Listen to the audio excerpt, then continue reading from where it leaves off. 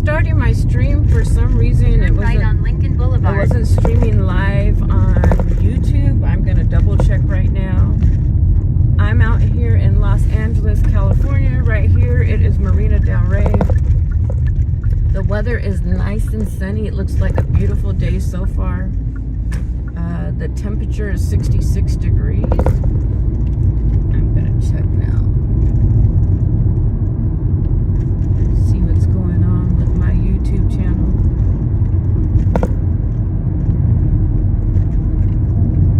Sometimes we got technical problems when you're going live. You never know what to expect. And that's kind of the scary part about going live. Not everything's perfect. You never know if it's working correctly or not.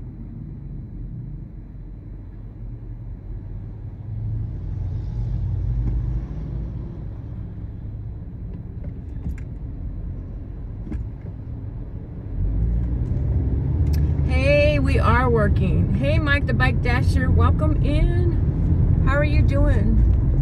I went live like a couple minutes ago. West Jefferson Boulevard using the right lane. And it wasn't working correctly.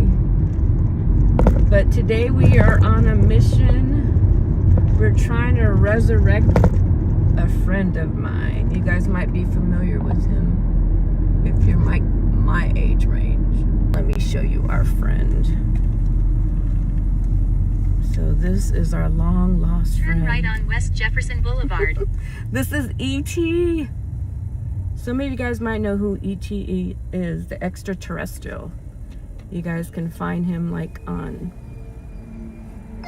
some of the YouTube channels, old films. It'd be like that sometimes. Yes. So we're trying to bring him back to life because he's supposed to be able to speak. So we need to get him some batteries. So we're on a mission to bring him back to life, to resurrect him.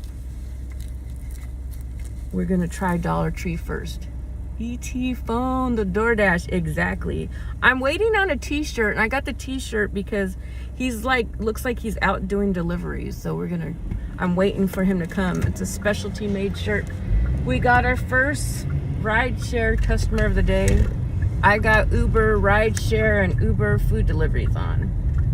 Oh, false alarm. I hate that sometimes it says I have a customer and then it's trying to match people, and I guess we didn't get it after all.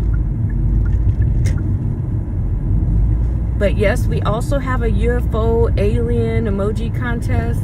So the person who drops the most UFOs or anything space related or aliens and stuff like that will either give them some watch time. We can watch one of their videos or their playlist, or mile turn left on Culver Boulevard. Drop some emojis on their channel, like 10 emojis or 10 comments. So by the end of the day, who dropped the most wins. So follow along, and thank you for being a part of the adventure today. Turn left on Culver Boulevard. As I was saying in the first attempt at going live stream, yesterday was really slow for me. I did Uber food deliveries and rideshare, and I went home with like 50 bucks, but I also start way later than you guys. But I was so exhausted by like 9 o'clock, I just said screw it and went home. But I am happy I got my car washed yesterday. So like on the days where it's slow, I don't really complain too much. I just try to stay productive and do things that I can't usually do because I'm working. So I just went and washed out the car.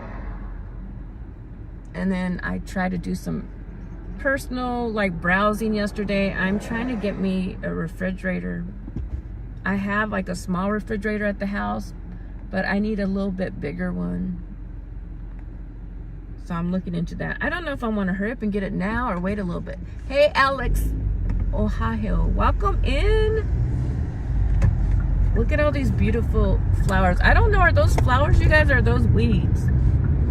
I don't know too much about flowers. I like the color, but this is the man-made marsh. If you guys come on my channel, I tell you guys about it all the time. There's been some dead animals found out here with their head cut off. There's been some rapings and killings further down. It's a crazy marsh area with with a lot of different stories. Hey Joe, you came back! Welcome back in. You know what, Joe? I was trying to be on one of those shows with the lady wrestlers. I went for like one of the tryouts. Who knows? Maybe I'll try out another day. I don't know. I'm getting up there. I don't know if I really want to be flung around, but I went to go see what it's about. Do you wrestle in real life?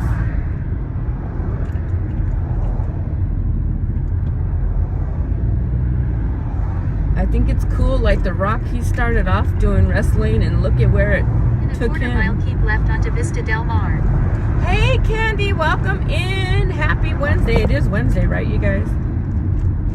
Don't tell anyone, but I got him off of eBay. Oh, see the where it's flooding.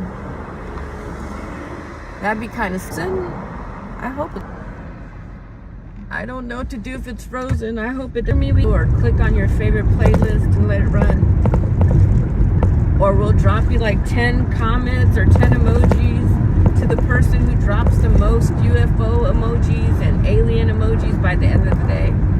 I don't know what to say if it's frozen. I'm en route. I hope I don't have to restart my stream again. This is the second time I started streaming.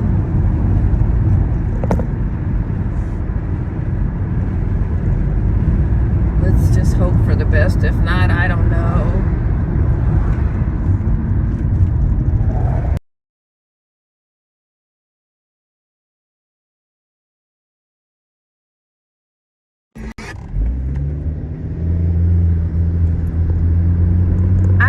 Answer the calls. I let them go to voicemail, and sometimes I periodically check them. Unless it's like a family member or something important, I don't answer it. They can leave me a voicemail, especially when I'm trying to live stream. Oh good, I'm glad it's working out.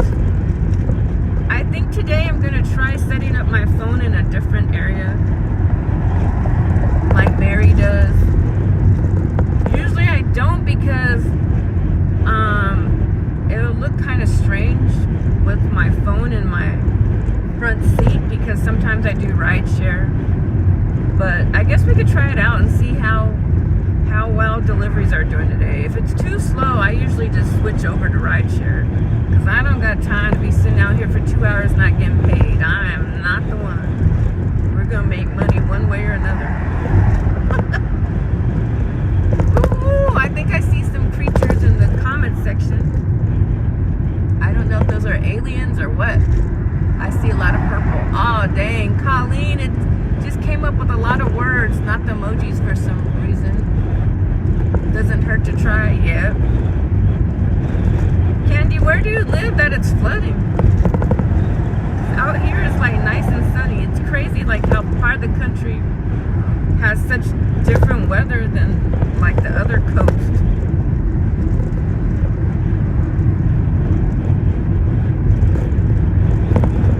My voice sounds a little low today. I don't know what it is. I'm trying to project my voice, but it seems like, I don't know, maybe I need some water or something. It's starting to heat up, you guys. Make sure you guys have water or coconut water in the car. I love me some coconut water.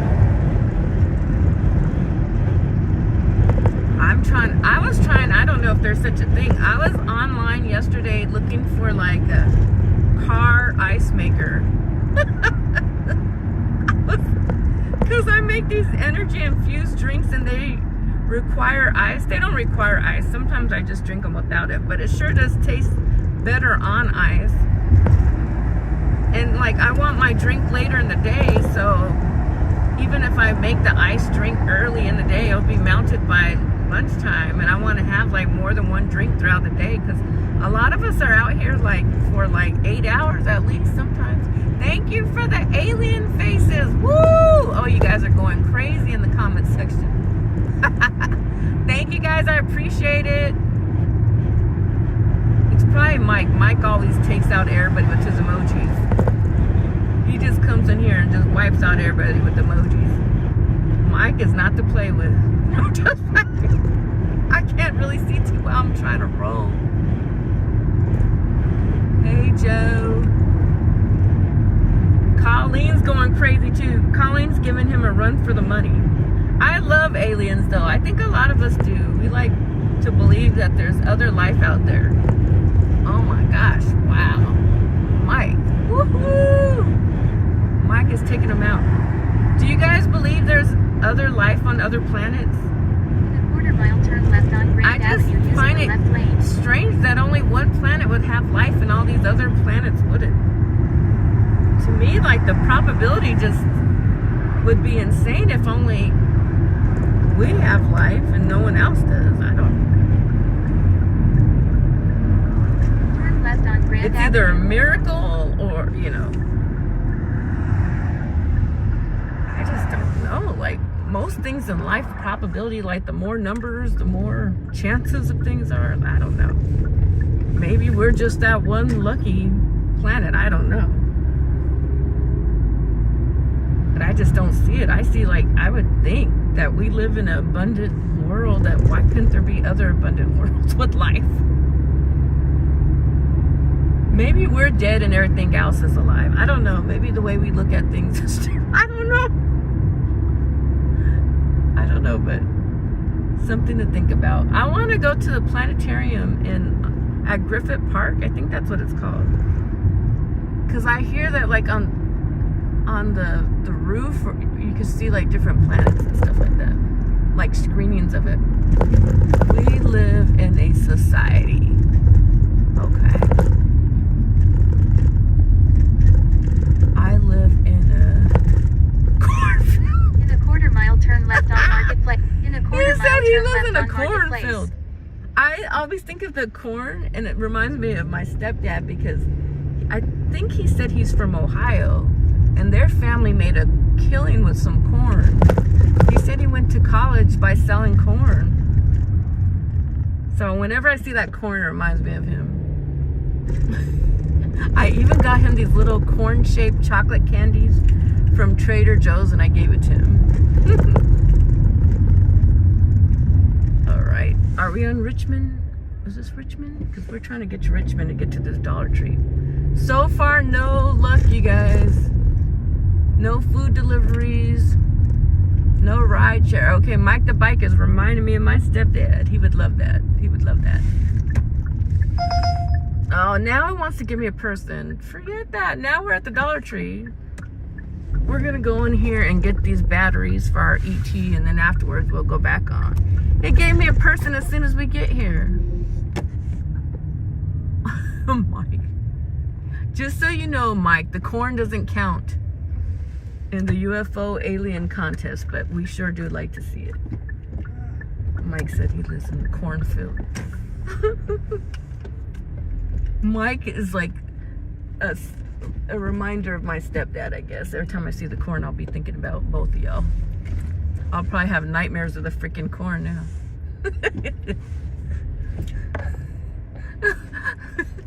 I see the UFOs and the aliens. I love those. I'm sure E.T. does too. He's starting to feel at home on my channel. All right, I think there's a parking space over there. Oh, I think that's a disabled one. I don't know if we could fit in here. I guess Dollar Tree is packed today, you guys. We're gonna just do a quick run. I don't think we're gonna be here too long. We're just getting the batteries, and then we gotta do surgery on ET and pray that it works. Hi. Oh God, where's a parking space? I've never been to this Dollar Tree where it's packed like this. We might have to park in the street. Oh, the corn is out of this world, dude. Okay, maybe. Maybe that's right. Maybe E.T. lives in a world full of corn. I thought corn wasn't supposed to be good for us. Isn't it like a starch or something? Let me see. Hopefully they see us. Hopefully they see me. I don't know if I could fit in here or not. What do you think? Go ahead. I'm trying to get over here. I don't know if I could fit. I hope. We're pushing it. Hey, GM Bear. You guys got some unusual names going on over here. Do you guys think I could fit in this parking space? All right. And I think ET needs like AAA batteries. I had some batteries at the house because I like to stock up on them for situations like this, so I just have batteries on hand. I swear to God, I better fit up in this mud. I'm pressing my luck though with this big ass truck. I do not want to hit nobody's car. I don't want them running into me. I'm kind of scared.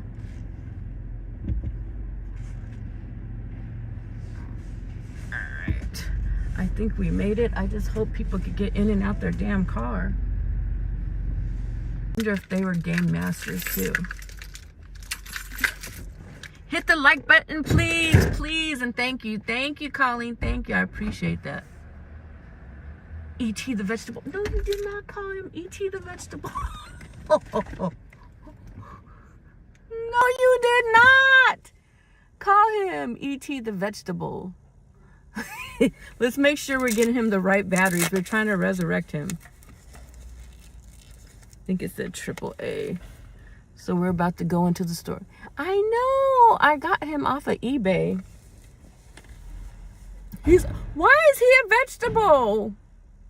Why is he a vegetable? What kind of vegetable is this? He even has a little hoodie. See, if he lived in America, he'd get shot up because he had a hoodie on. See? All right, let's get down. You guys are messed up. He's a vegetable. What kind of vegetable would he be? A yam or something? What do you guys think? He's a freaking vegetable. I am done with you guys. Tell me how he's a vegetable.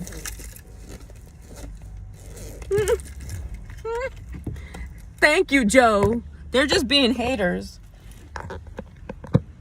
Just because E.T. gets more views than all of you guys combined. E.T. gets more views than all of you guys combined. E.T. the yam, I knew you guys were going to call me a yam or something.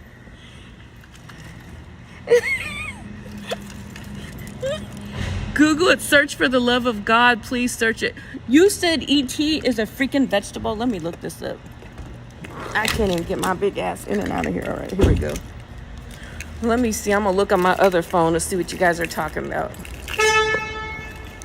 We're at Dollar Tree in case you guys want to know. I'm going to be searching to see if E.T. really is a vegetable. What are they talking about? I'm looking right now. I want to know what you guys are talking about.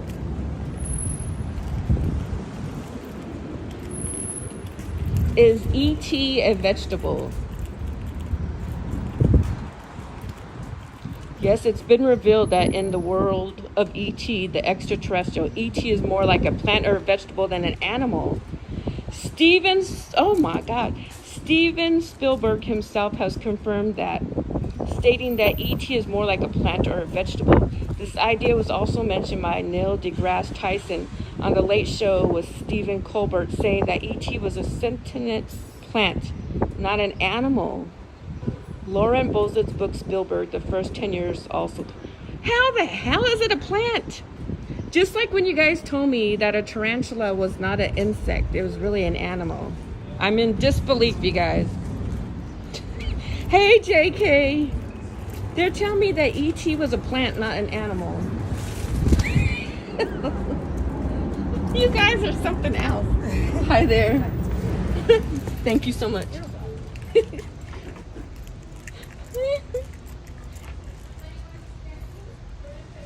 Cute E.T.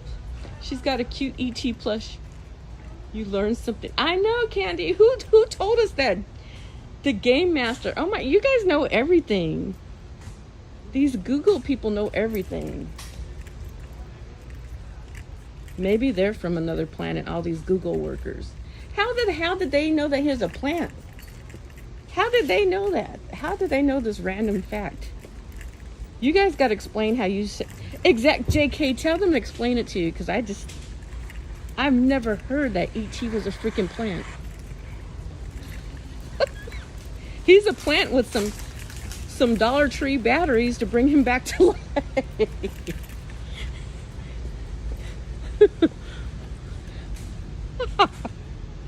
E.T. is, I know, how is this, Candy? Yes, technically E.T. is a vegetable. Even Neil deGrasse Tyson, an astrophysicist, physiologist has said it. How the hell did they come up with that? Was that something they thought about before they created him, or did they think about that afterwards? Does anyone know? First, to me, E.T. looks like a freaking jelly bean. No, they did not. I think he looks more like a yam than a jelly bean. You guys are... Who the hell thinks of this stuff? Is what I'd like to know. We're going to get a pack of each to be on the safe side. I think he's double A. But I have the small ones at the house. Let's see. We'll get both. I always need batteries for the, what do you call it? For the remote controls at the house. The dollar. Yes, this is the one in El Segundo. It's like twice the size as all the other Dollar Trees, and it's nice and clean. You don't have to run each other over with the shopping cart, which I hate. Some of the smaller ones. I know, they're saying he looks like a jelly bean. All right. So we're going to get our batteries, and we're going to do surgery on him. But first, I'm going to go use the restroom while I'm here, because you never know when you'll be able to use the bathroom. Who the hell thinks about this stuff? Wow, apparently Donald Trump, the creator of E.T. and a couple other people. What does Donald Trump have to do with E.T.? Donald Trump has something to say about E.T. as well. I'm always looking for like little hair accessories. I get bored with my hair. This one is really, really cute too. It has some cute things.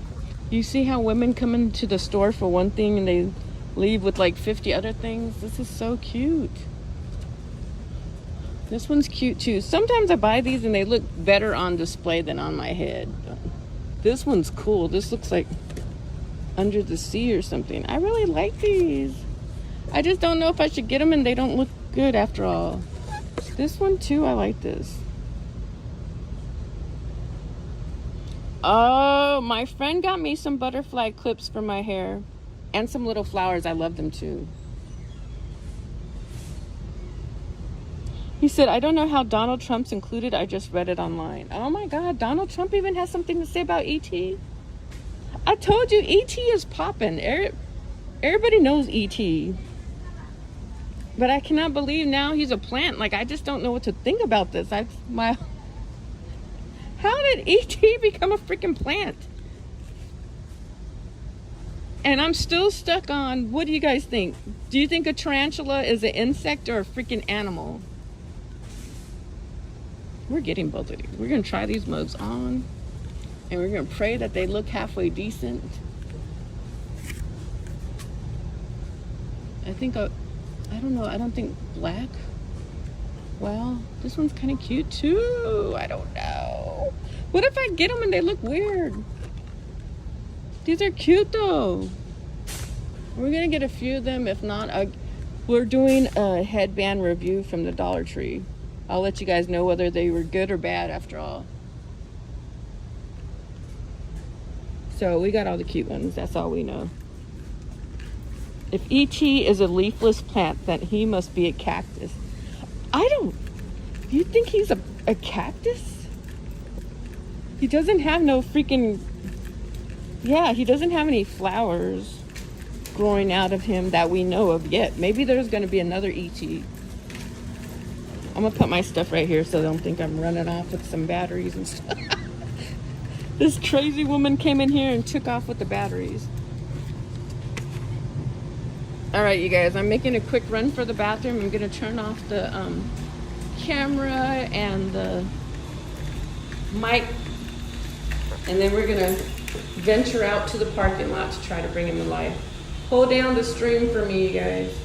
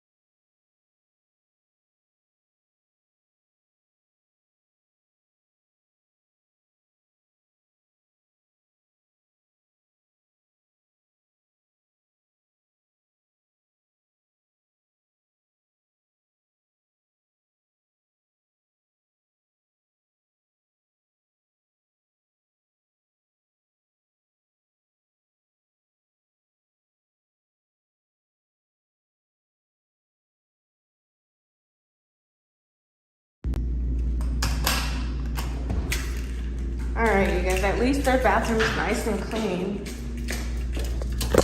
Not all tore up like some of the other ones. A cactus. I don't know about the cactus thing.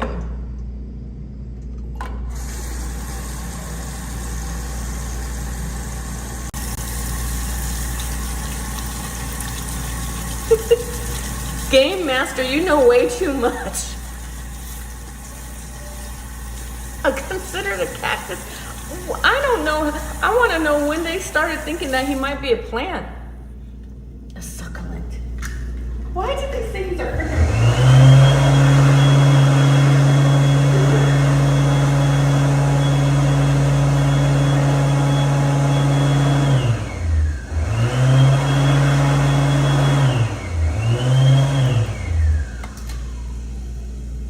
I know some of them are, but this one is probably the best Dollar Tree that I've seen so far. Redondo Beach is really nice too. Depends on what part of town you go to. Yeah, this one's a really nice, clean Dollar Tree. All right, where do we do with our stuff? Where do we leave it out? Here we go. Why was he considered a plant? That's the question. When did they start calling him a plant? Was that after the film was made? Did they think of him as a plant when they started creating the film? And who said that? Why did they decide that he's a freaking plant? Thank you, Candy. The person with the most UFO, alien, space-related emojis wins either some comments or some watch hours or some emojis, like 10 of them each.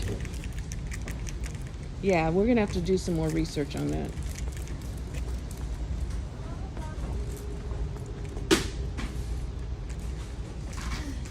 See, there's all kind. We need those little fans, you guys, for the car.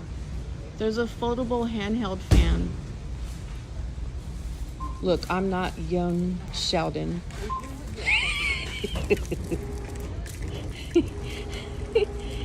Joe wrestling with all of your little UFOs.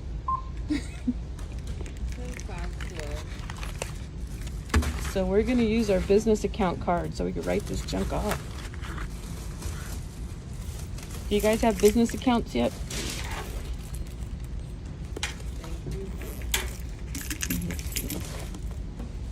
Oh wait, you have to press no if you don't want cash that out. It's gonna hurt anything. So put in the card. I like the little UFOs. You guys are.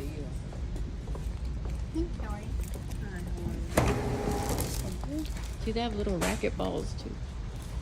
And the kites are cute. I forgot to measure the box before I came over. You put my numbers in there. 874. The other one worked well for my teacups to keep them separated. So I'm going to see if that works with the numbers. Because I'm unpacking this.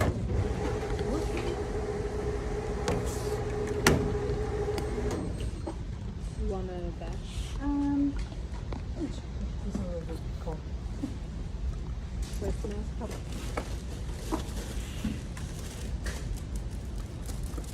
I like all Dollar Trees, the balloons they have. They always have cute balloons and good prices. Just in case it doesn't fit in the box. Okay, thank you. Hi there. Hi, how are you? Pretty good, how are you? Good.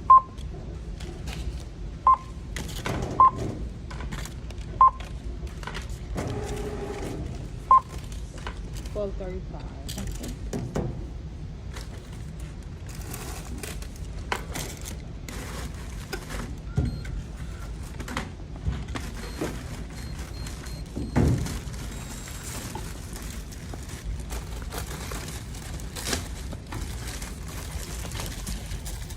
Thank you.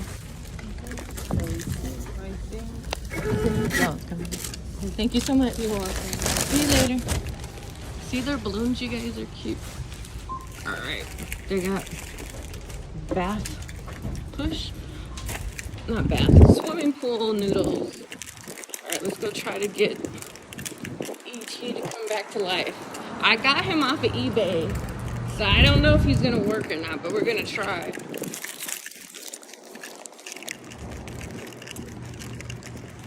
Yes, I'm about my silver business account card. That's right. Can't wait for the Halloween stuff to show up next month. Means fall is coming. I know, isn't it crazy how soon they start putting out the fall stuff? Oh, he's battery operated. Yeah, how is a plant battery operated? You know what I forgot to look for is we need some little summer decorations for the car. We'll do that another trip. I didn't see any though. Usually I see like little lights and decorations. All right, this is a tight fit. Ugh. You guys see that bling bling steering wheel cover that I got from Walmart? Okay, whoa, okay, that is bling blinged out. He talks. He has little phrases. We're about to find out what he does. Look, I'm only 10. No kidding. I don't know everything. Why am I on YouTube? I don't know. Do I know anything about Copa? No. Do I care about Copa? No. Okay. Okay, GM Bear. Let's get to doing this surgery on YouTube. And then we're going to fire up Uber. Matter of fact, we'll put Uber on. Boom! Told you guys. All right, E.T. You're on the chopping block. This is before. Now we gotta open him up. We gotta roll down this window. It's hot up in here.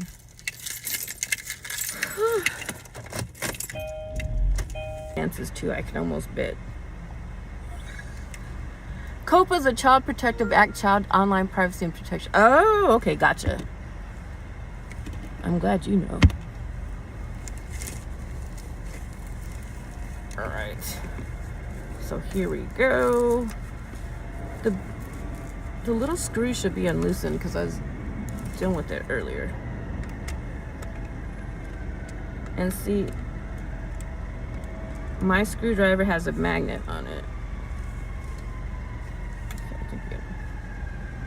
All right, it is open.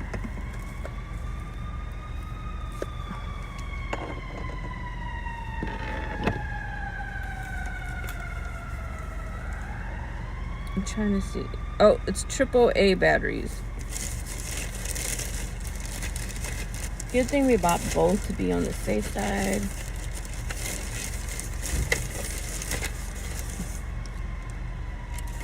And they're the batteries I freaking had at the house already. But it's okay. We need them anyway. Halloween stuff. Yeah, they're already talking about Halloween stuff. Last year, me and my mom, I was out in Arizona, and I think it was July when they already started putting the Halloween stuff out. I'm over summer. I want fall. That's how me and my daughter are. I love Halloween. Halloween's like my favorite holiday. I almost feel like I'd get married on Halloween. I've thought about it a few times. It's such a beautiful, like, season. Okay. Thank you, Dollar Tree, for having some batteries available. I don't know how long this ET will survive with his little Dollar Tree batteries. Okay. So we're gonna stick this one in. You guys think he's gonna make it? Do you think he's gonna talk? They start in July. I know it's crazy. Halloween is the best. Yes, Joe. Best weather, best outfits, best decorations. Okay, we got that in there, yes. And see, I had the batteries at the house the whole time. All right. Now we're gonna try to stick them in here.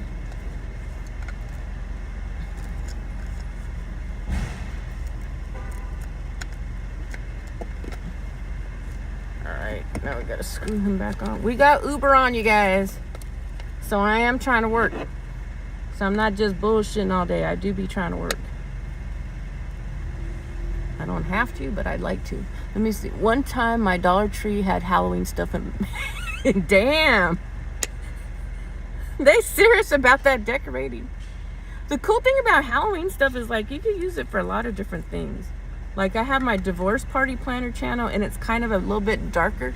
All right, we got So I love Halloween decorations, like the little witch stuff. All right. So now how do we turn this dude on? Oh, there's a button over here. Ready. He said ready, you guys. His heart's lighting up for you guys. He loves you guys. What type of Jacqueline am I gonna have? Good. He told you guys to be good. I'm gonna have him made one filled with flour. Jacqueline am I? How did you just have a screwdriver in the car like that? No, honestly, I like to plan ahead. I got it this morning because I knew that if I didn't do it, I'd forget about it.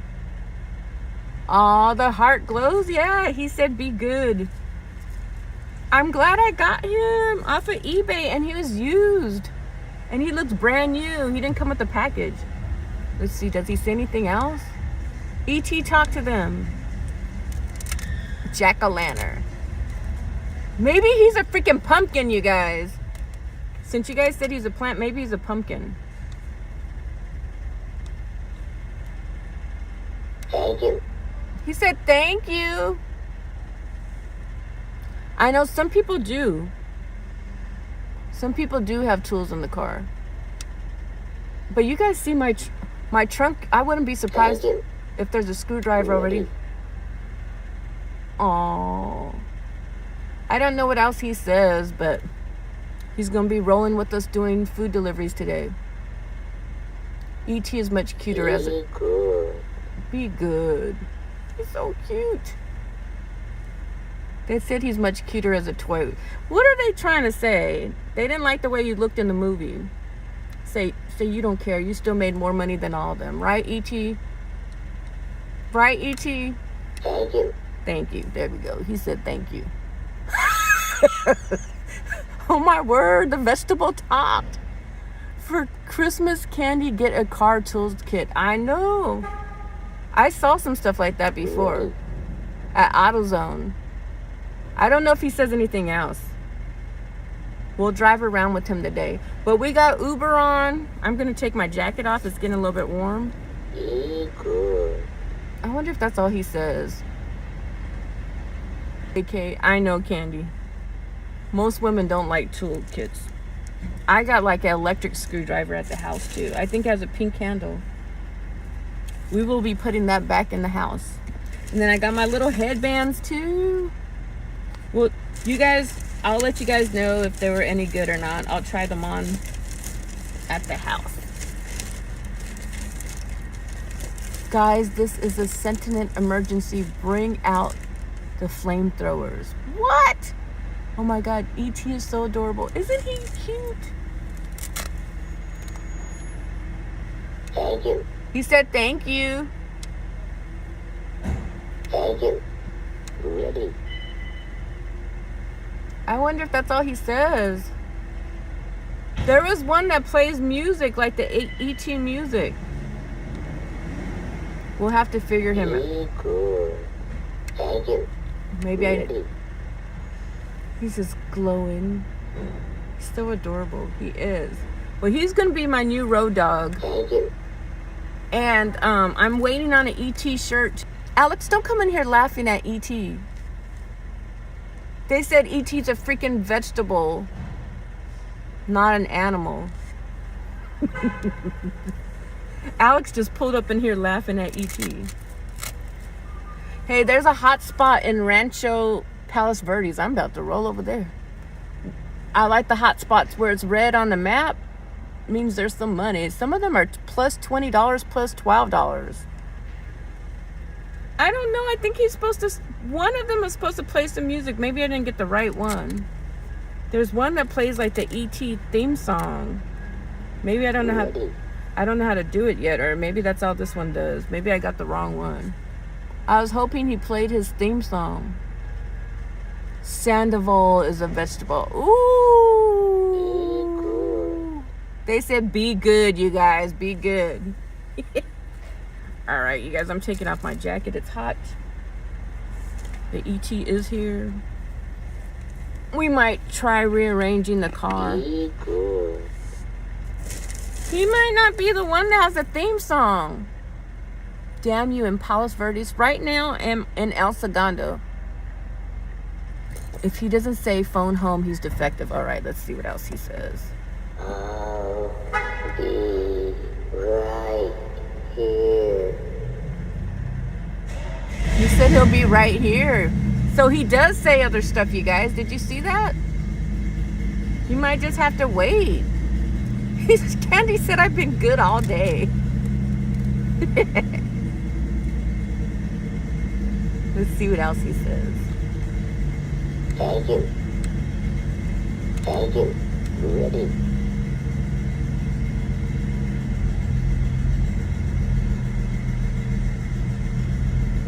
He's all vibrating too. He would be so comfortable Be good. to sleep with. Late Care Bear. Do good, Alex, and you. I don't know. I'm trying to see if he says anything else. He took a while to say that last saying, so I don't know. He might be defective. Oh, Alex, I've been doing a lot of shorts. Shorts seem to be getting a lot of views. Thank you. Ready. We'll just have to drive around. Well, we're live right now. Thank you guys for coming in. Yes, we do have emoji contest. If you're just getting here, we have a UFO alien emoji contest. Be good. Yes, be good and drop all those UFO emojis. All right, you guys. Let me take this jacket off like I've been saying for the past 10 minutes. I got my portable blender by BlendJet. Have you guys seen my videos on this yet? You've been busy too? I'm still looking for a refrigerator, Alex. I've been online. I've gotten 2 used ones before and they break down, so I think I'm just buying me a brand new one. Joe, you're so sweet. Thank you for coming in here. That's ET abuse. No, poor thing. I'm trying to wake him up. I know if I did this in real life to a baby, I would be in trouble. All right, let's take this jacket off.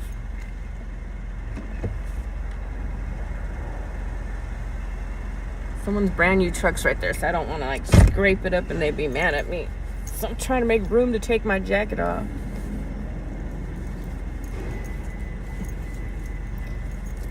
Is it slow for you guys out there today? Ugh. I went to Knott's Berry Farm the other day. That was super fun for Mother's Day. My sister and my mom are trying to get me to go in concerts. They want me to go to a concert in Singapore. They want me to go to a concert in Portland. They're trying to take me all over the place. My last fridge at BrandSmart got the floor model. Oh, I don't know what BrandSmart is. I don't mind a floor model as long as they can deliver it, because I'm not about to be carrying that. I'll look up one for you, Spice. I need an apartment-sized one, Alex. You saved a lot. Is there a BrandSmart? Do you mean, are you referring to Kmart? Or Walmart? Fridges are so expensive. Yeah, some of them I looked at, the small ones were up to $1,000. Some were like $500. Before I've gotten used ones for like $200. I'm tired of replacing them. I'm like, let's just get one that freaking works. I have a little like dorm one kind of, but it's pretty junky and I don't want another junky one. I'm like, that thing needs to go. And I honestly don't need it for too many things. Like I need it for my frosting, for my salsas. What else? Eggs, if I ever buy eggs. I'm not really buying eggs that much anymore. And what else? I don't live in an apartment, Candy. You have to replace your own. Yeah, I don't live in an apartment. I have to buy my own refrigerator. I have 2 freezers though. All right, we're out of here, you guys. I took the jacket off. You guys always say to move around. All right, let's go.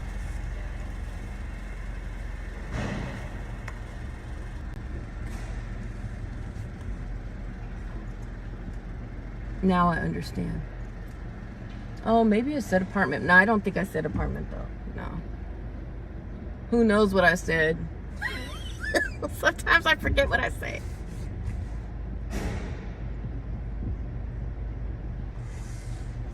Alright, we're out of here. There's a lot of red hot spots on Uber right now. I don't have DoorDash. It pissed me off. I got like messages for them like twice for being late, and I explained to you guys the situation over and over again. The customer wasn't freaking there. I had to return the freaking alcohol. But there was other times I turn on the app and I think I just let it go or something. I don't know if they have them in California. It's a huge big box store with appliances, great prices. No, I haven't heard of Brand Mart at all. All right. But we are on the road. We might go towards Ranchos Palos Verdes. It's really beautiful. I think Trump goes over there is what I hear. That Trump's in San Pedro and Ranchos Palos Verdes, and some really important people are out there. It has a really pretty view. But this is El Segundo. It's really pretty over here too. We do have Fry's Electronics Candy. I haven't looked them up lately. I just went like online. I think I looked at Amazon and maybe Walmart. Those are the two companies that I usually buy most of my junk from, because they deliver. I'm all about the delivery. I'm not about to be trying to go rent a truck to carry a refrigerator around and then take it down.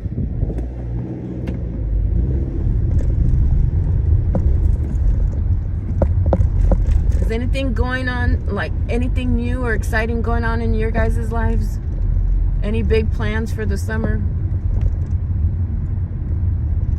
Any hardships you guys are encountering? Model available.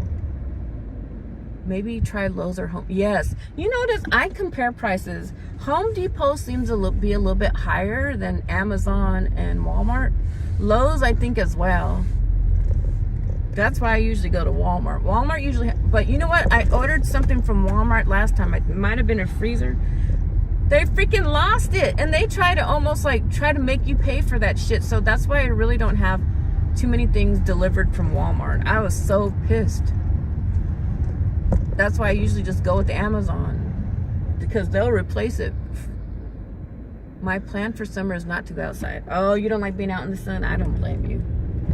Especially for us who do this job, like from 1 to 3, like that. Those are the hottest hours, so you really don't want to be out there. 1 to 3 might be a good time to like take a lunch break and take a nap or something. We're rolling through El Segundo. It's kind of dead right now, but I'm glad that we got the ET working. I hope that he eventually says some more things. I was really hoping oh, we got a customer. They're trying to go to the airport. I'm gonna ask, do you have a lot of stuff? Let me see. If they have a lot of stuff, I'm not taking them because I have junk in my trunk. On Penn Street. Just ahead, turn left on Penn Street. Hi, do you have a lot of luggage, and how many passengers is there? Because I have stuff in my trunk and front seat. It is what it is, you guys. Because I have a lot of stuff in my car. I'm sorry. I'm a woman. I got purses, bags, all kinds of crap. My lunch and stuff. Turn left on Penn Street. Let me know. I can get you a different car. I'm sure they don't like to hear that. But I was trying to do food deliveries, but sometimes there's no food delivery, so I just switch it up and do rideshare. Because I refuse to be out here for 2 hours not making any money. Oh shit, I missed the street anyway. Let me turn back around.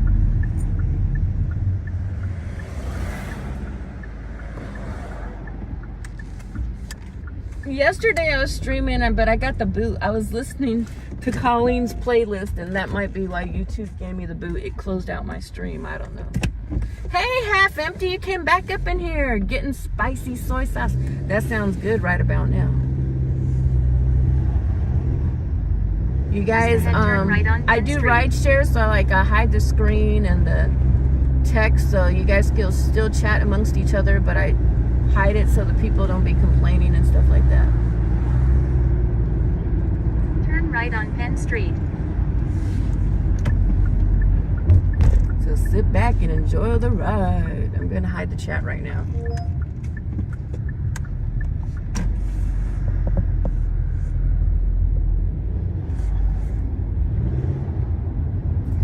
I have all my little characters in the back. I always have to move them back and forth.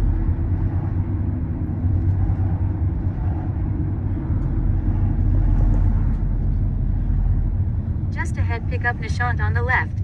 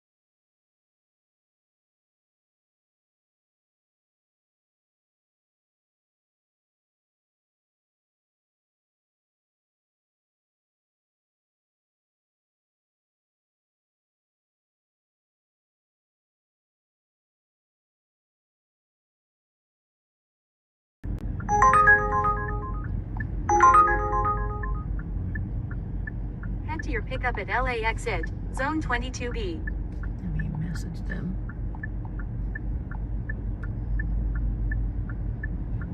Hi, how many passengers do you have, and do you have luggage, because my trunk and front seat are full?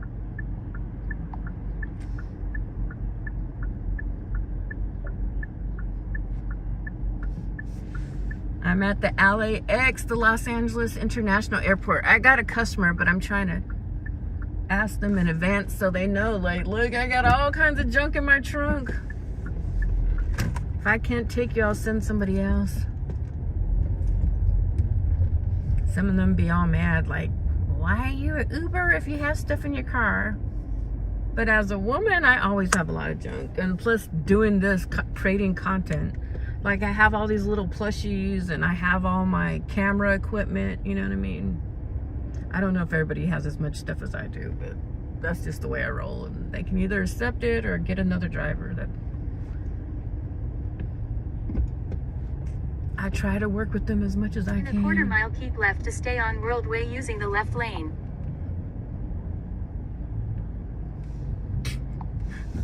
I ask them, I don't know. Sometimes I just pull up. They don't see the message, or maybe they want to see if they could fit their junk in my car. I got my portable blender. This thing comes in so handy. I honestly think I'm gonna get 2 of them.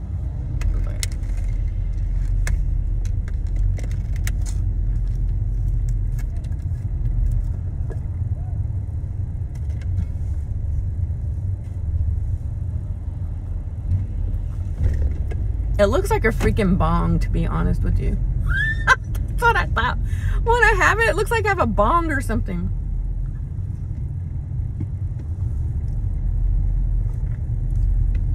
Today I got almond milk in here, chia seeds, peanut butter, triple berries, like different berries,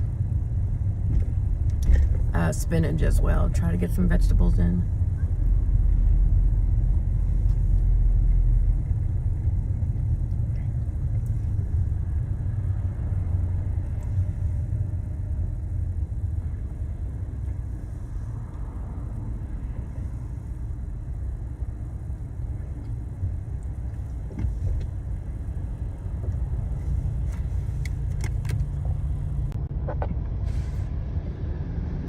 You know, you big time when you can advertise at the LAX airport. Tom Cruise. Film for IMAX. I gotta go see this Mission Impossible. I remember when he was first coming out, Keep left to dancing stay in on risky World Way. business. Little did we know that was gonna blow up his career. Now he's paid for the rest of his life.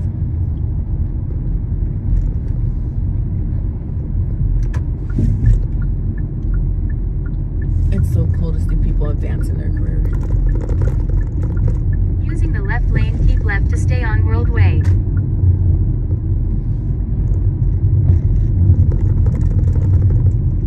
Just ahead, continue straight to stay on World Way using the right lane.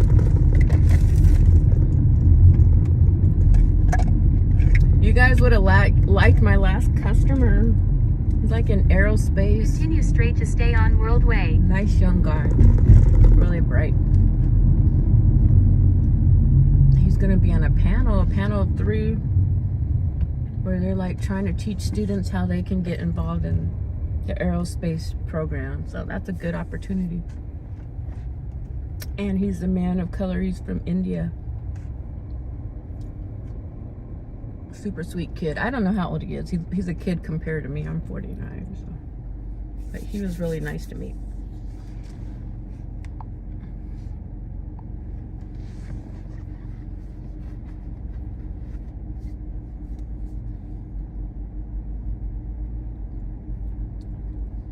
My customer still hasn't responded back to me, so who knows what he says when we get closer to him. He might be annoyed with me and all my stuff. But I gave him the opportunity. I need to plug in all my devices. It's so nice to see some of you guys in here. Thank you everyone who stopped in. Thank you everyone who's holding down the stream. I appreciate it.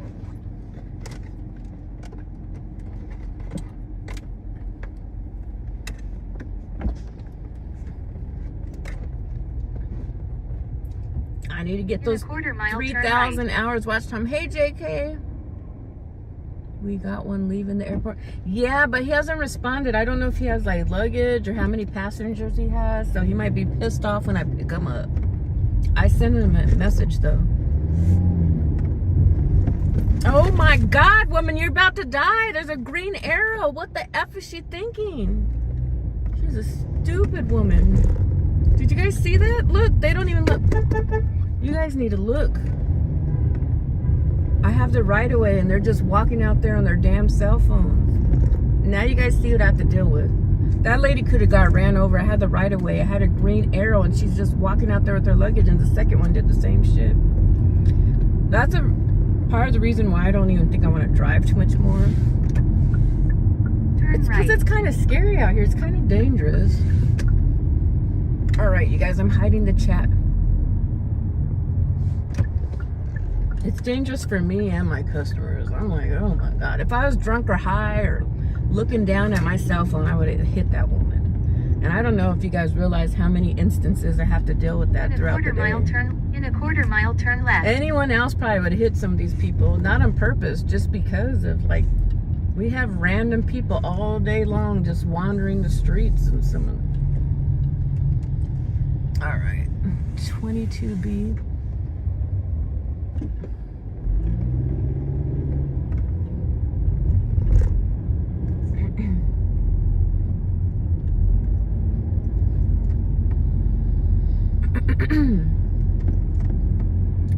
If you do this job, you just gotta be like aware of your surroundings at all times.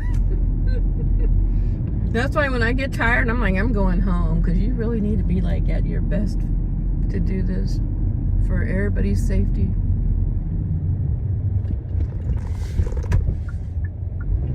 Turn left, then turn left. Come on, dude, I'm trying to go.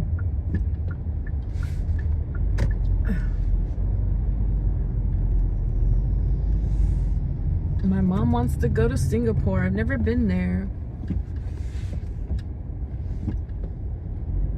My stepdad's been there. He used to work there. 22. I think it's, I'm kind of confused. This is 22. Okay, 22B. All right, I'm about to go see what my customer says.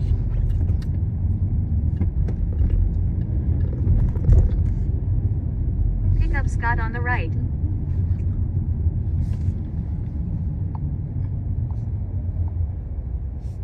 I don't know who Scott is. No. No.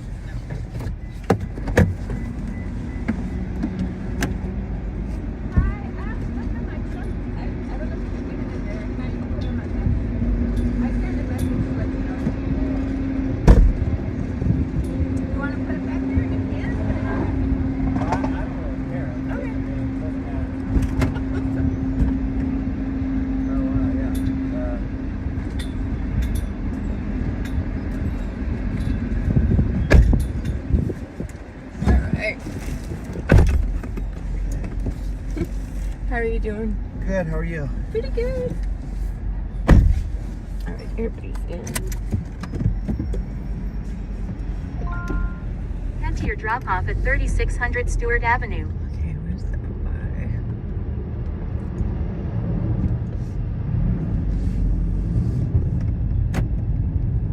Turn right, then make a slight left turn.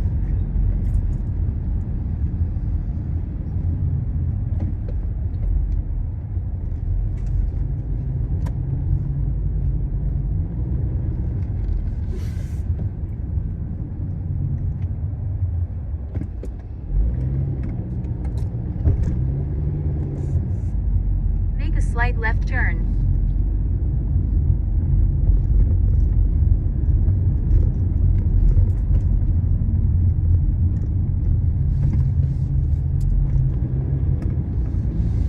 Just ahead, proceed straight on 96th Street Bridge.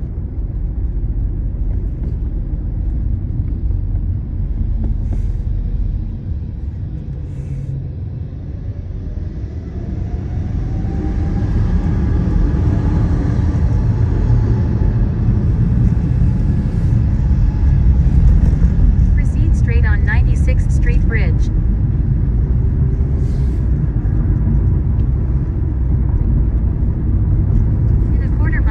right to stay on 96th Street Bridge.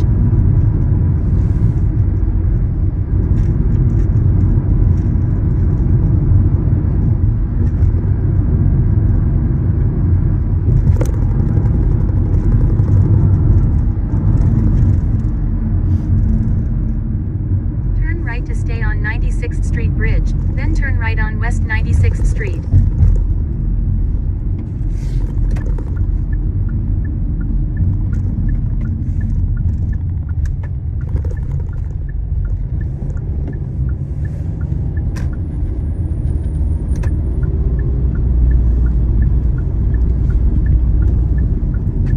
Turn right on South Sepulveda Boulevard.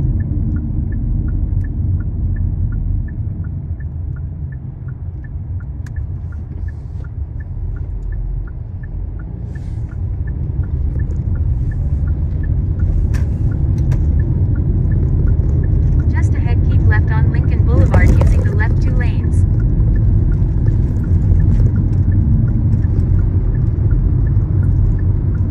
Keep left on Lincoln Boulevard.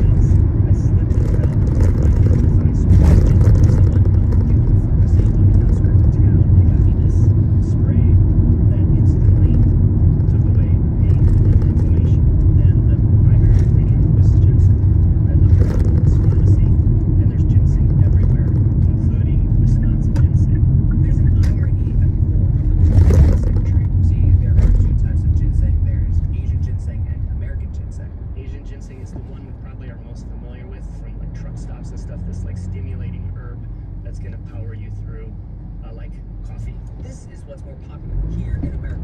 However, American ginseng is a more cool adaptogenic herb that you can use to nourish your general health. You can take it daily.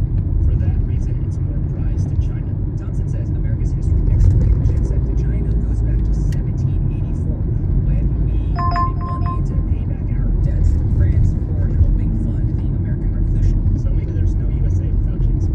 There's certainly, it was the beginning of this trade relationship that's becoming more and more forefront and crucial.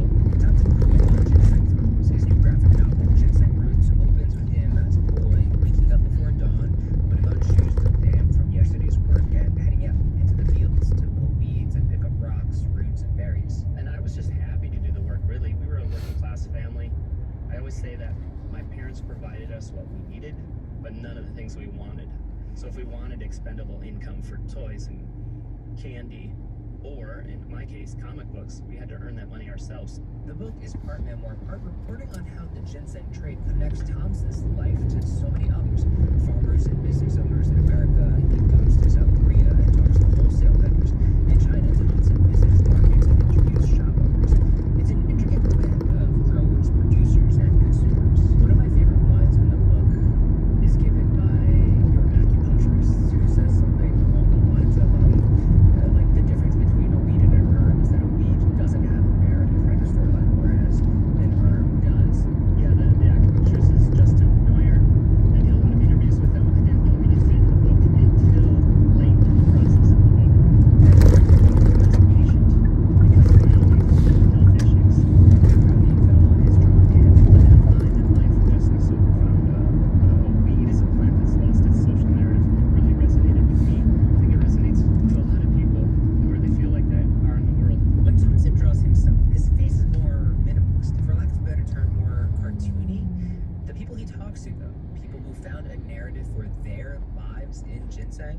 He draws their faces with weight and detail. How's your hand now? It's not great. I have a genetic condition that's degenerative. I've tried everything. Well, it seems like that. You can probably guess which herb has helped Thompson the most. I work slower than I used to, but that could also be a result of age. I turned 50 this year, so every cartoonist I know says you can't keep up the pace you had when you were in your 20s, when you were drawing around the clock and wearing your body into the ground. Has it changed the way you think about the longevity of your career? Like, do you have X amount of more projects in you? Oh, definitely, yeah. And during the course of this book, I thought this was the fun. I thought this was my swan song to comics. Amazingly, coming out on the other side, I do feel like I will make more books. Maybe it's just what I'm best suited towards. People make things. That's an obvious point, but it's also easy to forget. The things we consume, someone, somewhere touched it. They gave it a narrative. They turned it from a weed to an herb. And so you're connected to that person in whatever small way. That's true of the tea you drank this morning, to the cream you'll put on your face tonight, to the book you hold in your hands. Andrew Limbaugh, NPR News.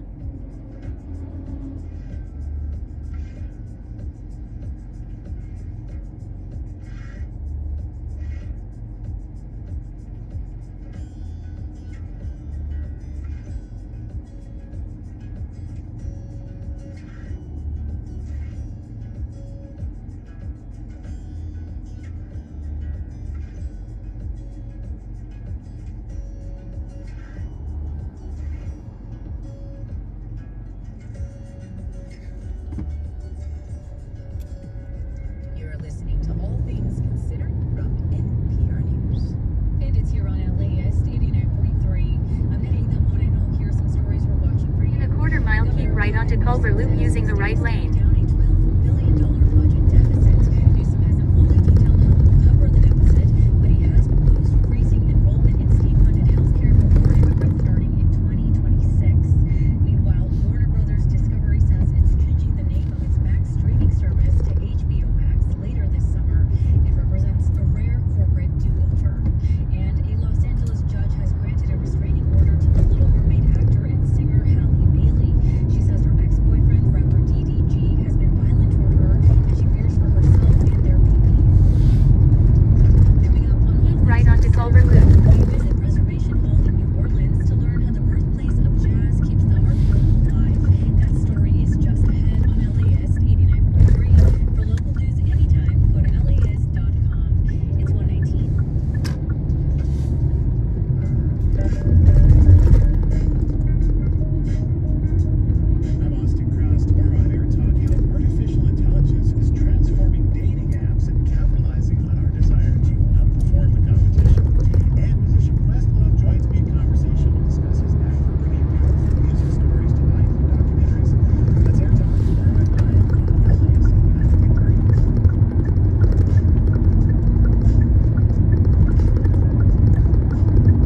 Hi, this is Doug Johnson, Vice President of Technology and Operations at LA's. The President's executive order directing the Corporation for Public Broadcasting and other federal agencies to halt funding to NPR PBS is a serious threat to the local and national partnerships that LA's provides to our community. Your support is essential to keep public media strong as we face this potential loss as a network. You can make a difference now with your monthly donation, which ensures we can remain independent. Donate now at LAS.com/give. Support for NPR comes from this station and from CFP, Certified Financial Planner Professionals, committed to acting in their clients' best interests. Learn more at letsmakeaplan.org. From Indeed, committed to giving job listings increased visibility with relevant candidates through its sponsored jobs feature. Learn more at indeed.com/NPR. And from the Skoll Foundation, dedicated to powering social innovators to transform the world. Learn more at skoll.org. This is All Things Considered from NPR News. I'm Elsa Chang. And I'm Mary Louise Kelly. Is it possible to have a childhood that is both picture perfect and perfectly awful? And if so, how much of the baggage will you end up carrying 20 plus years later when you have children of your own? Honor Jones explores these questions in a quietly, profoundly beautiful new novel titled Sleep. Honor Jones, hi. Hi.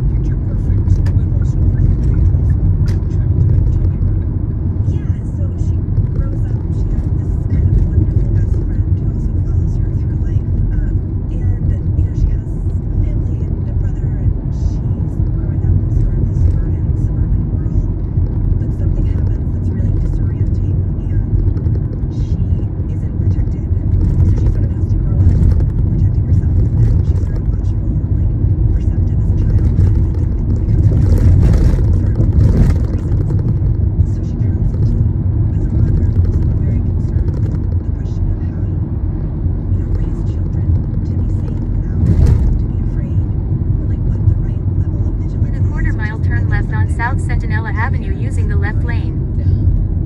All right, you said something happened and she's not protected. So I have to ask you about, to me, the other central character in this novel, which is the mother, Elizabeth. Describe Elizabeth. Well, she's incredibly charismatic. She sort of does have this magic about her and her daughter. Like, everyone's being obsessed with her. She's larger than life. Turn left on South Sentinella Avenue. She's mean, just to state it plainly. You're right. It's so funny that I didn't lead with that. She can be really cruel, and she has these expectations of the way that she wants everyone around her to be.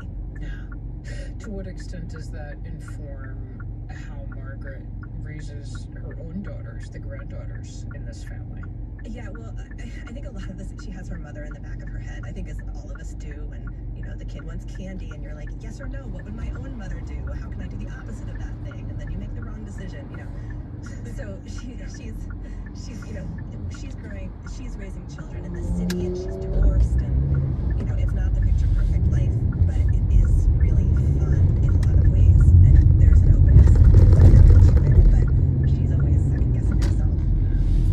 There's a scene that shot me through with recognition. I'm gonna let you read it to me, but just to set us up, this is Margaret, grown-up Margaret. She and her girls are walking to school, and one of the girls spots, because again, they're in New York City, spots a dead rat in the gutter, and of course, this is the greatest thing ever. She wants to go investigate, and Margaret, the mom, yanks her back, yanks her so hard. She fears she has dislocated her daughter's shoulder. Would you read us just those few lines, starting with "I want to see"? I want to see, Joe said again, and tried to twist away, but Margaret held onto her hand. And for a moment, they both pulled in opposite directions, till Joe cried out and touched her arm. Oh God, she dislocated her elbow again. No, how could she let this? What kind of mother? Never mind, it was fine. It was totally fine. Joe's arm was moving normally by her side. And Margaret's relief she no longer minded about the rat. So much of parenting was this, the instantaneous lowering of expectations. Her children were safe. Nothing else mattered. I know that feeling so well. The instantaneous lowering of expectations. It's exactly what parenting is. I think as a mother myself, you start off school days, you have these micro constellations. You're going to go to the museum. You're going to do something educational. We're going to have this nutritious, leafy, green extravaganza for dinner. And by the end of the day, you're like, nope, it's chicken nuggets and Cartoon Network. And it's fine. Yeah, you're constantly checking what actually matters and being sort of put in your place about your aspirations. Yeah. So, your writing. I called your novel beautiful, and it is. The writing is very spare, even when, maybe especially when you are describing vast, overwhelming emotion. Do you start Honor Jones with a more flowery sentence and prune it back, or how does it work? I don't. Actually, I don't know if this is the editor in me, but I start incredibly condensed and then I have to add. So I wrote things very tightly, and then I thought, oh, there's more to say here, or this can breathe more, and then it would get longer, and then of course you edit yourself back down again to something. But I did edit some things out. I think I described light playing on a surface 300 times in the draft. I did have to go through and search for the word light and then take a bunch out. Be like, enough. It has refracted, reflected, shimmered, and It's done all I can do. Honor Jones talking about her debut novel, Sleep. Honor Jones, thank you so much. Thank you. California lawmakers have spent the day dealing with a grim budget situation. But before that task, politicians, their staff, and the press found a few moments of joy as they competed in a riveting contest. The annual frog tournament on the California Capitol. Cap Radio's Megan Wyskowski was there. The crowd in suits and dresses gathers around a roped-off area on the Capitol grounds. All right, next we have representative from the California Treasurer's Office. Geraldine. Catherine Weir-Ebster is the representative, and Geraldine is her frog. Some of the other frog contestants at the jump today: Frogs in My Backyard, Hoppenheimer, and Amphibionce. Weir-Ebster puts Geraldine down and claps to scare her into jumping away.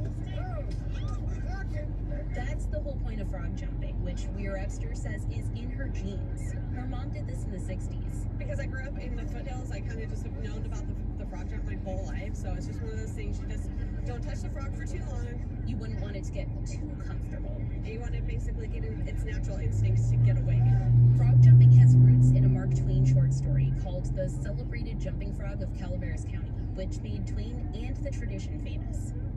Calaveras County, a hop southeast of Sacramento, has held a frog jumping event since the 1920s, where people try to get frogs to go as far as they can in just 3 jumps. State Senator Marie Alvarado Gill represents the region in the legislature and hosts the event. She made the leap from the Democratic Party to the Republican last year. She's no longer in the majority in the legislature, but she totally is at the frog jump. There are a few more Republicans competing than Democrats. Republican lawmaker David Tangipaw also represents the area and told me the best way to get a frog moving is to yell at him. In a quarter-mile turn left on Windward Avenue. Have a full conversation with your frog and hopefully it jumps in on my frog. Soon it was my turn and I took that advice. I got a frog, I gave it some words of encouragement, then a little yelling, slapped the ground, and I won. The longest jumping winner in our media category was Megan with Green Machines at 14.3. Turn left on Windward Avenue.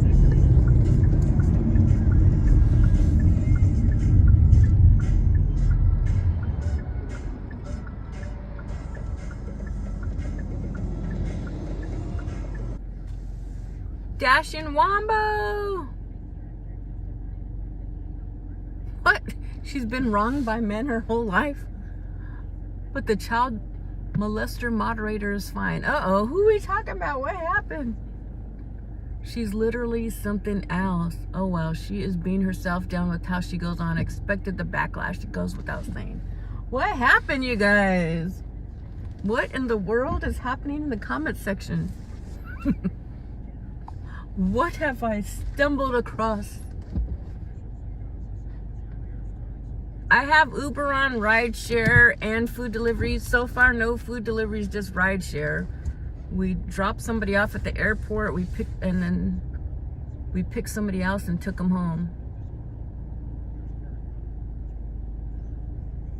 Hope you're having a magical day so far, Candy said. Well, welcome in, you guys. She'll go on about it for weeks. My ears will be burning for weeks. What are we talking about, Dash and Wombo? What happened here? The drama. The excitement of the drama. We don't like drama, but they'd be the first ones to tune in. Oh, 100% Wombo. But she's the victim, always the victim. Who are we talking about? 100% Wombo. Who are we talking about? Welcome in, you guys. We brought the little ET to life. The ET is here. You guys make sure and drop those UFO emojis and the aliens. All right. It's kind of slow, you guys. It was slow yesterday. I made a big whopping $50 yesterday. I said, forget it, and went home. It's so nice when you're tired to go home and get some rest. The next day, you feel like a brand new person. What comment? What happened, Candy? Let me go up in here and see what drama did I miss. Okay. Hey, chat. Hey, JK. Hey, Wombo. Yep, 100%, but she's also been wronged by men her whole life, but she's okay, apparently. Let me see here. You guys can always retype the comment. She's an idiot. I showed everything in the video on the text messages. We never spoke, so that's all the proof. She twists everything like she's done to countless others as well, as I know. News to me, she don't have eyes to read. Uh-oh, what happened? Wombo, Mary's new thing is she doesn't have proof. He did what he did, sick. I don't think anyone kicked you out, Bear. I thought she joined the Not to Speak to Wombo Club. I'm back after someone kicking me out. Uh-oh. Kelly! Hey, Corey came in here. Are you guys talking about Mary? Spice doing a... What did Mary do? Why are you guys talking about poor Mary? You guys aren't talking about my Mary, are you? Scroll up tiny bit. You know about Cage Spice. He's a CM. We had a GM. Now we got a CM. He was in your channel about a week ago. What happened? Yes, it was horrible yesterday. It's like, just go home. Throw in the towel. Take a loss yesterday. I think that's probably the least amount I've ever made. Oh, we got a customer. Time to hide the chat again, you guys. What happened with Mary? What's going on with Mary? You guys got a thing against Mary? He's not a good person. Who's not a good person? Who's not a good person? Oh no, they psyched me out. We don't have a customer after all. I always think I have a customer and then we don't. Let's see where the hot spots are on the Uber app. The hot spot is like downtown LA, the worst place to be right about now. Or maybe towards Malibu. I think we'll head towards Malibu. Cage drumming. Cage is a bad person now? The guy that does the video games? Oh no, how'd you guys find that out? Did you guys do a search on him? Both aren't good people. Oh Lord Jesus. Jesus! How do you know he's a child molester? Yes, yes. Did you guys do... Are you serious? Are you guys joking? You guys got to give me his name so I can research it myself. How did you guys find this out? That's disgusting. Oh, no! Are you serious? How did you guys find that out? We have mugshots. Oh my God, you gotta send me the link. He really is. Oh no. Oh no. I used to work for MySpace and we had to get rid of people like that. We had to delete their pages. The online predators and stuff like that. And I worked for Disney. We had more online predators. Oh my God, I gotta see these links and mugshots. You guys gotta send me this. Glitch. Hey Glitch. Be careful, Glitch. They're stringing up people on my channel today. You better be careful. Lee's aunt recognized him because he used to go on panel on Eric's all the time. Oh my God. It started months ago. Mary has been informed, but she won't get rid of him. You have Discord yet? I try to go into Discord. I don't know how to do it. Hi, Glitch, Dashing Womble said. No, I don't know how to do the Discord. I tried to log in like twice. 2 different people asked me to join Discord, and I don't know how the hell to get in there. I only get so far, and then I'm like, I don't know what to do. They're stringing up people on the channel. I know it's a small world how we all found out, but it's true. I know once I went onto one of those apps to see like who the but the child molesters were in the neighborhood. I looked, and do you know, I was driving through the street. I'm like, I just seen that dude online. And there he was wandering through the neighborhood. It's good that they have those websites. Oh my God, you guys got to send me that. I got to see it to believe it.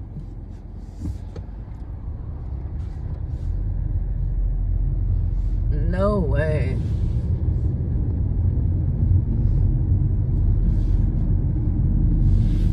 What? I did a video yesterday about and Mary's fight. About who? About the hassle with Mary. Oh, damn. Now you guys don't get along with Mary? Guys, oh my God, what happened here? All the online drama, you guys. She's been nice to me. Let me see. Space and gang, please have a great rest of the week. Stay safe, and hopefully we'll all make some good money. Thank you, Glitch. Watchdog, I think, is the website. Mary runs the mouth a lot. She needs help.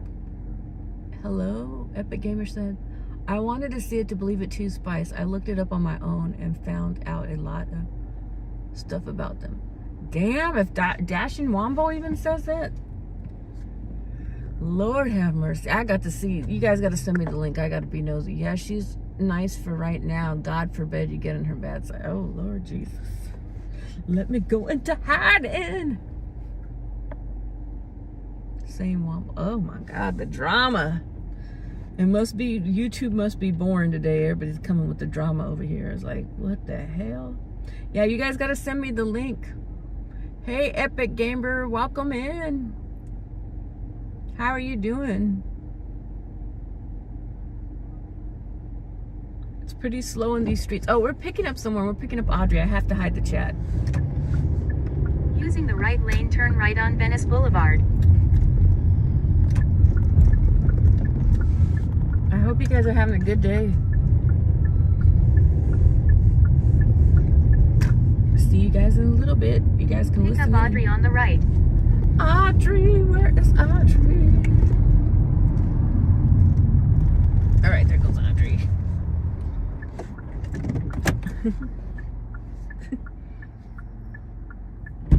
Hi, Audrey. Oh, how are you? Pretty good. How are you? Pretty good, thank you. How's your day going?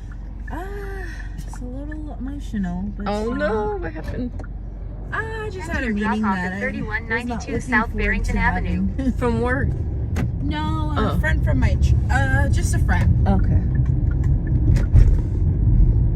I hope your day gets better. Head to your drop off at 3192 Okay. South Barrington Avenue. Okay. Just ahead, make a U-turn to stay on Venice Boulevard using the left lane. Ooh. Is it mess back there? Thank you. Oh yeah. Take as many as you like. I gotta go stock up and get some more. Should have did that today. Great.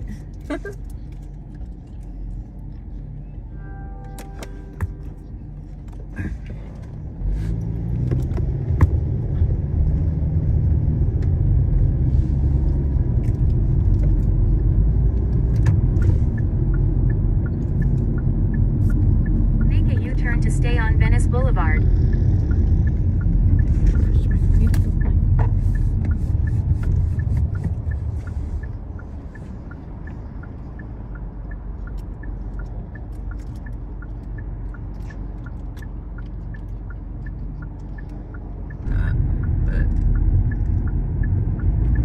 That's what happened. The phone overheat, so I put the air on it and it came back to life. Hey Colleen. Bye Candy and JK. Welcome in, Colleen. How are you doing? What are you up to today, Colleen? Alright. I think we're in Culver City now. It's like 2 o'clock, so 1 to 3 is usually when it's slow. We probably won't get as many food delivery requests right now, I don't think. We'll probably get a lot of rideshare. But even that was slow yesterday, you guys. Colleen, you already seen my ET, right? I think she saw it earlier. But if you guys haven't seen it, this is my ET.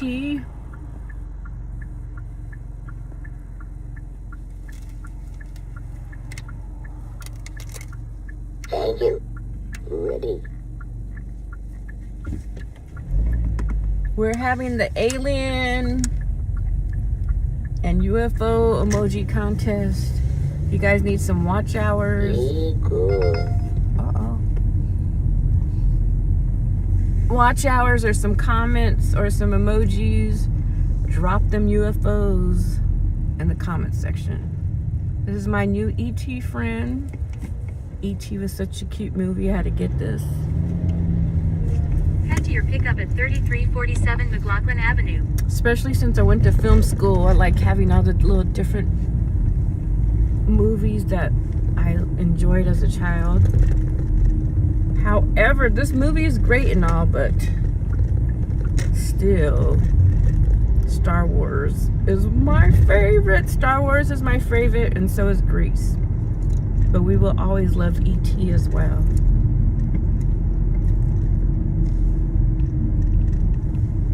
We're trying to see if he does anything else. Says, oh my gosh, candy, that looks so cool. I feel like I'm in outer space. Pick up on the left. I feel like I'm in outer space with all those little alien heads, and that's so cool. Purple and green, grayish. All right. Look at these trees. They're nice and green. Beautiful day. The weather out here is gorgeous in Los Angeles, California, today anyways. Pick up on the left. All right. This street's kind of difficult to pick up people because it's really narrow and it's rush hour traffic time. Sometimes it tells me customers are on the left and they're really on the right side, so you kind of got to look at the map. 3347 44. I think it'd be on this side. I hate when I turn around and here is the opposite side altogether. Okay, so 3347. Where is that at? It shows it. See, it's lying. It's on the right side. But on the map, it shows it on the left side.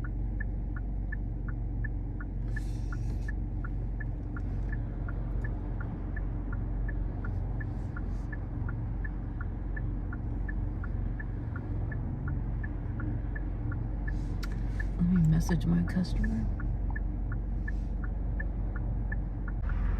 I have stuff in my trunk. Thank you. You could put it either one, but just it's probably easier just to throw it back there. Thank you. Is that it? That's all. Okay, thank you. And then can you just walk it inside when you get there? You'll see like a green cart outside and a bright yellow door. Okay, great. Thank you. Oh, we got a package. Head to your drop-off at 3054 South Victoria Avenue. We got a package. I know you guys like those packages. I thought it was a customer.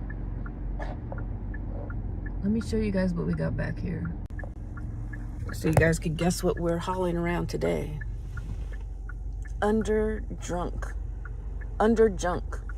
I don't know what that package is. What do you guys think is in there? It doesn't look like drugs today because the box is kind of open. I think there's like magazines or books in there or something. Let's go! I love those package deliveries. Last time they had me delivering to a house that had like the number 666. The package was black. Just ahead, turn left on Palms Boulevard using the left lane. That we're going to the devil's house. I think there's a Tesla parked out there. They're probably doing voodoo or witchcraft up in that house. Some warlords probably live there or something. Warlocks, I mean.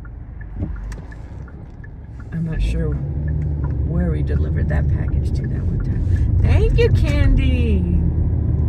Got all the aliens and UFOs up in here. E.T. brought all the intergalactic friends in here. It looks like that. It looks like that Galaxy game. Do you guys remember the little Galaxy game where you like shoot the spaceships? That's what my comment section looks like right now. It's going to be difficult determining who dropped the most UFOs today.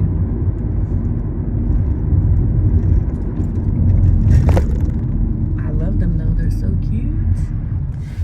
We got purple ones. We got alien faces. We got UFOs. Awesome. Time for a smoothie break. Do you guys have one of these portable blenders? I think this is the best gift you could give anybody. Like $35 for 20 ounces.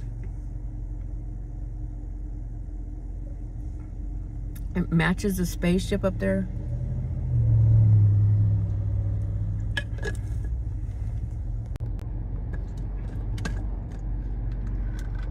This is the best freaking thing that you could give anyone so that they can have healthy meal replacements every day. They can't skip their fruits or veggies because they're all in that little tiny blender. And it's so easy to clean up afterwards. I freaking love this portable blender. I honestly really can't think of a better gift to give people right about now. Helps them with their health and it's fun. Well, I mean, all you have to do is turn it upside down. And that's because the blades are blocked. It's nothing major. Now I know how to do it correctly. Now I know don't fill it up all the way to the top. Leave like a little bit of space so that it can chop up the fruits and vegetables. Leave a little bit of space.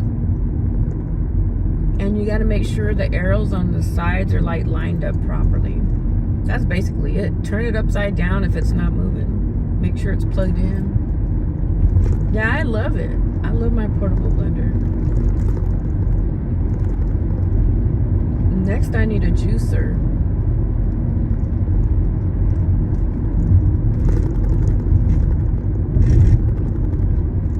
What is your guys' favorite home appliance?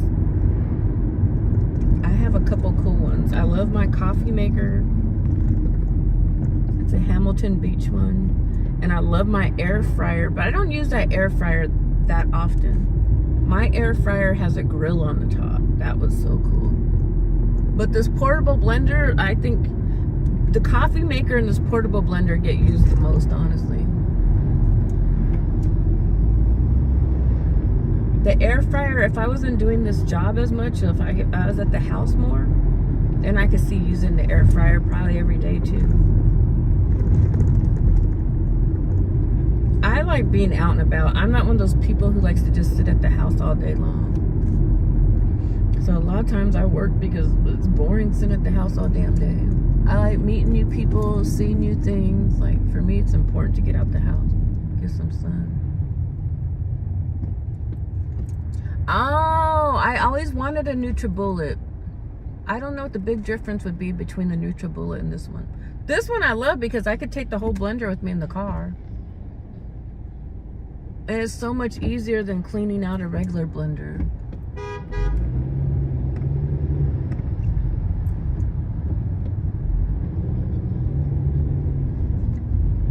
Hold on, you guys. I'm in motion in this rush hour traffic. So I'm gonna be safe and then I'll read your guys' comments.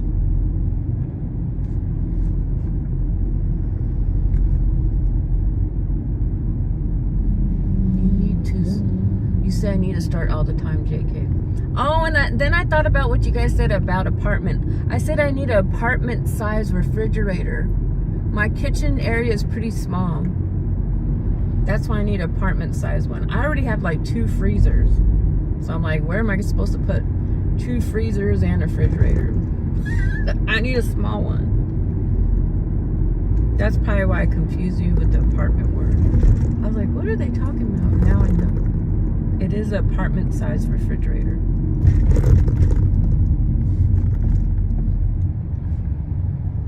Yeah, I love that I could take it with me. You can mix it up some more. If you have packets, you could stop somewhere and put some packets in there. Like some frozen fruit, or there's packets that you could buy from JetBlend. I haven't bought any of those. And just put some almond milk. Some of them you only need water. I want to start doing the watermelon juice. I love watermelon.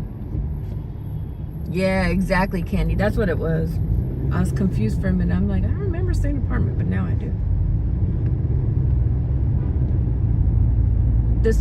The apartment size refrigerator is a little bit more difficult to find, and they're not even cheap either. Well, for a brand new one, they're at least $500. I was looking at a pink one and a turquoise one. Those are $1,000, and I refuse. I refuse to spend $1,000 on a refrigerator for the house. That's small. Now, for a business, maybe if it makes sense, I'll spend that much money. But for a home, hell no. That's why a lot of times I would get used ones because I really don't care. Like, who comes to see a refrigerator? I know there is a pink one, but for a freaking $1,000, I don't know. That to me is ridiculous. $1,000, you could go buy a used car somewhere or something. I watch those millionaires channels and they buy like used cars for like $2,000 or $3,000 and they just use those. It's the pink tax. Yes, I have a lot of pink stuff. Like I got a pink microphone and it costs a little bit more. And what sucks is it don't even really freaking work good. So That pink isn't always what it seems to be. It seems like a cute color, but don't work that great and costs more money. I know, it really does. Pink does cost double the price, JK. It's crazy. Probably tell a friend to come paint your refrigerator. I don't know.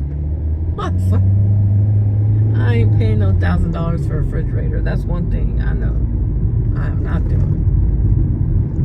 I don't even spend a whole bunch of money on TVs because half the time I'm not there.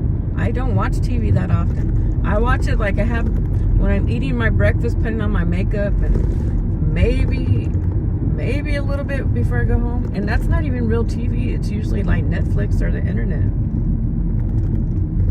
So some stuff to me doesn't make sense to spend a lot of money on. What if you look on the books? Oh, what do you mean look on the books?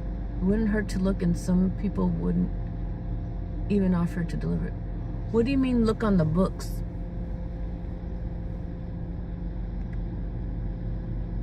Like on websites where they look on the books. You mean some of those websites? Like Back Market or something?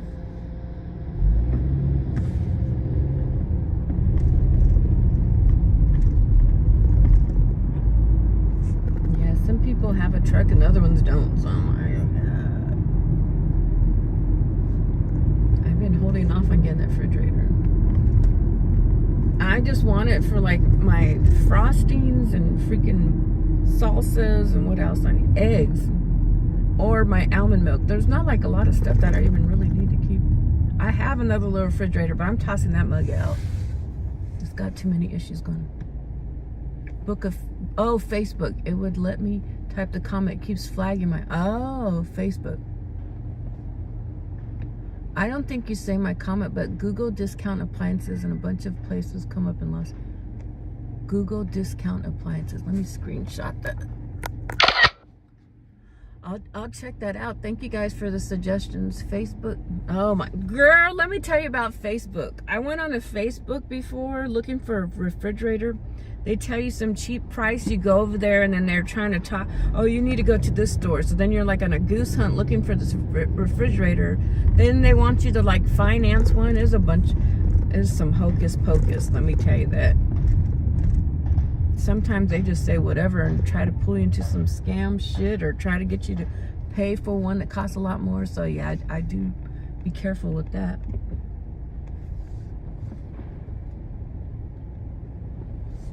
That was my experience on there. I was pissed too. I'm like, I don't care about a refrigerator that much. I'm like, I just want it because certain things I want to keep cold. A lot of things you can freeze. Like you can freeze cheese. Can't freeze no eggs that I know of. You might be able to freeze almond milk and coconut milk, but everything else. I gotta take this package in. Hopefully it's not too heavy. I can't carry stuff that's too heavy.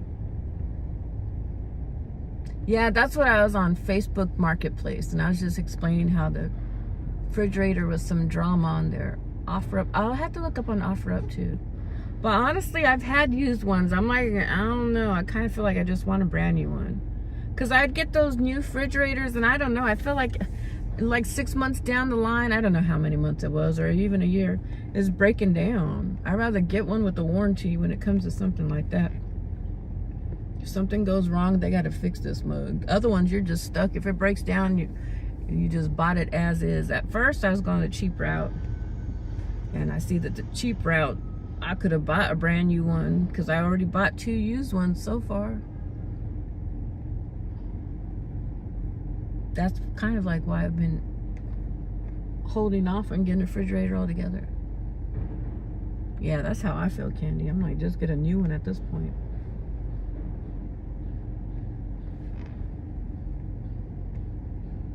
Anything exciting going on with you guys?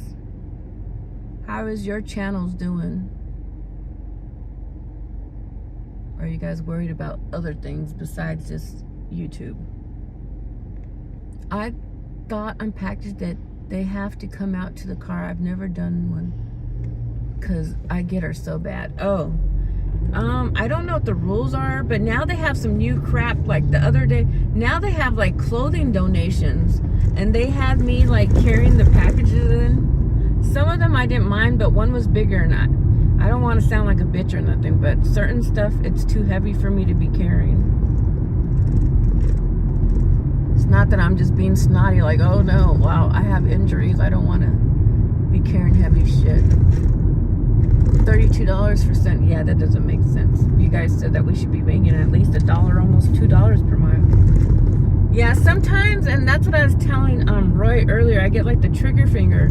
I just see an order because we've been sitting for so long, I hit accept, and then I don't even realize, like, yeah, we drove 70 miles for $32. I see what you're saying. But sometimes I just hit it without even thinking about it. I'm like in a trance, okay? I don't have anything on my channel. I just bitch all day on YouTube. So you bitching everybody else's comments, or do you mean on your channel? Most of us bitch all day long. In a quarter-mile, turn left on West Jefferson Boulevard using the left 2 lanes. Especially when it's hot and you ain't making no money. Burned up all your damn gas. You got zombies walking in front of your car. Oh, and you got the customers who freaking lie. Want a free ride. It's in whoever's chat. Left Okay, on West Jefferson Boulevard. Well, you're free to bitch over here whenever you feel like it. You're funny. Most of us be bitching over here too. Life does that. Like sometimes all you could do is cuss and laugh about it, because like if not, you'll be all pissed off all the rest of your life, tearing up some shit somewhere. It's better to cuss than punch somebody in the face. That's all I gotta say. Sometimes life gets hard. All you can do is cuss. I'm like, there's other people that are like saved. I don't know. I come from a mother who cusses all the time, so it's pretty much in the part of my life now. It'd take a lot of work for me not to cuss, to be honest with you.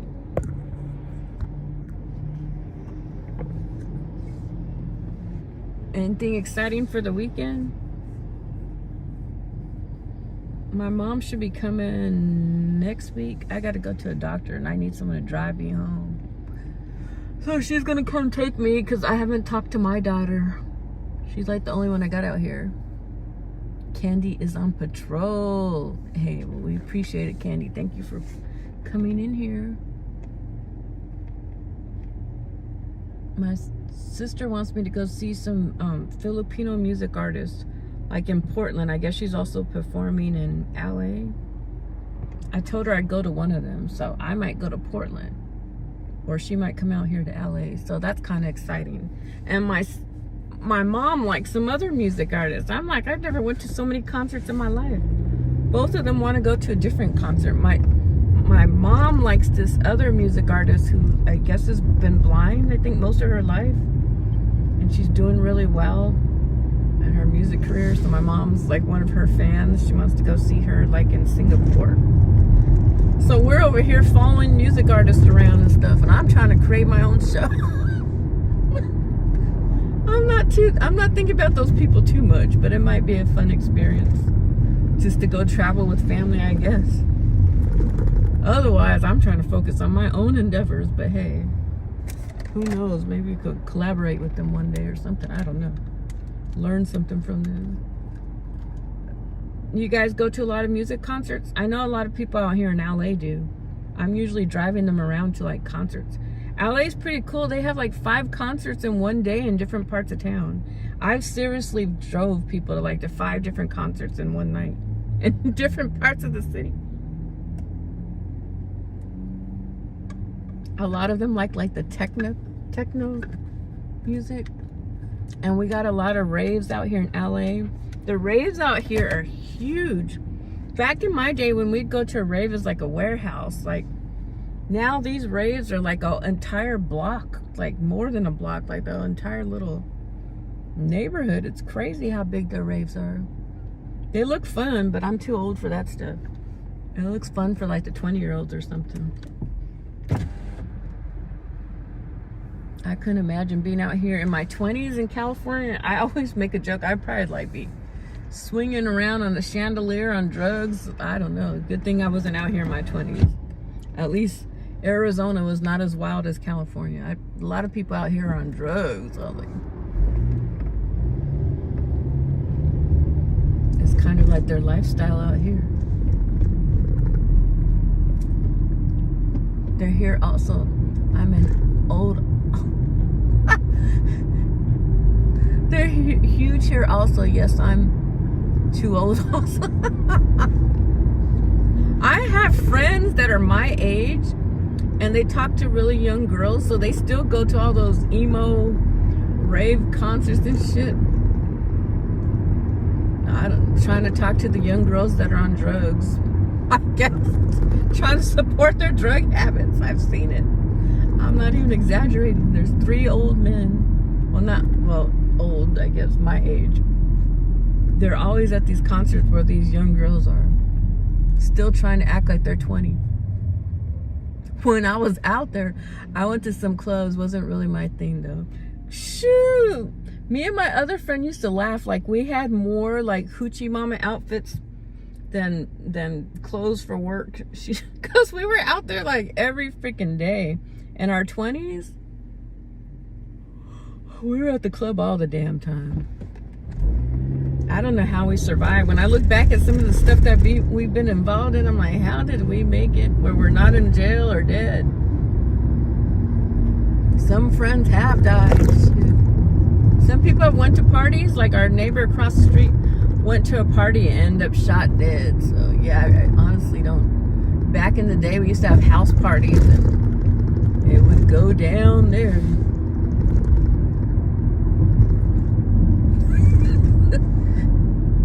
I would go with my roommates since I had no friends out there. Since I had no friends. Oh yeah. Yeah, I know most of us are like, I'd rather go home and go to sleep now. At least you tried it out now, Candy. I've noticed too that like my daughter's age, a lot of them don't go to the clubs. Like, she goes to hookah more than the freaking club. I survived somehow, JK. I don't know how. I'm telling you, I don't know what was going on back then.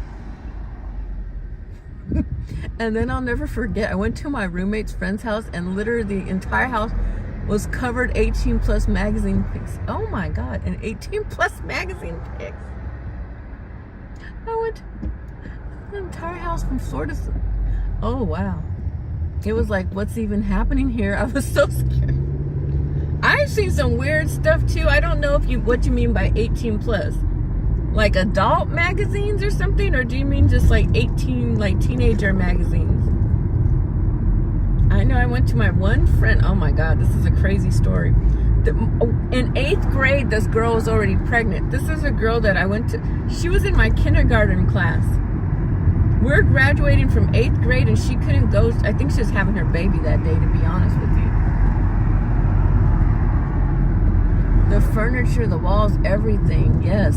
No, the bad pictures. Oh, yeah. That's what I'm trying to get at, a story too similar. This girl who ended up pregnant by 8th grade. I don't know where she found this man. She was like 14 and she was pregnant by a 28-year-old. It was weird too because we went to his house and on his wall he had like pictures of, cut out from the naked magazines on the wall too. Sounds similar to your story.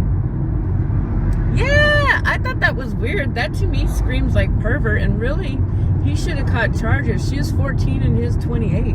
I don't know how they connected or where they found each other. She was already pregnant by him. Yeah, that to me is weird too, Candy. Just, yeah, that's weird from the ceiling to the roof. That's like weirdo stuff. I just seen a few on the wall and was freaked out by that. I'm like, why can't they? Most people hide those magazines. Now they got them on the freaking wall. I felt like I walked into a crime scene or something. You know how you watch those ID shows? And the killer has like pictures of women and stuff? That's how I felt. Like, that's what I'm saying. How did we survive these weird situations? And this is true stories. Let me see here.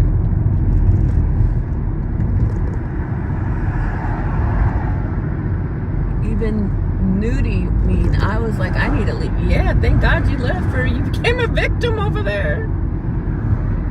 Not no. In a quarter mile, turn left on South Victoria Avenue.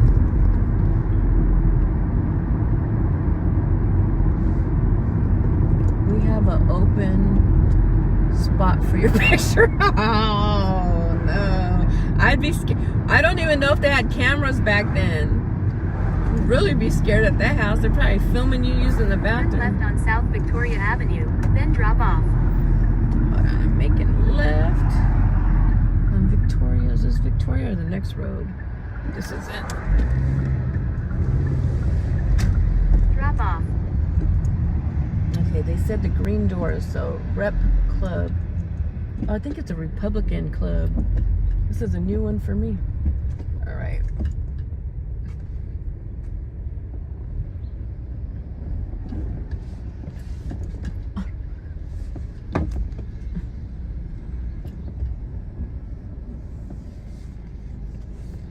Open spot for your picture.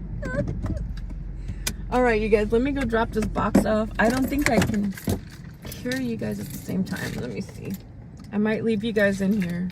You guys pray I make it back to the car. I'm in the alley. Thank God, Candy, you ran out that place. You might have been on the ID show within 5 minutes if you didn't stay to 5 minutes longer. Okay, I'll be right back, you guys.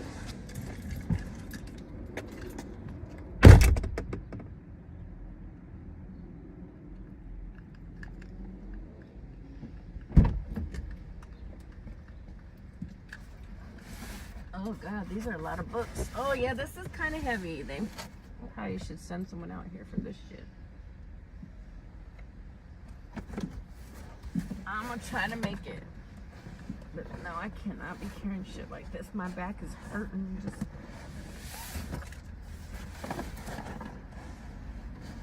I'm gonna go see if someone can help me with this.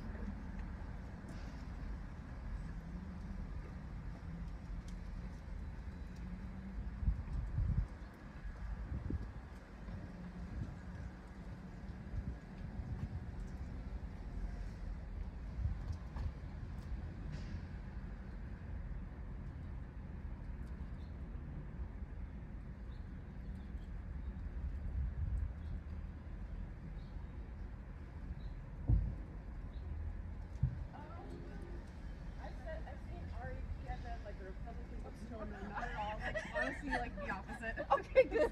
Okay, it's this big one. Thank you. I was like, where did I get myself in? Oh no, not at all. Okay, thank you so much. I appreciate it. Yeah. Is this everything? Okay. Have a good day.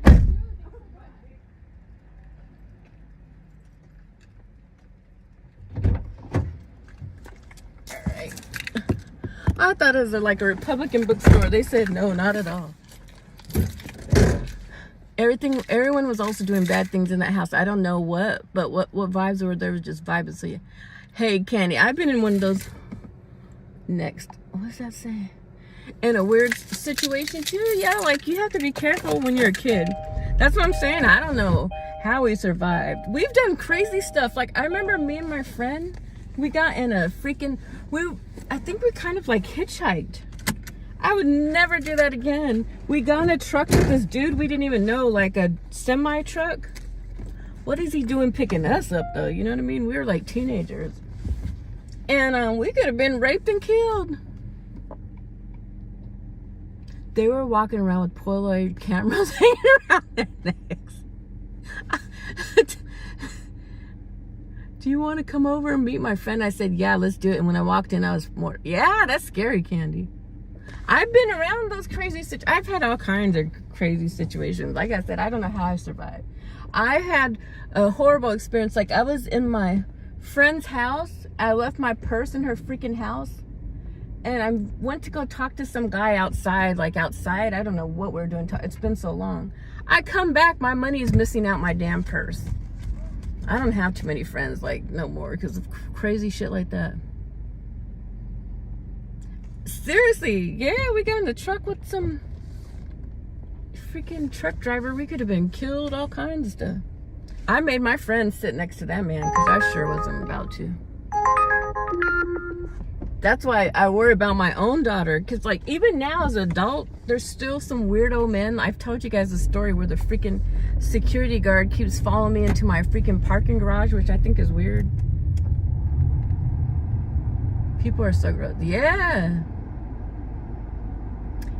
I remember some guy tried to push me down as if my friend was talking to some guy.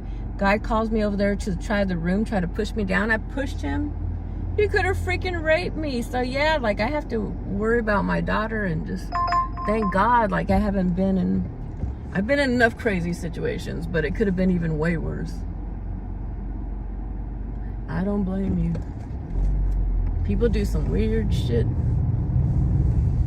Especially as a woman, it's scary. Turn left on Somerset Drive. You could be just talking to someone nice, they're stealing money out your freaking purse, they're trying to push you down. I've had weirdos try to touch my leg, crazy shit.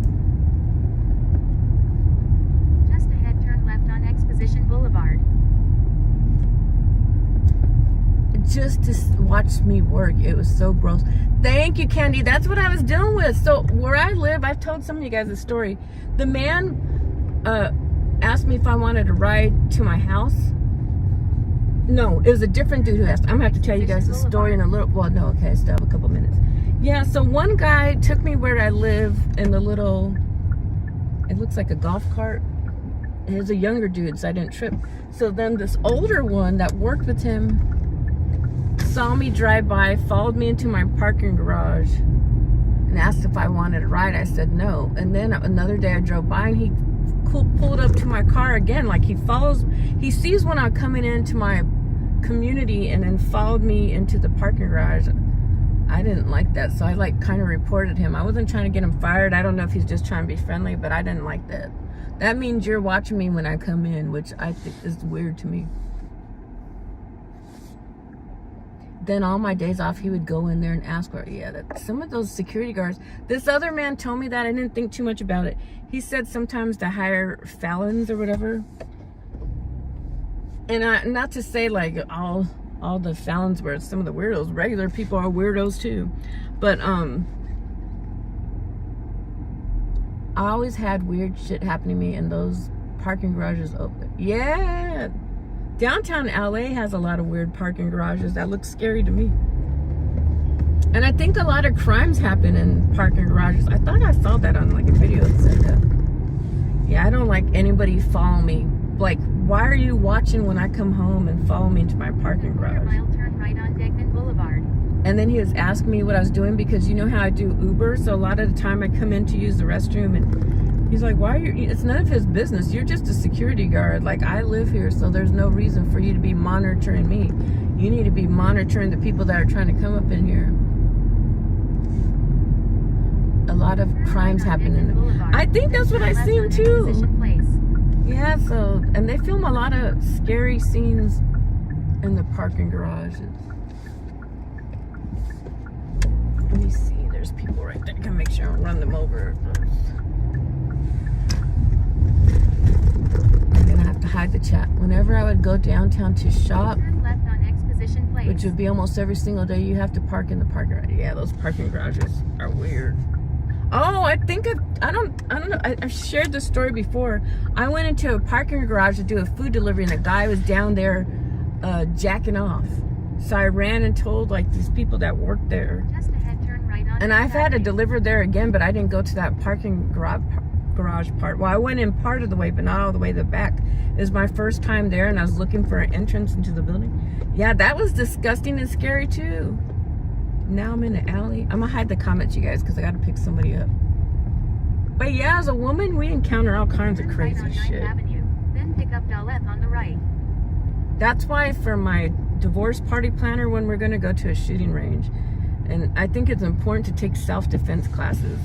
I know that before belonged to a peaceful organization, but the whole thing is like, all these weirdos out here, I think it's better to know like more skills. You might have to protect yourself. We don't live in a world where no one, just because you don't believe in violence doesn't mean someone else doesn't. Let me see, I've arrived. Okay, let me pull up so they can get in. Make sure I'm having I got my bag.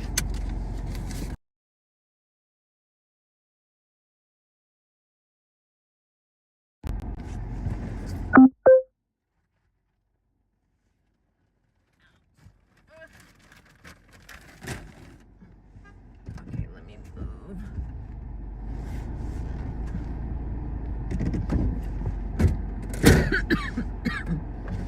Cold air in my chest.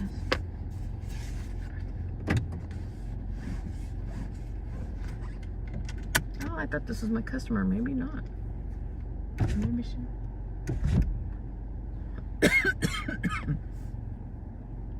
Pick up on 9th Avenue. Am I on 9th Avenue? Yeah, I am. I don't know where my person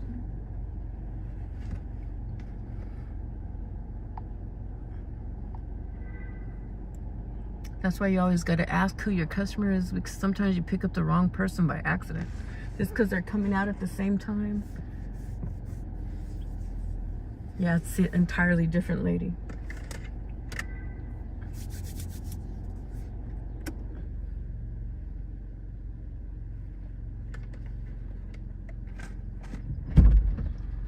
Hi, Fidela. Yes, hi. Hi, how are you doing? Good. You wasn't outside long, were you? No, I thought it was this lady because I seen the lady. Oh no, no worries at all. I just was. I always have to check and make sure it's the right person. We have Oh, take as many as you like. I need to restock and get some more. I should have got some today. I forgot.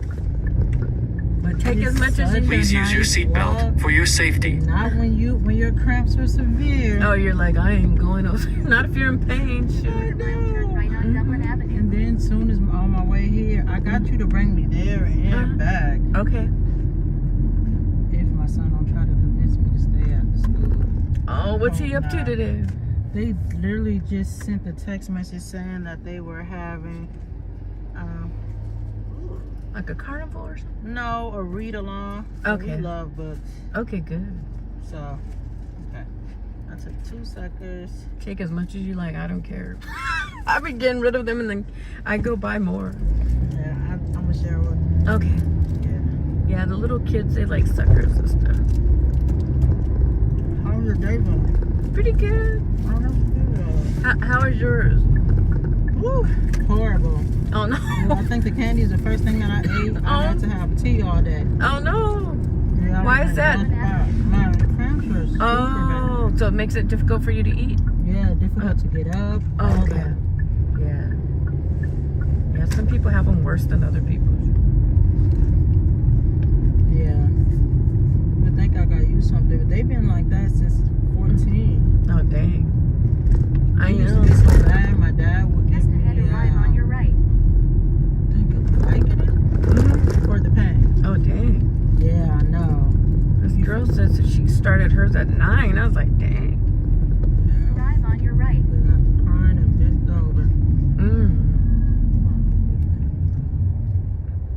Let me see. I'm gonna wipe him down. He's up there. Do I need to scoot up or? Okay.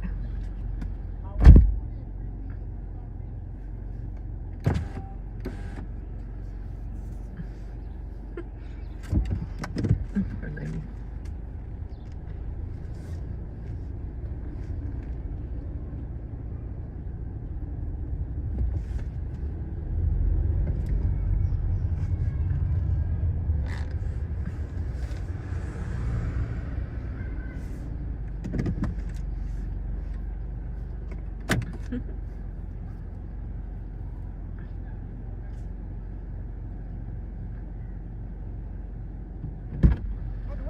Here. Oi, Mom, we had to undo something. Oh no, can we The PD room.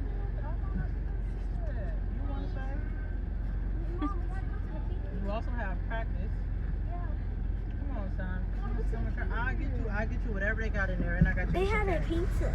Oh. What kind of pizza? School pizza? No. Real pizza? Say hi.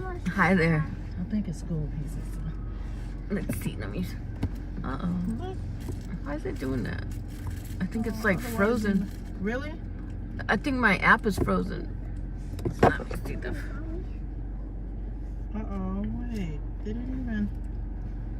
I think my phone's just hot. That's what it is, I think. Oh, really? Mm-hmm. Did it go through? When you picked me up, let's see. I got you on here. My end, it shows next stop. Yeah, that's what. Oh, but it froze. Is it frozen yours too? It is. Okay. It don't matter. I can still drive you that way and it'll eventually work out. Wait, but I want to make sure. Let's see. Wait, but why is it saying? Wait, let's see. Oh, because for me to not go there, I would have to. See, it's showing on my end. There you go. Go to next stop. Okay, I wanted to make sure because it's frozen on my end. I was going to update it to make sure. I'm still going to tip, but I still want to make sure. Thank you. Because I do the Uber Eats. Uh-huh.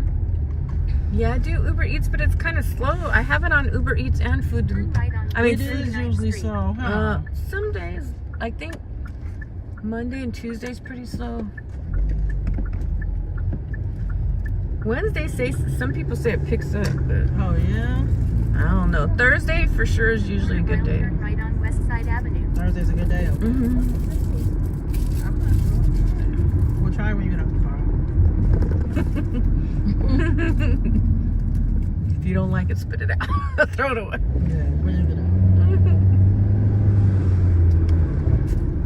Football practice today, Demir. It's pretty. You know that we have a game almost every Saturday? Really?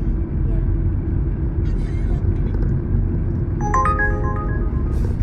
Turn right on West Side Avenue.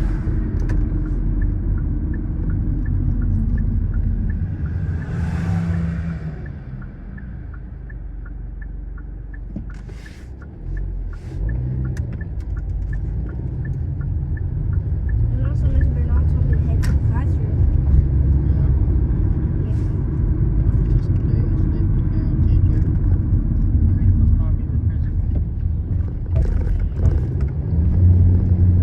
She said In a quarter mile drop off Dal F.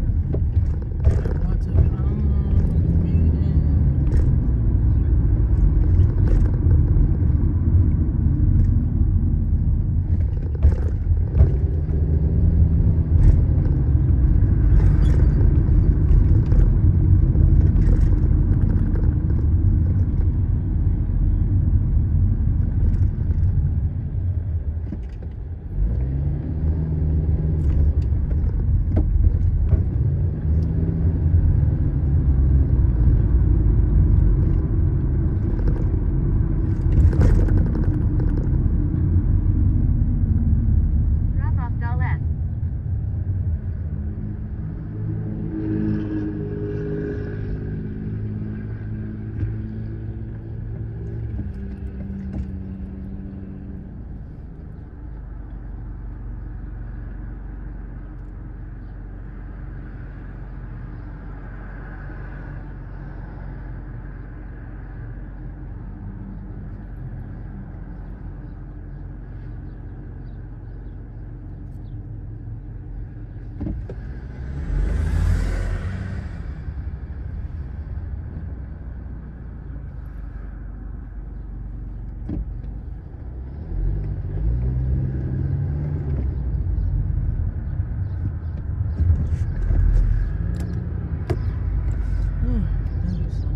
You're welcome.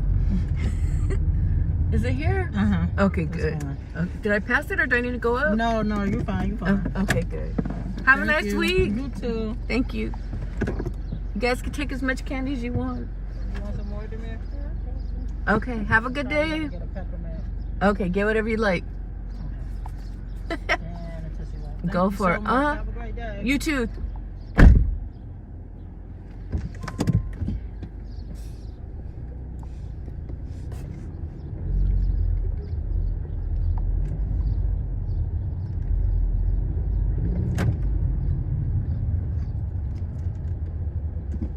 Uber has a new thing where you like swipe up the app and set your destination and check your earnings. I'm barely noticing it right now.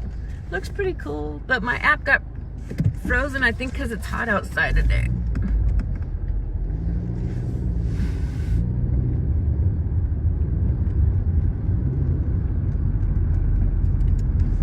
Next. Okay. Got a lot of customers over here in this area. They're probably all getting out from school.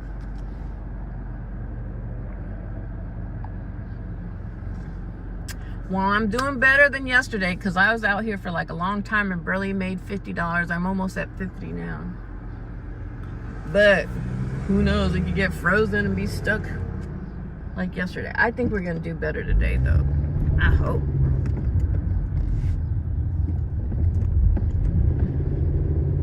Got cute little houses over here.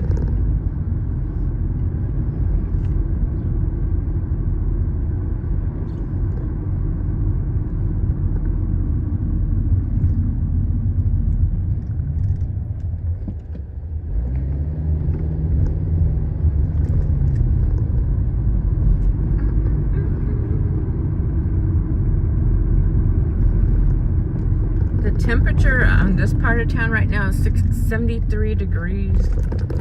I'm just so thankful that we have such beautiful weather. I come from Phoenix, Arizona, where it's like 122 degrees during the summer. So I feel very fortunate to be here. And I say that very often. If you've ever been through hell, like Arizona, you'll appreciate this weather. Do you make more in rideshare? Well,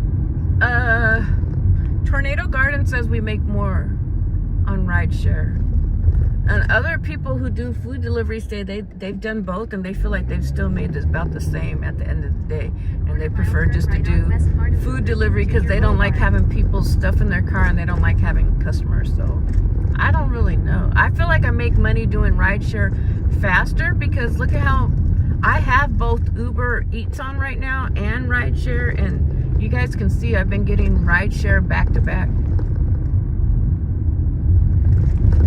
They told me I went on vacation, but I didn't see anything new. Uh-oh. Where'd you go on vacation? Are you talking about from my channel? What are we talking about? Oh, perfect weather. I feel like it's really nice compared to Arizona. Turn right on West Martin Luther See, in this type of weather, like, people probably really shouldn't have an excuse to be overweight because like they could go to the beach, they can ride a bike, they can skateboard. Like the weather's so nice, you could dang near do like any outdoor activity. You could go hiking and stuff. You could play outdoor sports.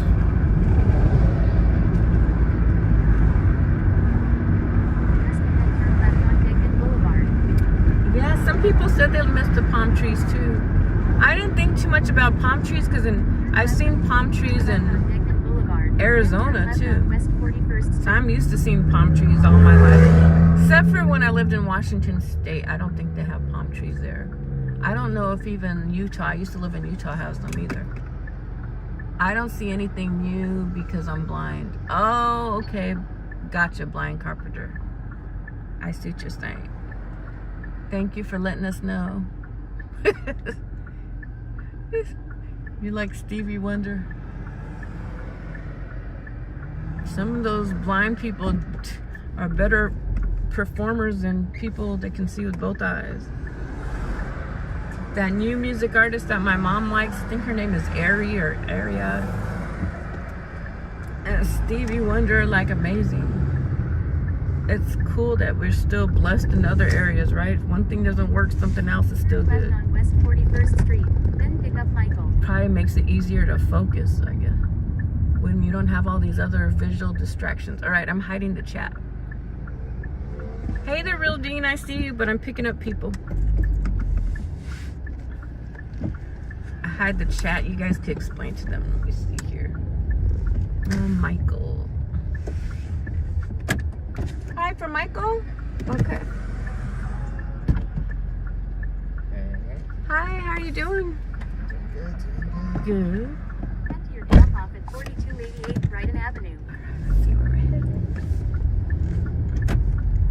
These trees make it nice and cool on this street. I know. Right? They need some more like that. Oh, man. Like this neighborhood looks kind of nice. There's a couple neighborhoods over here that are really nice. Martin Luther King Jr. Boulevard. Please use your seatbelt for your safety. Did you find it? It has 2 buckles in the hole, so you have to, and I think the one to the front is the one you need. Like most of my customers have a hard time finding it. Yeah. I was having trouble. I was like, yeah, the neighborhoods over here are nice, man. What city is this right here? Oh, it's all like Crenshaw. Okay. Yeah, like the houses over there are cute. Yeah, some of them are really nice. No gates. What is it called? Well, this area is Crenshaw. Okay. It's called Crenshaw, or do you mean just the street? Well, this is just Los Angeles. So this is just like going to like the western side of Los Angeles. We're still in the Los Angeles County. Okay. But like, to the locals, it's like this is the Crenshaw hood. They just call it that because of the street? Yeah. But that's not the real it's name? not the real thing. Okay, gotcha. Like now you're getting outside of it. See, this has been like, you can see the change. Yeah, like, oh, man. Oh, now where does this turn into?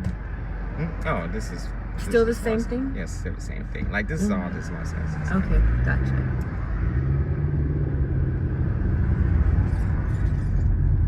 It's a little bit more dirty. More gates. Okay, more gates? Is that what you said? Yeah, more gates. Oh. Well, they have the gate. Oh, so people won't go in there? Yeah. Okay. How's your day so far? Pretty good.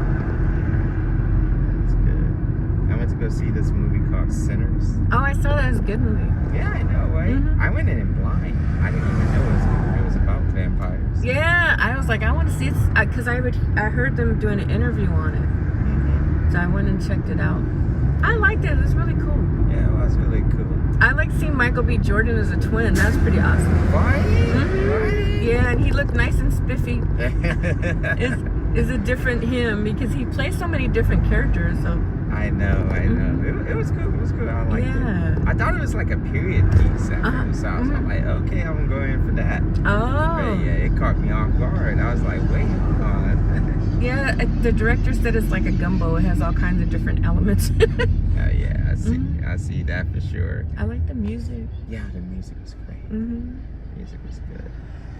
When they were like playing the blues or whatever, and the dude was singing, and they were showing all like the different eras of music. Oh yeah, that one scene where they're like it's like, I think, and then they look at the stars at the end. Yeah, that was really nice. I like that. Yeah, that was nice. They had the ballerina in there. Yeah, that was pretty cool. Yeah, I like the movie. I heard the movie had like a lot of hype, so I was all like, let me go see this one. That's a good one. Yeah, not that bad. I want to see some more movies. There's like that Final Destination movie that's coming out. Oh yeah, some of my friends were talking about that one. Yeah. I think isn't there like 6 of them? Some crazy amount. I didn't realize there's that many of them. Oh yeah, that's a lot. That's a lot. I don't know how many, but there's a lot. I'm like, wow, if you can make a movie that many times and people still show up, that's pretty cool. Oh, you never saw any one of them? I think I've seen, it's been so many years, but yeah, where they just end up dead, that's all I remember. Yeah. Right? You'd be like, ah. I just remember one scene. 2 scenes, but one scene in particular where they were in the freeway. And the log like got loose and it crashed into this car. Like a log? Like a tree log? Oh, like no. a tree log. Yeah. Oh no. So it crashed into this car and it caused this crazy accident. Oh. And I was, ever since that time, I was always been afraid of like driving in the freeway where I see like a truck that has a log. I'm like, wait, hold on. I don't really see too many trucks with a log, do you? I don't really either. I saw it one time. But I have heard stories like in Orange County, the lady was like at a red light and the tree just fell on her and killed her. So now, like the other day it was windy and I was sitting in a McDonald's parking lot. I moved my car just to be safe. But I was like, forget that. In my place, right, we had a big palm tree and the tree branch, it fell to my neighbor's like car. Oh no. It created a dent. See, I'm telling you. It doesn't take much. We think we're invincible, but we're really not. We're pretty frail. I know. Yeah. I know. I'm thinking, oh yeah, it won't happen to me. No, it's better to be safe than sorry. Right. And I watch YouTube. I'm glad I did too, because those shows like people have stuff hanging out their truck. Like a freaking rake broke through the window and went through like their neck and killed them. I was like, oh my god. Yeah, so that stuff is real. So I'm like, oh no. Yeah, that's why Final Destination can be scary though. Some of the deaths are like too much. Like it's kind of ridiculous, but some of them are like, yo, this could actually happen. Like I saw in this in a trailer, right? Like somebody broke this glass, and like he didn't know he put the glass into the cup of water. It's full with ice. Oh my god. Yeah. That was in the scene? That was in the scene. And he put glass in the ice? Oh no. Yeah. Oh hell no. Yeah, imagine if you were to drink that or something. Oh, that's horrible. Oh god. Yeah, I don't even want to think about it. Yeah. So like that type of stuff, I'm like, oh, way out on. Yeah, that'd be crazy. Yeah, it's crazy. So there's like all sorts of little scenes. There's one scene, and this is the only scene that I remember. The other scene that I remember. They were in the elevator, right? And like he was trying to get out, and the elevator like malfunctioned. Oh god, those elevators scare me too. Yeah. We got some scary ones in LA. Yeah. Like, have you been stuck in an elevator before? No, thank God. That would be like a nightmare because it gets hot, and then I'm like, all those scary movies I've seen. I was like, oh hell no, I don't want to be stuck in there. I think you could crawl out, but even then, where am I crawling to? I was like, I know, where are you crawling to? But yeah, I never been stuck in an elevator. At least not. I never been stuck in an elevator. But like, man, that would be so scary. Heck yeah, especially when the summer comes. Oh no, I'd be freaked out. Yeah, are you claustrophobic? Not really. My friend is claustrophobic. I tried to take her upstairs in Arizona. She didn't want to go up there. She's all claustrophobic. But I don't think I'm too much of a claustrophobic. No, I don't think so. Okay. I just wouldn't like being the idea of being stuck somewhere and it gets hot. I was like, I hate the heat. Yeah. It was hot like last week. I know, our weather is crazy. Like, that's why I'm scared to wash my car most of the time. I washed it and then it rains the same day. I swear to God, I washed it yesterday, so the rain might come. I don't know. Man. That is my luck. And nature's all like, okay, we're making rain. Like almost all the time. I'm like, oh my God. All right, let's see. Right here. Right here or further up? Just a little bit up. Okay. Right here? Yeah. All right. Well, you have a nice week. It's nice talking to you. Yeah, it's nice talking to you too. This dog's coming out here. Is that your dog? Oh no, that's not my dog. He's looking for you. Have a good one. Take care. You too. Thank you. See ya. Bye. It's a cute dog.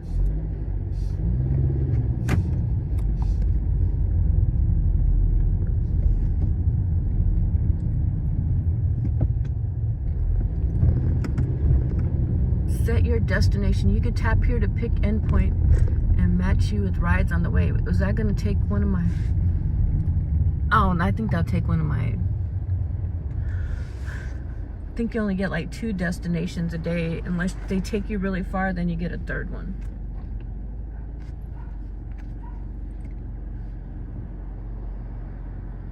See, he's seen the movie I like, Sinners. That was a good movie.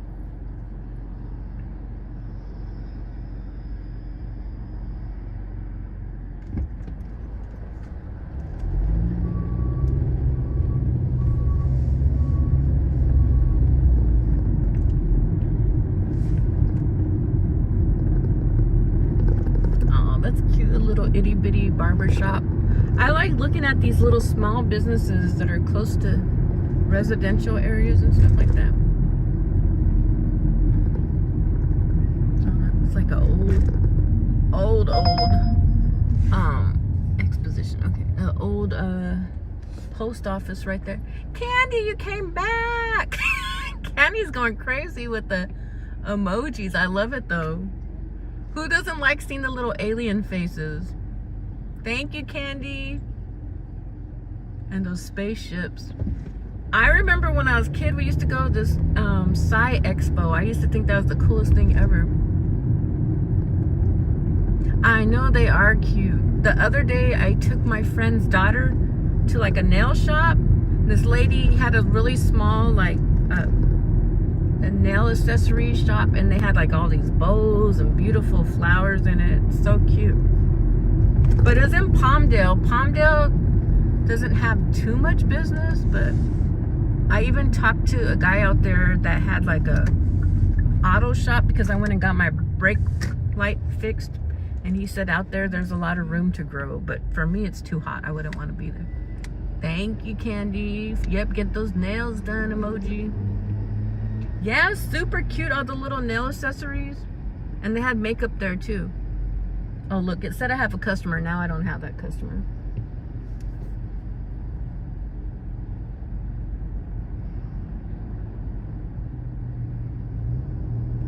Yeah, I look at some of these businesses, I'm like, would I rent out a space? But then at the same time, I'm like, after watching that movie called The Founder, they said sometimes the land makes more money than the freaking business. So I look at stuff like that. Doesn't make sense. And a lot of businesses are closing right now, so I have to sit back and make decisions and think about like what the probabilities are. Oh boy, candy in the nails. What did you guys eat today? I'm always hungry. I have my smoothie. I'm gonna drink this down and then see if I need to go get me some solid food. I have some go-go squeezes in the trunk too. Some more fruit and veggie ones combined. Those are good. I like having snacks in the car when we're on the road all the time, because I hate like making 50 stops to go like buy food. For me, it's better just to have some in the car. I even have like oysters in a can, and I had sardines before. I think I ate those. Do you guys like those? My mom thought oysters were gross in a can, but mine were good. It almost looked like a little stew. I had like oysters, and it had carrots and onions in it, and I think jalapenos. I thought it was good. Oh, homemade egg McMuffins. Oh, that sounds good. I like those McMuffins.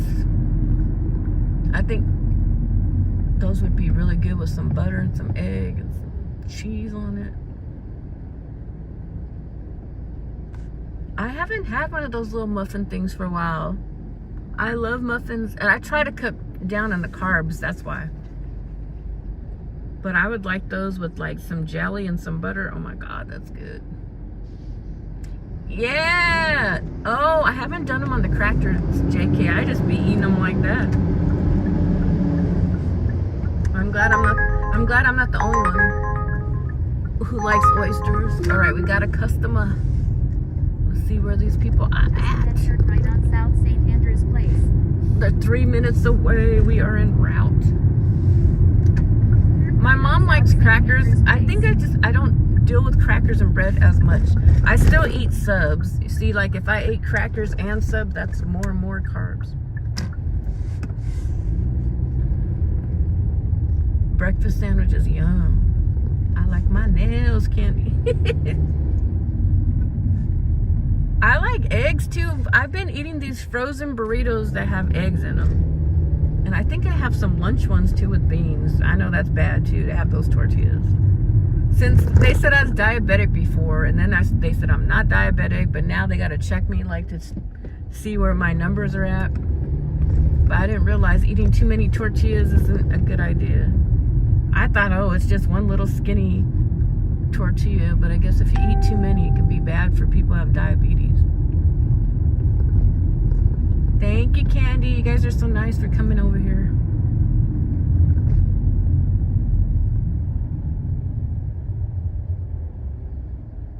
Some of these houses are cool and other ones look old. Like these look like, some of these buildings look like this one right here. This looks like it's probably made before I was even born. And I was born, it might be like the age when I was born. I don't know. It looks like the freaking 70s or later. I don't like really, really old buildings. They're kind of scary to me. I always wonder, like, how come they don't just get rid of the old buildings and build new ones? But I guess it probably costs a whole bunch of money.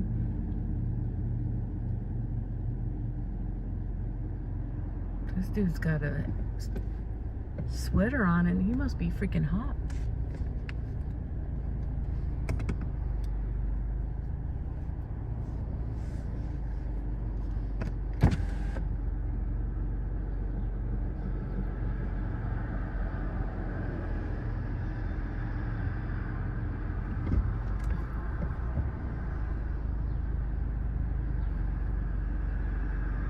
My mom and my sister and my cousins are probably dying of a heat stroke in Arizona right about now. Shoot.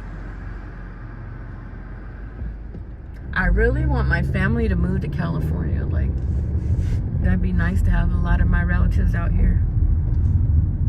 Because my one cousin, she does like hair really good. And like makeup too. I'd hire her to do my... Which front is the right one? Do you mind if I go for it? Go for it. Hello? Ay, amor. Ay, te digo.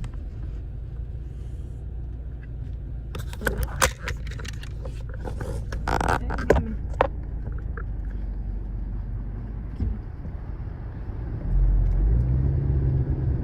Entonces vas a ir a ver a Carlos.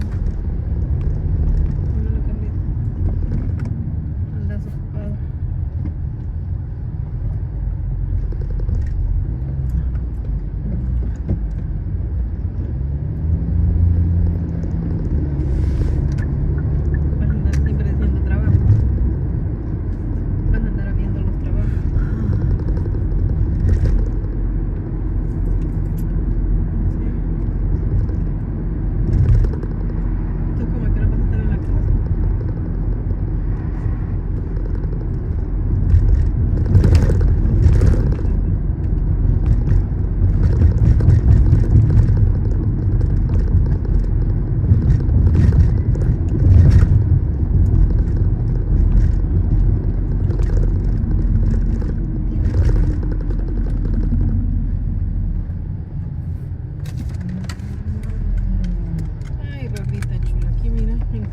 Ya sabes. Cabal, no, a traerla voy. A traerla voy, pero me agarró el tiempo que va a llegar mi suegra y mi cuñada al rato y me puse a hacerles algo ahí de comer y de todas maneras no pude ni dejarlo cocinado porque ya me di cuenta que era tarde. Dije, le regreso una sopa les voy a hacer, es lo que más comen ellos. Mi suegra solo sopa es. Mira, y tuve la intención de traerme la lengua, pero no había lengua en la mañana que pasé ahí. Y le dije, Keila está enojada porque Keila quiere. Como vio que te texteé y vio que te ofrecí lengua, me dice, ok, ¿no te vas a hacer lengua? Le digo, sí le voy a hacer. Y hoy dije, pues hoy miércoles, que es el día que traen todo eso, más que todo acá en la pollería, pasé. Dije, agarro una gallina y una lengua. No había, solo agarré la gallina y no miré lengua. Le dije al muchacho, y lengua, no han venido, me dijo. Ya supuestamente tendrían que estar aquí, pero al ratito vienen, me dijo, al ratito. Dije yo pasé a las 8:45 por ahí. Y pues ya, a ver ese ratito a qué hora sería, pero pues yo me tuve que venir. Y le dije a David, no encontré lengua, y me dijo, en el Costco hay. Total que voy a ver si pido lengua mañana, a ver. Pero mira, y me está hablando David, ¿te puedo llamar? Yo te llamo de regreso. Va, pues, va. ¿Aló? ¿Sí?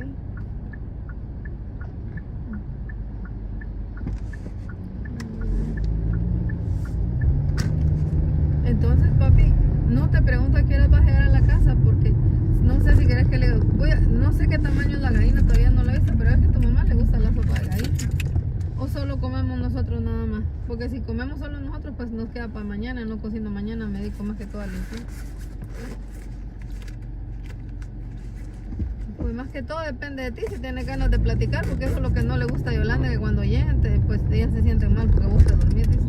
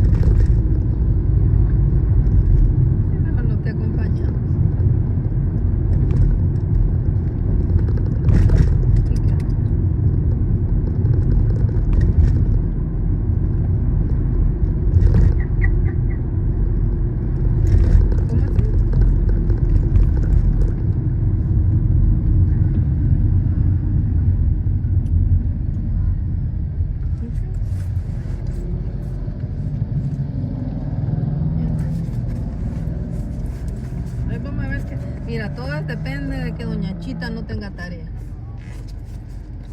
Si la Chita tiene tarea, ya los planes ya.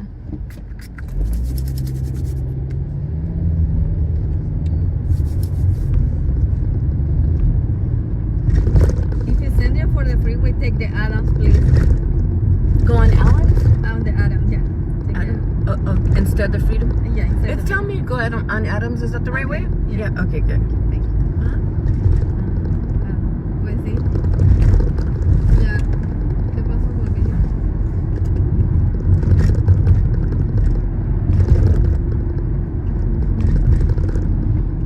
Papi, pero a ti, ¿por qué te hace falta tomarle foto al cheque o mandármela a mi teléfono? ¿O se te hace más rápido update? ¿Por qué haces eso?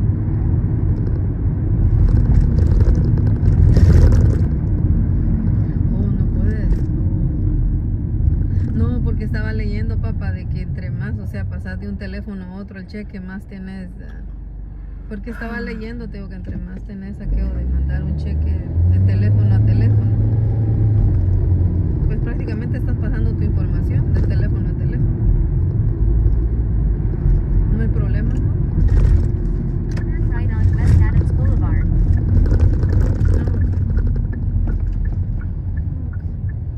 Ya con eso que te pasó, pues ya quedé yo como asustada que no te estén haciendo fraude ni nada.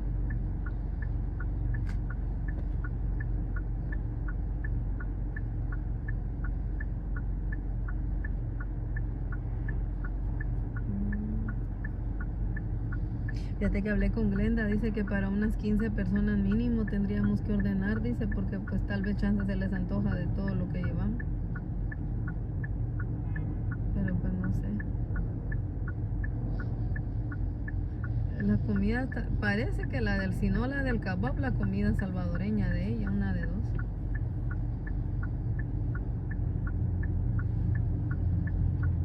La del restaurante de ella. Comida tradicional, pues prácticamente.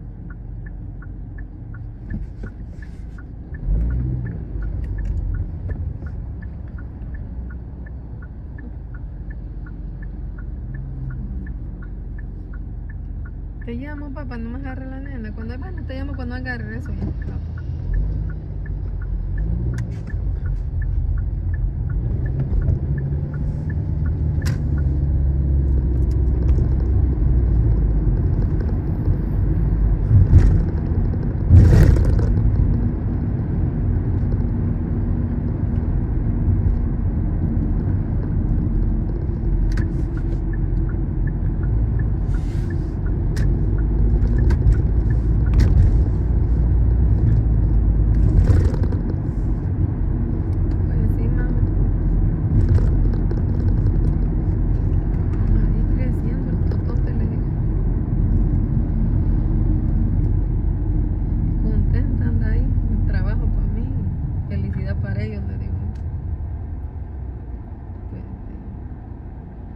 Espacio para andar haciendo de show. Si eso es lo que quiero hacer, ahorita le digo a David, quiero cocinar y ya mañana no cocinar para poder. No, te voy a ser honesta, no he pasado todo porque no quiero meter todo lo que tenía, quiero ir haciendo. Solo tengo metido lo que tengo, pues sí, de emergencia, lo que tenía antes medio. No he pasado todo, porque entre lavar, como ves que todo estaba amontonado, ahorita ya va hacia el cuarto de Keila, voy a ir cuarto por cuarto. But it's just a lot of work, bastante trabajo. Y lo que necesito es fuerza, energía, que el día me alcance, pero no, que esa dobladera de ropa estar sacando cuesta.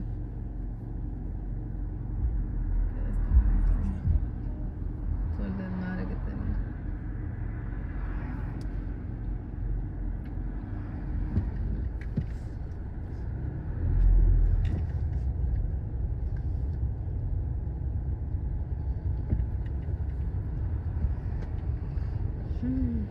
Sí. Pues ya ves, yo no trabajo, pero con esto de la escuela es como que si trabajara, man.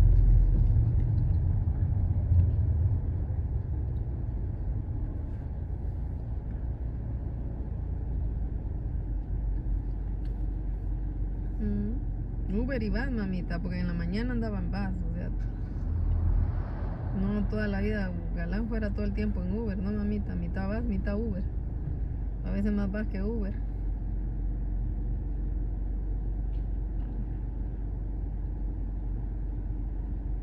De la escuela de Keila agarro 3 buses.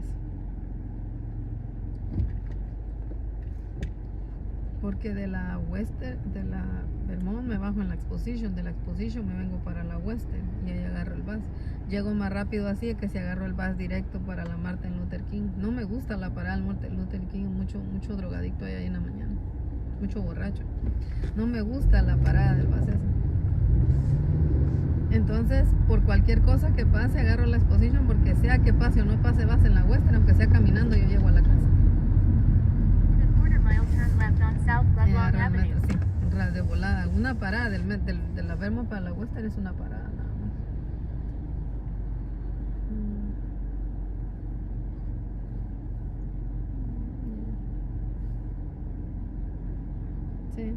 Sí, porque si solo me trae a la Western, aunque sea caminando, yo.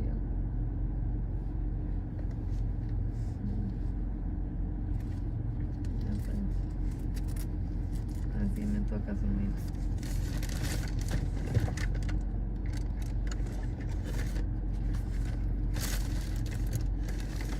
No, ahorita molesto a una hermana a veces que me traiga a Keila. En la semana hay una hermana que me trae 2 o 3 días a Keila acá a la casa.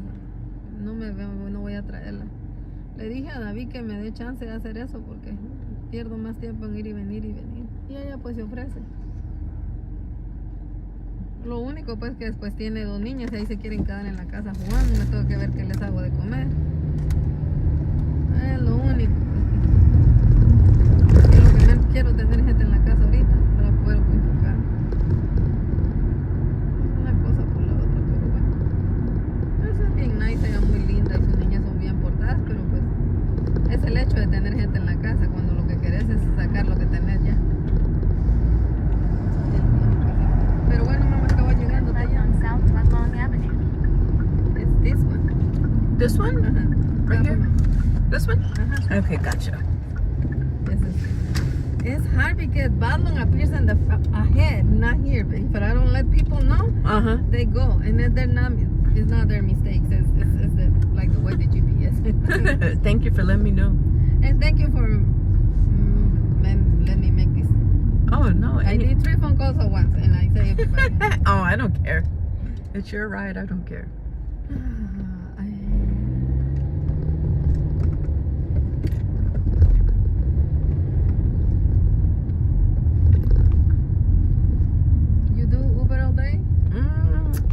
For the most part, I do stuff like in the morning too. Quarter-mile turn right on Cordova Street. I just go home when I'm tired, or I got other stuff to do. Just depends on the day, what's going on.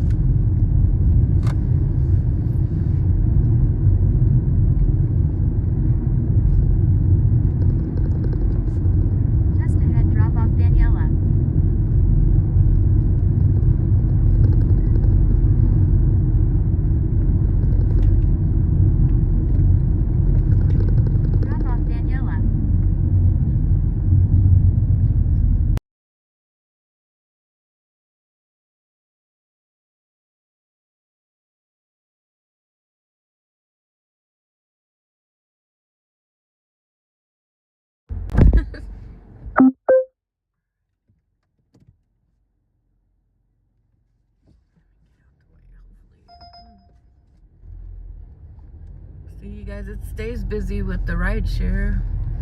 Oh, it's trying to see. I thought I had a customer automatically. Next. Picking up. Your pickup on Venice Boulevard. Picking up Tim. Good, at least we made our little $50. And we still have a lot of time, like if I wanted to stay out here.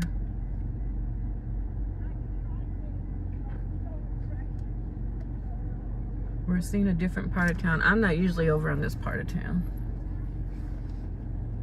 I don't like really anything downtown. Okay, are you gonna do some food delivery, Corey? I don't know if this is South Central or not. What is this part of town called? All my phones are hot. Loyola High School. I think that's where I had a kid early. No, I must be. Turn left on South Vermont Avenue. Oh, it says we're getting closer to Koreatown. I'm not usually over there that often. Although I wouldn't mind going. I want to go. I don't know why I haven't went. I need to go eat me some seafood. I don't know if Delia likes seafood. I didn't get her anything for Mother's Day. I'm trying to decide if I'm gonna take her out to eat or if I'm gonna send her some Uber because she never had Uber delivered to her. Maybe I'll do that for her. I haven't decided yet.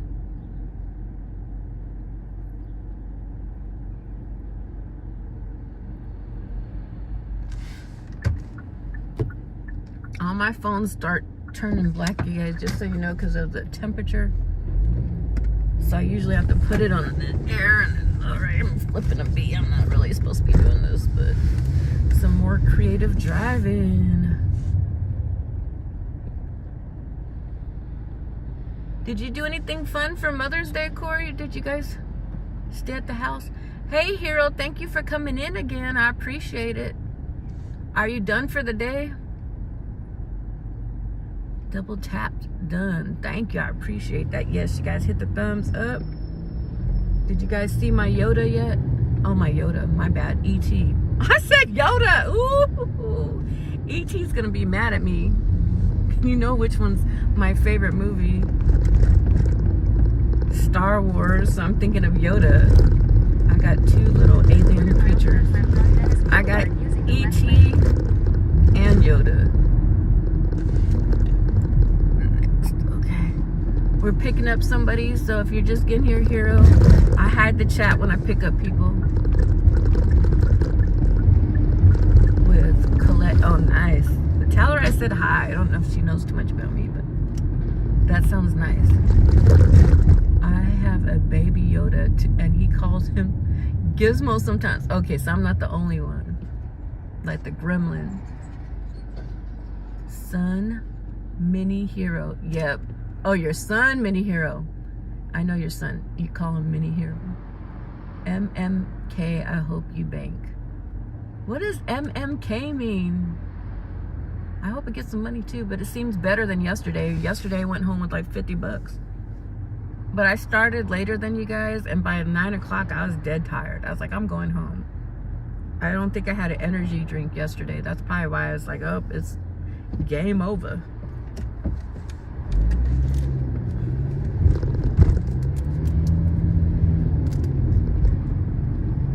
Thank you. Left on Venice Boulevard. E.T. said thank you. Ready. He lights up his heart. Woohoo! Be good. Be good. Isn't he cute? Quarter mile pickup Tim on the right. I'm waiting for him to see if he does anything else. If he says anything else.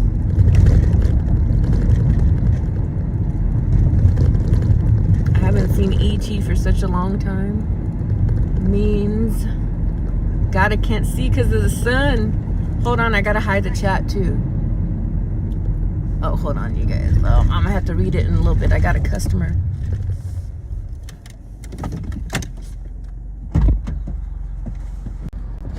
Ready for Tim? Yeah. Okay.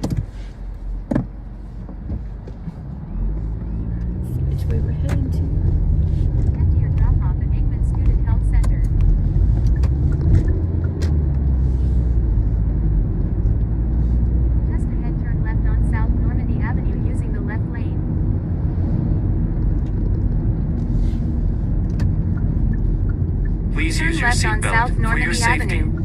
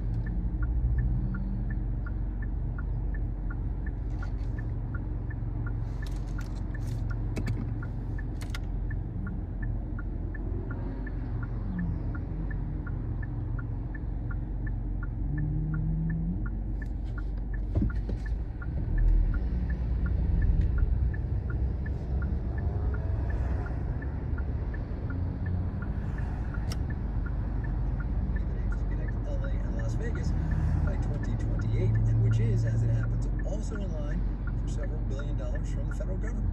Marketplace's Henriette has that. So you want to build a high-speed passenger rail line in the U.S. The bad news, truly high-speed rail has never really been done here before.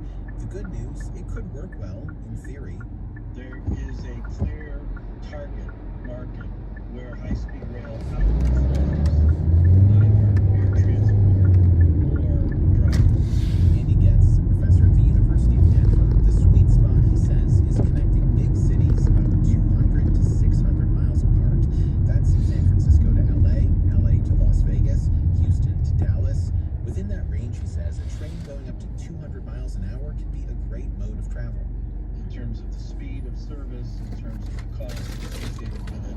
And Americans may be ready for it. Amtrak, which is controlled by the federal government, saw a record number of riders last year, a nearly 15% increase over the previous year. And the private company Brightline has had success with a train line in Florida running between Miami and Orlando. The problem is actually building a high-speed train line costs tons of money up front and will likely take years to complete. Sean Jeanscale heads government affairs and policy at the Rail Passengers Association. They are really large allocations of capital with very long-term returns on investment. Which is why both public and private groups aiming to build high-speed rail in the U.S. have leaned on the federal government for financial support. For a successful high-speed rail network, what we're going to have is a level of predictability from year to year, but also from administration to administration. Discovery announced today he is bringing back the HBO Max brand for the company's streaming service. If you were confused, join the club. Over the past 17 years, there has been HBO Go, HBO Now, HBO Max, just plain Max, and now, again, HBO Max. Us, we're smart. That's it. Our media production team includes Brian Allison, Jake Cherry, Justin Kohler, Drew Johnston, Gary O'Keefe, Charlton Thorpe, Juan Carlos Torado, and Becca Wyman. Jeff Peters is the manager of media production. I'm Connor Brisnell. We will see you tomorrow. This is UPN. And it's here on LAS 89.3. Julie Paskin with you. Coming up on All Things Considered, people ran around San Francisco yesterday looking for a £300 chest stuffed with $10,000 worth of treasure after organizers posted cryptic and I think pretty funny clues about its whereabouts on Reddit. That's again at 4, but stay with us for the daily coming up after the news. It's 3:30.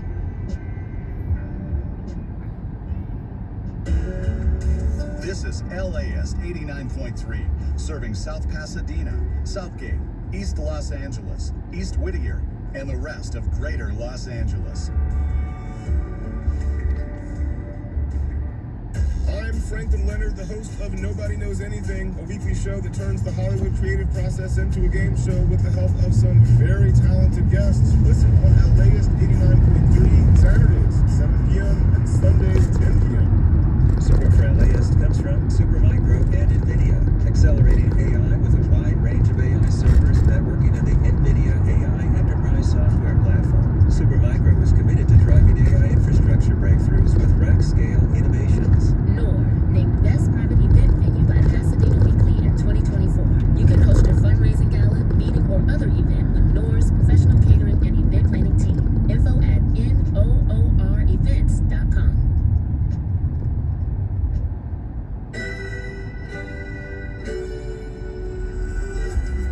Generally speaking, the standard that presidents have been held to is to try to avoid appearances of conflicts of interest so that voters are not raising questions about who these presidents are working on behalf of. I'm Rachel Abrams. That's coming up on the Daily from the New York Times.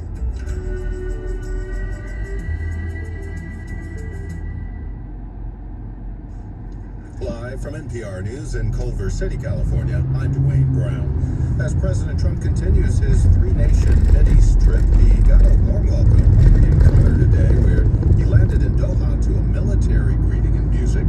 For the first time in 25 years, a U.S. president met with a Syrian leader in a striking moment for a man who was once on a list of designated terrorists for his past links to Al-Qaeda and the Islamic State.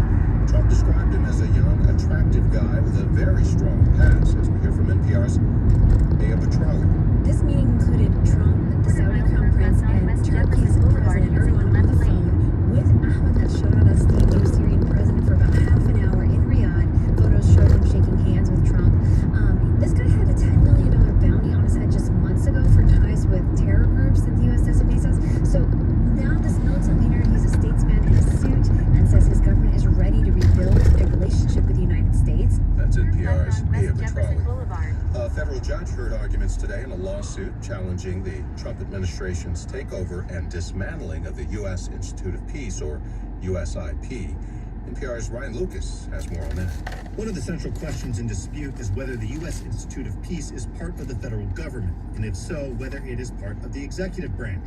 Attorneys for the fired board members argue that USIP was established by Congress as an independent nonprofit corporation and that it is not part of the federal government. Therefore, the president's firing of the board members was done unlawfully, they say. The government, in contrast, argues that USIP is a government entity that falls under the executive branch, and the president therefore has the power to remove members of the Institute's board. U.S. District Judge Beryl Howell heard arguments from both sides on the thorny legal questions for some 2.5 hours, but did not immediately rule on the case. Ryan Lucas, NPR News, Washington.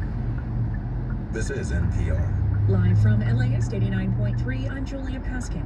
In local news, Governor Gavin Newsom says California is staring down a $12 billion budget deficit. He unveiled his May revision today for the 2025 to 26 budget, as well as plans to address the shortfall, among them saving $5 billion by freezing state-funded health care for all low-income immigrants without legal status starting in 2026.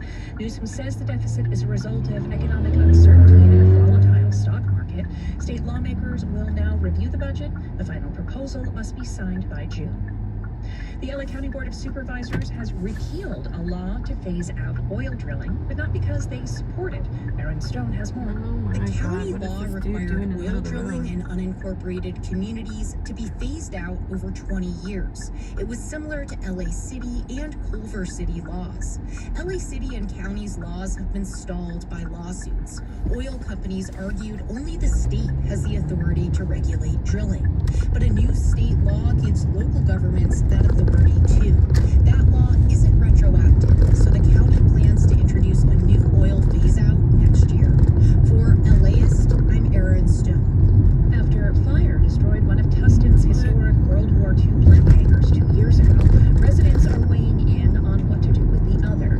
Yusra Farzan spoke with some of them. A concert hall, a place for swap meets, a drive-in movie theater, a new venue for the Tustin Art Walk. These were some of the suggestions I heard from residents. People like Elaine Scott want the hangar to stay. It's a historical landmark, you know? It's on the registry. You can't just take it down. Just killed me when this one burned down. But others worry about the second hangar also catching fire, spewing more toxins into the area. The city will keep getting residents' feedback over the summer and then make a plan.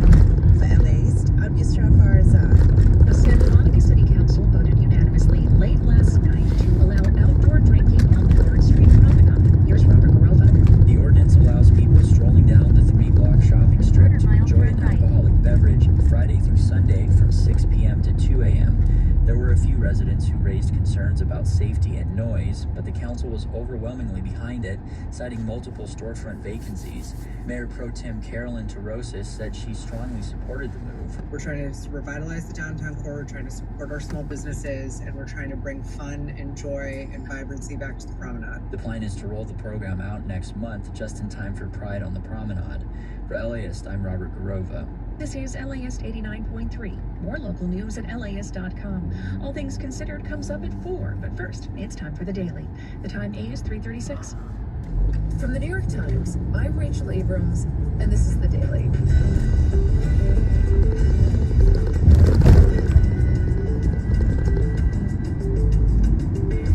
President Donald Trump is in the Middle East on the first major international trip of his second term.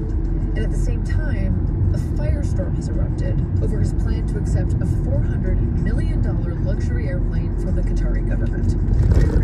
Today, my colleague Maggie Haberman explains why, to many people, this free plane is problematic. Is it here? And it's not just because of the All right, have a nice day. but also what the car might expect in return. Head to your pickup on McClintock Avenue.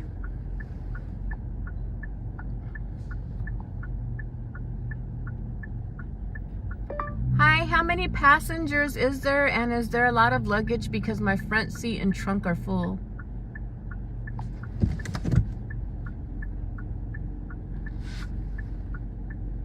Hopefully there's not too much because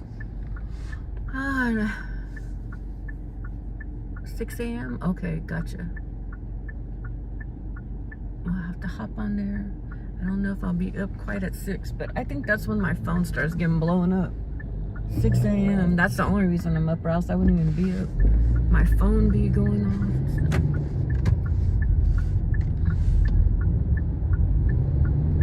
Barely be rolling around. Using the left lane, turn left on McClintock Avenue. Are you already at the house then? I need the bathroom. But I'm picking up a customer. Let me see what they say. They seen my message. I know they'd be mad, but oh well.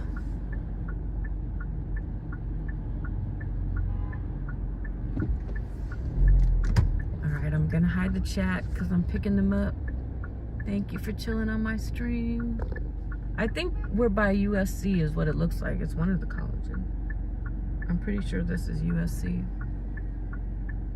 And I'm picking up a person, taking them to the airport. I'm praying. It is USC. I see one of the little buses says it.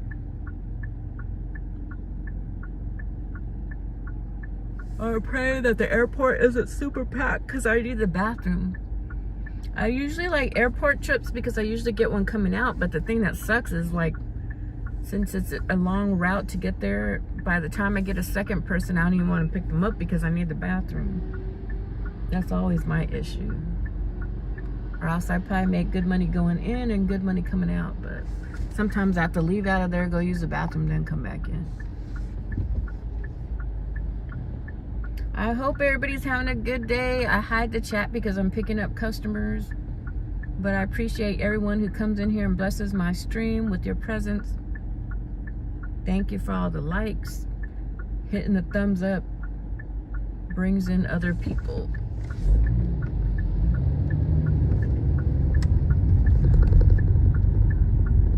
Pickup set on the right. Yeah, we're by USC. If anyone's thinking about going to college out here in California. Oh no, I can't do it. I'm gonna cancel it. If that's that lady. Let me see, it's Seth. There's a guy out there too. I don't think I could. I don't know who's. I sent him a message. No. Hi, I'm gonna have to cancel the ride. I don't think all your stuff's gonna fit in here. My trunk's full, my front seat too. Your trunk's full, your front seat's full? Yeah, I'll send you guys somebody else. I'm sorry. Okay. Unless you guys could fit in the back seat. Is it both you coming? It's just me. Do you think it'll fit in the back seat? And we'll make it work. You think so? Yeah. Okay.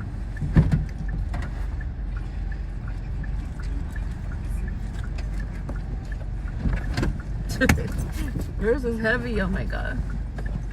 You fit in the back seat after that. Oh, yeah, there you go. Anything else, or? Can we like slide anything in the trunk? Yeah, you could try. Okay, in the trunk. Yeah, there's stuff in there, but you could try to put it on top.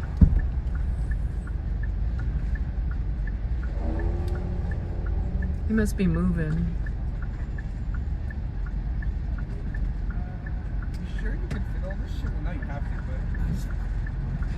but...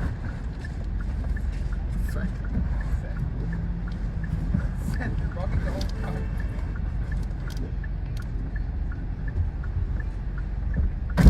Alright, you got it in. Okay, bye. Alright, this will be in my lap. Where are you gonna sit? I'll sit right here. There's nothing, bye. Bye. Let me see if I can pull the seat up more or something. Dude, What you were trying to do is impressive. Otherwise, I'm gonna miss the flight, right? Push the seat up if you can. There you go. Oh my god. Are you gonna kill yourself? 40 minutes like this. I'll see you later, man. See you. Oh god. Make it in. Okay. It's like the little. You gotta do what you gotta do. I guess so. We've been there, but gosh. All right, let's see. Where are you heading to? I'm headed to Seattle, but like the flight is. The Uber took like 30 minutes to give me. So I'm cooked if it's like. Oh no. I have to do something. My sister lives out in Washington. Please use your seatbelt for your safety. You moving back out there? Yeah, just back for the summer. Oh, just for the summer. Okay, gotcha.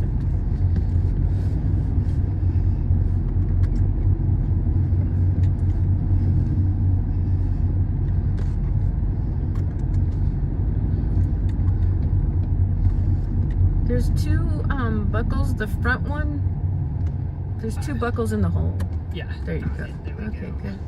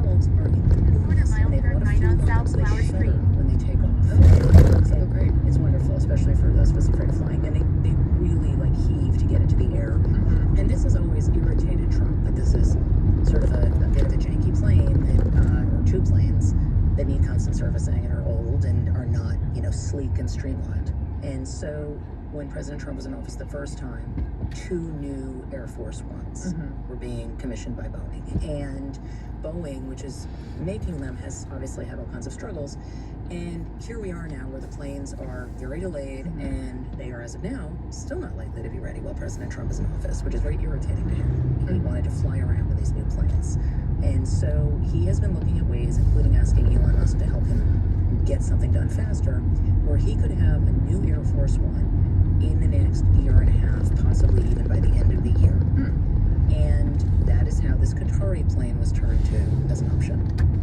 Why the Qataris? Why this plane? Why from them? So Trump toured this plane in February when it was parked at the Palm Beach International Airport, and he clearly really liked it. This is a plane, the Qatari plane, that has very lavish interiors, so it's probably not going to require a lot of work there.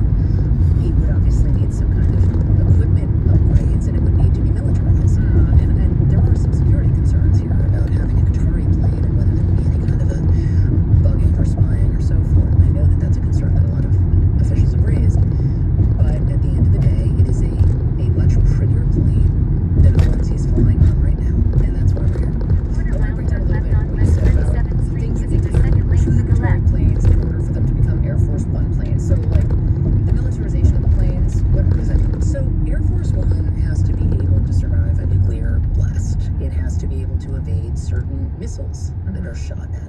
has to operate as a traveling command center for a president in wartime. Don't forget, President George W. Bush was famously in the air, you know, basically as a mobile White House after 9/11. So Air Force One has to have certain secure communication systems, and the hope would be to have it done by the end of the year. Is that realistic? A lot of defense experts have told us not really. That is what they have been looking at. And it seems, as of now, as if they are going to move forward.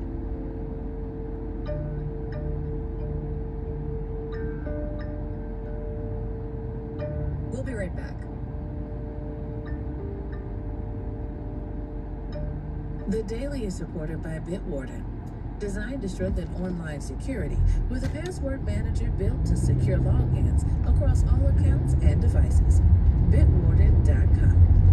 And by BetterHelp, committed to supporting mental health through therapy. Clients are matched with one of 30,000 therapists and can communicate via video, chat, or phone at betterhelp.com/public. Hear the stories shaping the world's conversation. You're listening to The Daily, produced by the New York Times. Learn more at nytimes.com/The Daily. How does the birthplace of jazz keep the art form alive? Education. To keep the music going, you have to give it to the young people. They're the future. Anybody know what this is? What if I put it like this? We visit Preservation Hall on the next All Things Considered from NPR News. Today at 4 on LAS 89.3. Invest in your community by donating the car you're no longer using to their latest. We accept all types of vehicles and all types of conditions. Power the journalism you rely on. Go to las.com/cars. Support for LA's car donation program comes from Kia. The Kia Niro Hybrid comes standard with 13 driver assistance technologies, like auto emergency braking.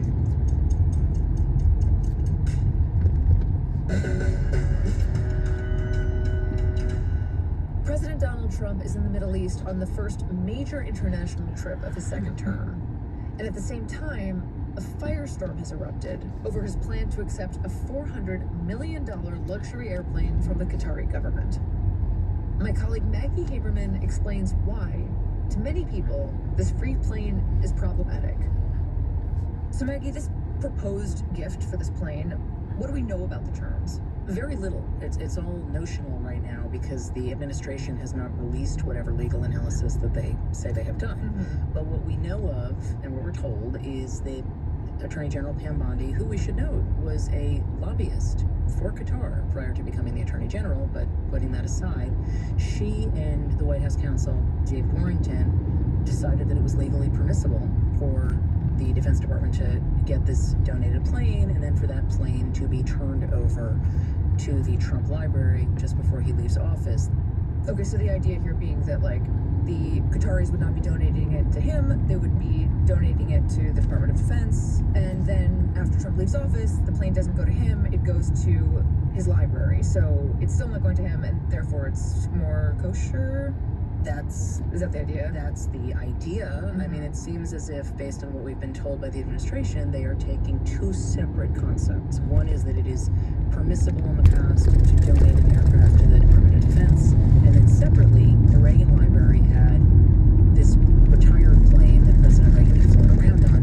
That plane is on display at the Reagan Library in Simi Valley, California. I've toured it. It's hard to imagine that President Trump would not like to hang on to this plane for personal use himself. It's much nicer than his own. He said on Monday that he is not going to keep flying around in it, but I know that most people who have some visibility into this process are a bit skeptical of that.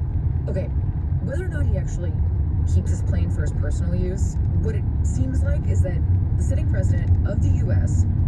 just got or will get or is negotiating to get a $400 million plane for free. And it just seems like it's hard to think of this as anything other than a gift, even if they've technically donated it to the Department of Defense. Yeah, look, this doesn't match any kind of Department of Defense donation that I'm aware of in the past.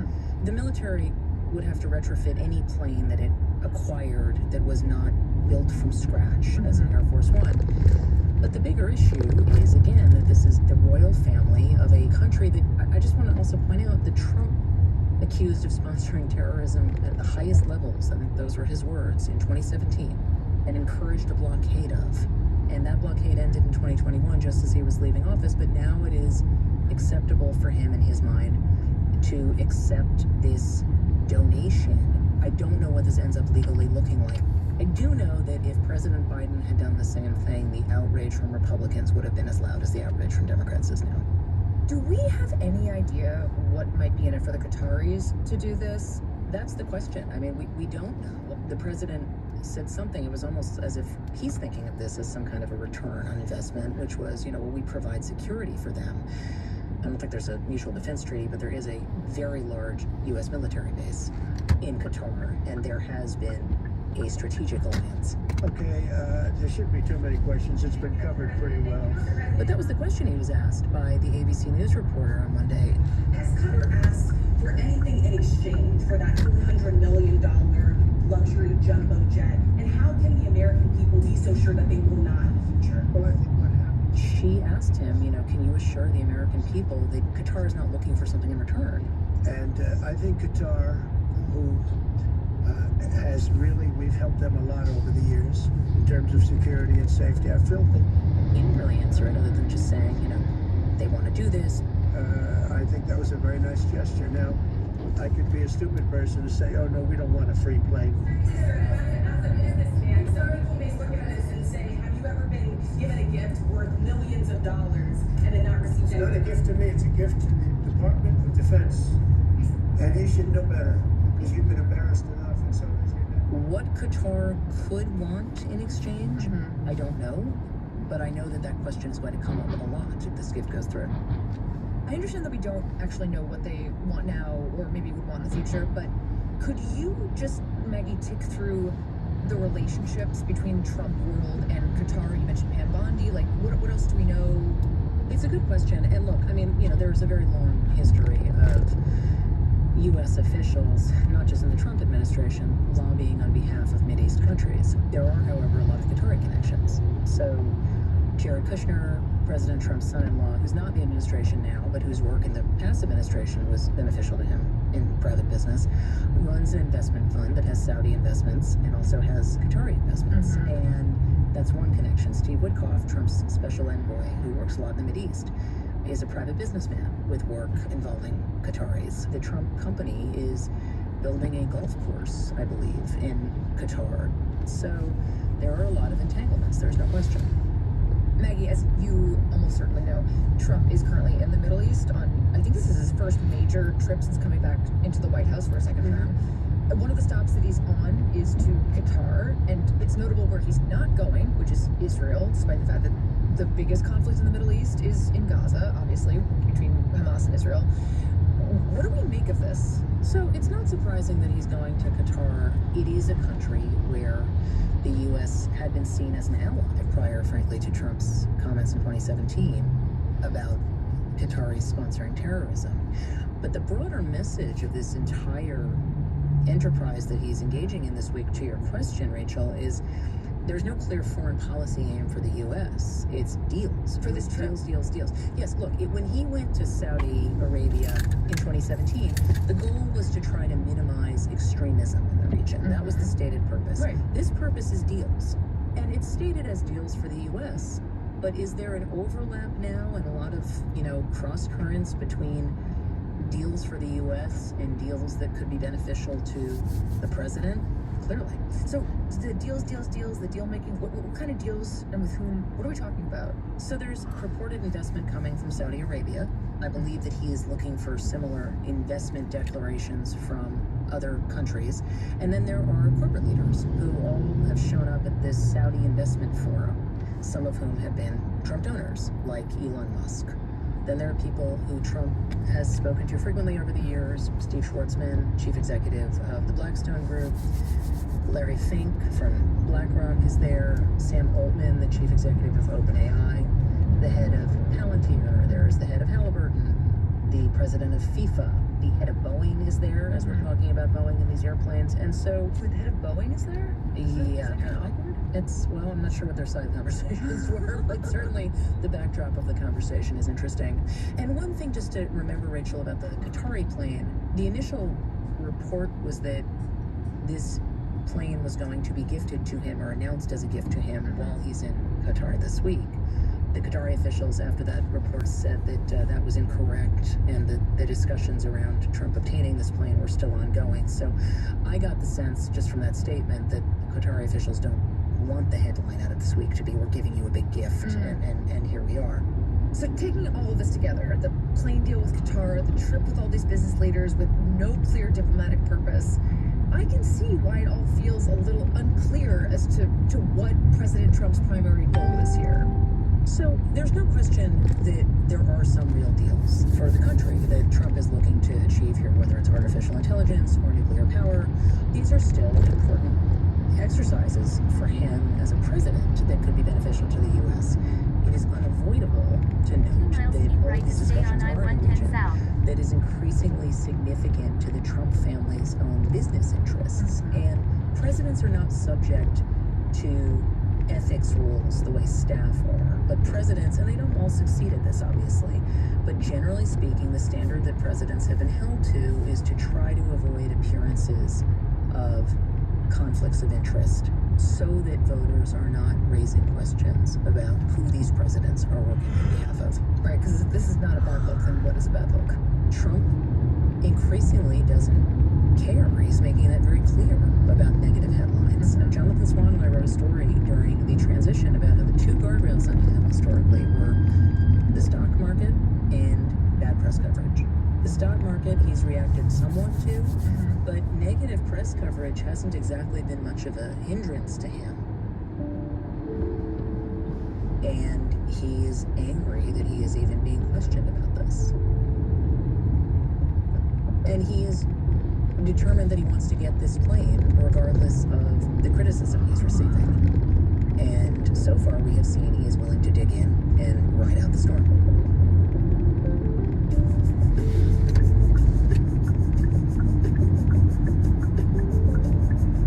Becky, it's been a pleasure. Thank you so much. Rachel, thank you.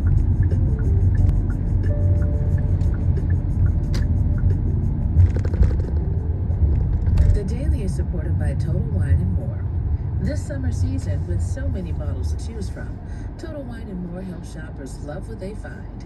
Total Wine & More. Drink responsibly, be 21.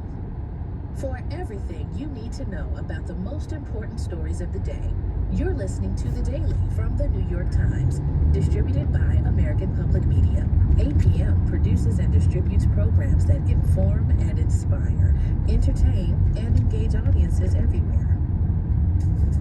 The Daily is powered by the journalism of the New York Times. It's distributed by APM, American Public Media. You can go deeper into the stories you hear in The Daily at nytimes.com/The Daily.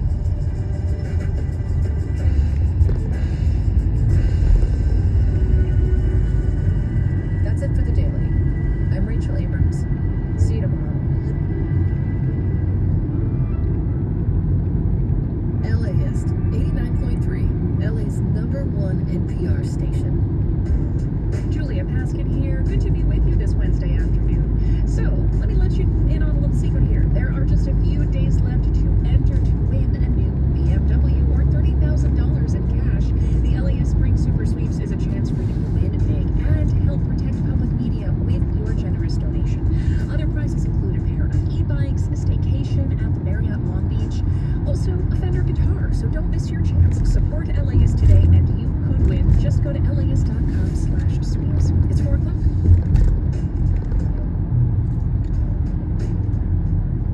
We are Hurley Jim and Molly Bowling, and we are excited to be longtime listeners and members of LAist and the Legacy Society. Join us at laist.com/legacy. This is LAist 89.3 KPCC, Pasadena, Los Angeles, and Orange County, a community service of Pasadena City College, celebrating 100 years of helping students transfer to 4-year universities. Visit pasadena.edu. Now at 4, a TV team of NPR reporters has been looking at federal agencies and employees impacted by DOGE cuts, from food inspectors to nuclear scientists to firefighters and more, and are piecing together some of the broader effects of the Trump administration's restructuring efforts. Live from LAist 89.3, this is All Things Considered. I'm Julia Paskin. Also this hour, Major League Baseball announced that the late Pete Rose, an all-time great, will now be eligible for the Hall of Fame. Rose was banned in 1989 for betting on games. And people in San Francisco went searching for hidden treasure yesterday, and it only took one group of friends about an hour to find it. A big gold nugget, gold francs, bronze coin, 3 collectible Barry Bonds baseball cards. More on this epic treasure hunt. It's Wednesday, May 14th. The news is next. Live from NPR News in Washington, I'm Jack Spear. President Donald Trump received a special escort to Qatar when several fighter jets appeared to the side of Air Force One as the president flew toward Doha today. Here's Franco Ordonez reports on the second leg of Trump's trip to the Middle East. For a second day in a row, President Trump received a lavish welcome, this time from the Qatari Emir, including Arabian horses, camels, and a red carpet arrival ceremony. Trump touted their friendship and thanked the Emir for helping the U.S. as it works to resolve the conflict in Gaza, as well as the war in Ukraine, and teased some upcoming news about the conflict. I think we're having some pretty good news coming out of there today and maybe tomorrow or maybe Friday, frankly. But we'll see about that. Like in Saudi Arabia, the Qatar stop is expected to be defined by business deals, but it also comes with some scrutiny over his idea to accept a luxury jet from Qatar that could serve as a temporary Air Force One. Franco Ordonez, NPR News. The U.S. Supreme Court is due to hear arguments tomorrow on whether to end birthright citizenship. Based on a new NPR Ipsos poll, that is opposed by a majority of Americans. We'll hear from NPR's Joel Rose. There is wider support for the administration's stance on immigration. Trump's crackdown has gone in some ways well beyond what any previous administration has tried. For example, his push to quickly deport alleged gang members without giving them a chance to contest those allegations in court under a seldom-used wartime law from the 18th century called the Alien Enemies Act. Almost half of respondents in our poll say they are in favor of that. But some of Trump's other proposals have less support. For example, birthright citizenship, the long-standing practice of granting citizenship to any child born on U.S. soil, regardless of their parents' legal status. Most legal scholars say that is guaranteed by the 14th Amendment to the Constitution. Trump, though, is pushing to end it, and our polling shows that 53% of respondents oppose that. NPR's Joel Rose. Transportation Secretary Sean Duffy was in the hot seat on Capitol Hill as lawmakers raised concerns over failing infrastructure of one of the nation's busiest air travel hubs. Mary Windsor Johnston reports. Lawmakers say outdated radar systems, delays, and safety concerns reflect a broader break in the country's aviation infrastructure.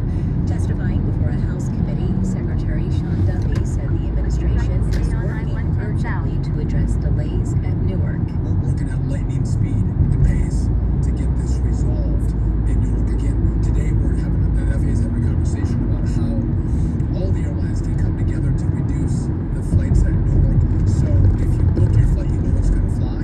The hearing comes amid a series of near misses and growing public frustration over the safety and reliability of the nation's air travel system. Windsor Johnston, NPR News, Washington. This is NPR. Live from LAist 89.3, I'm Julia Paskin. In local news, Governor Gavin Newsom has announced that California is facing a $12 billion budget deficit and an uncertain financial future for the state. CalMatters' Alexi Kossev has more. Though the economy was growing until recently, President Trump's on-and-off tariffs have hurt the industries that bring the state the most money, including shipping and agricultural exports. The state is also highly dependent on income taxes from the wealthiest Californians, who have seen significant losses in the stock market. Newsom's budget plan also forecasts a 4% decline in tax revenue, or $16 billion. Formerly incarcerated firefighters are now getting a chance to work in the LA County Fire Department after a board of supervisors vote. Dana Hernandez reports. Currently, formerly imprisoned firefighters can't join the county fire department because they have criminal backgrounds. But the motion relaxes those restrictions by creating entry-level roles specifically for this group. Eduardo Herrera served nearly 20 years in prison, including 2 years as a firefighter. He now works with the state fire department, which already loosened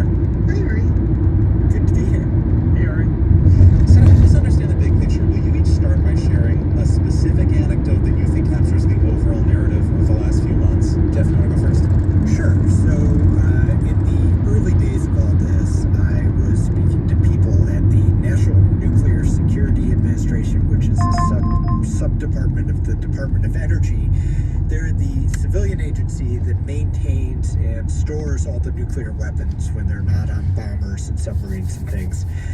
And they told me managers were given just 200 characters, not words, characters, to justify why employees of the agency should not be fired. And these people have very technically complex jobs that are essential to national security. Like a tweet used to be 140 characters to explain why somebody handling nuclear weapons should keep their job. Exactly, exactly. And they just felt it was an impossible task. Kirk, Andrea? Yeah, Ari, I've been talking to people at the USDA's Animal and Plant Health Inspection Service. These are the people who make sure invasive pests and diseases, plants don't enter the country, and making sure, fruit, mangoes, produce coming into the country into supermarkets is free of disease. So this agency has seen about 1,300 some people since January take this deferred resignation program, or these the form in the run. This was the offer to resign your job and get your pay and benefits through September, but you're basically being paid not to work, to leave the government. And now we're learning that the USDA is trying to rehire people to do some of these jobs. The Agriculture Secretary, Brooke Rollins, was asked about this on the Hill last week. Here's an exchange that she had with Democratic Senator Patty Murray of Washington. We are actively looking and recruiting to fill those positions that are integral to the efforts and the Going and looking for new people to fill the positions that they have experience in. We're having those discussions right now. We're working with all of them. That's a question that a lot of these workers who took the deferred resignation offer are asking too. I mean, including many of them who didn't want to leave their jobs. They felt forced to leave because they were being bombarded with these messages saying, there is this offer, we're making this available to you, and if you don't take it, you may lose your job anyway. I mean, Trump's director of Office of Management and Budget, Russell Hope, has said that traumatizing bureaucrats is part of the goal, that he wants them to feel targeted so that they're more likely to leave. Kirk, does what Andrea and Jeff are describing ring true to the people you've spoken with and the reporting you've done? It does, and to zero in a little bit on what Andrea is saying, the USDA, it's a massive federal agency, and underneath the USDA is the U.S. Forest Service, which is often dubbed the fire service. They're the lead agency for firefighting, and there's a lot of uncertainty about restructuring there. It's unclear exactly how many people were RIF'd or reduction in force back in February. Officially, the agency is telling us 2,000 or so Forest Service employees. The union is telling us it's higher than that.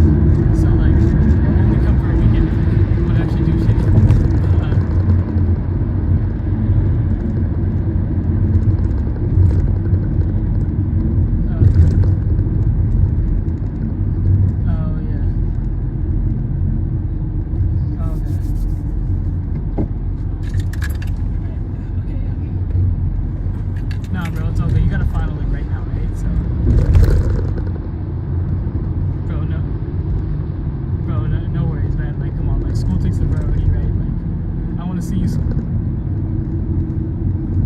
Okay, well, passing school takes a priority. Bro, did Thumbs tell you about my Tetris situation in this car? Yeah.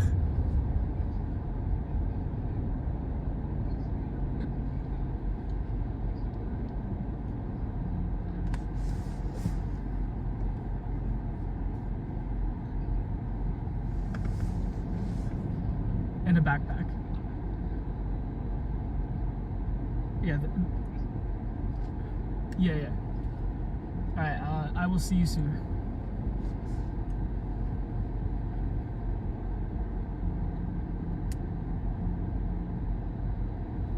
Yeah, thank you so much. It's like, I'm like cutting it very close. So I could not order another Uber. Oh no.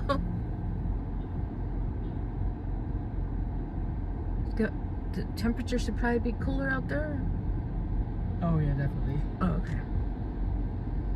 Are you close to the LA? I mean, not TC Tech?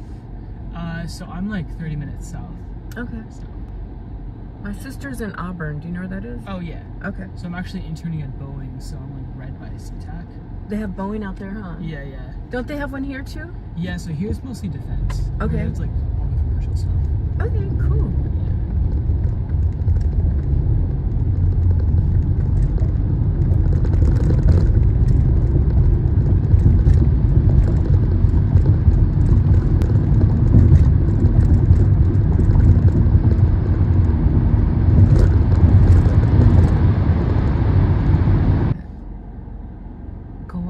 Because I need the bathroom.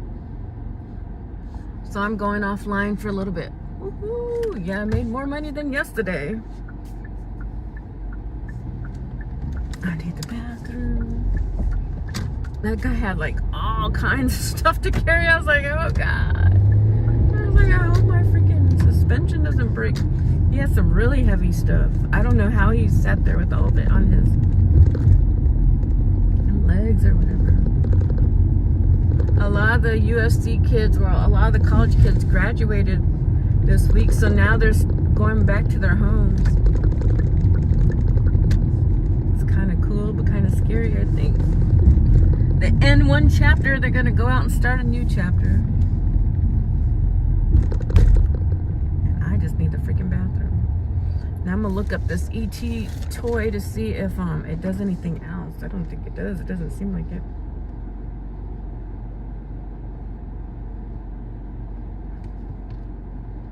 Ooh, I need a bathroom.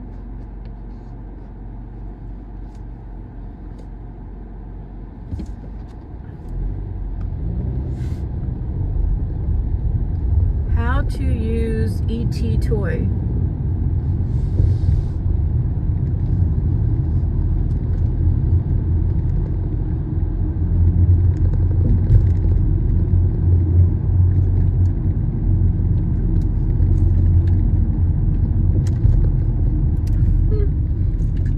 Different ET toys, so I might have the wrong one.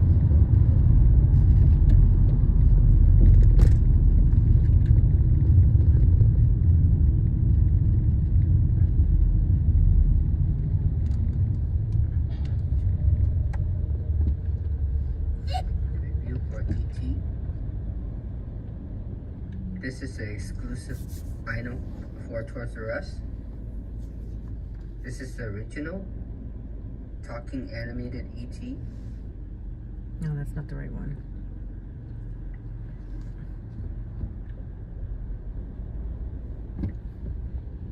Quick unboxing! What? Oh my God! It's an ET! It's a finger. That's a different one. Poke you in the eyeball. That's a different ET.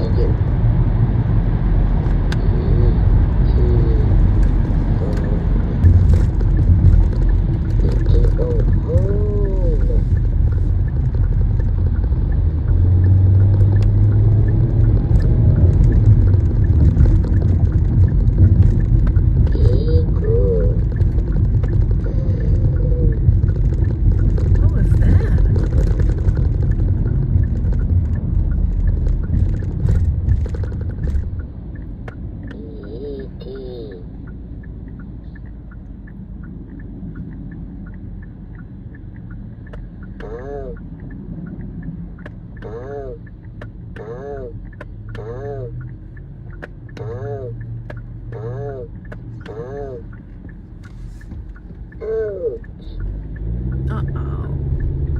We heard E.T.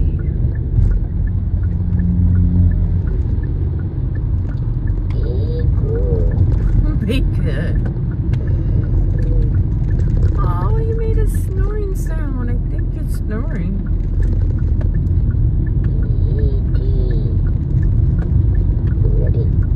What? Pretty? Oh. Oh.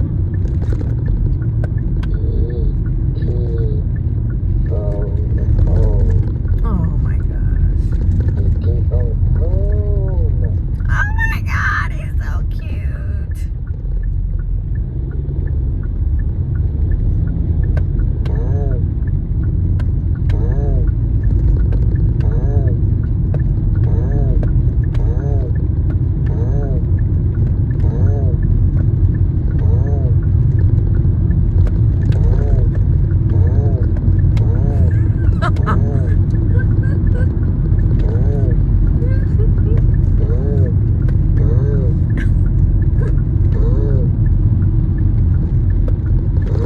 I'm going to In-N-Out. I need the bathroom, and I think I'm going to order me some animal fries.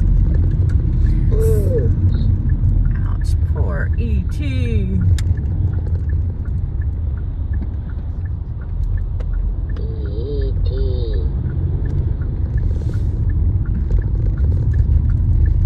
Oh, snap. Look over here, look over here. I have to talk. I talk to the drivers as if they can hear me. Oh, E.T.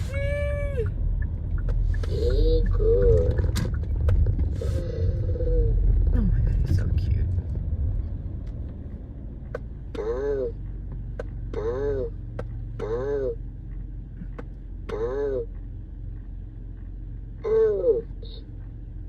Thank you. E.T. phone home. He is too cute. I love my little E.T. I can't wait to get the E.T. shirt. It's coming. It's like, I think it's handmade shirt.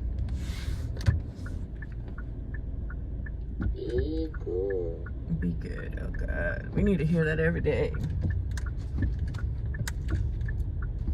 E.T. needs to be there with us every day telling us to be good. Woo! In-N-Out! Here we come! In-N-Out is my savior with the bathroom and then their animal fries. I will gladly buy some animal fries. If we don't get killed by the people in the drive-thru. We're gonna park dead center so you guys could do some eye spying.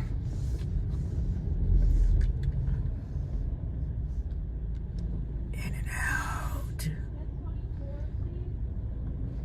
Guess 24, please. As soon as you pull up, they're making that money. We ain't even walked inside and you can hear that they're making money. Okay, I need the bathroom.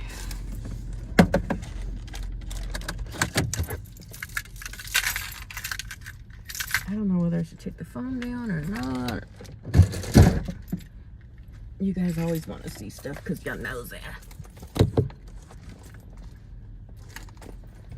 I need the bathroom though.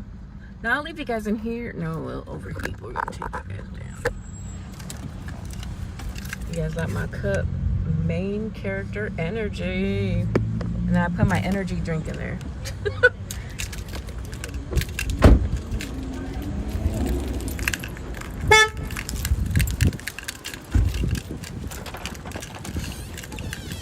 I don't know what the hell I was thinking with that. I'm about to go use the bathroom now. I'm about to hide the camera in the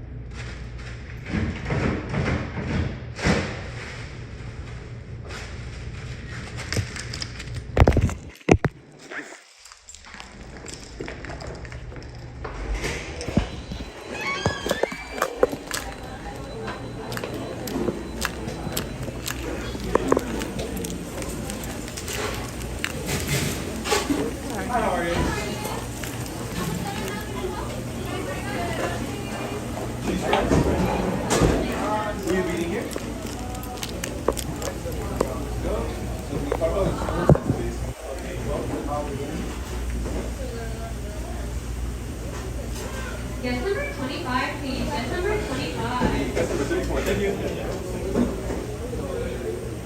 These fries to go. Hi, how are you? Hi, how are you? Guest number 25? Yeah. Are you ready? Yeah, I'm ready. Can I get some animal fries with extra sauce and extra chili? And can I get a cup of ice or? Oh, what a cup?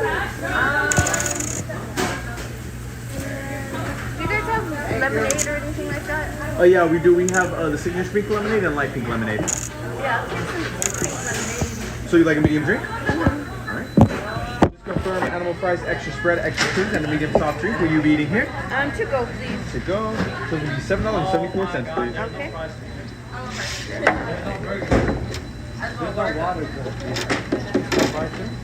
I have them on discount.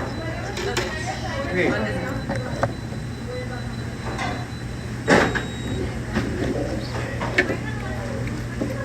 Medium soft drink. You get your order number. You're gonna be guest number 35. Thank you. Thank you.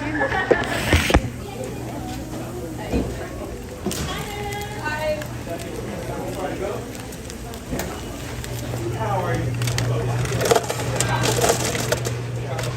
Getting some ice for my energy drink. Oh, there we go. They got light pink lemonade.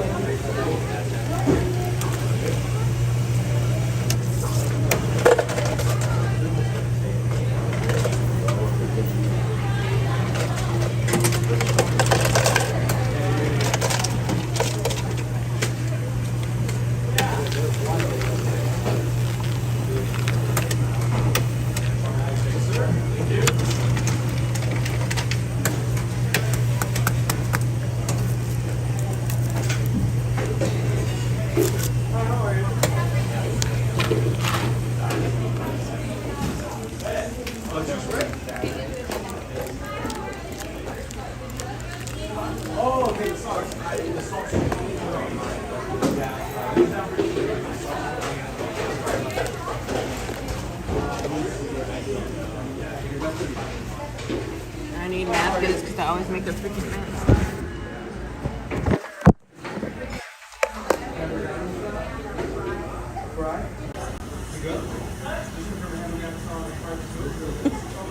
All right, you guys, we are number 35. Guess I'll go wait over here for a minute. Guest number 34, please. Oh no, we're getting close. Guest number 27, please.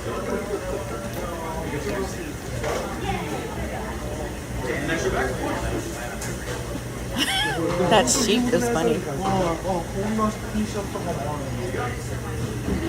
How are you?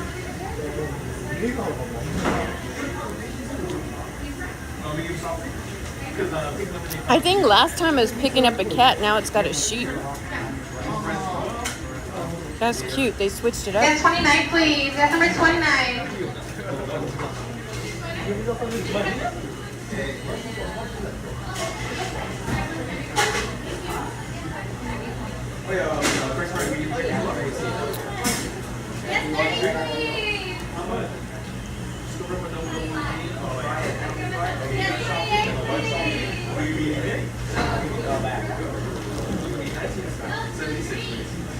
Guest 28 and 30, please. Guest 28 and 30.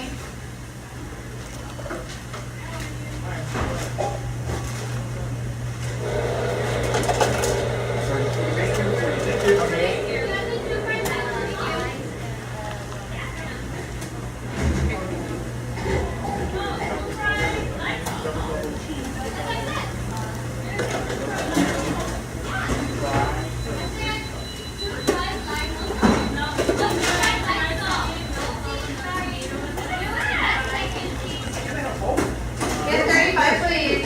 Yes.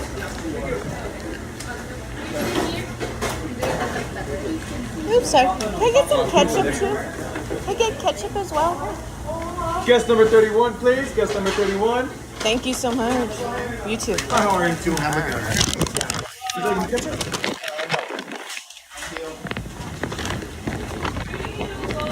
Guest number 32, please. Guest number 32. Thank you. Yes. The highlight of my day, some In-N-Out animal fries. I love animal fries. To get in the car is a chore with all my junk.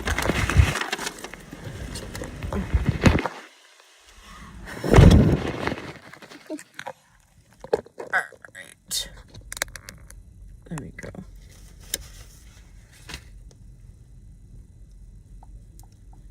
My friend sent me a message earlier. I want to get some of his jewelry. He does jewelry for celebrities, and he's worked with like Erykah Badu. I was telling him he needs to get a YouTube channel going.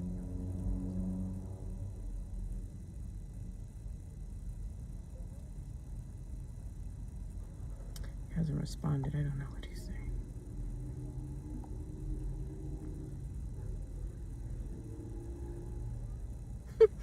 All right. I wanted to support his business and check out some of his stuff that he has for sale, but he hasn't responded. Let's see. He was having a bad day earlier. Ugh.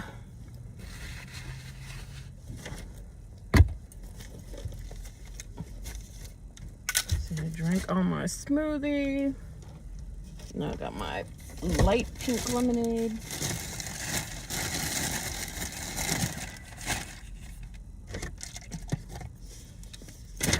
Show you guys my animal fries as I pig out. So boom, we got that In-N-Out. Yes, yes, yes, yes. I got my little fork. All right, I'm gonna turn it around so you guys don't see me pigging out for a second. I gotta set it up. You guys get it. Oh, I gotta turn the air on. It's too hot up in here. It is too hot.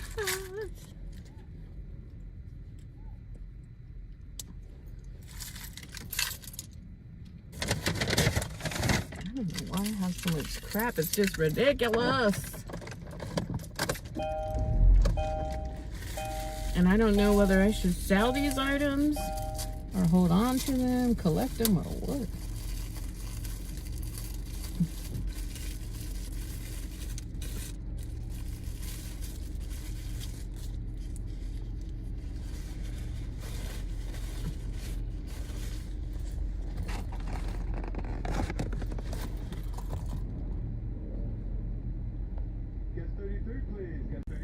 See, it says animal fries on the back. I never noticed that before.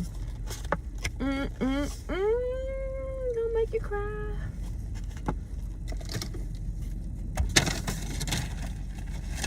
Let's listen to some of the other ET encounters with their ET toy.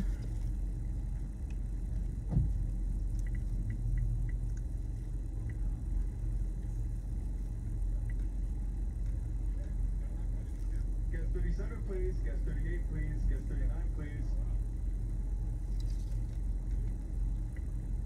please. Look at these ETs. These ones are cute. I'm gonna have to get me one of these.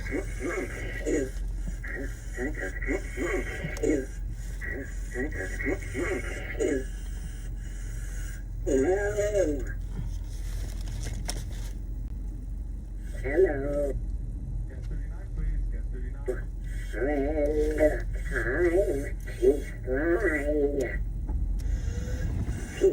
My car always turns off because I don't have that button pushed. I hate that stupid restart button or whatever the hell it is. Oh, these are E.T. Furby from 2000. All right, I'm gonna eat some of these and then I'm gonna turn it.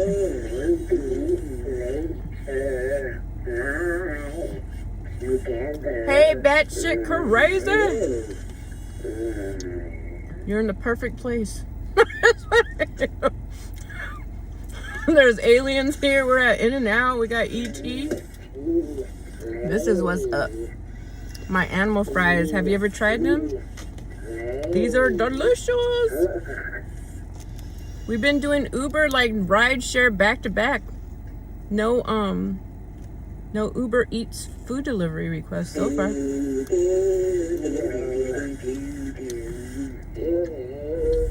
Why is your name batshit crazy? You're at the perfect place. You hear E.T. talking in the background.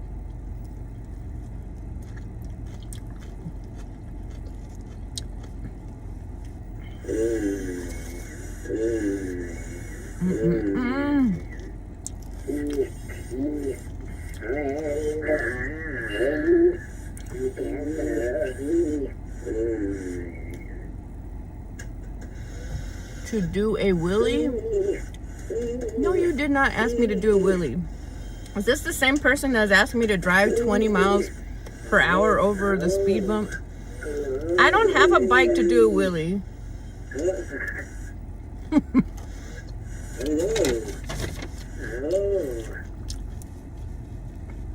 This is about as good as it gets. He's telling you to be good.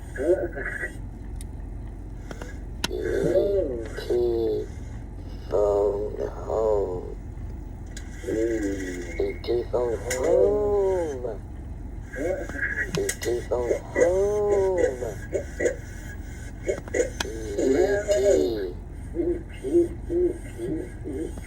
Ready. E.T. E.T. E.T. E.T. E.T. E.T. This man's looking at me in the parking lot. He's probably like, what the hell is she doing with E.T.?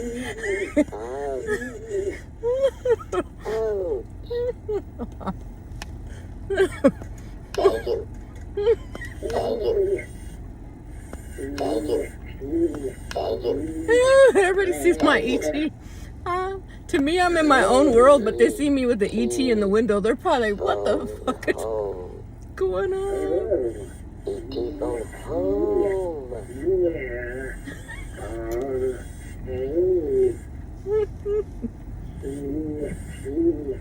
Hey, me and E.T. kind of match.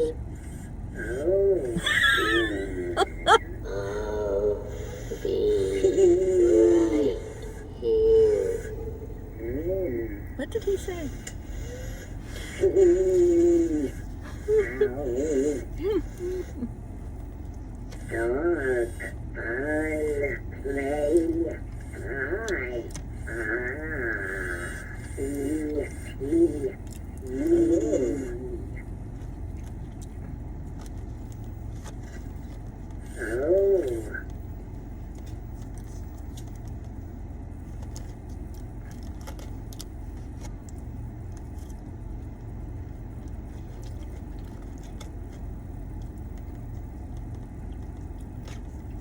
I think they gave me a little bit hard French fries today.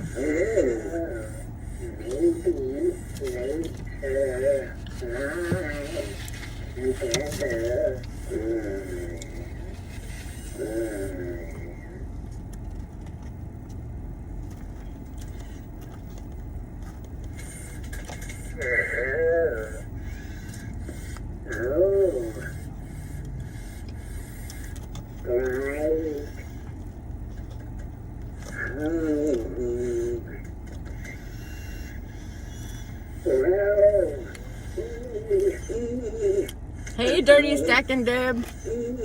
These are animal fries. I'm at In-N-Out. This is In-N-Out. We're chilling with E.T. E.T.'s my friend over here.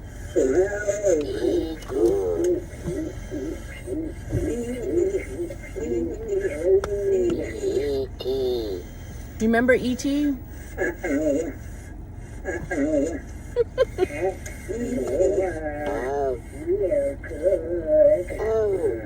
Ouch. Thank you.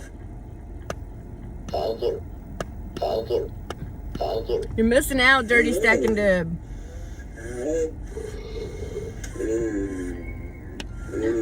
He does play the song.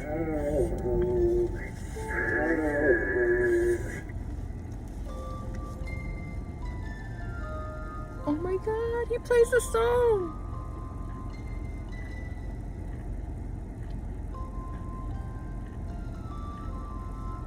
That's a good question. I don't think so.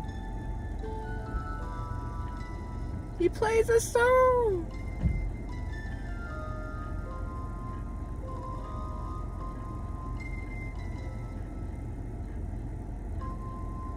This would be good for a little kid.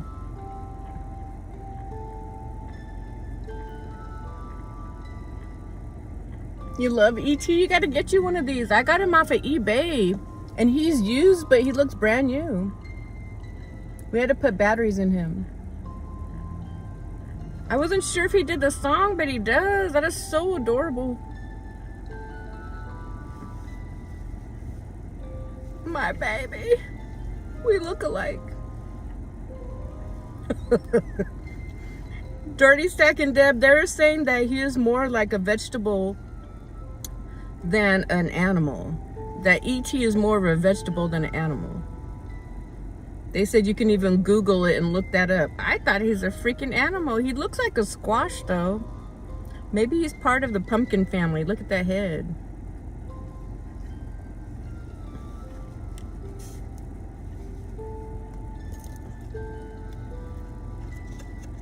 Are you done for the day, Deb? Did you get that stain out? That soda pop stain?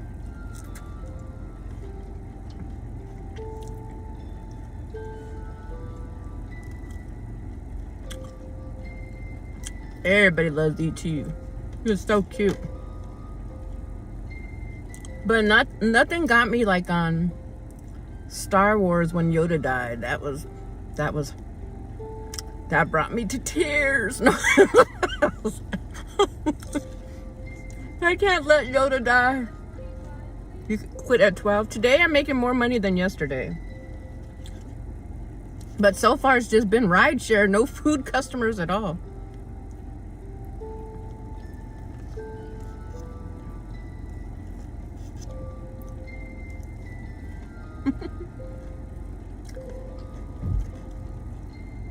The little kid sees my ET in the front seat. He's probably, what the hell's going on here? These are freaking good, Deb. You gotta come to California and try these. They got cheese, I think Thousand Island sauce, I'm not sure. And little, like, look like pepperoncinis or something. I love these animal fries though, but these ones stare a little bit harder than usual. See? They should have gave me some new fries.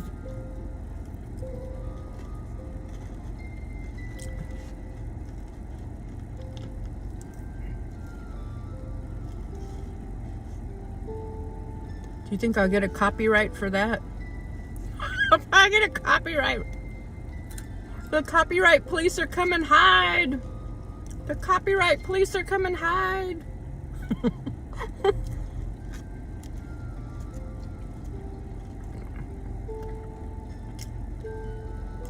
All right, go for it, Deb. I'm here.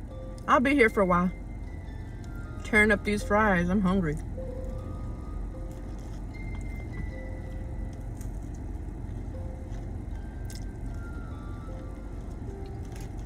I wonder what ET eats. Does anybody know? I can't remember. It's been like 100 years ago. That's so cool when your movies or your products outlive you. You're dead and gone and your business is still going. I'm like, wow, that's pretty cool if you ask me.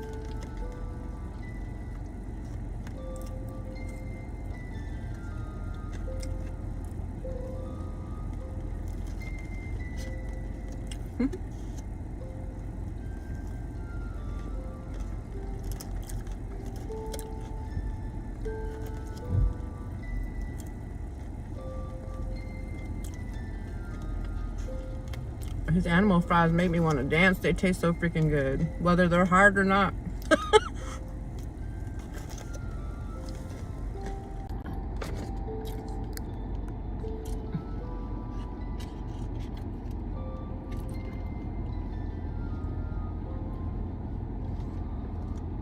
I'm glad I got my little ET toy. He's worth every dollar.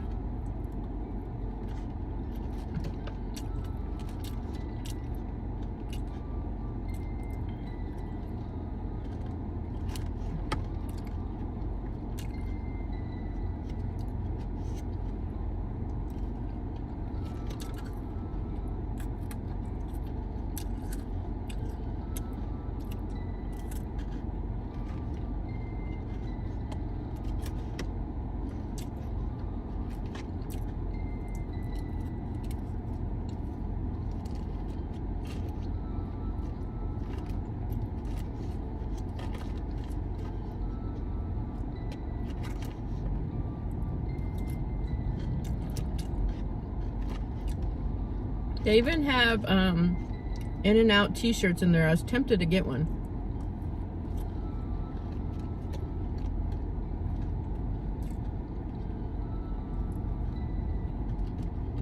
In and Out even has their own merch.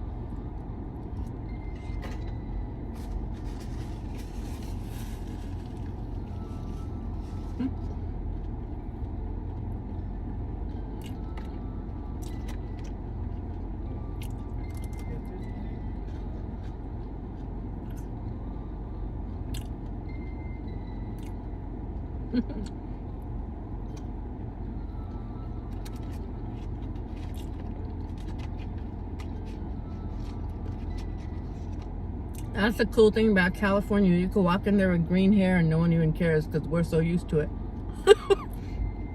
That's what I've always loved about California.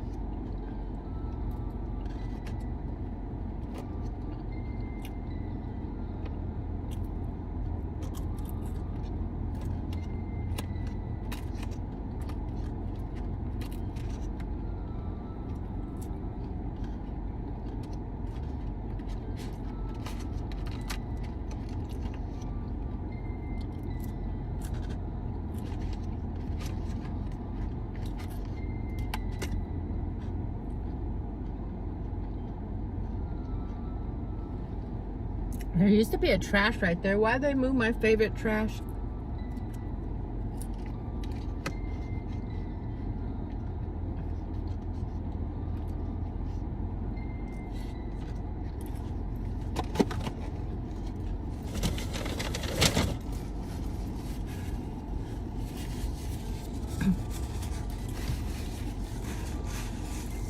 If anyone's watching, make sure and hit the thumbs up. It helps bring in people in here.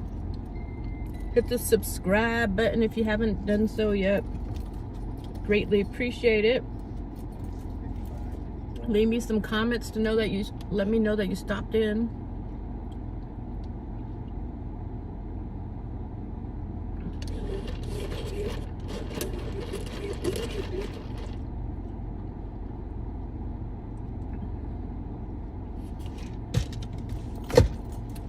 Alright.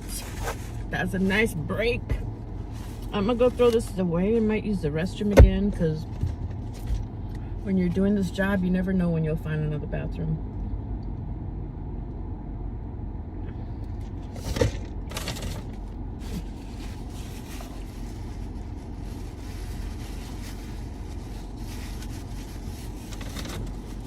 I'm gonna let you guys chill in here, but I'm gonna go use the bathroom and toss this.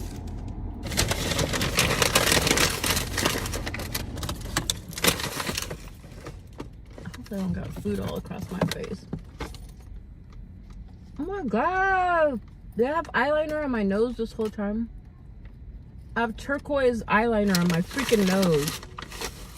And nobody told me.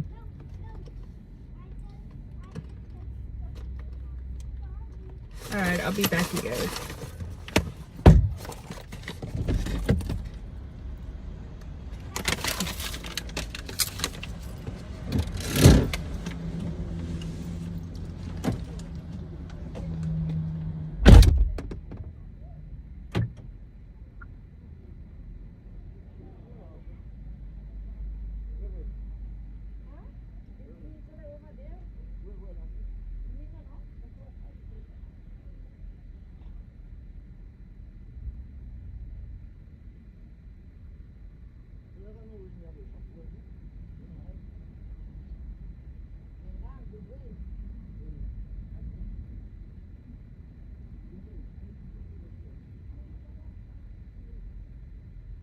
Yes, 58, please.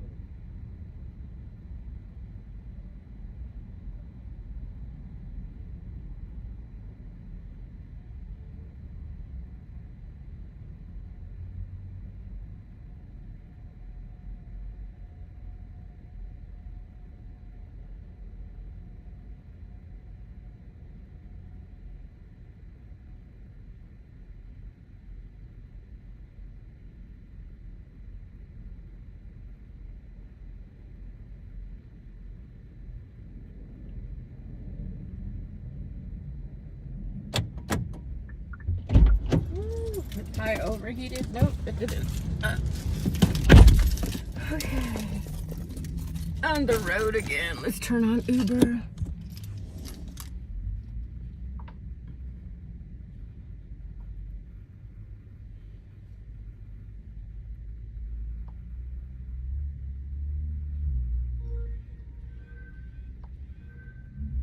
Yeah, we got food on and ride share and everything. I need to plug up my phone though.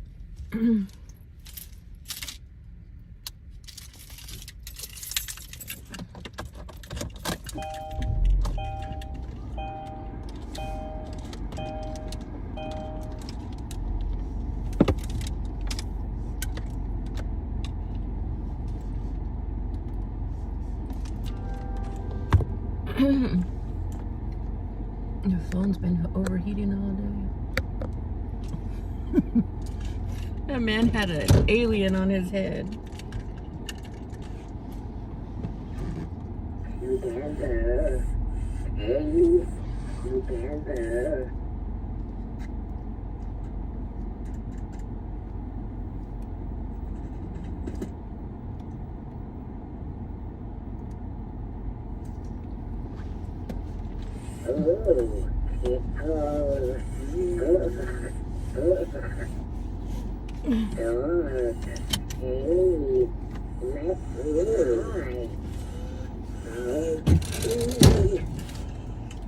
I would get an energy drink, but I've already basically made my goals, well, close to my goals, so I don't need no energy drink. I'm not gonna be out here till 10 or 11 today.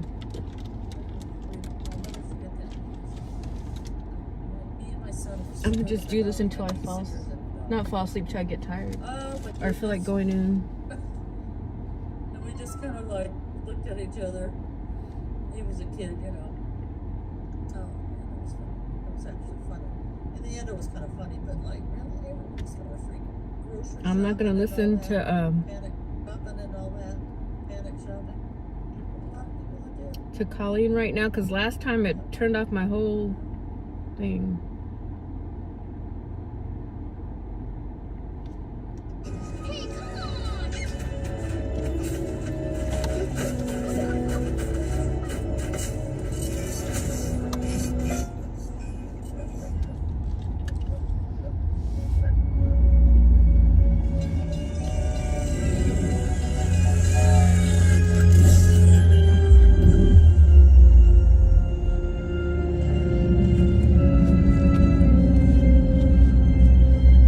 You guys, we're gonna move to a different location.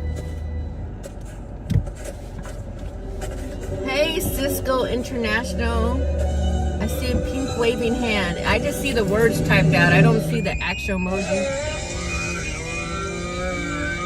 Can you guess what movie this is? I've never ate a burger at In-N-Out because I'm a pescatarian. I only eat their animal fries. You came back. My son, but my family. I bet they taste good. I wish they had an Impossible Burger at In-N-Out. Lots changed since you were here. It's called the internet. Do we want to go towards El Segundo, or do we want to go towards more close, like to Venice Beach area? Now, okay? We got Uber on though. We're trying to work. Nope, I'm a pescatarian. I've never tried their burger. Love their animal fries though. I know, I wish they did too. Show me Christmas favorites. What are you up to? What are you doing, Cisco?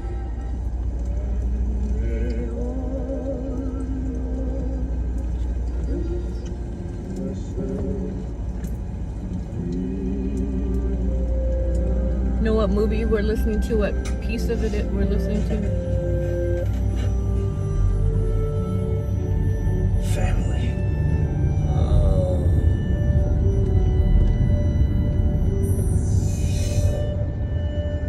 Yum, what'd she make? You're lucky to have someone cook for you.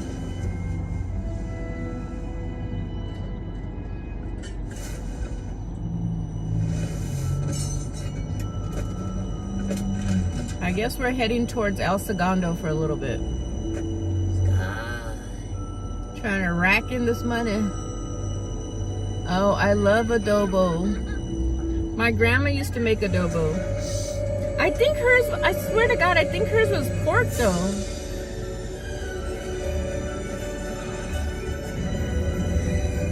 I cut the potato. Oh, at least you helped. I had some really good potato salad at BB's house on Mother's Day. She hooked it up. Her potato salad was so freaking good. She said she let the potatoes boil for like 4 hours, like really slow though. I love me some potato salad. I love me some adobo too. Yeah, I used to like it when I was young. I tried like a vegetarian version. We have a place called Veggie Grill out here and it was disgusting. I was like, what the hell is this? I know, I love me some potato salad. I don't get it that often because you know that takes a while to make. They have potato salad at the grocery stores and it is like plain Jane. No flavor, no seasoning. I'm like, what is this mess? It doesn't taste anything like homemade potato salad. Do you do Uber or rideshare? or DoorDash or grocery delivery, anything like that? If so, did you hit your goal for the day? You know, there's always been talk of sequels and things like that. And it's really funny because it's Steven Spielberg's baby, you know, and he's very particular about this film. So I've always viewed any attempt at revamping the character or showing it, you know, in a different context as sort of a thing that's never going to happen. And they said, well, Steven signed off on the story. He loves it. And I said, what? We ordered DoorDash all the time. Oh, that's cool. On Mother's Day, my mom got like a whole bunch of groceries and ordered some food. So I'm sending it from like California to Arizona. It was kind of fun being on the other side, sending someone food instead of doing the delivery. And making sure the people got a tip. I had to tell my mom, I was like, do you know how hard it is doing the groceries? Like going to the damn grocery store. My sister is in Florida as a DoorDasher. Oh, that's awesome. Tell her we said hi. Yeah, I'll bet. I was telling my mom, I'm like, do you know how hard it is?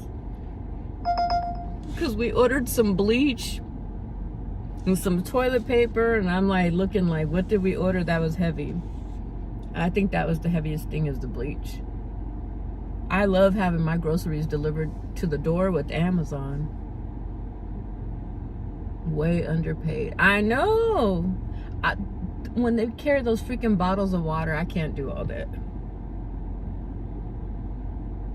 But I appreciate that someone brings mine when I order from Amazon. I give them a big tip. They already have a built-in tip, and I add some more to it. Because for people who are injured or whatever, have some difficulties carrying heavy stuff, I'm like, if someone can will it to my door, amen, thank you, Jesus. It makes a big difference. We're back in El Segundo. I guess we're making rounds over here. Oh, it keeps saying I have a customer. Oh, we got a customer.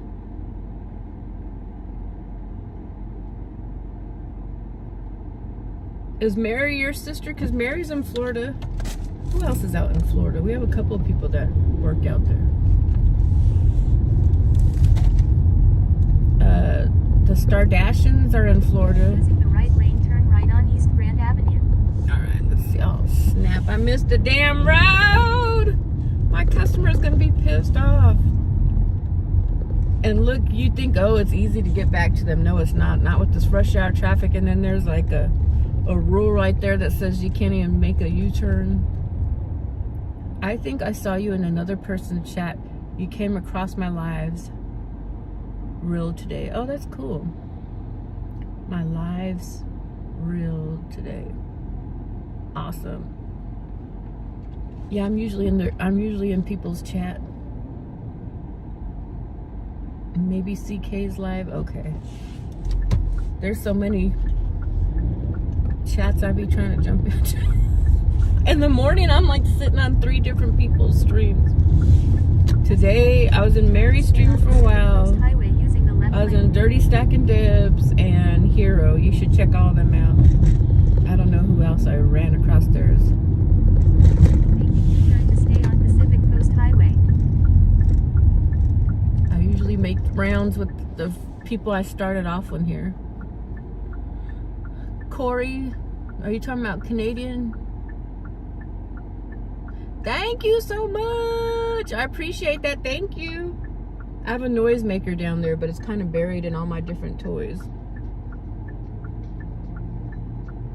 Yeah, some people, I thought I was doing good being in 3 different people's stream at the same time, like a god or something. Just like, but they're like in 20 different streams at the same time. I'm like, how the hell do you do this? How can you do 20 people? No! And what's really scary is when I go from one stream and I see Kaylee in one stream, I'm like, I'm in this stream, and then Kaylee's over on the other stream at the same time. I'm like, how are you on all these different streams at the same time as me? Oh, was a Filipino Friends live? Yeah, I got a lot of Filipino friends on here too. From I have a new friend, Lucy. You guys, I think her stream is called Lucy Warrens. I think her last name's Warren. She's really nice, and she's got like millions of people on her stream whenever she goes live. She says she has a lot of Filipino friends. I don't know how. I don't know if she has some type of ties with the Philippines or she just met them online. I'm part Filipino and I want to go visit over there, so it's kind of cool seeing like where they live and how they speak and dress and some of the things that they do for fun. I'm so happy now that I live in a world where we can see other parts of the world live and see like what's going on over there. Because back in the day, we used to just have to like read about places and imagine it in our head. Now we get to see like what the real deal is. And I went to film school, and it makes a difference like having visuals because like I heard about the Holocaust. It sounds horrible, but when you see the freaking video footage, you'll realize how bad it is. Like, it's one thing to hear about stuff, but to actually see like some of the stuff that was taking place, it's horrific. Turn left on East Grand Avenue. They have multiple phones and accounts. I don't know how many phones they got. You should visit. It's so. I want to. I've been talking about going to the Philippines, Australia, and New Zealand. I have a lot of New Zealand friends too. Yeah, I think it's wonderful. It opens your eyes. It exposes some things. It celebrates some other things. So it's wonderful to be able to see all these different places and people and things like that. Hopefully I could get to my customer. They're probably wondering where the hell I'm at. So if you're new to my stream, I just want to share with you guys, I do ride share. And so when I'm picking up customers, I like hide the chat. Oh yeah, I totally get it, Cisco. Yeah, I'm about to pick somebody up. So I will be hiding the chat. You guys are welcome to I Spy. That means chill on my channel and see what I see and listen in when I'm driving folks around and dropping off people, picking up groceries and things like that. If you guys ever have any questions, my email address is in my About section.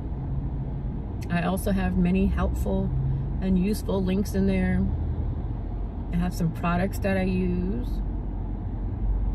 I have my other channels on there. So feel free to check it out. And like I said, there's my email if you ever need to message me on there. This is what rush hour in Los Angeles looks like. You're kind of like just stuck in one place.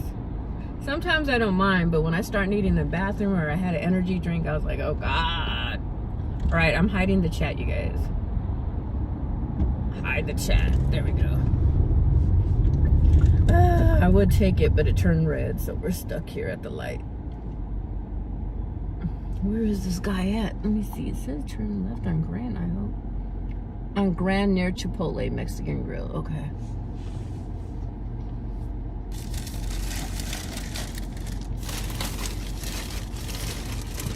I got me some headbands from Dollar Tree. I hope they look alright.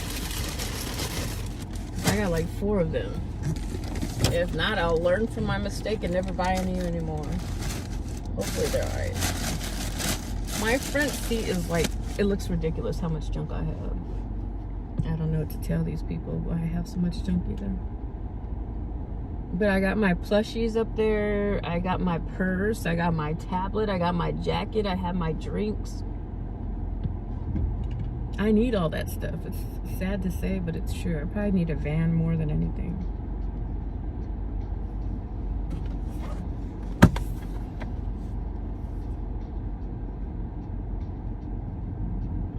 Oh my God, there's a Kia Soul. It's like a purple and it turned another color.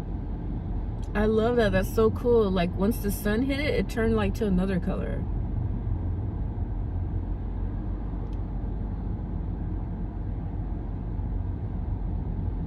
Oh, let me listen to my ET. I was listening to the YouTube video on E.T.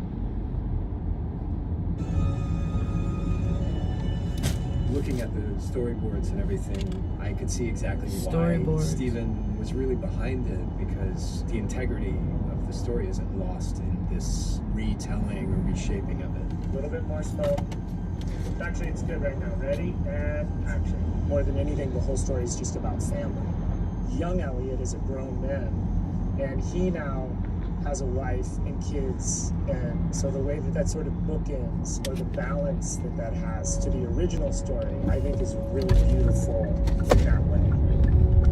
This commercial is really all about connection and togetherness and building unbreakable bonds with people. I mean, I think this makes a really nice holiday film, because the holidays are about friends and family and distant relatives coming together. Sometimes after long periods of being apart, sometimes in spite of great distances. Hi. How are you doing? I'm good, thank you. Okay, good. Everybody's doing. Head to your drop off at Blossom Ramen. Alright. Sounds like some good food. Let's see where we're headed. Oh, like give me another customer.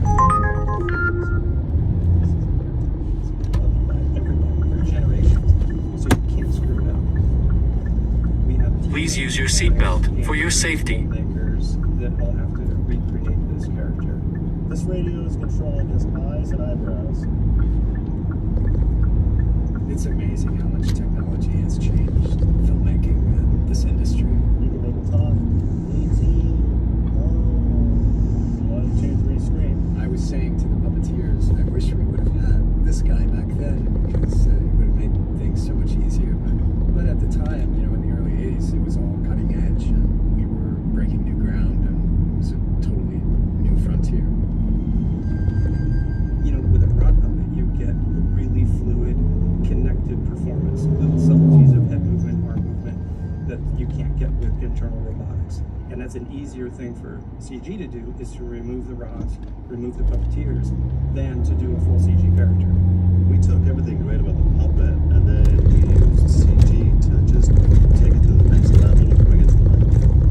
Adding pupils and red, refinessing textures.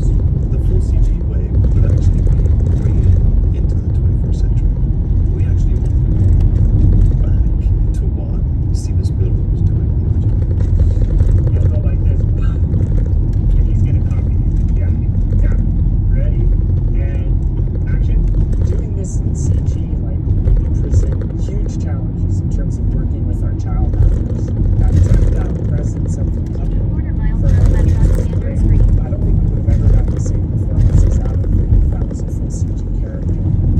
There's certain limitations that a puppet gives you, and we're designing shots in the same way we did the original movie, because they were working with those same considerations. Really leaning more into backlighting on ET. They backlit ET whenever possible, very little bit of fill light, and in doing so, it made him feel much more lifelike. In the making of this film, we wanted to nod the original, but not totally remake it. Turn left on Standard Street. There were Then certain turn right. iconic scenes and images, even props that we definitely wanted to pay homage to. We have put dozens and dozens of Easter eggs throughout this film. A photo of the original dog, Harvey, Gertie's cup, the drawing that Elliot drew of E.T. in school, the bike, the original Then drop bike. off by Chin. All of these things are peppered throughout the film so that every time you watch it, you're likely to see something new that you've never seen before. When Gertie's watching TV and she's learning the alphabet, it was B for basket on the TV. So we got that in there. Just little things like that. Sorry about that. That's a big dip. They make a connection on the saw blade as it spins around. Have a good night. Parts that Take were care. connected, and that actually sends a signal on the original one, which sends the So message cute. that They have ET little sends out to flowers his up in home there. planet. It's hard when you have to try to match it as best as possible, but Pick it's up also at pretty Doubletree cool by to Hilton create something LAX. that, We got gives you another nostalgia person. from your childhood. There's a lot of nostalgia. We still There's a lot hidden. of nostalgia for us as viewers, as well as for Elliot, of course. Now we got another customer, you guys. I hope that when people watch this film, it would kind of spark that reminiscing almost. Yeah, you guys get an where I you just Spy. Go back to that time when you loved this film. You kind of just relive that childhood moment.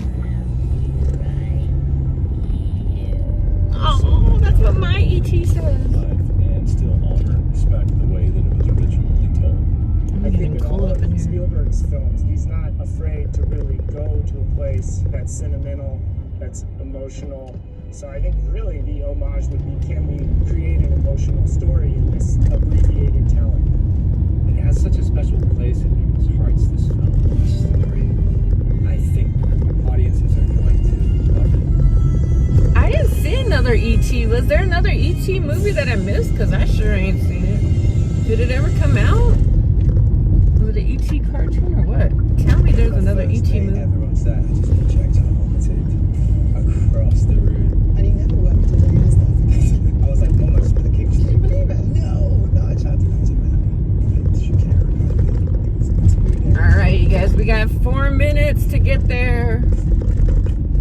We're still doing the UFO alien space emoji contest. The person who drops the most UFOs, most space creatures by the end of the day, they'll get some watch hours. We'll watch whatever video you like, or we'll turn on your playlist and let it roll, or we'll drop you 10 comments or 10 emojis.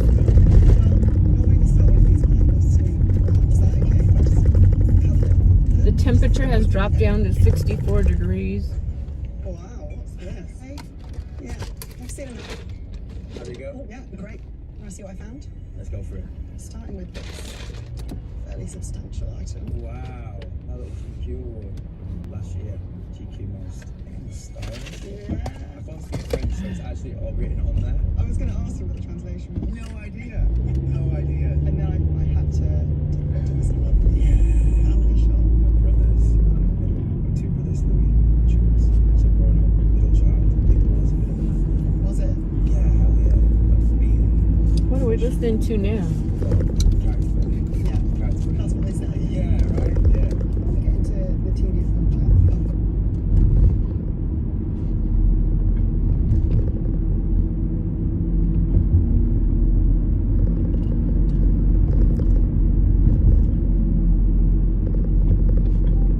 E.T. facts.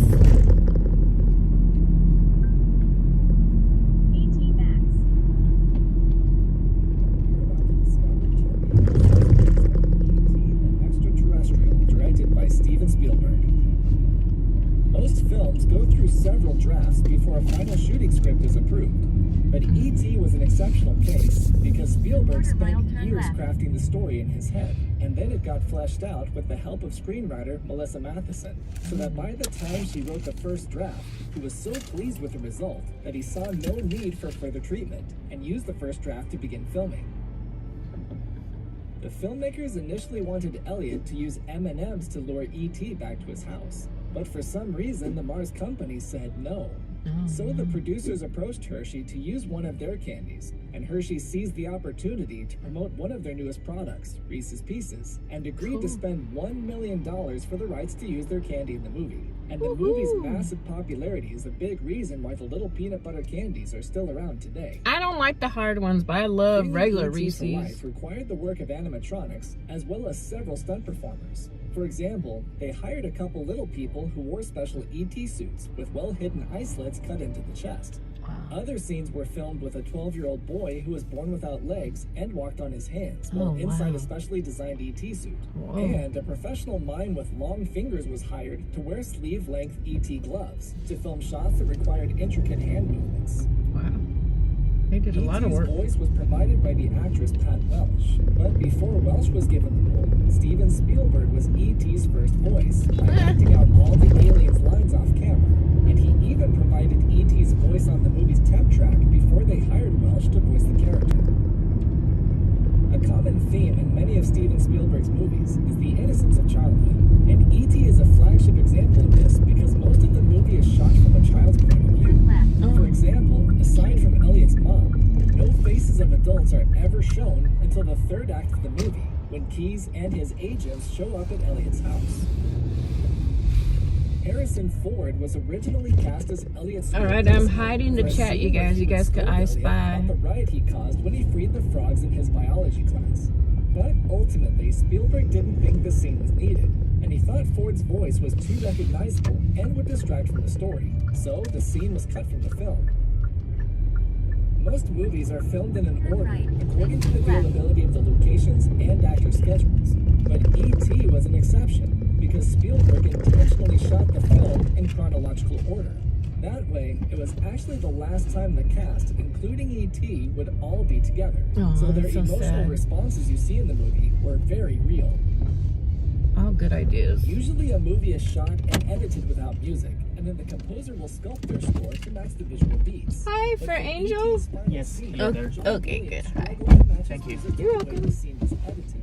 So Spielberg turned off the projector screen and encouraged Williams to conduct the orchestra like he would at a concert, which gave the musicians breathing room to play with much more feeling. And then the footage was simply re-edited later to match the performance. Several mistakes can be seen in the movie that you may not have noticed before. Please use your seatbelt for your safety. While E.T. eats Reese's Pieces at the top of the stairs, you can see the silhouette of the woman who is Turn doing right on E.T.'s Continental hand Boulevard. movements. Two crewmen also accidentally made it into the movie. The first can be seen while Elliot is looking for more candy in a drawer. The shadow of a crewman can be seen in the upper right area of the frame. The second crewman can be spotted during the bike chase when his reflection appears on the Quarter bike mile, turn left on East El rear. Segundo Boulevard And using the real left strange lane. mistake can be seen when all the bikes take flight and then their handlebars disappear while they're up in the air. At the end of the movie, there's a glaring continuity error when E.T. touches Elliot's forehead with the finger of his right hand. But in the next shot, E.T. is holding out his left hand. You may not have ever noticed this, but it was such a bothersome error to Spielberg that he had it fixed in the 2002 20th anniversary reissue of the movie. But because of the backlash he received over this and other changes he made to the film, like taking out the guns and switching them to walkie-talkies, in 2011, Spielberg Turn left on East El Segundo out of Boulevard. circulation forever, so that all future releases would only contain the original 1982 version. Click a video on the screen to enjoy more great content right here on Fun Fact Films.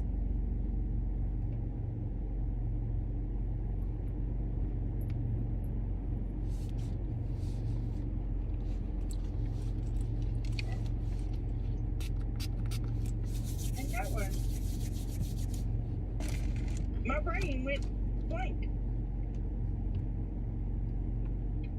Okay. I have to see where I'm going, y'all. Hang on. Number 6, bringing E.T. to life. The two most important parts of E.T. is that of Elliot and of course E.T. Spielberg auditioned hundreds of young boys for the role but wasn't satisfied. Henry Thomas was suggested to him, as the previous year the young boy starred in the movie Raggedy Man.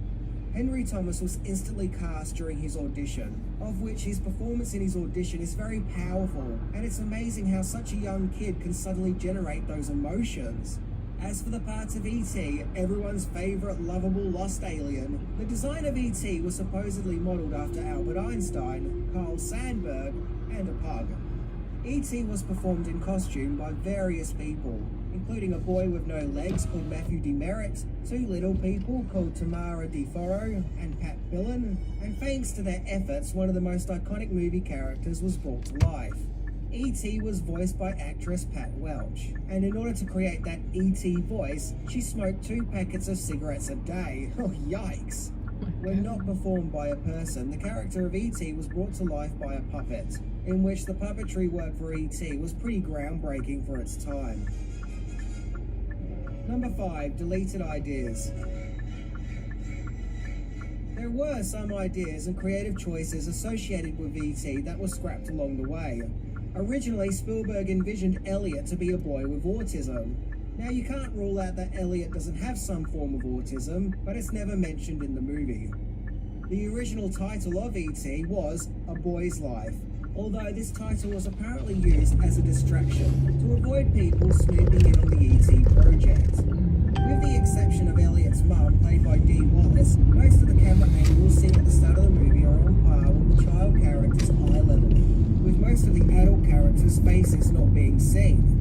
There was a deleted scene where Elliot is in his high school principal's office, where the principal discusses Elliot's behaviour. The principal was played by none other than Harrison Ford, who previously worked with Spielberg on Raiders of the Lost Ark, and there are even photos floating out there of Harrison Ford on the set of E.T.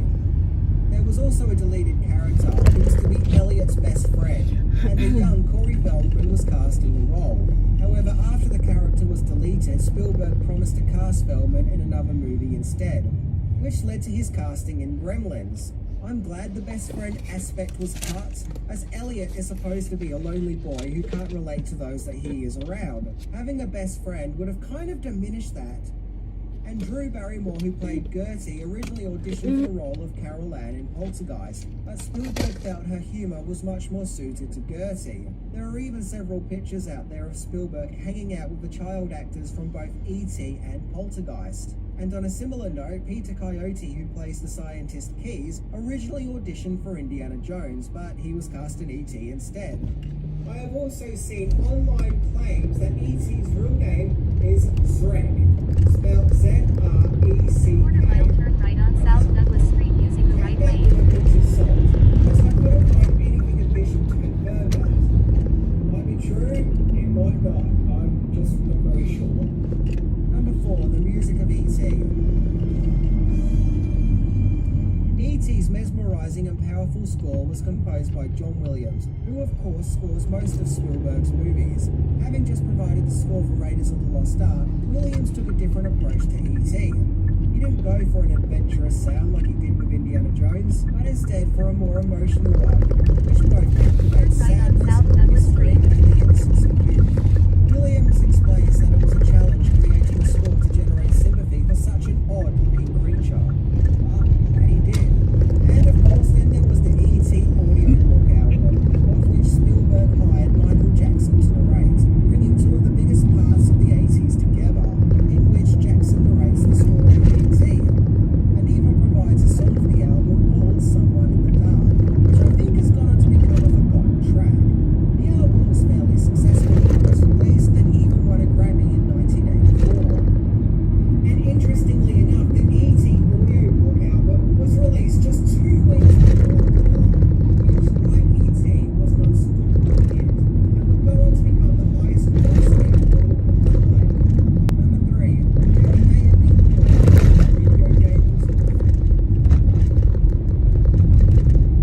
so considering E.T. was a huge movie, there was naturally going to be a lot of E.T. merchandise, such as E.T. the figurines, E.T. the storybook, E.T. the shoes, E.T. the board game, E.T. the breakfast cereal, E.T. the plush toy, E.T. the jewellery, E.T. the oily Happy Meal posters, E.T. the very questionable looking finger, E.T. the book of fan mail, which exists for some reason, and of course, E.T. the vitamin pills. However, one piece of E.T. merchandise that has always become a legend in its own right is E.T. the Atari game, a game that is widely considered so awful, people are still talking about it to this day. The game, which was very quickly put together for a Christmas release, sees gamers playing as E.T., where you wander around the forest, or at least I think it's meant to be a forest.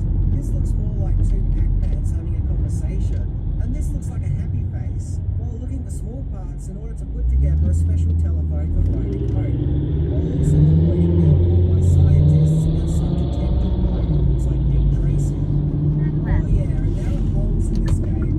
Lots and lots of holes. No matter what, while playing this game, your ass is going down. Seriously, so many holes. Okay, if falling down holes is your thing, then E.T. the Atari game is your holy grail. Look at Elliot Forever. He looks so sad, probably because he knows he's in such a bad game. Either that or he's upset that he's wearing so much fake tan. Seriously, look at how orange Elliot is. E.T. the Atari game is often blamed for causing the gaming crash of 1983, and the E.T. video game sales were so bad, unsold copies were buried in the New Mexico desert. The irony is, to the public eye, E.T. the movie could do no wrong, whereas the game could do no good. However, over the years, I have seen some gamers say that it wasn't that bad, and that they enjoyed playing it, and still to this day, it's one of the most talked about chapters of video game history.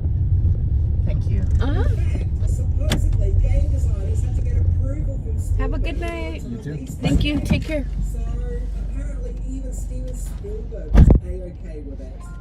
Number two, the sequel evolved into Oh dang, we got another customer across the street. We're just rolling back to back to back today, you guys. He was toying with the idea somewhat, where the draft of a sequel. Yeah, we got a ride. We got rides back to back, Corey. Carrying a gang of aliens that are the same species as ET. Only these ones aren't kind and thoughtful like ET, but instead are more mischievous and set loose and run amok. The aliens also have sharp teeth and daggers, and they get up to all kinds of no good, like mutilating cattle and even Where are we picking up this person at? However, the At Barnes and Noble. I haven't been there for a while, the bookstore. Gremlins came out. But instead of the monsters consisting of ET's species of aliens, Gremlins was a new monster concept grown from another adorable creature called Mogwai.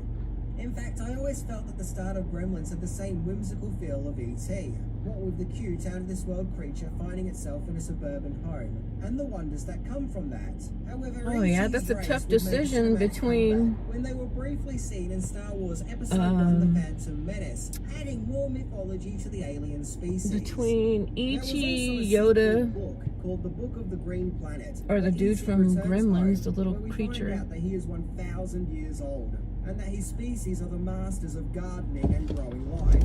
E.T. observes Elliot while Elliot is growing through puberty, and is concerned that he has forgotten his kindness, where E.T. tries to send telepathic messages to Elliot. And Elliot also has a massive crush on a girl with pigtails, who I think is meant to be this girl, but I'm not too sure. Number 1, and the world went nuts for E.T. Turn left. E.T. was released in May 1982 and was an instant hit and paved the rest of the way for cinema in the 1980s, creating a subculture of adventure and tales featuring cute aliens and or creatures. It made an insane $792 million on a $10 million budget. It was in the number Alright, you guys, I'm spot hiding the box chat office and for picking 6 up somebody weeks, else. and was doing a back and forth between the number 1 and number 2 spot all the way to October.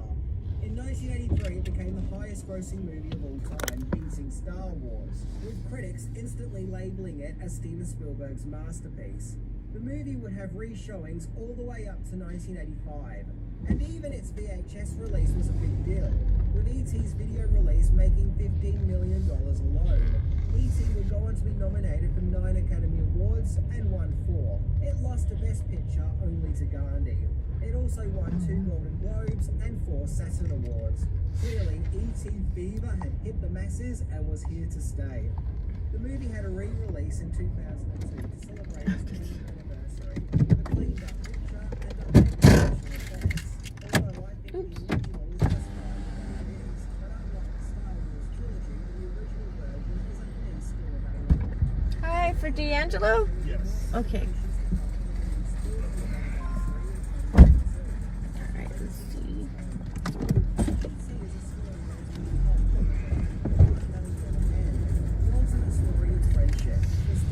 Two lost souls found each other, and through their powerful bond, they were both able to get home. Let me know if you want the air on or the window down. It's fine. Okay. Tragedy, conflict, misunderstanding, Turn right on Rosecrans Avenue. and for that reason, E.T. is a great movie to go back to, as it takes us back to the innocence of our youths. Kinder, gentler time, without all the complications that affect us in the real adult world.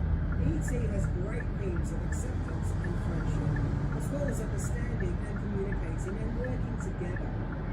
All of which are things that the world could probably do with right now. So even though E.T. is now nearly 40 years old, it is still more relevant than ever. Anyway, I love E.T. Now I love to phone home.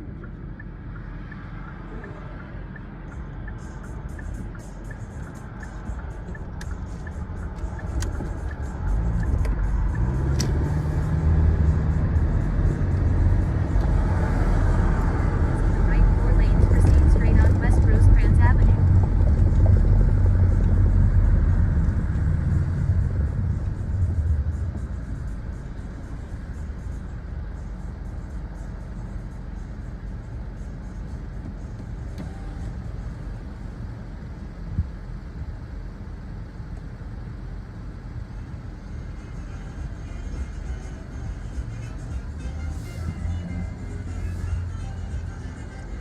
listening to All Things Considered from NPR News.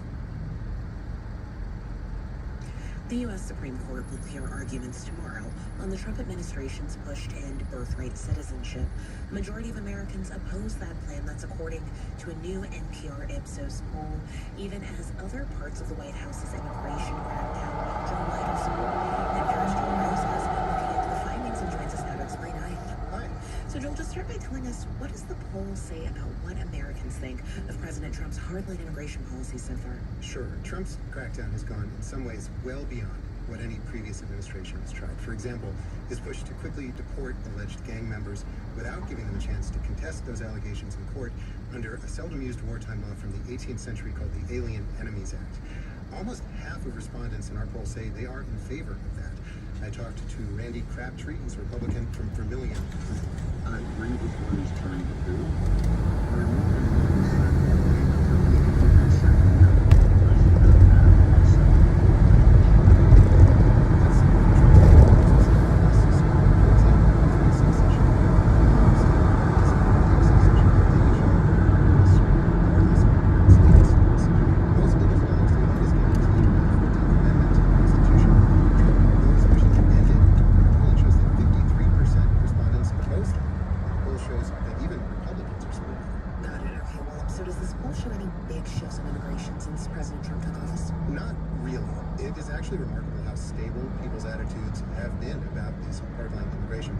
but we are seeing perhaps some softening of support, particularly around President Trump's push for mass deportation of everyone who's in the country without legal status. I talked to one poll respondent named Crystal Thomas of Louisville, Kentucky.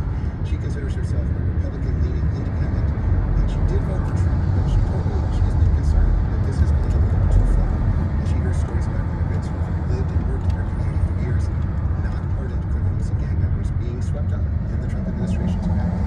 It's too much. They're just doing this stuff, I think, to pump up numbers. Like, oh, hey, we got this many people out of the country, and everyone's just cheering them on. Like, oh, wow, you guys are doing such a good job. But, like, at the end of the day, these are real people.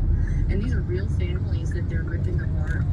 3 months ago, about 44% of people we polled supported Trump's mass deportation plan. In this poll, that number had dropped to 40%. As you and others have been reporting, the Trump administration has pushed to limit the due process rights for immigrants who are in the country illegally. Does the poll have anything to say about that?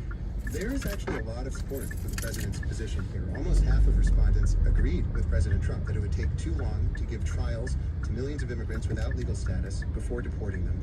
But some were dismayed by what they see as an erosion of fundamental constitutional rights. I talked to Catherine Welty, a Democratic voter who lives near Phoenix, Arizona, and she's troubled with scores of Venezuelans and others who were quickly deported without a chance to fight the allegations in court and clear their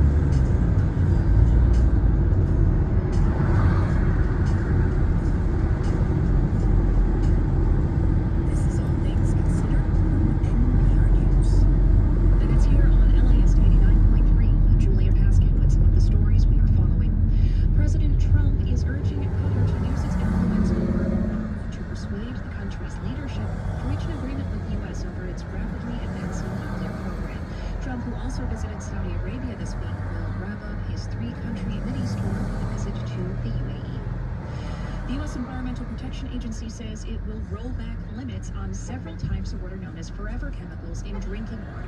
The agency will keep limits on the two most common types. And the LA Kings have a new general manager. Hall of Famer Ken Holland is the 5th winningest general manager in NHL history, having most recently led the Edmonton Oilers and the Detroit Red Wings. He says Ryan Blake is with the organization last week. The Kings won the playoff series since taking the Stanley Cup in 2014. More news at our website,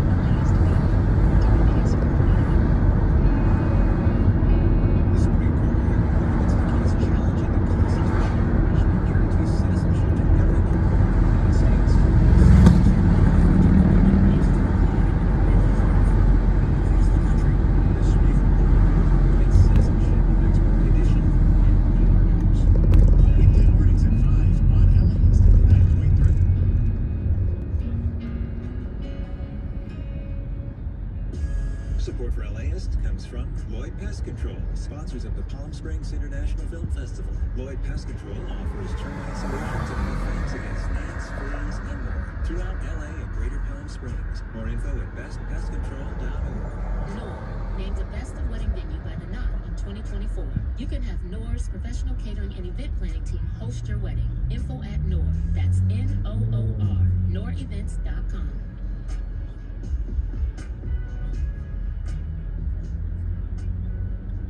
From NPR News, this is All Things Considered. I'm Eva Summers. A small network of anti-abortion rights activists has been making supporters of progress advancing in They're using rebels like Muslim people and abortions as rules. And they're trying to build a movement leaning into the national discussion right now about what man abortion should be. NPR domestic extremist correspondent Otay Yusuf reports. Outside a women's health clinic in Greenville, South Carolina, dozens of anti-abortion rights activists waved signs at passing cars. They were in town for a regional anti-abortion conference. Some held signs about abortion, but many carried a different message. What is a man? Daughter, protector, spiritual leader? Every abortion involves a man. Jason Storms is national director of Operation Safe Harbor. The majority of abortions involve a selfish and irresponsible man who's feeling the proper love, but only himself. Storms' movement sees its anti-abortion work as tightly bound with another campaign to promote a traditional and nostalgic interpretation of what manhood should be. Storms calls it biblical manhood. What does godly, biblical manhood look like contrasted with what our world is presenting to young men? On one side, sort of the weak, passive, and on the other side, sort of the overcompensated, gangster rapper, or but I think that both are faulty images of masculinity. Storms says Christian men should be chivalrous and like knights in shining armor. But he also emphasizes another characteristic in sermons he has given. In Ecclesiastes says there's a time for war. There's even a time for killing. There's a time to fight. There's a time for Christian men to engage in physical conflict. Storms says Christian men have a duty to. He says they should form tactical units and train. He said he started doing this with men in his church during the pandemic. This idea that men need to be a certain way is paired with an inflexible notion of how women should be. And when those ideals are met, there's a belief that abortion will largely go away. Many who are pushing hardline policies against abortion frame them not as instruments of punishment or female oppression, but as a spur to establish godly order in America. But Dana Sussman says the reality is that restrictive abortion policies do not produce benevolent patriarchy. Instead, they put men and women in danger. That is the most vulnerable time for them to the victims of violence and homicide. Sussman is with Pregnancy Justice, a legal advocacy organization for pregnant people. And when people can't obtain abortions or have to do so surreptitiously, they are connected to their partners or their ex-partners in ways that might be really dangerous to them. And the dynamics within this extreme faction of the anti-abortion rights movement can be telling. It is heavily male-led. For a few years, Caroline Hodges was involved with a group of extreme anti-abortion activists in Michigan. She ended up getting arrested with several of them in 2022. Being arrested by the FBI was the best thing that's ever happened to me, ever. Hodges now describes the group she was with as a cult. And she says it was part of a national network that was basically, quote, a bunch of dudes. It's like in Operation Save America, you have like a handful of men that everybody looks up to, but then there's like this man looks up to this man, this man looks up to this man, this man looks up to this man, and then you have this web of people and people underneath them all over the country. Hodges says it was sometimes shocking to see how women were treated. She recalled a male pastor who yelled at her in front of a group for having spoken in the presence of men. I haven't talked, I haven't spoken to my mom in 3 years, but at the time, I called her in tears because of the way that I was being treated.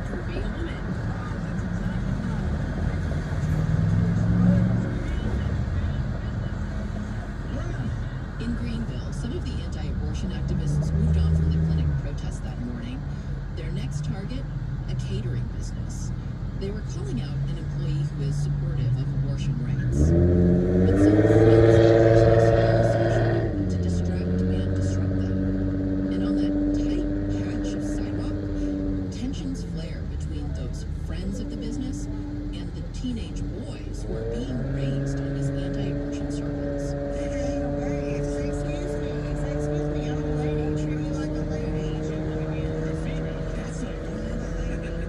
They're empowered to do that. They're raised to do that. Their fathers are proud of them doing that. Hannah McSherry is a Greenville native who says she will help any woman who needs an abortion to get one. She says the teenage boys she encounters on the protest line aren't embodiments of chivalrous, Christ-like men, but she says she feels compassion for them because the line of nuance they're being taught about gender ends up not being what they see in real life.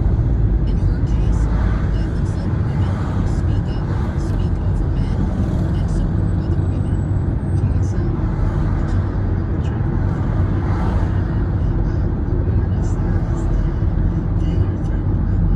The panic over the state of manhood in America seems to have reached into every corner. It was the topic of a documentary by Tucker Carlson. The decline of manhood, physical health, all this together threaten to doom our civilization. To powerful tech heads like Mark Zuckerberg. I do think a lot of our society has become very, I don't know the right word for it, but it's like kind of like neutered or like emasculated. To Congressman Glenn Rothman, saying men have been robbed of their purpose and casted blame. In the 1960s, we had the angry feminist movement. I asked Jason Storms why on social media he follows Andrew Tate, the misogynist who's been charged with rape and human trafficking of women. Yeah, well, he's a cultural influencer. He influences millions of particularly young women. Storm says if Tate is guilty of the crimes he's been charged with, he should be executed. That being said, Andrew Tate, there's a lot of truth in some of the things that he says. One of the big ideas that he has is that men in this culture have been weakened and made effeminate. Storm says whether it's him or Tate, a message is resonating with young men who are looking for something that provides them purpose and strength and meaning. Odette Youssef, NPR News. This story was being presented by the Culture Center of Voices Reporting.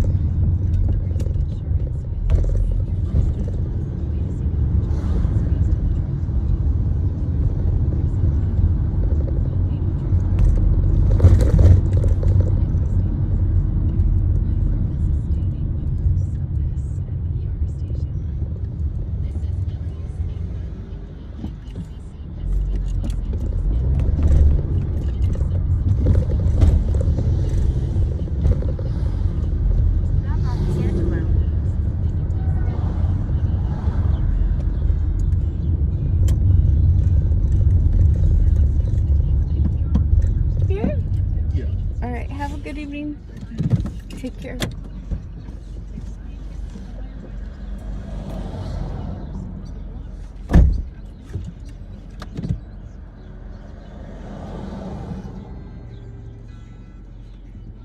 Hey Eric, welcome in.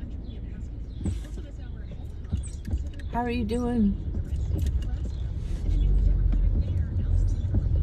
I'm doing rideshare. I have Uber food deliveries on and rideshare, but I haven't got one food request today. Just straight rideshare, which is fine, I guess, for now. I'm trying to get out this neighborhood. I don't want to be doing food request over here.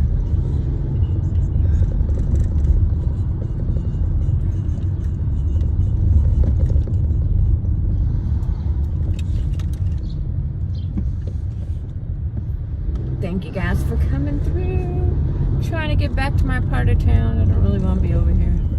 It's not the best neighborhood.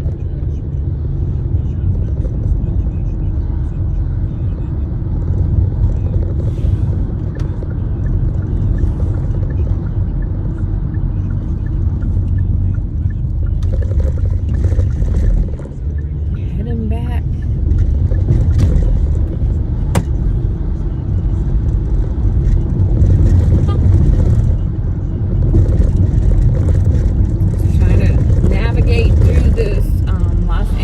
Rush hour traffic.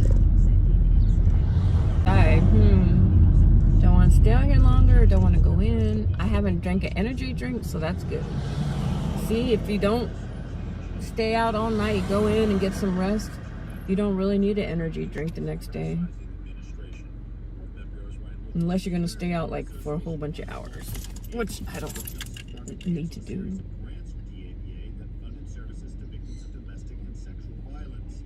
Grant termination came after the ABA publicly criticized the Trump administration over various actions. In this lawsuit, the ABA alleges that DOJ's canceling of the grants amounts to unlawful retaliation against it for exercising its First Amendment rights. Now, U.S. District Judge Christopher Cooper has granted the ABA's request for a preliminary injunction to stop the government from canceling the grants as the lawsuit moves forward.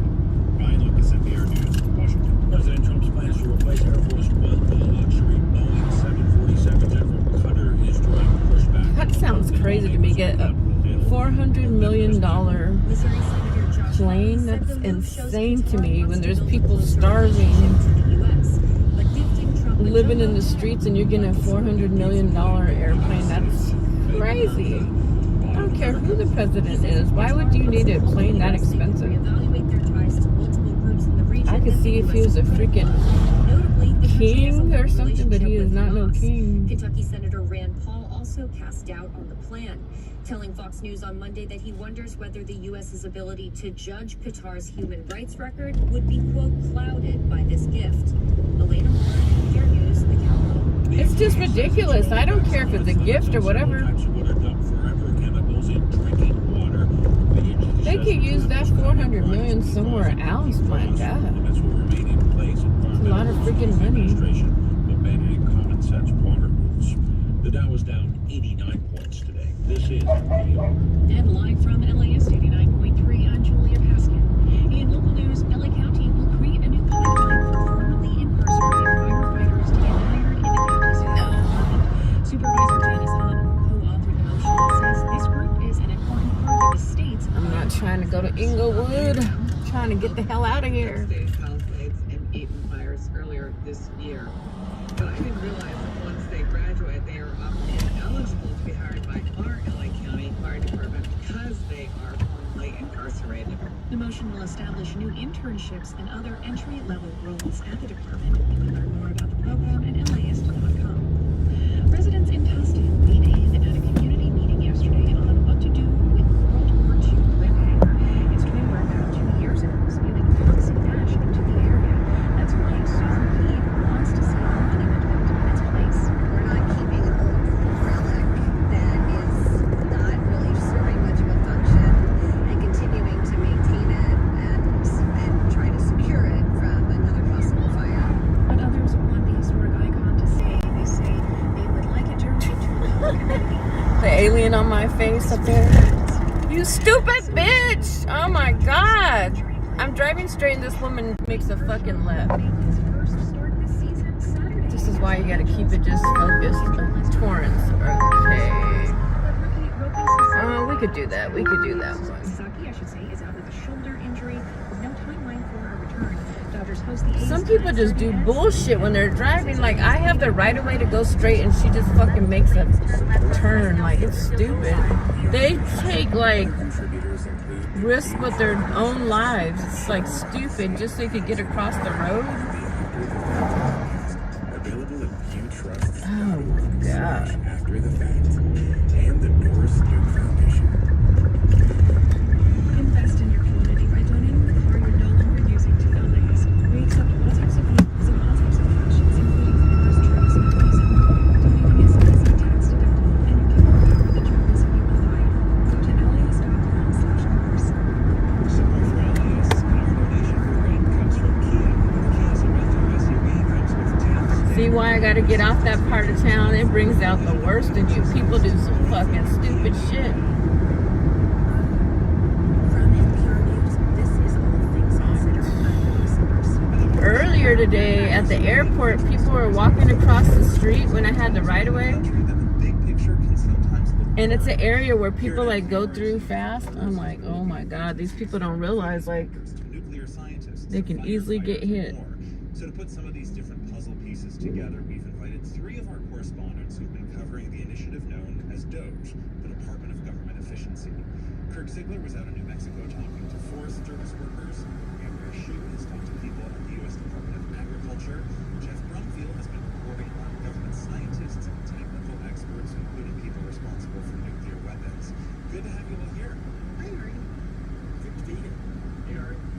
So to help us understand the big picture, will you each start by sharing a specific anecdote that you think captures the overall narrative of the last few months? Jeff, you want to go first? Sure. So, in the early days of all this,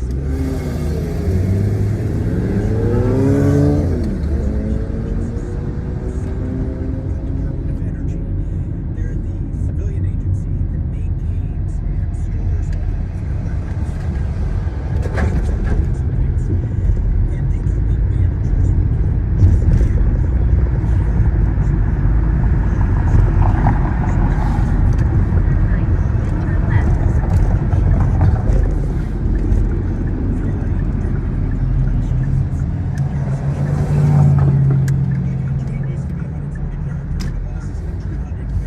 All right, I'm hiding the chat and picking somebody up.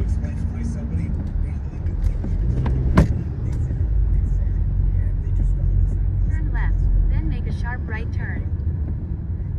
Ari, I've been talking to people at USDA's Animal and Plant Health Inspection Service. These are the people who make sure invasive pests and diseases, plants don't enter the country, and making sure, food mangoes always made in the country, into supermarkets is free of disease. So this agency has seen about 1,400 some people since, since January take this different designation. Hi. How many people is there? Oh, I'm sorry. I can't do it. I have stuff in my front seat. Sorry about that. Cancel trip.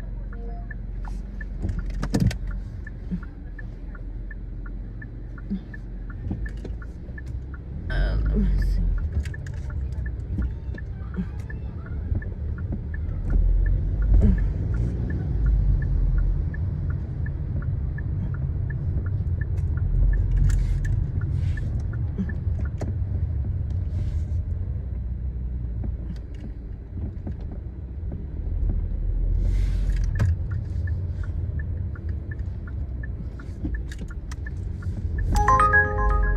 Delivery.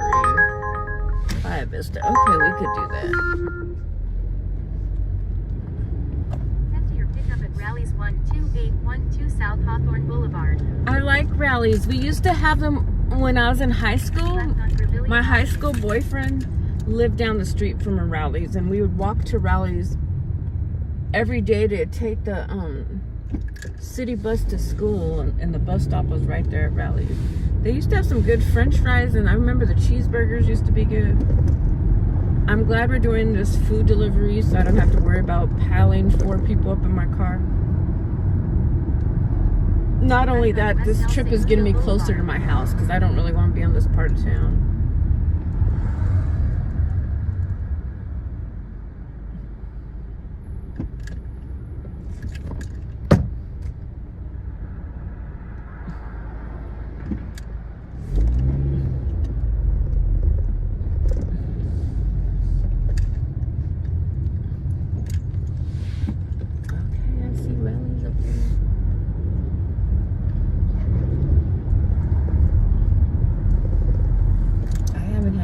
For years. No, yeah, probably within the last few years because there was one over by the grocery store that I went to.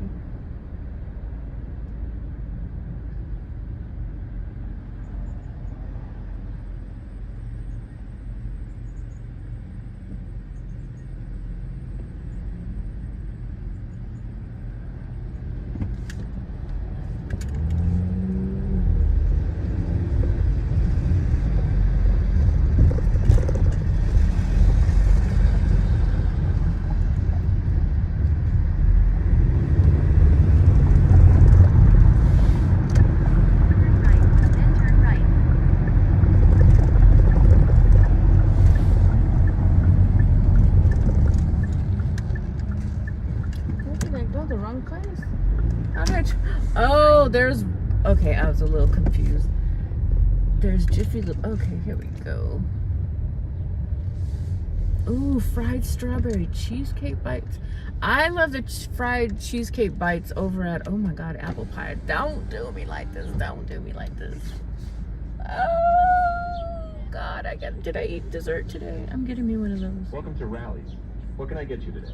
Can I get those strawberry cheesecake bites? Okay, I'm working on your order. Anything else? I'm also picking up an order for Chaz C. Okay. Thank you. What else can I get you? That's it. It's 3:30. Thank you. What the is that? Oh my God. It's dangerous to come through here. Fried strawberry cheesecake bites? What?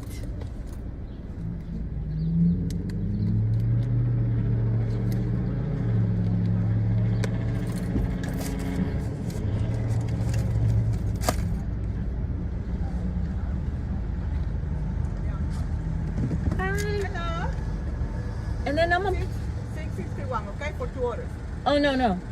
I'm only picking up 1 order for myself, the strawberry cheesecake bites, and then I'm picking up somebody by the name... You say chassis? Yeah. Yes, it's 1 order. I'm not... Strawberry cheese bites? Yes. I'm not paying for his. His should already be paid. Oh, yeah, I know. Okay. I heard... Which is better, those cheesecake bites or the apple pie?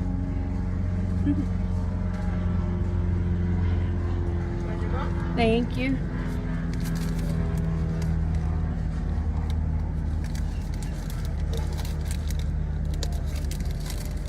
See, this is why I need 2 smoothies, because if I would have had 2 smoothies, I probably wouldn't have craved this. You know, and the sad part is I have some yogurt squeezies in my trunk and I'm still ordering these. Okay, hold on a second. And okay, and let me see.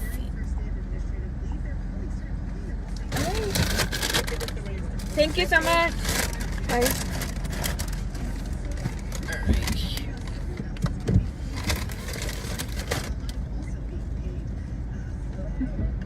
Alright, let's see.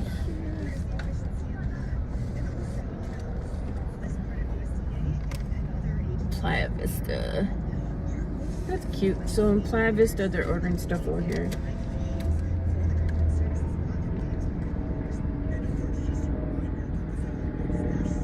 Look at that spaceship.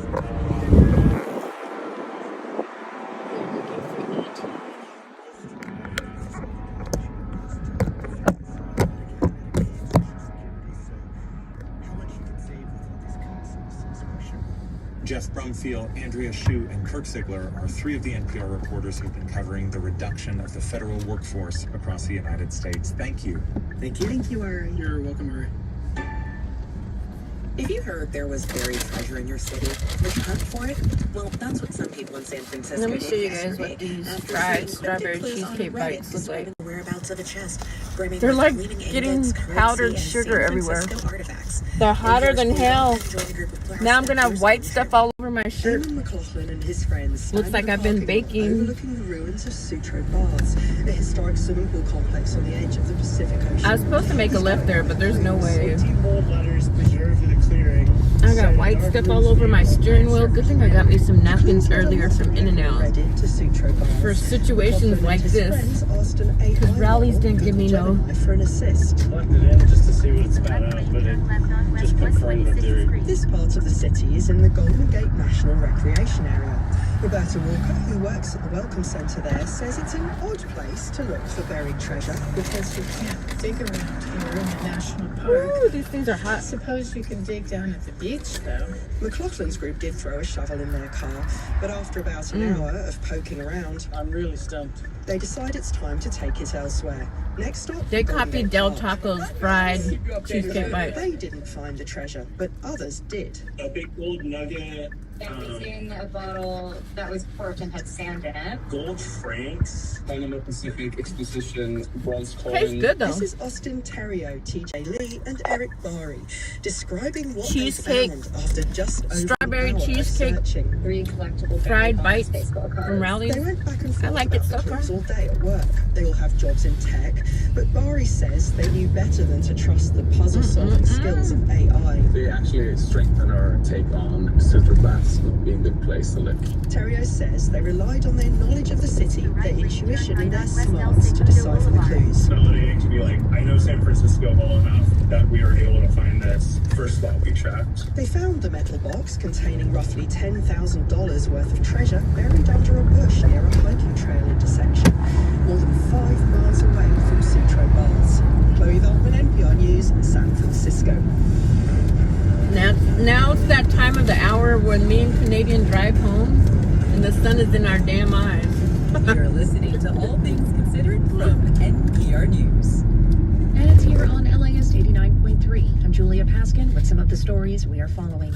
President Donald Trump met with interim Syrian President Ahmad al-Sharaa in Saudi Arabia, the first encounter between the two nations' leaders in 25 years, and one that could serve as a turning point for Syria as it emerges from decades of international isolation.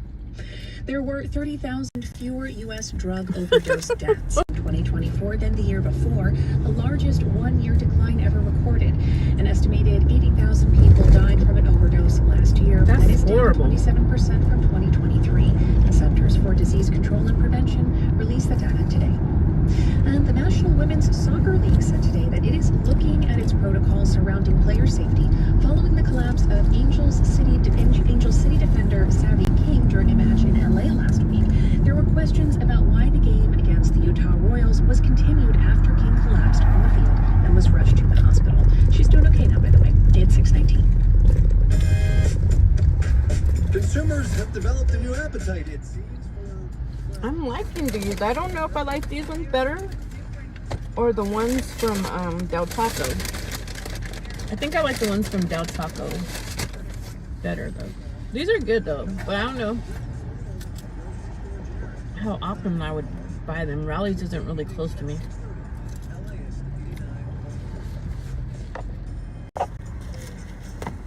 Oh my god, that sun.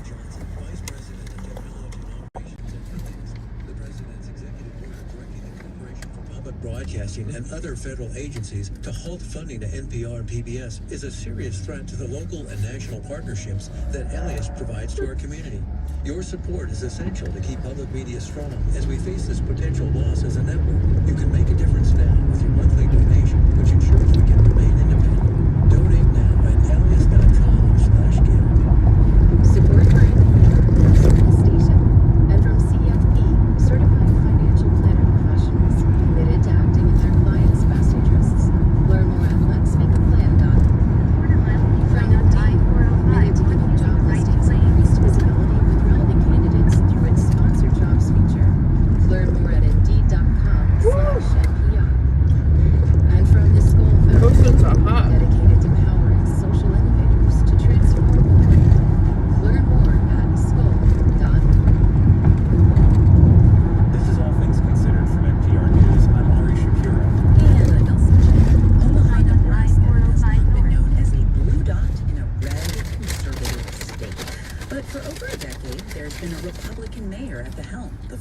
woman to hold that position.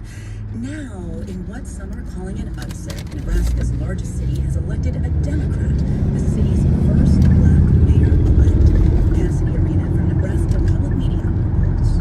It was an exciting moment for the small crowd gathered at John Ewing Jr.'s election party when results showed the five-term county official had won about 56%. See, this is dangerous. We do food deliveries and we order stuff there at the same time.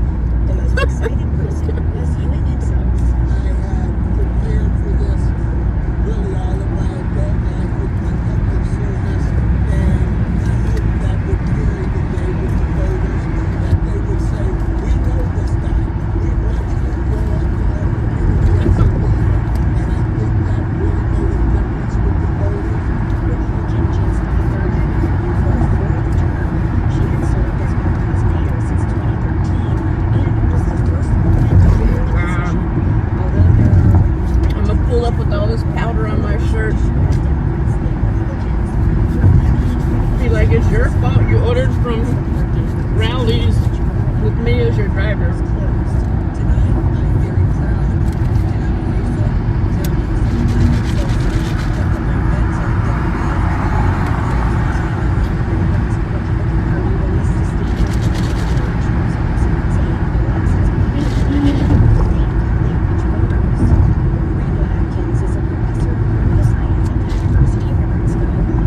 He says, considering this was an easier for elections, the 30%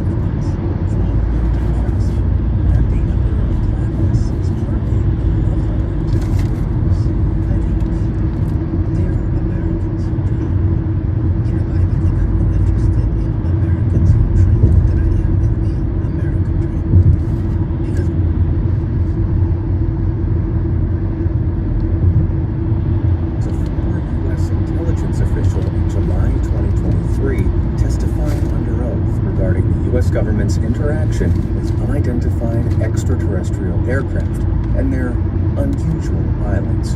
If you believe we have crashed craft, stated earlier, do we have the bodies of the pilots who piloted this craft? As I've stated publicly already in my news station review, biologics came with some of these recoveries. Were they, I guess, human or non-human biologics? Non-human, and that was the assessment of people with direct knowledge on the program I talked to that are currently still on the program. No, your ears aren't deceiving you. United States Air Force officer and intelligence official David Grush, among other government officials, is genuinely claiming that we are not alone in the universe, and that in fact, the U.S. government has been keeping the world in the dark about some truly crazy findings for years. Have extraterrestrials really been visiting and even spying on us for decades? Today, we'll be attempting to get to the bottom of that question From mysterious snapshots of unexplainable flying objects to official government reports and a possible interview with an alien being, here's some of the best evidence we have proving aliens exist.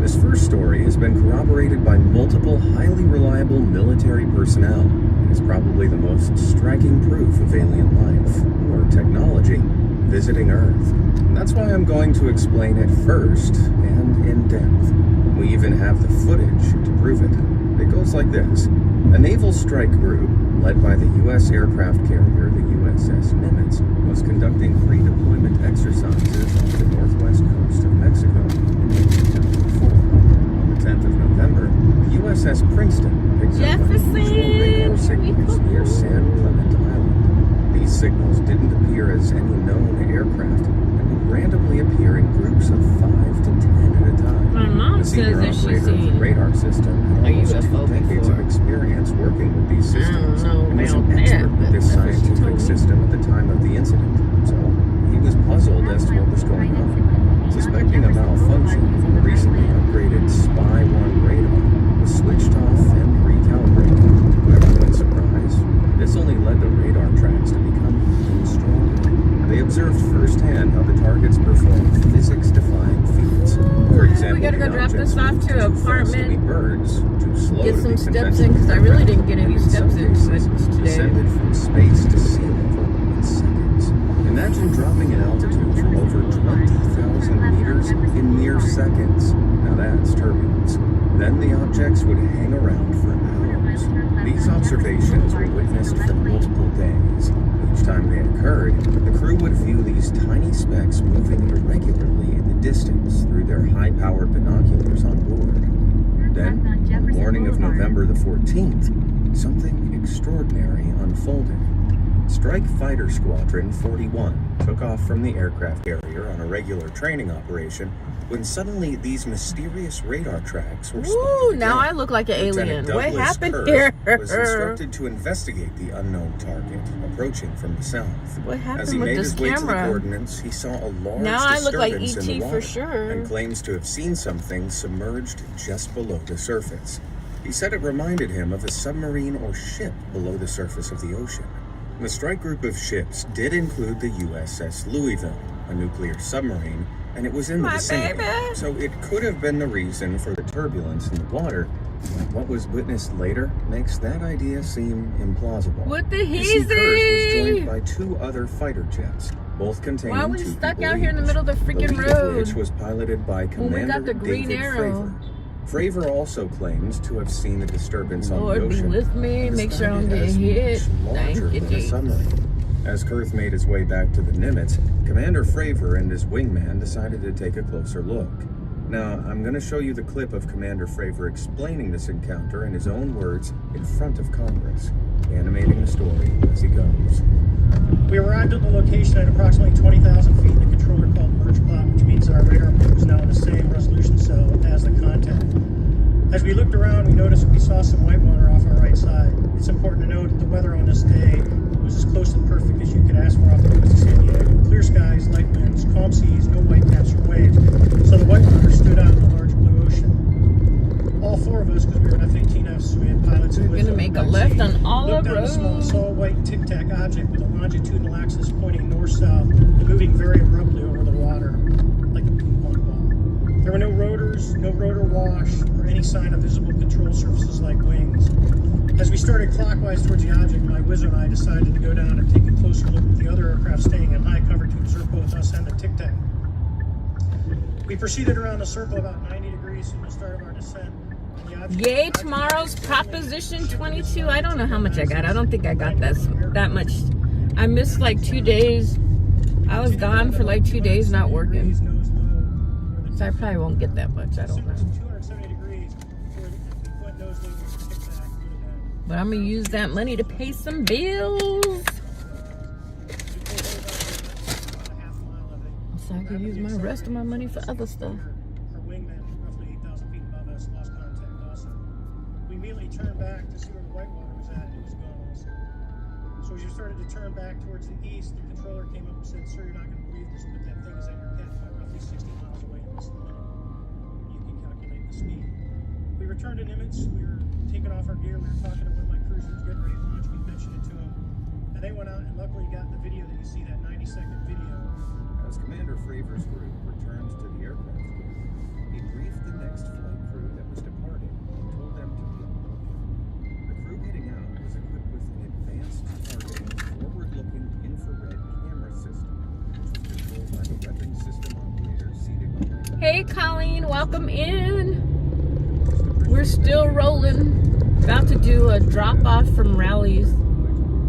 It's an apartment. Colleen said, hey, Corey. I don't know if he's still here. Thank you for coming back. Woohoo! Yep, we're going up to the second floor for our apartment. Try to burn off some calories because I just had rideshare back to back to back. Today, this is my first food delivery of the day.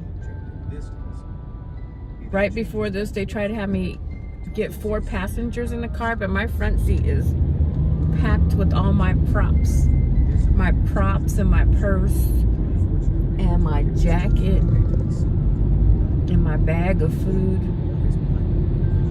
Sure did my live. You did your live? Sure did my live. That's good. You got a lot of friends over there in your lives. I've been just going and going and going. The other day I put your playlist on and then I think YouTube closed my live because I'm listening to other people's channels at the same time. I'm trying. Yesterday was slow. I only made like $50 yesterday. So I feel like I'm trying to catch up with yesterday. I don't really have to, but those are just like my goals. I like to. I thought I'd be out here. I was like, let me make the $50 that I didn't get yesterday, but I don't know. Starting to lose my wind now.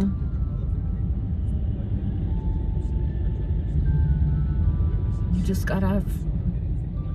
Say just got off my live. Good grief. Any lipstick today? Are you wearing lipstick today? I don't have lipstick on, but I have like eyeliner. It's like all smeared across my face because of the sun. You go out the house thinking you're cute. By the end of the day, I had like eyeliner on the bottom of my nose, eyeliner on the side of my eyelid. Gotta fix it.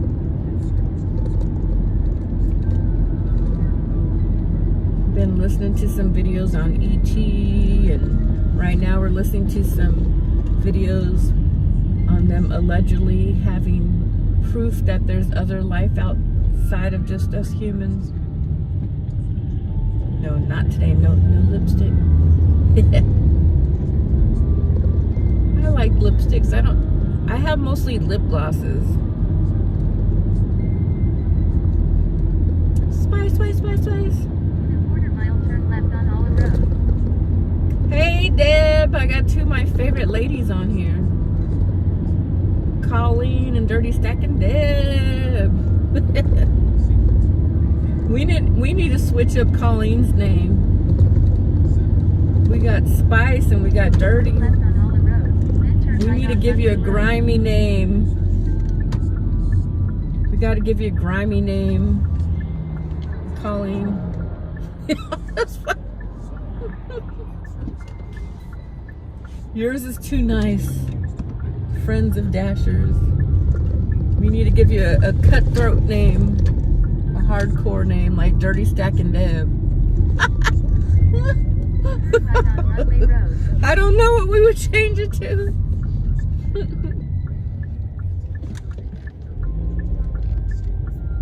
Yeah, Canadians is pretty lightweight too.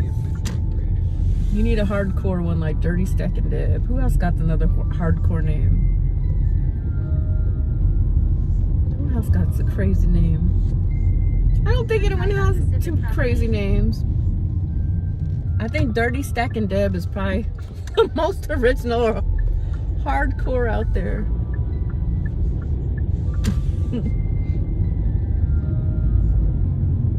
Stardashins is okay. Crescent Park West. Peaches is cool, but there ain't no dirty stacking dead.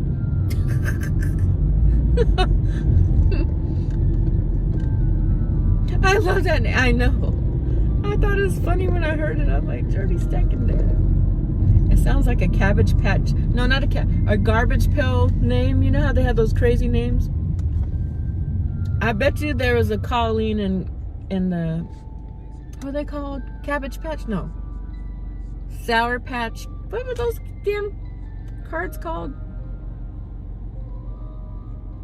Not Cabbage Patch cards. I forgot their name already. You guys remember those cards with the crazy names? But I bet you there's a Colleen one on there.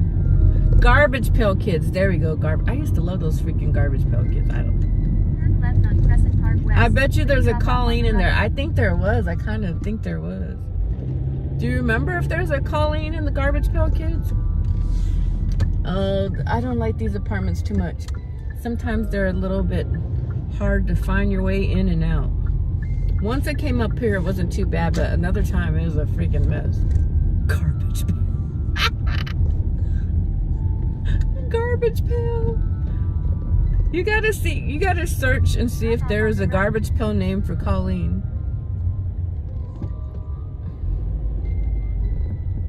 I don't know. I think there was. All right. It says we're around here somewhere. Chastity says, needed door, 208. All Number right. 208 on the call box. Leave it door, please.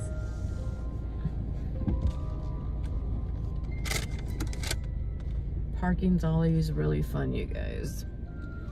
Especially when you're trying to smush in between a small space.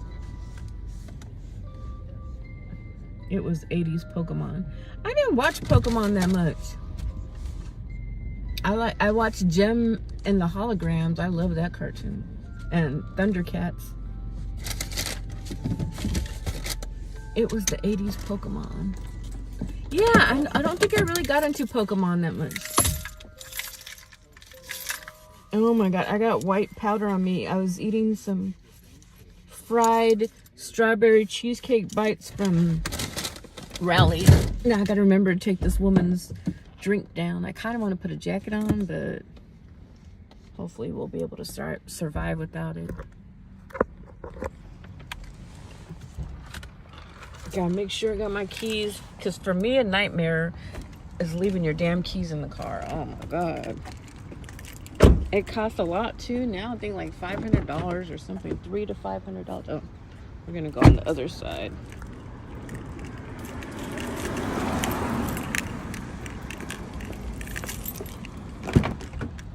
And get the rallies. Do you guys have rallies where you guys live?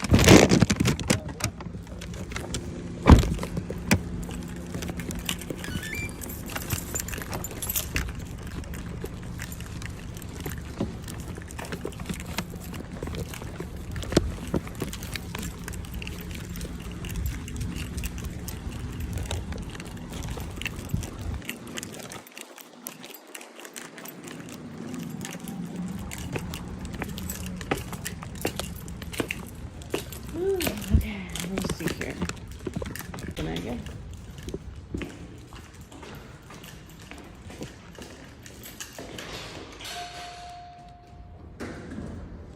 Not a fan of Pokemon. Not in your town? Oh, okay. Rallies used to be in Arizona. I have to tell myself.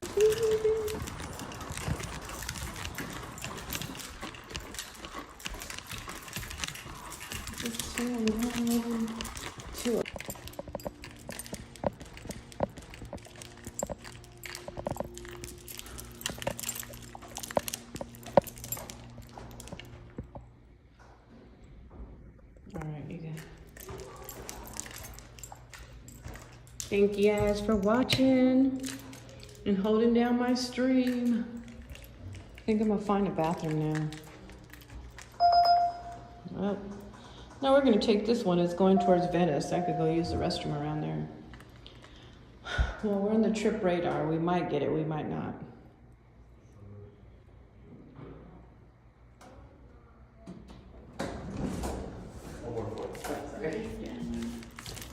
Okay, good. Oh, good. Yep, this is Oh, we just. Okay. I got fire using my phone. Thank you. Oh, cute those toes. little witch toes. That is funny. Oh, yeah. That is too cute. You're tired.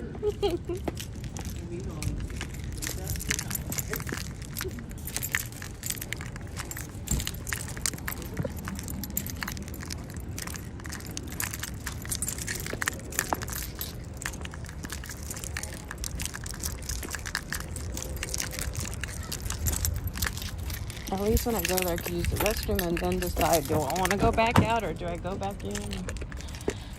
Some days when we're on a roll, it makes sense just to stay out. Thank you, Eric.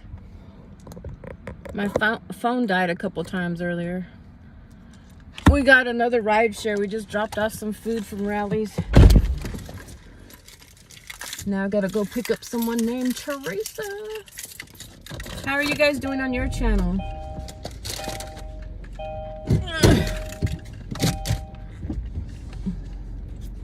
Gotta turn on the lights because the sun's starting to go down a little bit.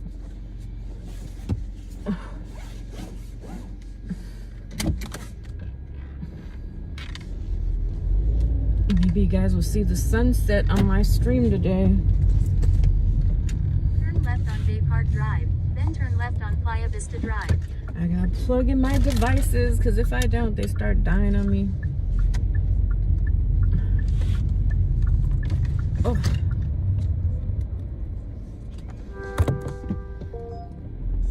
It goes like this. Roughly 10 years after the initial Tic Tac sightings in the summer of 2004, a naval strike group led by the aircraft carrier USS Theodore Turn left on Playa Roosevelt led Vista training Drive. exercises somewhere off the coast of Virginia. The encounter was strikingly similar to the previous ones. There goes a Waymo in case you guys have never seen it. It's a driverless car. Look, I'm gonna let it go by. There it goes! Waymo! Yes! Waymo! I got a chance to go in the Waymo. That was kind of fun. Alright. We are en route. Hopefully she doesn't cancel her ride. Hopefully there's not 4 people, because I will have to cancel the ride. I have too much junk in my front seat. They're probably wondering, like, does she live in her car with all her stuff? I don't. It's just, I have a lot of stuff all together. Props, purses, tablets, my drinks, my snacks. And that takes up my whole freaking front seat. I don't know what more. I got card games up in here.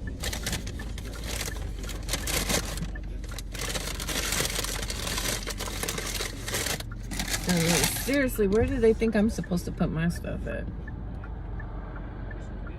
Drive around with nothing, I guess, but no. Gonna have to get gas either tonight or tomorrow. I'm down to 106 miles of gas left. That should keep me for the rest of the night, I imagine. Encased by a translucent sphere. Obviously, both pilots must have been incredibly startled, so it's hard to figure out exactly Hey, T-Last. I'm picking up someone named Teresa. I've created a few images of the ground That's not for Tiny T, is it? entertainment purposes, and I've added a little extra aliens for fun. Did you switch up your name or is this a new person? I'd like to think they were there. Well, welcome in. Happy Wednesday. If you're in California, tomorrow's Proposition 22. The money they owe us. How are you doing?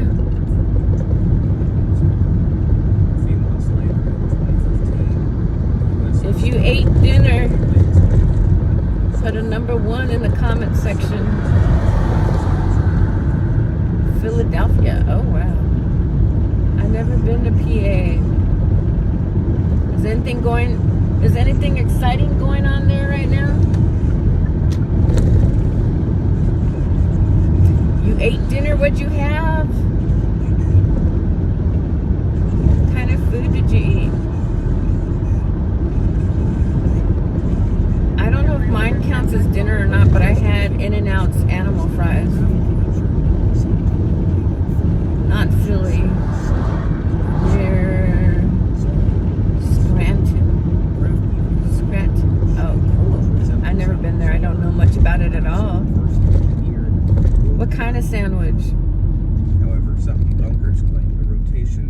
video. And if I'm getting annoying, let me know, because sometimes people ask me questions, they don't realize I'm working on something and I can't type.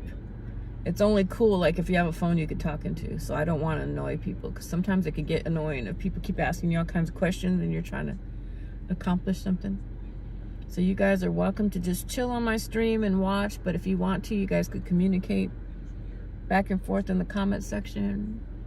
I'd appreciate it if you gave me a thumbs up, because if you hit the thumbs up, the like button, that brings other people in here. Okay, thank you, T Last. Why is your name T Last?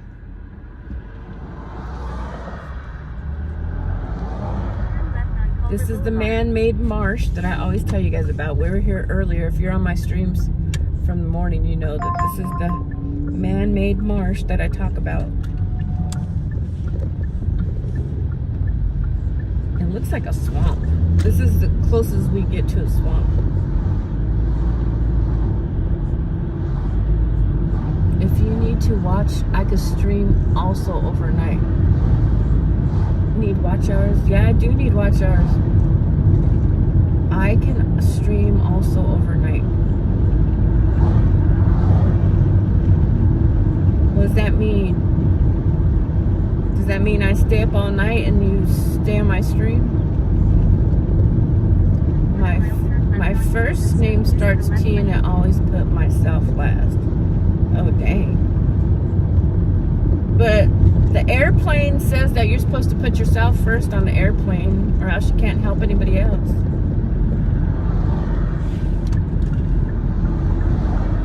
You keep going and going and going. Are you on that meth? No, just playing. Are you on that crystal? I'm out here by Venice Beach area, and a lot of those people are on glass. I don't fly. I have 5 devices and set them to play all videos to get your watch hours. Okay, thank you. 5 devices and I set them to play all videos. You know what though? I try to do that. I hit the play button. Sometimes I come back. I don't know what it freaking is. Maybe if it's, I'm going from one tab to another, it's not still playing.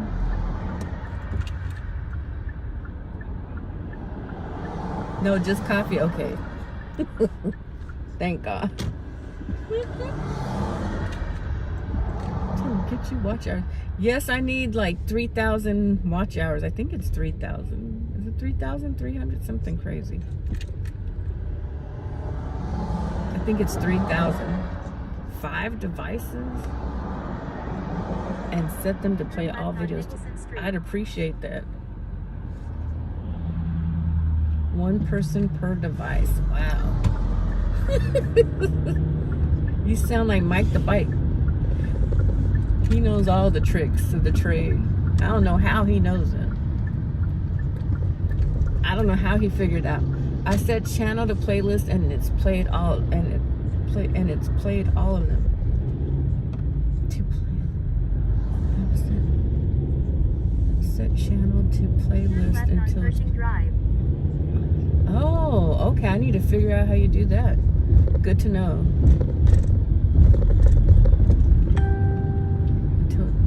Okay. Yeah, because sometimes it still gets stuck or something. 2 smart TVs, okay. 2 iPads and 1 phone. Jesus, you're balling out of control over there. 2 smart TVs. I only have 1 smart TV. I only have 1 iPad. And mine isn't even a real iPad. It's just a tablet. But I do have multiple phones.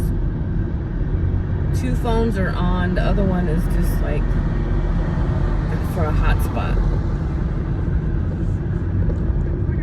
Nope. Astro. Hey, Astro. Is that you? You came back in? Welcome back in. Good to see you again.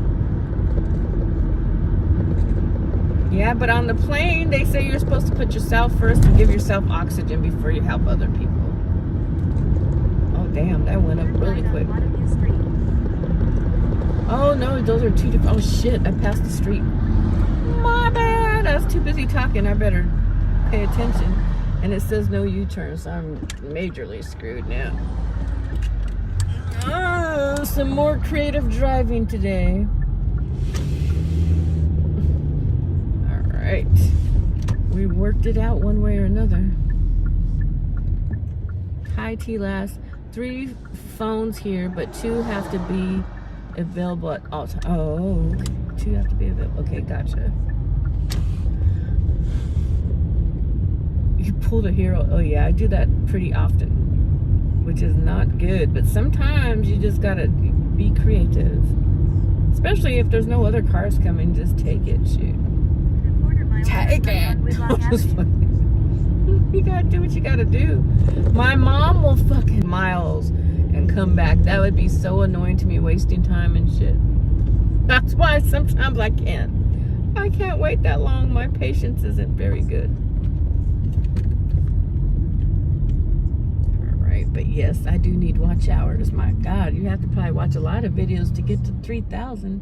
I'm gonna have to set up my playlist, make it a little bit better, where I have all my live videos in it.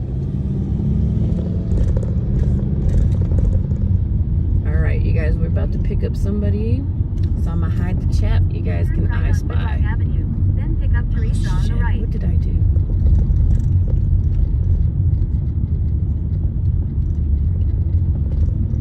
There we go, I think.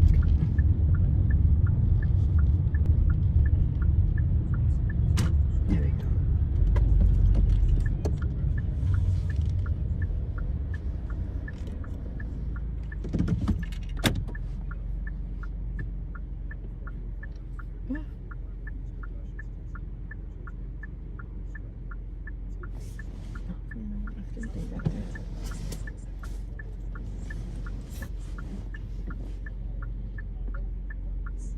Oh, my nose is bothering me. Probably from that powdered sugar.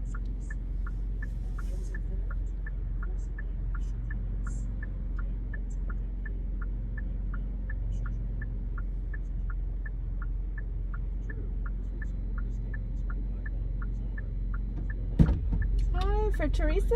Yeah, hi. Hi, how are you doing? It's so weird. It kept saying you were 3 minutes away first, and then it said you were 7 minutes away, and then 3 minutes, and then all of a sudden you were here. I go, what happened? Did she back up? Or? I just did a U-turn over there. Oh, is that what happened? Maybe that's what the problem is. Oh my God. I go, what's going on? No, it's kind of strange. Stop for a dog or something. No, I had to do a U-turn. It says not to do a U-turn. Okay, I'll tell you the way to go, because they're going to make you go stupid. No, make a left here. Make a left? Okay.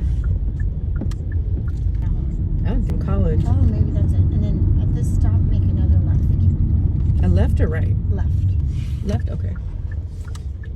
Gotcha. All right. They're going to take you over the residences. Okay. And then a right here. Gotcha. Okay. Take a sharp right turn on Vista Del Mar. Okay, good. Thank you.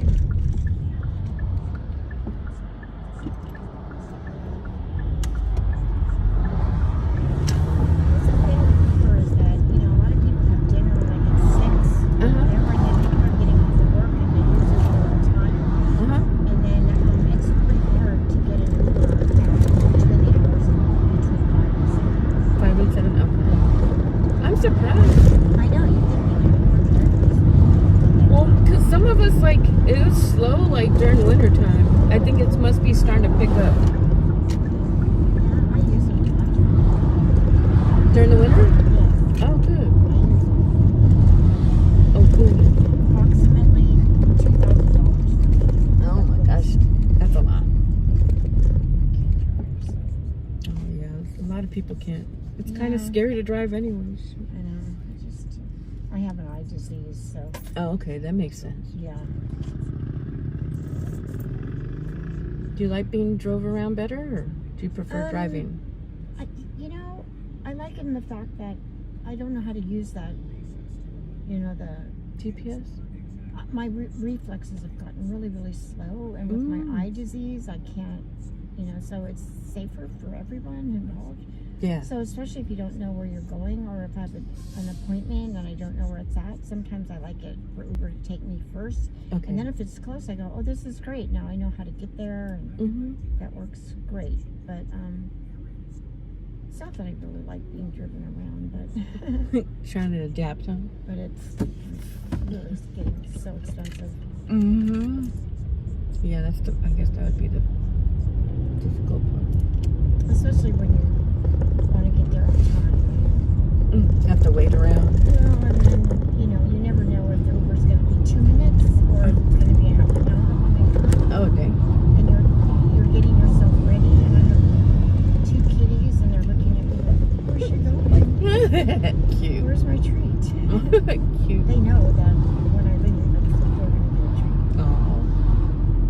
What are their names? Houdini and Journey.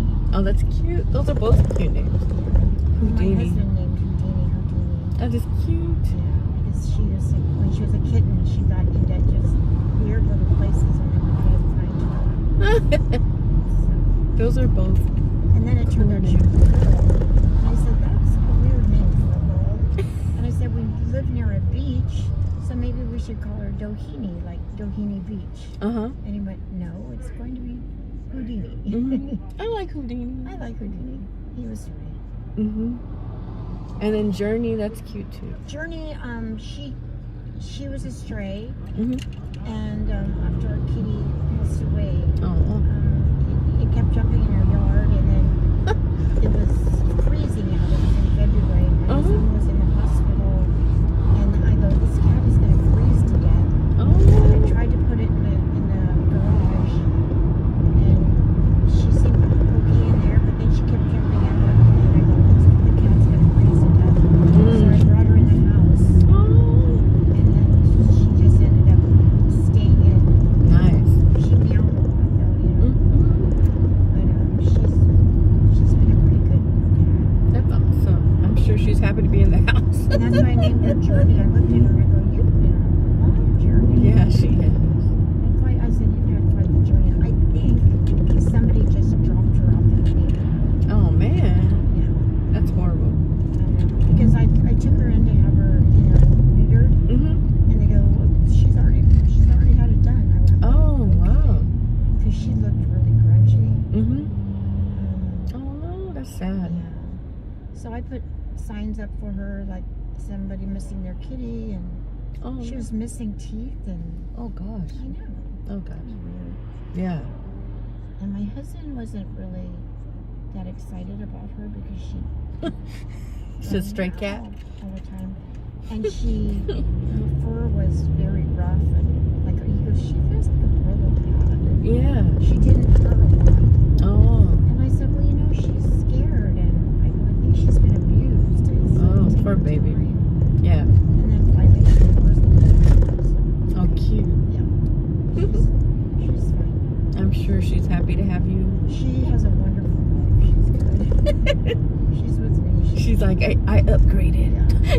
Except for I gotta tell you something. I had such a day today that I forgot to feed her. Uh-oh. Her wet food. They always have dry food around, but I give Journey the wet food. Oh. You could care less about it. I know for Mother's Day I had to send my mom some wet food for the dogs. I was like, oh, dogs are getting food Uber to them. I know that Chewy.com is great. Oh, I have to tell my mom about that one. They deliver, and that's Quarter mile, keep right onto Culver using the right lane. Yeah, I've heard a lot of people like Chewy. Yes, it's really good. I wanted to. Well, we have a place that's really close to me where you can go in and buy them from there and stuff, but it got to be too much work for me to carry it back and forth. My husband passed away. So. Oh no. Yeah. So I'm so sorry to hear that. Oh, me too. He was younger than me. Oh man, who's seen that coming? This is not a plan. Yeah. Was this recent? Cougar woman. Oh no. Cougar woman, that's fun. Yeah. I know people always go, oh, she's a cougar. I go, No. excuse me. I go, cougars sleep with them and then keep them out. I go, we've been together for 14 years. That's a long time. He's too special. Oh. He probably chased you down though. They always make it. See, I told He you. chased me down like there's no tomorrow. It's always the younger ones. He watched me at the yacht club for an hour. Oh, yes, that's sweet. He watched me for an hour. And then the bartender told him that, because what's up with this lady here? And the bartender didn't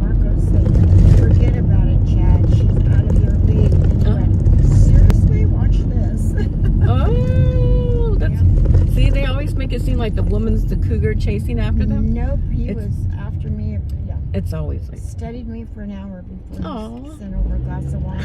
And when he sent over the glass of wine, I thought it was for the girl sitting next to me, so I gave it to her. Oh no. Yes, That I is gave so the glass funny. of wine to her, and he looked at me, jumped up from the table, and Wow. no, that's for you. Oh, that's sweet. And I went to the girl and I went, I'm sorry, I think this is for me. Mm-hmm. And so I said, well, thank you very much. And then he was like 2 people down, and he finally looked over at me. He goes, well, can I come over and sit next to you and talk to you? I said, sure. And then after that, it was game over. Oh. Yeah, it was instantaneously. That is too cute. We were just like madly crazy for each other. So it was wonderful. It was the most wonderful 14 ever. Was it unexpected then? No, he got sick. He got a wound. Like men don't take care of themselves. He got a wound on his foot. Oh no. And it wasn't healing properly because he didn't tell me about it. He was stubborn, and then they couldn't decide what it was. And then the pandemic hit, which made him more stubborn because he didn't want to be with people who had the COVID. Okay. And it just got worse and worse, and he didn't want to take painkillers.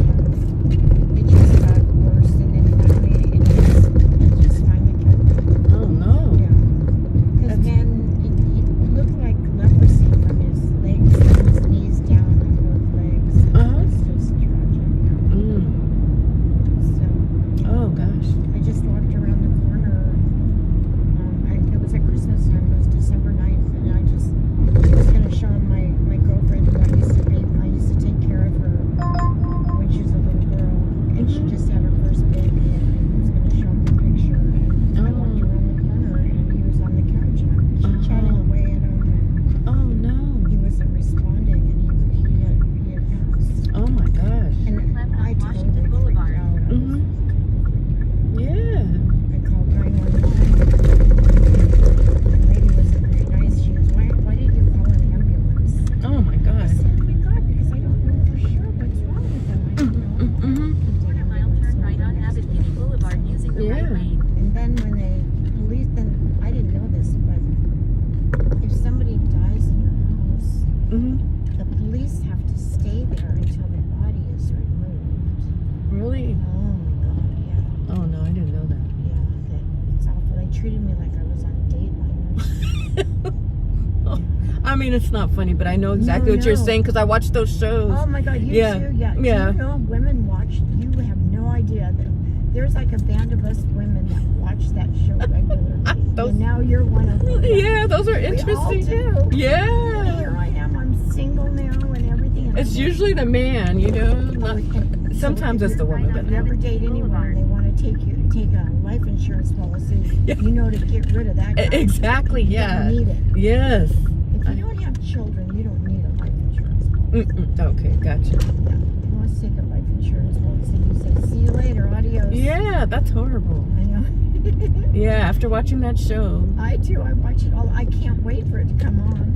It's crazy that and then they change the days on it. It makes me nuts. I go, what day is it on now? And I'm like, oh my God. Yeah, I think on Sundays now it's on at 10. Hey girl, there's a whole bunch of men for you right here. Oh God, yeah, really. There they are, right? Right? I'm telling you, you got a collection, right? You can pick anyone you. I'm telling you, girl, you need a girl. You better come back over here. I didn't even know they made bodies. I'm like, where? What run is this? We need to come. I don't know. We should have. I know. On this one. I'm serious. Are you single? No, just no. Are you single? I don't know. No, just pretty single, I guess. I don't know. You're not now, right? Depends on who asks. I know. Good grief, what race is this? I don't. You're like, I need to come over. She said this is fantastic. This is great. For all the single women. Probably for the fires.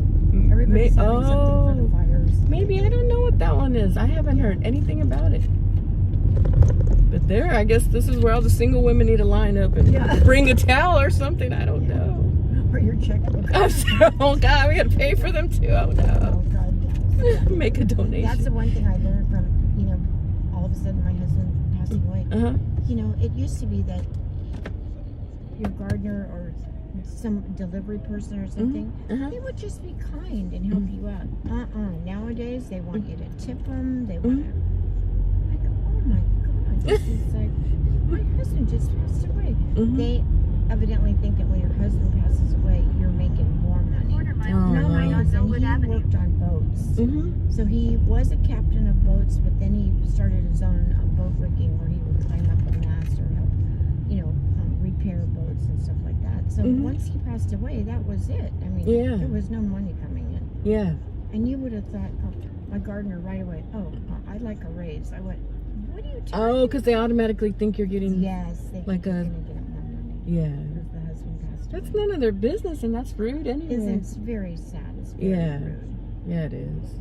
I was really shocked too because usually Hispanic men are usually, but not nowadays. They did not know. That's rude. They need some money. That's rude.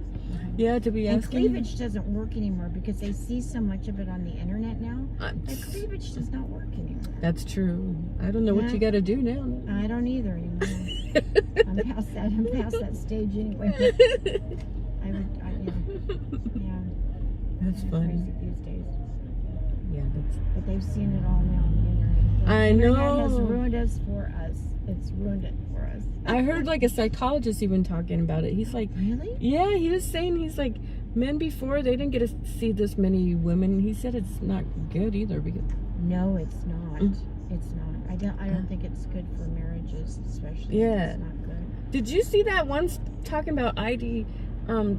This man left his child in the car in Arizona in the hot sun. You know where? No. And he was watching porn. Oh my God. Left his kid in the car. First of all, who leaves your kid in the car? Especially when you know it's. Yeah. He wasn't old, so he can't blame. And his wife was a doctor. There was run for union. I wonder what union though. Oh, I think they were union people. That's amazing. What union though? Yeah, that's for films or what kind of union? What company has good built guys like that? I didn't see one dad bod in it. I know, they all look like they're all in shape. I know. They probably do this on a regular. Crazy. Yeah, well, now we know where to go. I know, right? On Wednesday night. Yeah, on Wednesday night. Millwood Avenue, then drop off I don't Teresa. know. Oh, girl, did you see that one? Oh my God. He needs to be in a movie. Well, this is Abbott Kinney. I never come down here because it's always. It is kind of busy. Let me see. They're trying to take you down here. Are you gonna go eat right now? Yeah. Okay, I'm good. meeting one of my best friends that I work with. She's very young. Good. She and I are still good friends, and now she has 2 kids. And she used to be a single girl. And now she's married. Yeah. Now she talks about she wishes she wasn't here and she can hang out with all her girlfriends again. Where is it? Is it across the street? Let me see. It says 1429. It's gotta be. Let me see. Is it?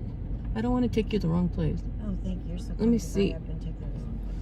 I think it's just right across the street. Do we know the name of it? Jelena. G-J-L-I-N-A. I'm thinking it might be on the right. If you want. Right there. Oh, I think it's right across the street. I hope so. Yeah. If not, I can drive you down the road. But I'm thinking it's probably this one. I think it's right here, right? Because I remember looking at it. I see the name of it now. 1429. Yeah. I'm not sure. If you want to get in, I could do a U-turn right here, and then we could pass by and see if it's it or not. Oh, it's probably it. You think I hope so. Okay, well, I'll just walk. I looked at the picture of it, and I remember it has a window on it. Okay, good. Thanks so much. It's nice talking to you, too. Okay. Have a good night. I'll probably see you around one of these other days. Okay, I hope so. Take care. Okay, honey. Oh, and you have candy in there, too. Yeah, if you want some, you're welcome to take some. Oh, wow. Well, have one of these. I like the green ones. Have a good one. You look gorgeous. Have a good night. Oh, I do? Yeah, you do. $1 million. Bye. She's sweet. I like her hair. It's cute.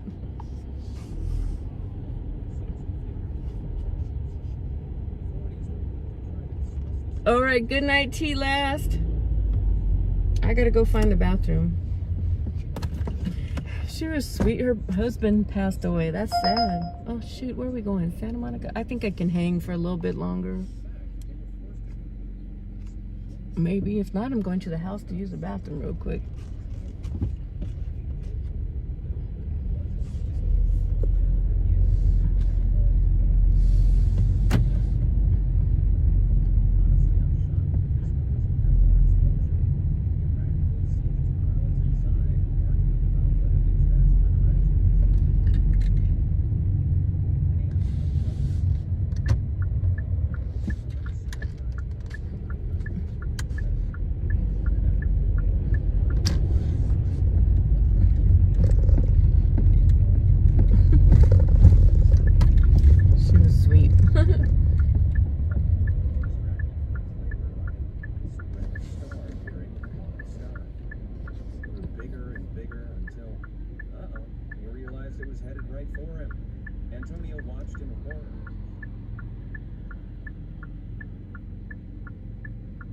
I think I can make money tonight. I just need to use the bathroom.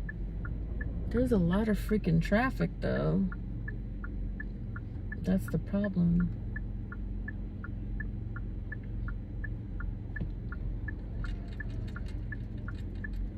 If I go home, the only thing I'm gonna do is some shopping. I need to buy that refrigerator. Not need to. I don't know if I want to do it now or later. I've been contemplating. Been going back and forth. Do I really need one? Will you let me go? No, I guess not. I thought I was gonna be able to go.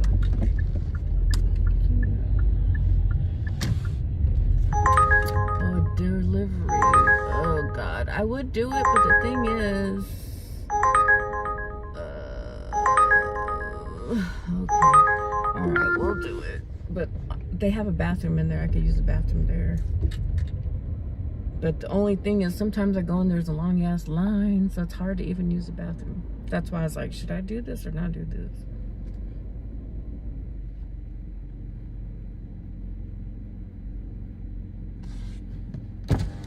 I love Erewhon's food. Oh my God.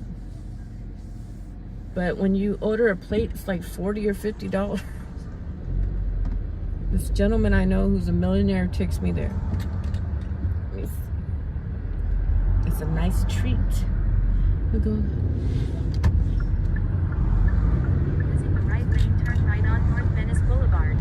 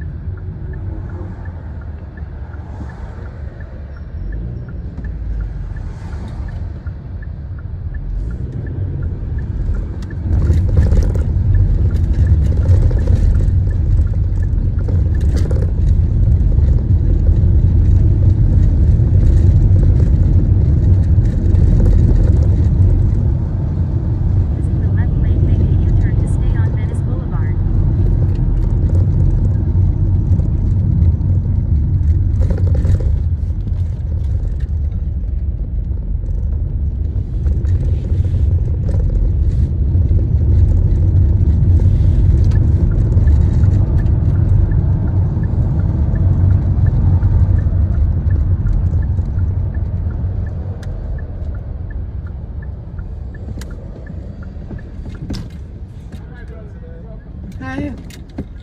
Got spots to the right. Other way over. Okay.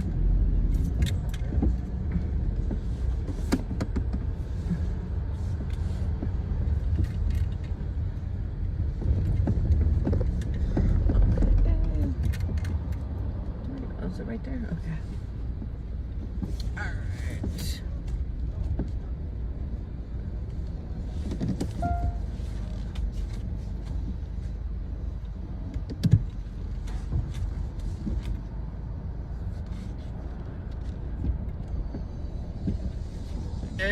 It's like a little narrow spot.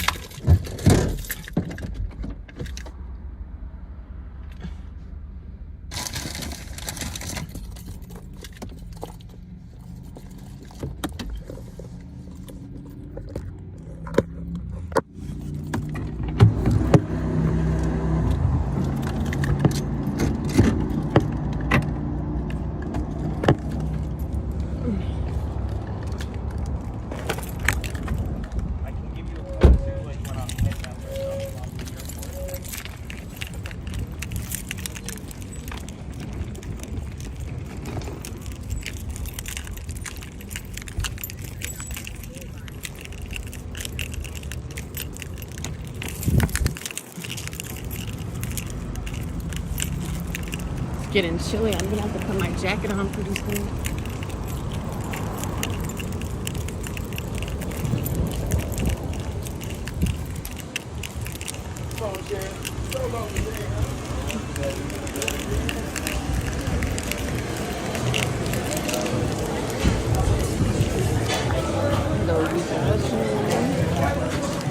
Just go get over here.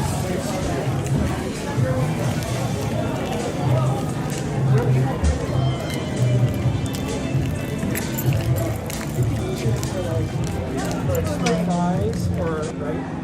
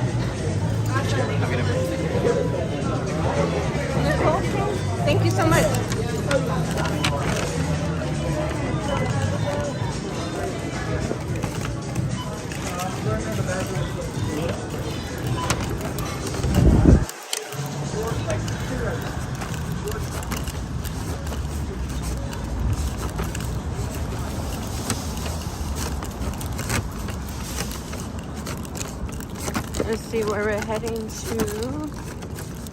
Complete pickup, yes. 2 miles down the street. Okay, we could do that. Is that a house or apartment? A house. Wonderful.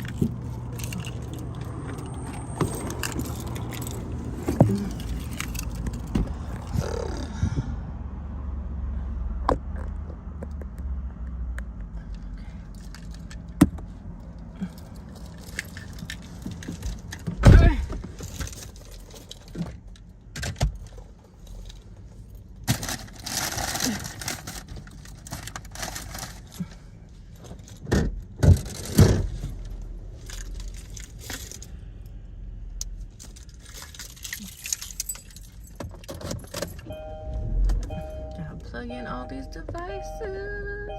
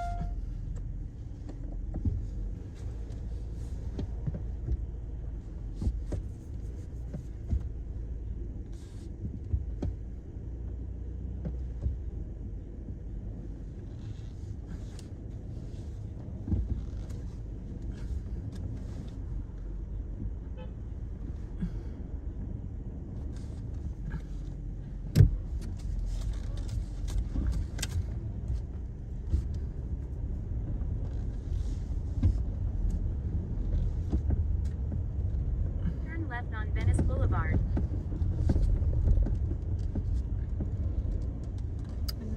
Sure, where to go? I think we have to go up this way.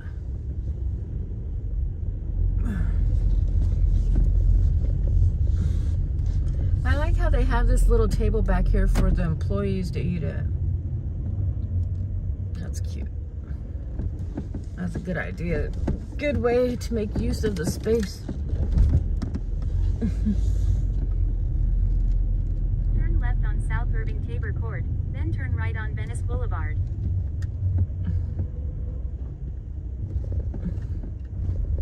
If I was homeless, I'd be back there. Look at this person about to get ran over. Once again on the phone, not paying attention to their surroundings. I don't know if you guys noticed, but they're putting all kinds of food in those bins. Those homeless people could go over there and look. Another fucking idiot. Just backs up without looking, without caring, just drives backwards.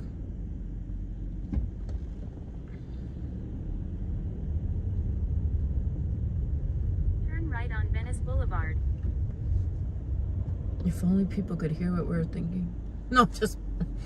I'm like, oh my God.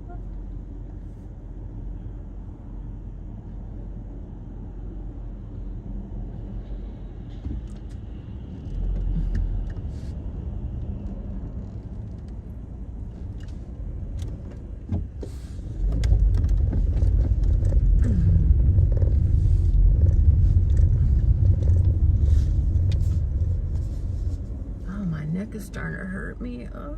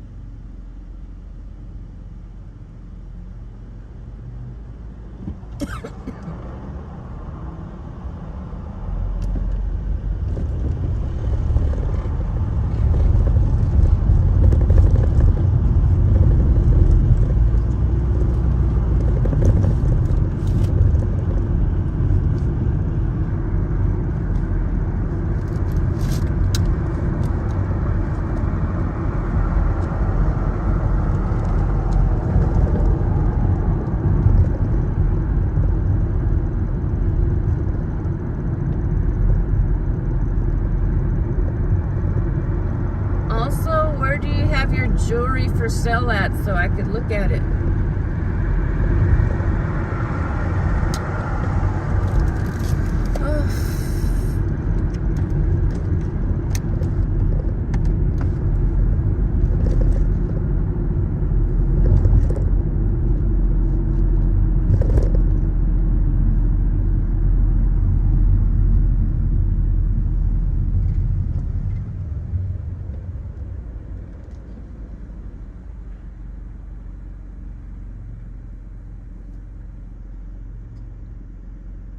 There's people in the Waymo next to us.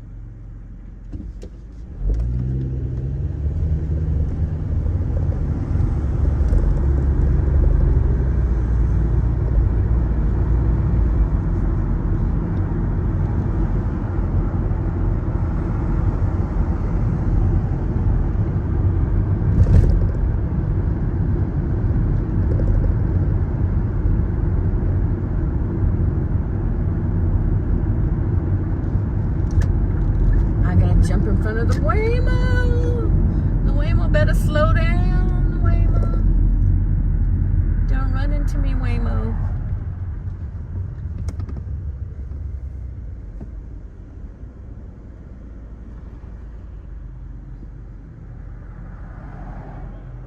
Oh, dang. We're going to go drop off this food.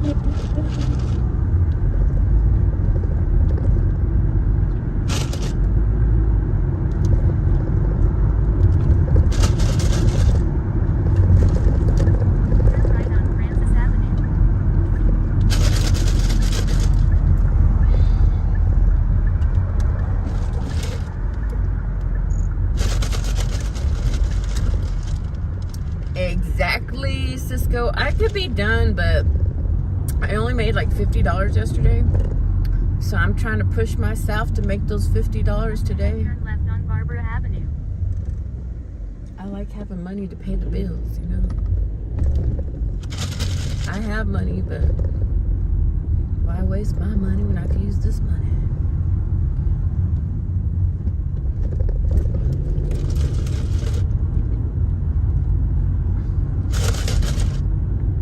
Turn left on Barbara Avenue, then drop off on the left. The days that it's going good, might as well just roll it on out unless I'm dead tired. I'm not like dead tired yet, so once I get tired, I'll go in. What are you up to? Cisco International. All right. Let's see here. We are looking for 1, 2, 5, 3, 1, and luckily we're just dropping this one. I think was that it? That's 7. Okay, it's this one. We're gonna just drop it off at the door and roll on out. I'm gonna park over here because I don't like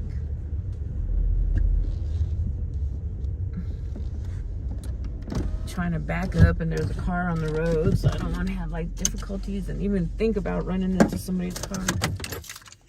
Just chilling after dinner. Well, thank you for coming in here and chilling on my stream.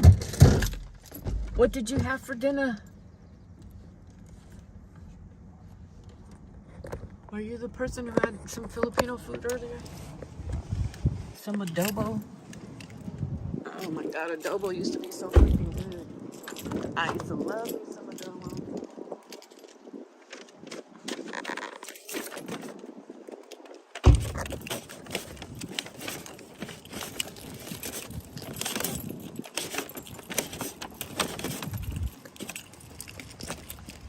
That was a pretty simple delivery today.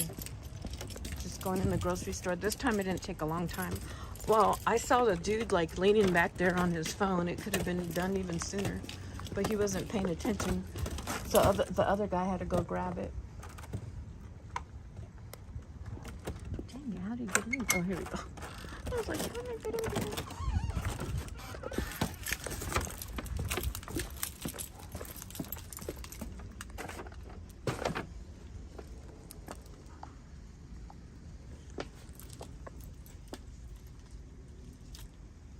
Okay, you were the person at the adobo. Lucky you. Certain foods make me feel like cheating and eating meat. Hot wings, adobo. So sometimes I get the adobo sauce and have it on rice.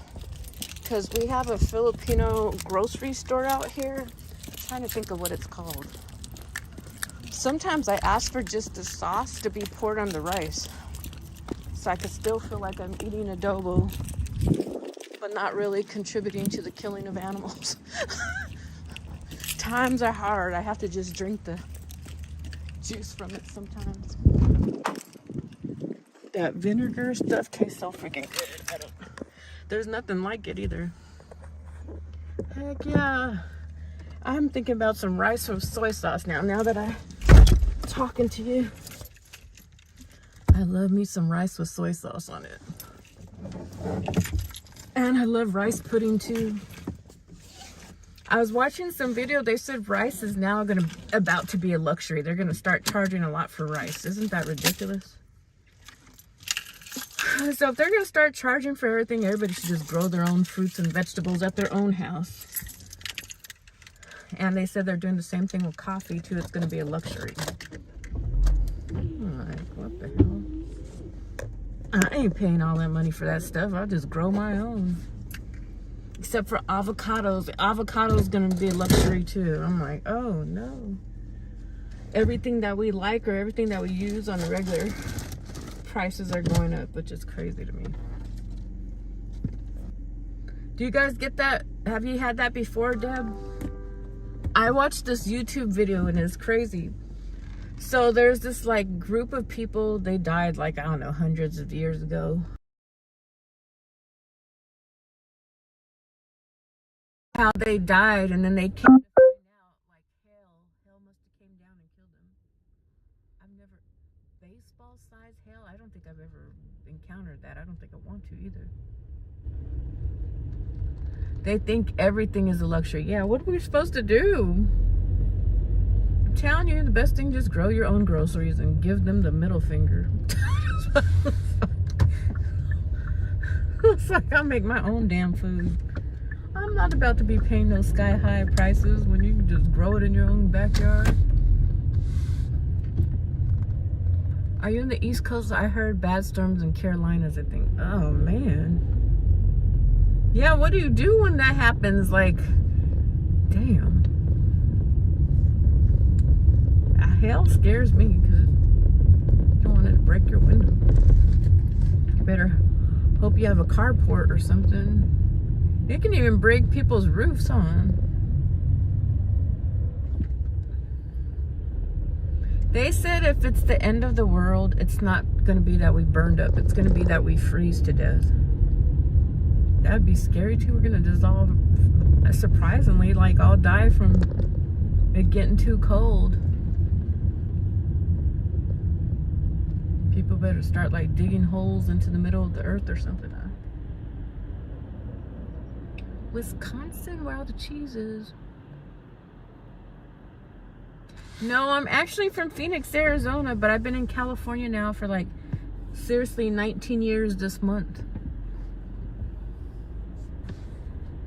No, I'm not from here, but when I was like 30, I left Arizona, came out here. I used to live in Utah for a little bit, like a short amount of time.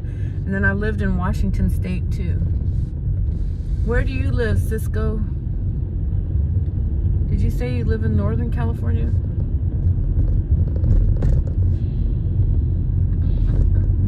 If it starts getting slow, I'm going home.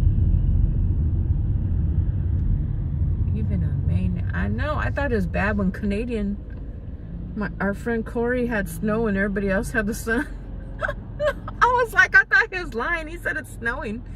I thought he was doing one of his little a face mask or graphics or something. It was really snowing still in Canada. It's crazy how the weather is in different parts of the world.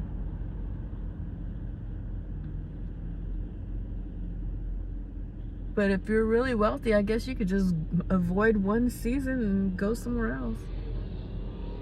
Like my friends from New Zealand, when it's cold over there, they come over here and enjoy the heat. Enjoy the sun here. Central Cali near Fresno, but I'm from IE and SG. What is SGV? San Gabriel Valley? Okay. I kind of know where IE is, and I think I've been to San Gabriel before for one of my customers. I don't even know where Central Cali is. I can't believe California is that freaking big. Oh, we might have a customer. San Gabriel Valley.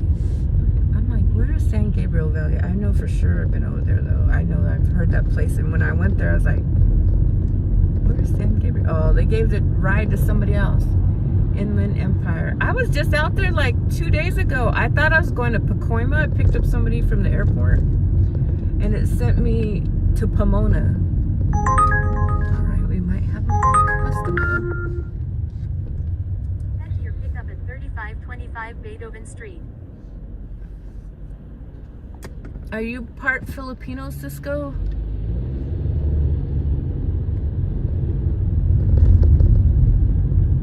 Filipino. My friend Baby that I was with, her sister is half Filipino. In a quarter-mile turn right on Beethoven Street using the right lane.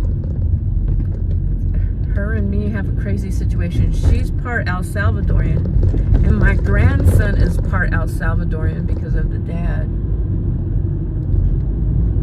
So me and her, like, we're like, what do you call it? Like we have a lot of the same mixtures, but not the same mixtures, but both got ties in the same ethnicities. Turn right on Beethoven I'm Street. black and Spanish, my wife is Filipino. Oh, okay. Black and Spanish, my wife is, oh dang. They're all about the same if you ask me. Just like Filipinos got Spanish, black. It's all about the same.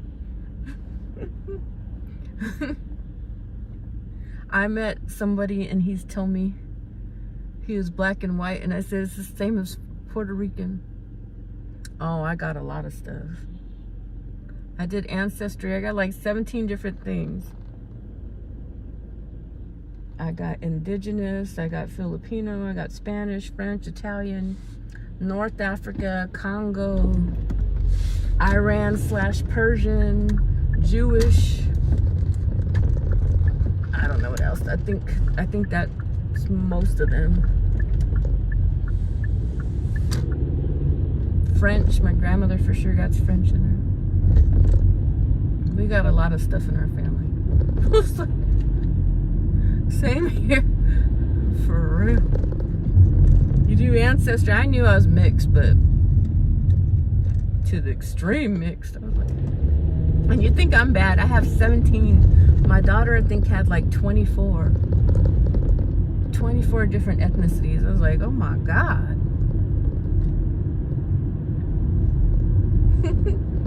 It's pretty wild.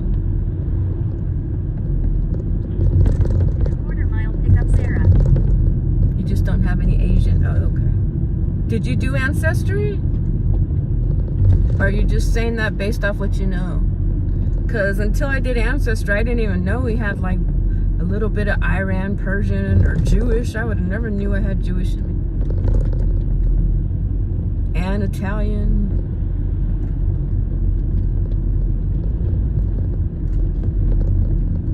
Oh, you did do Ancestry, but you don't have Asian. Okay. Yeah, everybody starts thinking like, oh, you have everything in you. I'm like, no, not. I probably have the 3 main groups that people come in, like Asian, white, and African. I have all those in me.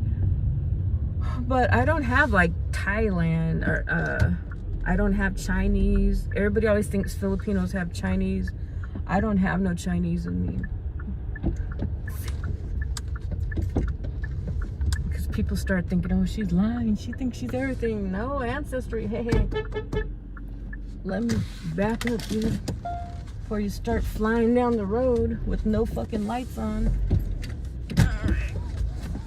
All right, I'm gonna have to hide the chat, you guys, because I'm picking up some people. I'll be back on in a little bit. All right, there we go. Hi, for Sarah. Yes. Okay, pretty good. How are you? Hey. You guys going out for dinner? All right. Okay, good. Gets a little hectic on that road. No, it is. There's a lot of people in there. Okay. The car like swooped up on me and he doesn't even have his lights on. I was like, oh. Yeah, no, it's crazy. I'm sorry you didn't have that. I thought you were going to have more fun. I wouldn't expect them to. I couldn't wait to. Yeah, but also, it's just everywhere there. I think you would have had time when you were at, like, market. No, and then I think the sitting situation, like, I was just uncomfortable. So the whole time I just I felt like the conversations were kind of forced. Left on Victoria Avenue. Really? I just feel like, too, it's probably school night for them. No, I mean, he was shocked. He thought it was 6 o'clock. He just didn't know he wanted You didn't want to be there either? He said, we gotta get out of here. We gotta go. This is crazy. He thought it was 6. He thought it was 7. He's like, your phone's late. He's like, look at your watch. But my watch is wrong. My watch is 6. It's 40. No, that was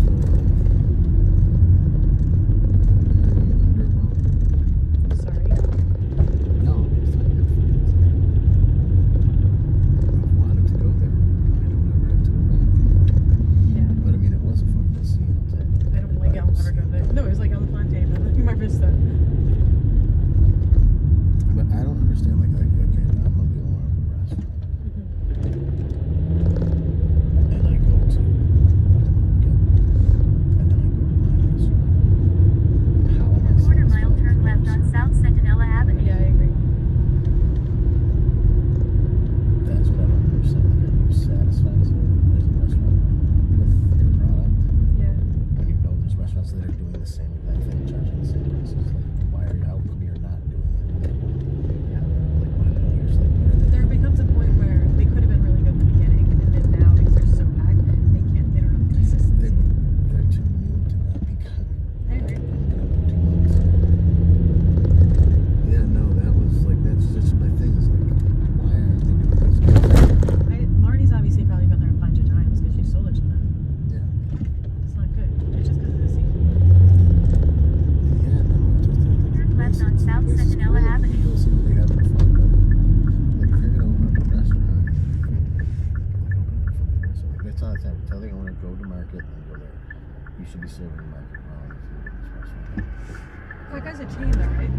Like has other restaurants. Yeah, it's just Kobe's. Kobe's. That's one bad woman. Kobe's. Turn right on Sharnik Road. I will show you.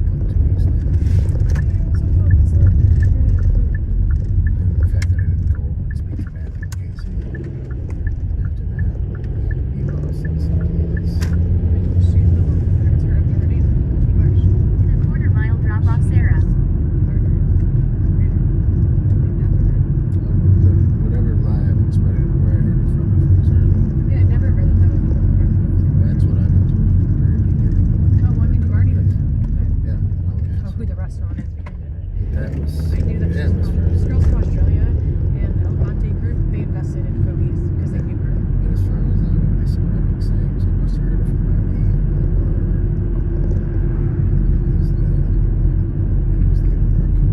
Drop off Sarah. Phoebe's a partner.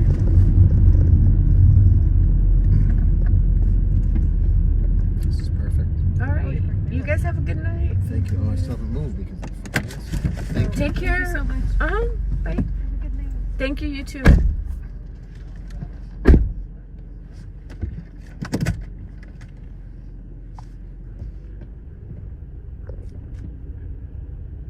No worries. Thank you.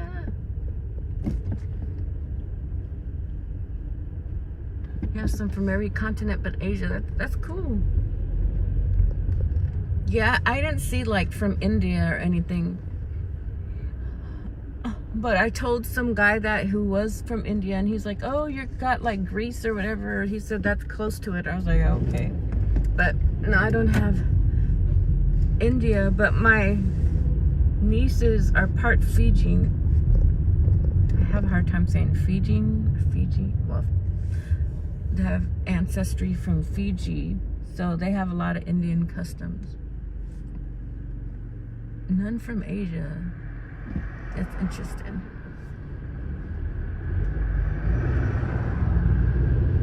Yes, you would think everybody's mixed up a whole bunch. I've talked to some people, they only have like 2 or 3 different ethnicities in them. Santa Monica. Okay. Oh, I think someone took that ride. Well, how much are we at? 120? Yeah, we're gonna stay on this part of town now. Is what we're gonna do.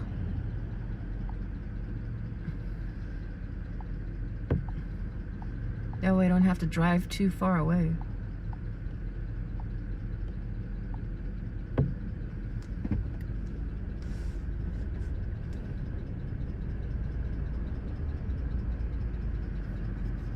Are you the same person as Tati Sanders? Do you know him? His wife's Filipino too. And Canadian, Corey's wife is Filipino too.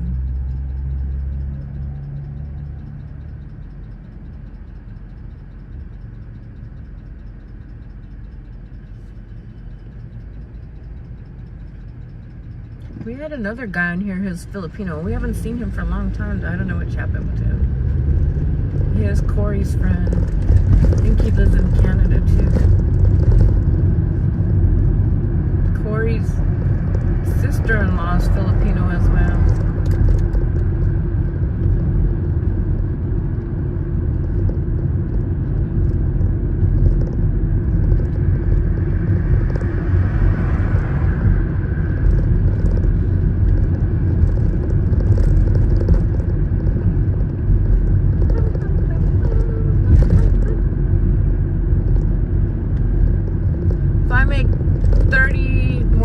I'll be done. It's crazy how sometimes just making $30 can be a long ass time. If I really wanted to, I could grind and make 2 or something tonight, but I don't feel like being out here that long. Usually if I go home by 10 or 11, I don't need to do all those hours today, but I'm definitely not staying out till 11. That's for sure, not tonight. I'm just riding the wave because we've had like customers back to back. But if it starts to slow down, I'll just go home. Like yesterday, I was like, I'm tired. I'm not gonna push myself when I'm like extremely exhausted. Just go home, regroup, and restore while you have a chance. Because I don't do that all the time. Most of the time, I don't. I'm up till 10 or. I'm so tired. I usually go on people's YouTube, and I was too tired to even do that. That's how you know I was tired. I didn't care about nothing or nobody. I just wanted to go to bed. Usually I'll go jump on somebody's stream.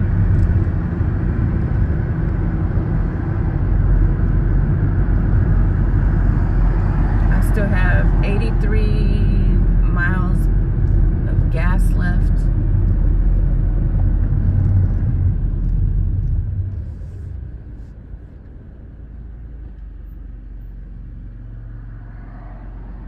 beginning to see the sunset. I think it already set.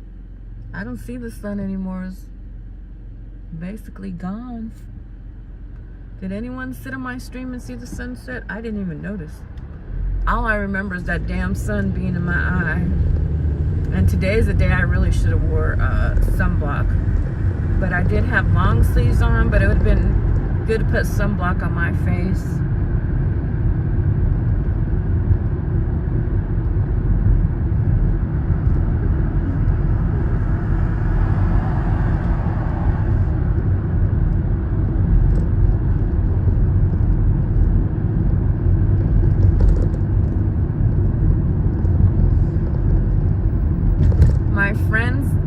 BB, her dad said he's been to the Philippines like a lot of times.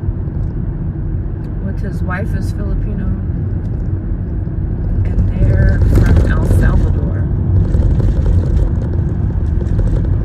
I love that in America we have so many different mixtures of people. For me, it'd be weird to be in a country where everybody looks the same. I feel kind of, all I know is being mixed. I just can't imagine going somewhere and everybody looks the same. I guess I'd be used to it, but right now I love seeing all kinds of different people. That way I get to try out all kinds of different food.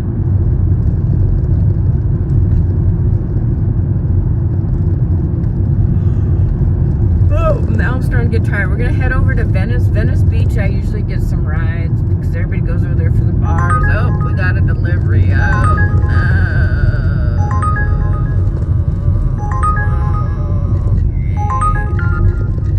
I think I've been to, oh man, this bakery kind of sucks because it's hard finding parking over here. It's right next to Erewhon. I went in there when they first started opening. We'll see what the parking situation is looking like. Parking to me is a big thing. Where I live, where I shop, I hate when you can't find parking. It's so annoying. I wouldn't want a business where it's hard for people to get in and out because that like deter a lot of people from even going. See, there's Erewhon again to the right. My sister wants to go there. We're gonna have to go one of these days. I like Erewhon. The food just feels like so like healthy or moist or just really good. Like gourmet, like I don't know what it is, but it tastes freaking good.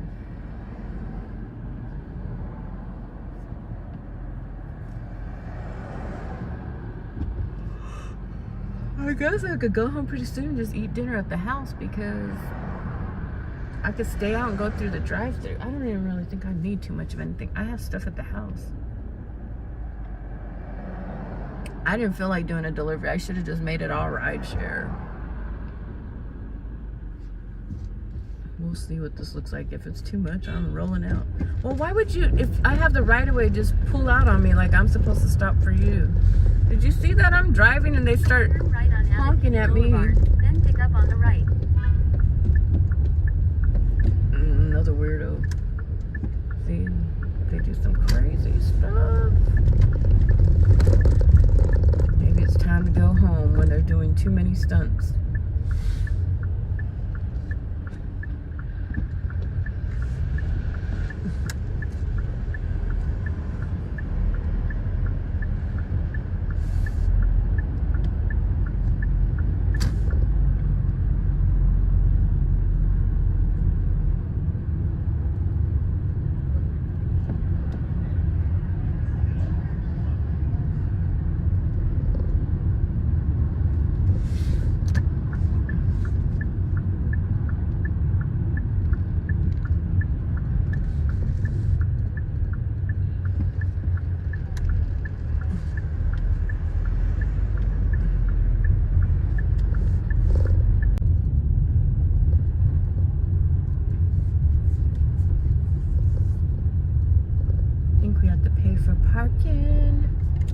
Hopefully this person looks. A lot of these people over here, they just pull out without even looking.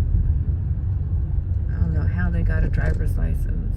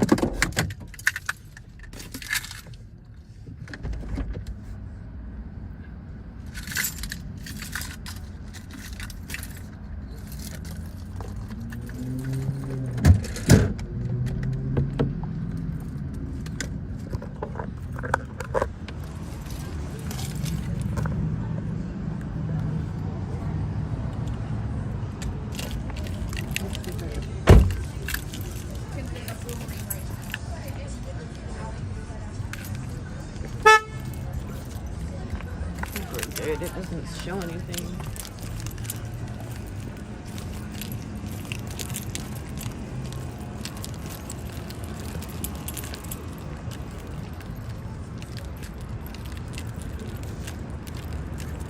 Yeah, I think it's time to put my jacket on. I don't want to catch a chest cold.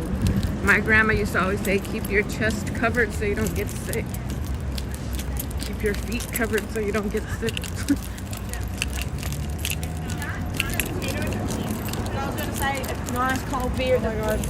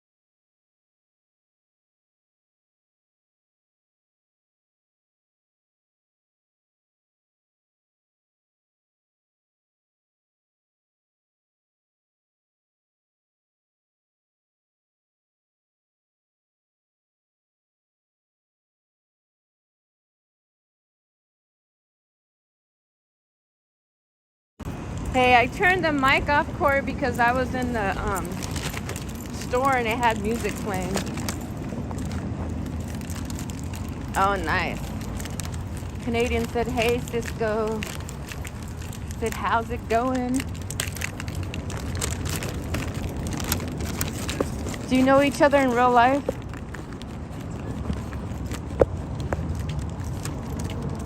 Are you guys the same person? No, just no copyrights, exactly. I wonder if I got copyrights for my ET theme music earlier. I gotta put my jacket on, I'm cold. This is Venice Beach, you guys. Venice Beach area. You guys are good friends in real life or just online? I gotta put my jacket on, I'm freezing. He was talking about adobo earlier, making me hungry.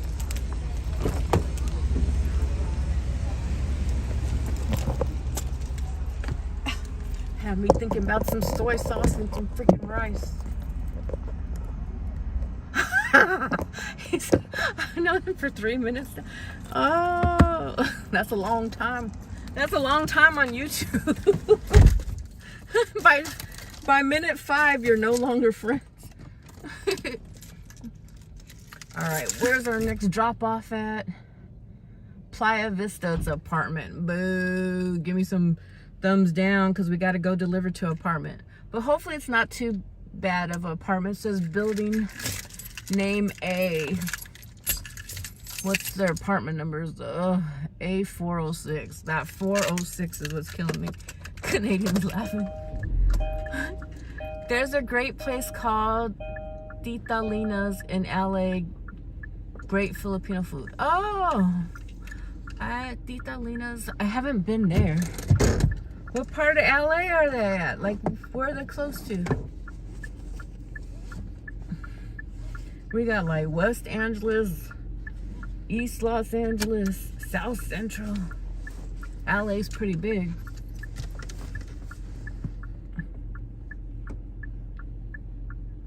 Yep, apparently our wives are both Filipino. Yep. There's a lot of people on here with Filipino wives. The Filipino Wives Club.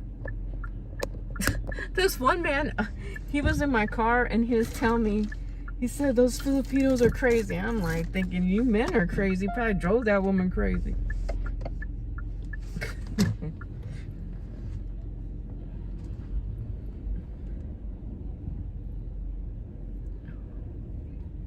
Oh, on Temple Street. I've been on Temple for Tribal Cafe. And I actually went to SIPA, Search to Involve Filipino Association, and I took some business classes there.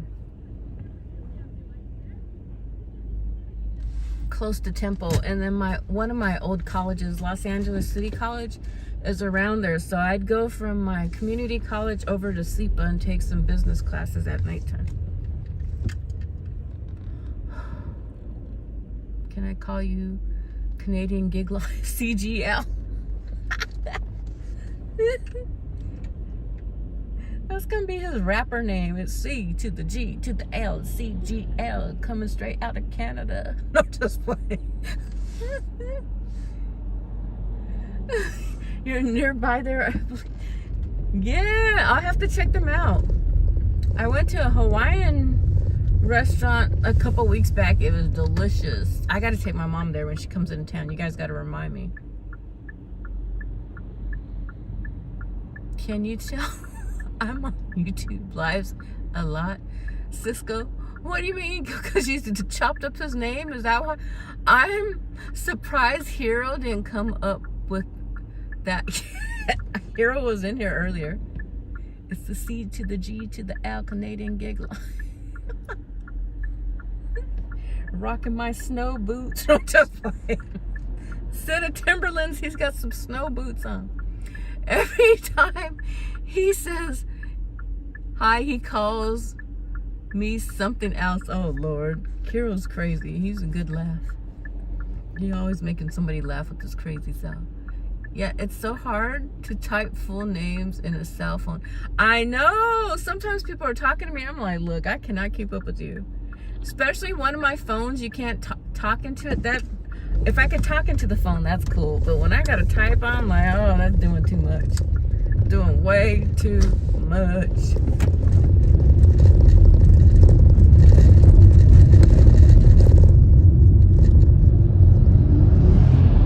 Ooh, Lord. Now, we should do an episode on Filipino women from the Philippines versus Filipino women born in the USA. Because everybody thinks, oh, Filipinos are so nice and sweet. I'm like, you have not met my family. They will cuss you out. Just fucking. They've been roughed up from being in the US. They'll be like, go get your own damn food. Shit. People and their stereotypes. I'm like, nah. It's a new day, honey.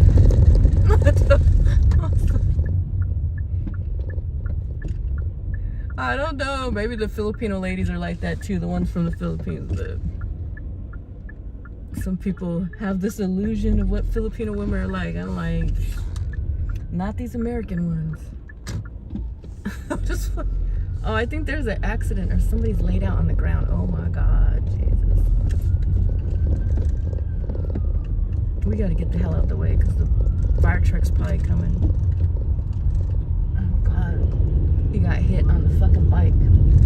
His face is all jacked up. Right on Lincoln Boulevard using the right lane. Poor guy. It's way too much. I have to read that comment before. Yeah, it's hard to fully type names in a cell phone, yeah. Way too much. My wife was born in Hawaii, raised in the Bay Area. Oh yeah, she'll cuss you out real quick. That's all you had to say. Say no more. No, just play. Yeah, they're definitely not all the same for real. She'll snap on you in 2 seconds.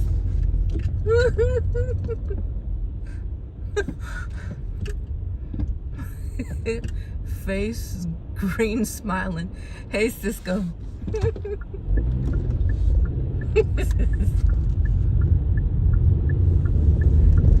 In case anyone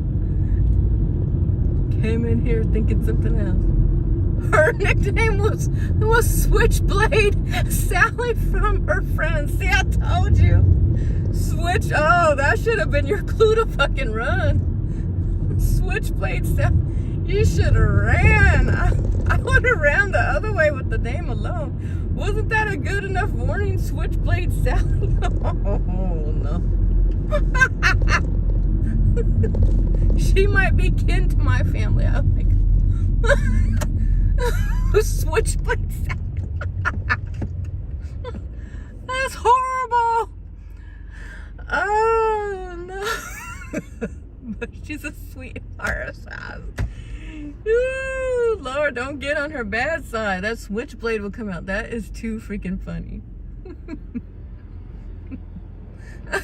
Like calling a right-handed guy lefty. Oh my God. A right-handed. That is funny.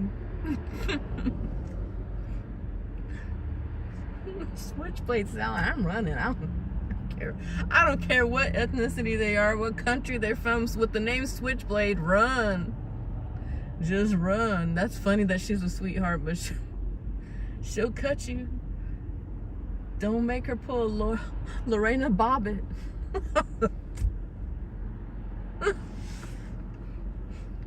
I've heard of it all tonight. That was the joke of all jokes tonight. Switchblade Sally. Oh, Lord Jesus.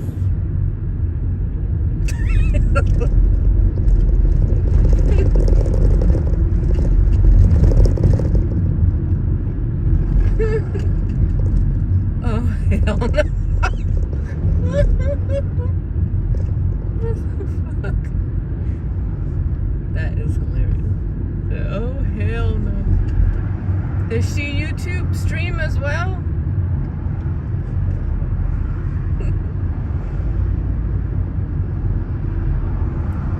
Don't jinx me for...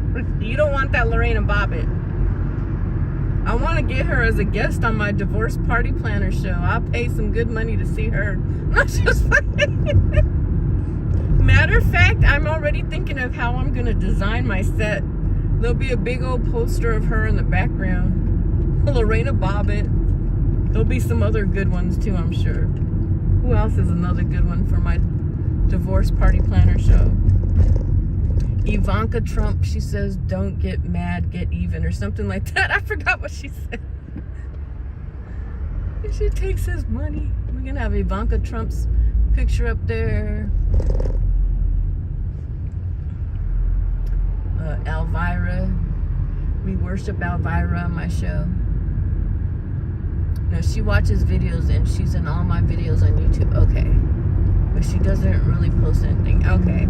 Yeah, my mom doesn't really like to go on video either that much. But you know, she watches that Filipino channel a lot. Have you seen the Filipino family? What is their names? She's been watching them for like the longest. The grandmother dies on the show and she's telling me all about it. You might have been my passenger before. I think they moved out here. I miss Elvira, yeah. I would love to have her as like a co-host on my show or something. On the divorce party planner show. My grandma and I used to watch Elvira like every day. She loved Alfred Hitchcock too.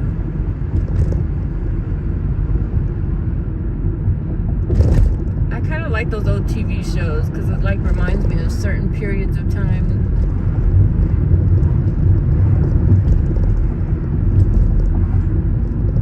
You'll have to check out my Spicy Divorce Party Planner channel. We did a segment and it had birds like from Alfred Hitchcock's film Birds. Check it out and out.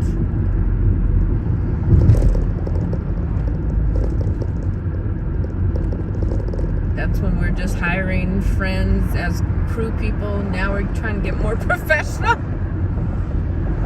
Now we're trying to get professional camera people who aren't drunk or high, you know. We need professional people. We learned our lesson. Hiring family members and friends doesn't go that great.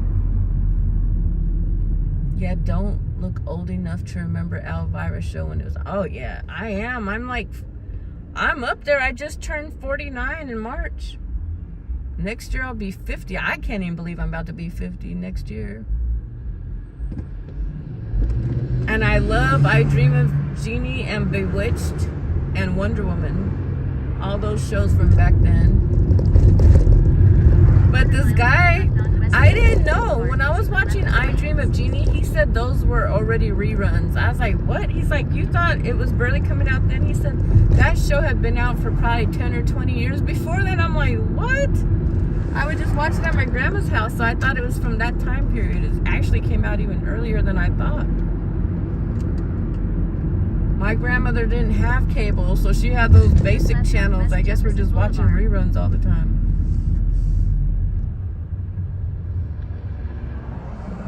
Oh, thank you. I'm a grandmother. I have 2 grandsons. My daughter's 27.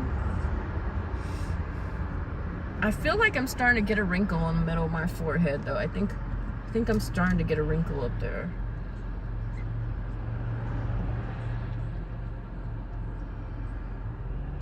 I Dream of Jeannie was from the 60s, I think. Yeah, and I was born in 76. I had no idea. I just grew up thinking that was my time period. I love I Dream of Jeannie. I got to see Barbara Eden in real life at the Egyptian Theater because I was doing volunteer work there. If you guys ever come to LA, you got to go to the Egyptian Theater. They have like this giant scarab, like this big beetle in the theater. It's so cool looking. I think I'm getting a freaking wrinkle. I'll show you guys tomorrow during the sun. I'm like, is that a wrinkle? Am I starting to get a wrinkle? Don't be laughing, Cisco. It's not funny. My ex-boyfriend, now you know why he's an ex. He says, you should wear a hat. Looks like you're getting sunspots. What the F? Should have just kept that to yourself. I didn't even know what the hell a sunspot was till he said that. Turn left on Playa Vista Drive using the left lane. Okay, I'm trying to get over. This truck is trying to get over at the same time. What the hell are you doing? Turn left on Playa Vista Drive. We're trying to drop off this food. Picture me rolling. I'm out here grinding because the more money I make, the quicker I pay off these bills. Then the rest I can spend on whatever the hell I want to. I like to be ahead of my bills, not behind them.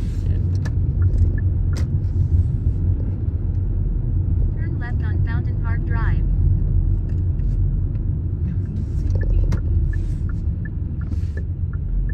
Now, it doesn't always happen like that. There's some bills out there that I still need to pay, but they might see me in another lifetime. Not just like, no, I don't.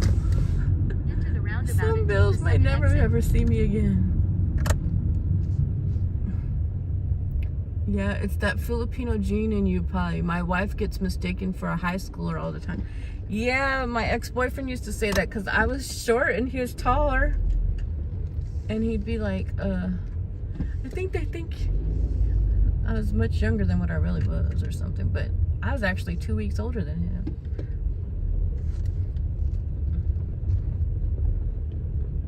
Now, I don't agree with the guys that are all old with the 20-year-old Filipino girl. That to me is kind of gross. I'm like, why are you like 50 or 60 years old with the 20-year-old? That to me is kind of, I don't know. We ain't supposed to judge, but come on now. I don't know about those situations. Let's see here. Drop off on the right. 1317 says, meet at door A406. Oh, this looks like it's going to be problematic getting in here. 0075.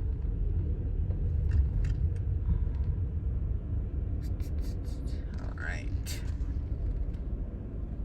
Spice Gang. Hey, Raj, welcome in.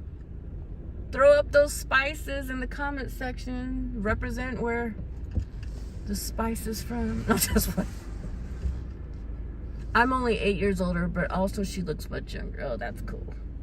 I'm glad you didn't do that one. I've seen some. I picked up a man before, and he told me like his wife is 30, but then when he said he's been together how many years, I was like, oh, he must have got her when she was 20. I was like, what? I don't know a lot of, it's not just that scenario, but I do see that a lot. A lot of men like women that are like way super younger. I have younger guys that like me too. It's crazy. But who knows? Whatever works best for that situation. I just kind of think it's weird, but I don't know if it necessarily... They're happy with it, I guess. I don't know. As long as they're happy with each other, what can we say?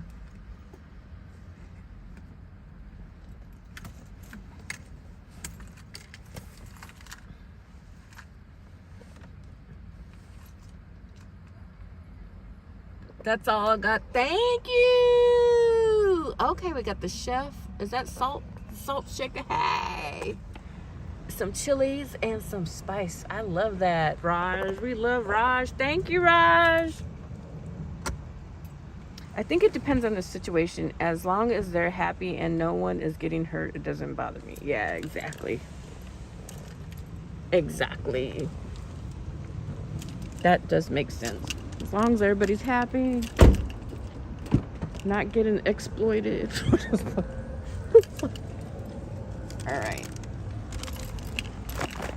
Now we gotta find this place, you guys.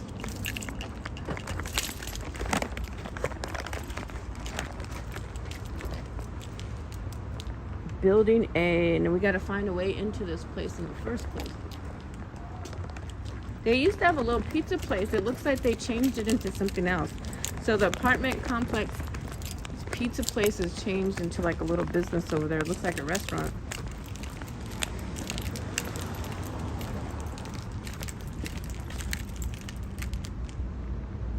It looks weird, but I probably look weird to people too. Yeah, no exploitation. Yeah. You probably look weird to people. Yeah, I'm sure. I think sometimes it's in our head. Once I was dating a younger guy, and I don't like younger guys, but some of them lie to me about their age. I felt like everybody was looking at me, and I don't think no one even knew or cared.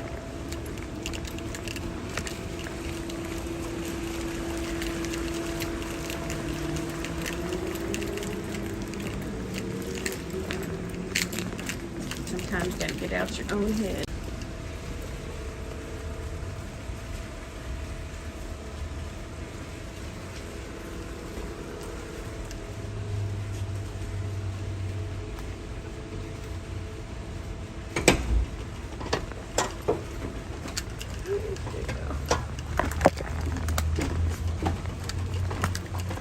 Where did it go?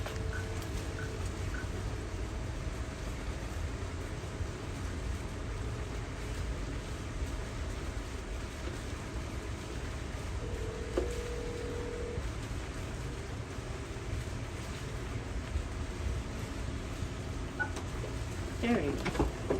Thank you so much. I don't know what I did. Alright, we're looking for A, C. Oh God, where the hell is A at? Do you know where A is? Building A? A406?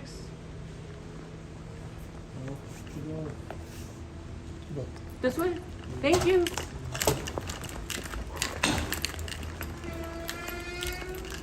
Oh yeah. We're in a little space though. Oh yeah, we gotta go all the way down here. See, I'm definitely burning off some calories now. Getting them steps in. They should start paying us for how many steps we get in.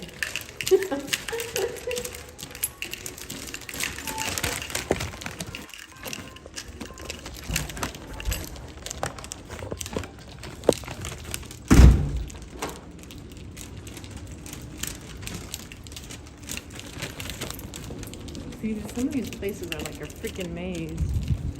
Oh God. Then we gotta find the car afterwards. Oh no, I don't even know if this is, where the hell is this place? And we still gotta go up to the 4th floor.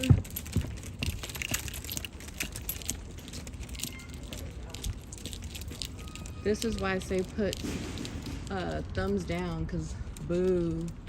I'm freaking lost. I don't even know where the hell this place is at. And I don't see anything that says like what the building is. Places like that, they should just have like a drop off, like a designated area, instead of making people go through all this. But I guess not everybody can walk, probably. But if they can't walk well, why would they be on the 4th floor? I don't know where the hell I'm at. I'm in the swamp there.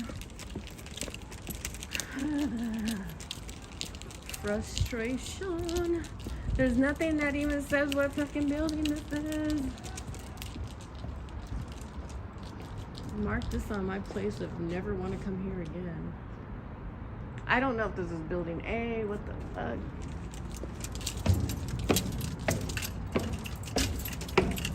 And it's dark too.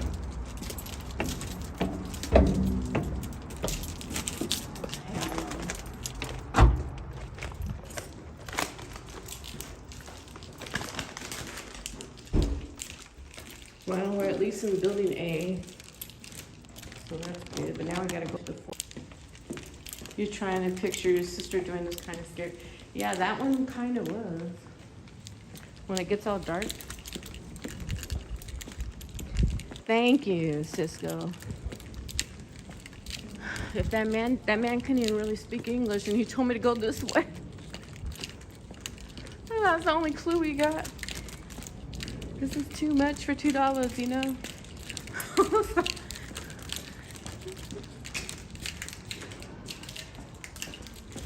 These are the ones I hate.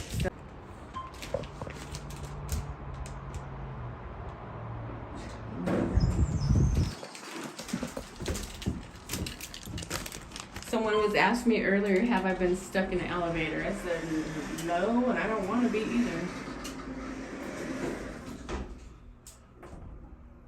Could you imagine being in an elevator when it's hot outside? Oh, I'd fucking go crazy in this metal shit. I'd be dying of a heat stroke, probably pass out and die.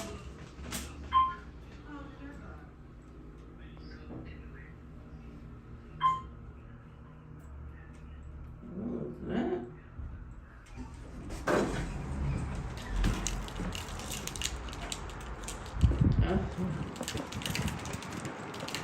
Lord have mercy. Way too much. Thank you, Cisco. That's what I'm talking about. This is why, remember, didn't I say I was like, I'm about to switch over to just ride share. When we get out here, probably do ride share. This is what makes me be like, oh, forget doing deliveries. You guys get to see the agony. There's agony either way. Picking up people or doing food delivery. At least I'm getting some type of movement in.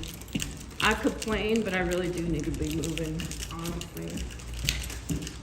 I had some deep fried strawberry cheesecake bites from Rally's earlier. Those were not the best choice. They tasted good, but for my weight and health, not the best choice. Here we go.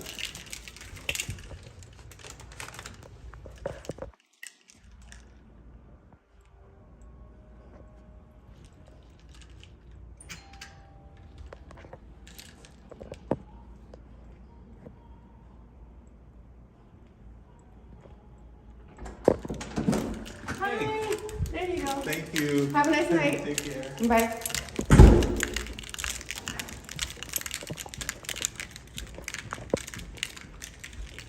Oh, you've been sitting around too much? Yeah. I do ride share, and that's basically what you're doing the entire time. Now we gotta find a way out of here. Do we gotta go back to that elevator? Tell me there's another elevator. Is that like the only elevator all the way down there? Some of these places I'd be like, F that elevator, I'm just take the staircase, and then the staircase is ugly too. And that looks like Yeah, we have to go all the way back around to get to that damn elevator is what it's looking like. Oh no, here goes one, thank God. It's still out the way in a weird place. I need $20 more so I could go home.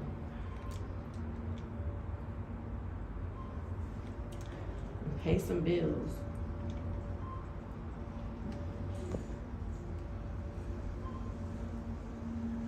I would have been tempted to tell him, dude, you're exactly. Did you see the small package that I dropped off? Thank you, sister. You understand. Because if I would have said it, they'd be like, oh, she's being, what's the word they use? They would have said I'm entitled or something because I didn't want to walk over there. I'm glad you guys understand. Fighting demons. Is this the ground floor? No, not quite. Okay, we gotta keep going. Yes. Okay. We're gonna come down, which. Okay.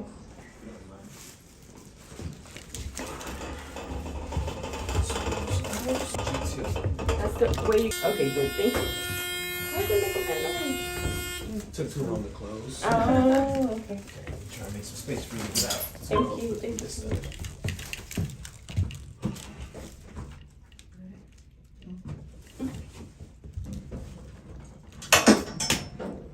Thank you. You guys have a good night. Likewise. Thank you. Take care. All right. Thank God they helped us. Internet froze. I was in that elevator. Thank God they told me where to go. I would have been out sitting there for like another half an hour. We still haven't made it all the way out.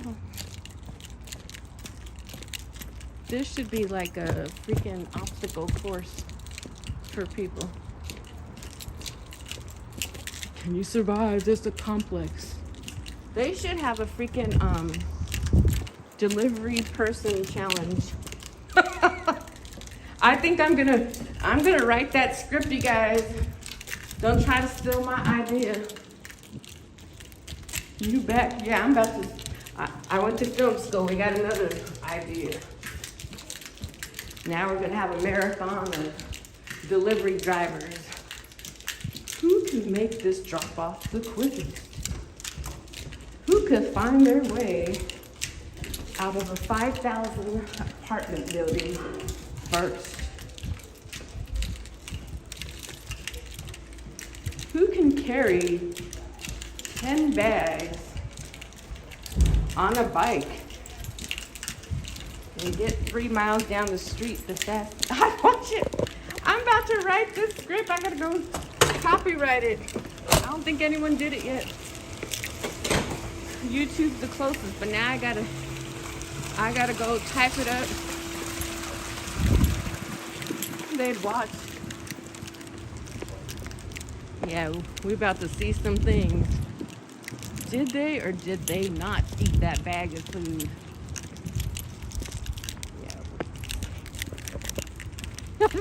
Yeah, I need to write it. I come up with all kinds of TV show ideas by doing this job. Okay, where the hell's the car? Did it get towed away? Everybody would be pissed off at the apartment complex. Give them 3 minutes to make it back to where their car is. And have $100,000 waiting for the winner. They have all these other shows.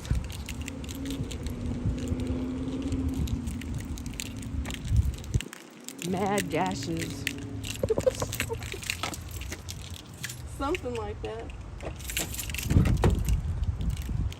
Let's see how long this driver can last with this customer talking shit in the back seat. Will the driver ignore them? Will the driver snatch them up and leave them bald-headed? Will the driver call the police? Stay tuned. Stay tuned. Grab your popcorn. And you guys bet in the comments section who will win. Will it be the driver hailing from 122 degrees, Phoenix, Arizona, or the Beverly Hills gal Stay tuned. Yeah, the Uber driving, I don't think I could do. Man, you don't even know, Cisco. Most of my customers are good, but you have a couple that will take you there to a place you didn't even know you had inside of you. I had customers in here trying to get rides like 12 minutes further away for free. Call you out a name, call you crazy, all kinds of shit. But you know, they always do that to a woman. Why don't they ever do it to a man? Why don't any of these people that talk crazy do it to a man? Because they're a bunch of cowards, that's why. Say that to the wrong man and they would be with no teeth afterwards. Let's see. Let's see how much. Yeah, no way. Yeah. Yeah, some of them are crazy. Turn right, then turn right on Fountain Park Drive. You could search on YouTube for some of the craziest experiences. I had a man in here, this creepy dude. He called me beautiful as soon as he walked up to my car. That to me was already kind of weird. And then after that, I'm driving him, I'm taking him to the airport, and I'm looking at him because he's starting to move around. I'm like, are you okay? And he said he's frustrated. I'm thinking like he left his bag. Dad's like, do I need to take you back to where you live? He's told me he's sexually frustrated and said something about letting one off. And I said, are you into men or women? Because I didn't know what his thing was. Some people never get their ass whooped and you can tell they need it. Exactly. Thank you. Yep, thank you. They sure do. Turn right on West Jefferson Boulevard. I had one in here like a freaking week ago calling me crazy. Bitch tried to get up in my car. As soon as I pick her up, she's talking about, what'd she say? Bad service because I couldn't find the bitch. I was picking her up from a bar. Had her friend waiting for her outside her house. I don't care what friend. You're gonna need all your friends because they don't. You think I'm crazy? You ain't seen real crazy. I'll run you and your friend over. Now let me stop. I don't want to be telling on myself. Picking up Bard.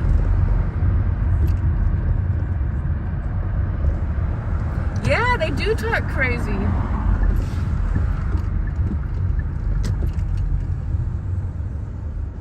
Just what gives you the right to say, oh, bad service? I don't get it. And here I was looking for her, and I was like, well, why would I be here waiting for you? And they lied. She's trying to say that I was listening to Christian music, and I wasn't. I was just listening to the talk show. So she's just trying to create lies and stuff. I don't care what she said. Call the police. Call the police. I can punch you. No, I'm just playing. I'm just joking. But I'm like, they do make you feel like going there. I'm not worried about it because the police should know a lot of these people. Like, I was picking her up from a bar. That should have been clue number one. And I didn't think anything about it because, like, I had a good day until I picked her up.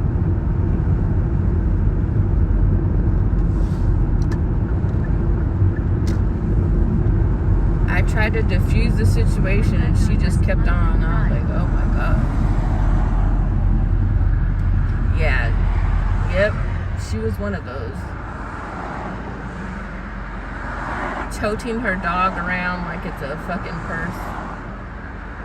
It was one of those people that think their dog is a purse. Oh my God. I'm just glad that day's over and my night's almost over. Hopefully I don't get one. I thought I was going to have one earlier. The ladies seemed like it said you're coming in 3 minutes, then 5, 7 minutes. Well, I have no control of what Uber does. If I'm driving too slow or if there's a lot of traffic, these people, like, they can't even wait a minute or two. And here, all I'm doing is driving to them, but there's rush hour traffic. What more do they want me to do? Like, pick up my car and, like, fly over all the other cars? I'm gonna go support a few other friends on YouTube before I go to bed, but great meeting you, Spice. Thank you, Cisco, for coming in. Have a good night. I'll be driving. I'm trying to make this last $20. Have a good one. Come back again. Just ahead, turn left on Playa Vista Drive. I'll be thinking about freaking rice and soy sauce all night long. Some adobo. You guys are wrong for coming in here talking about adobo.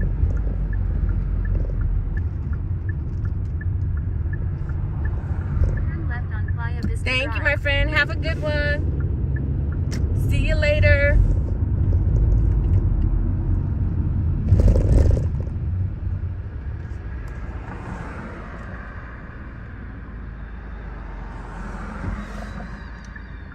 Get that adobo. Thank Quarter you. mile, turn right on West I wish I could. I wish I could. Boulevard using the right One of lane. these days I'll make a journey over to the Filipino grocery store and get some.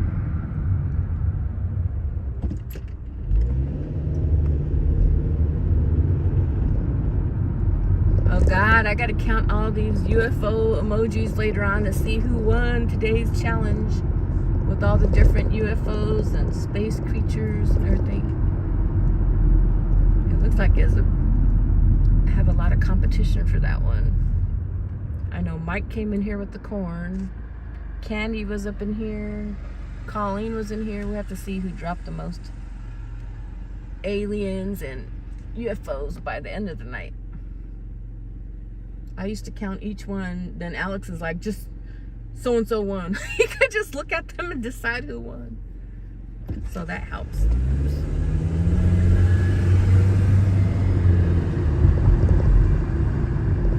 Turn right on West Jefferson Boulevard.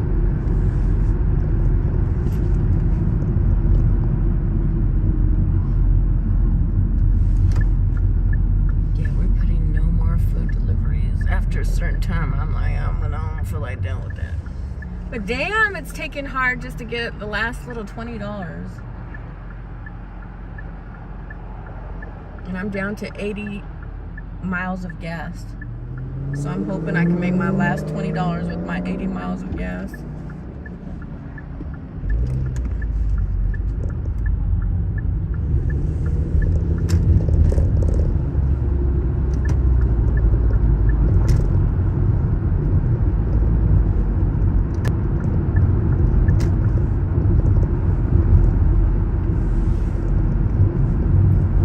Turn left on Olive Road, then turn left.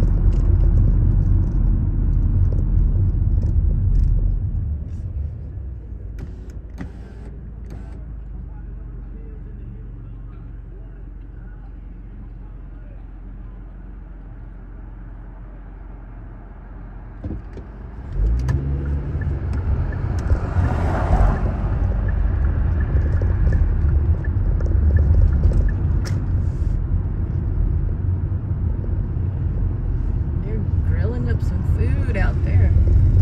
Turn left. Serious Then pick up business Baird on that the left. grill.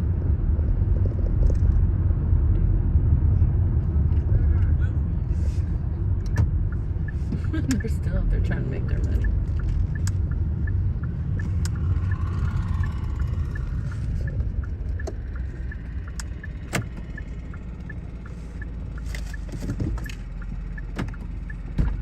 Hi. Huh? How are you doing? Pretty good. Head to your drop-off at Target. Target, Culver City, okay. There's a Culver, I think I know what that one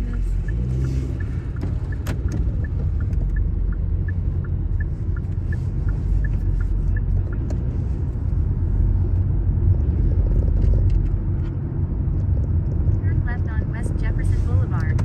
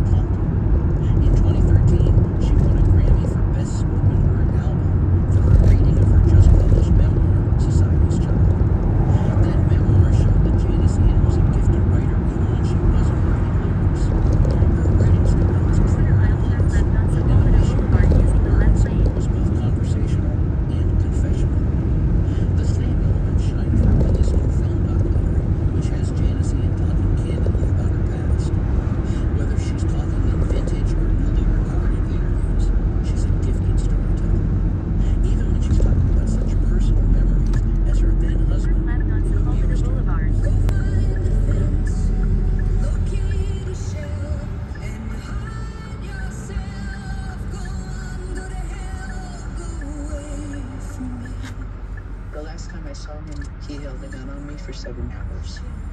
I talked to him about being Catholic, about how his grandmother would feel. I urged him to take more Valium because he took a lot of Valium. I urged him to keep drinking. I hoped he would pass out.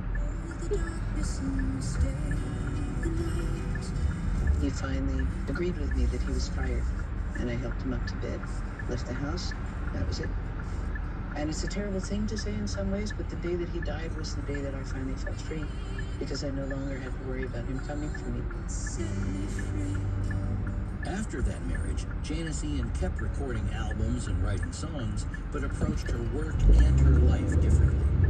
She came out and wrote a regular column for The Advocate. She married again in 2003, this time to a woman, Patricia Snyder. And after their marriage, she wrote a song. Valley Circle using the right lane. She performed playfully in concerts until a medical problem with her throat forced her to quit touring. Right on Green Valley Circle.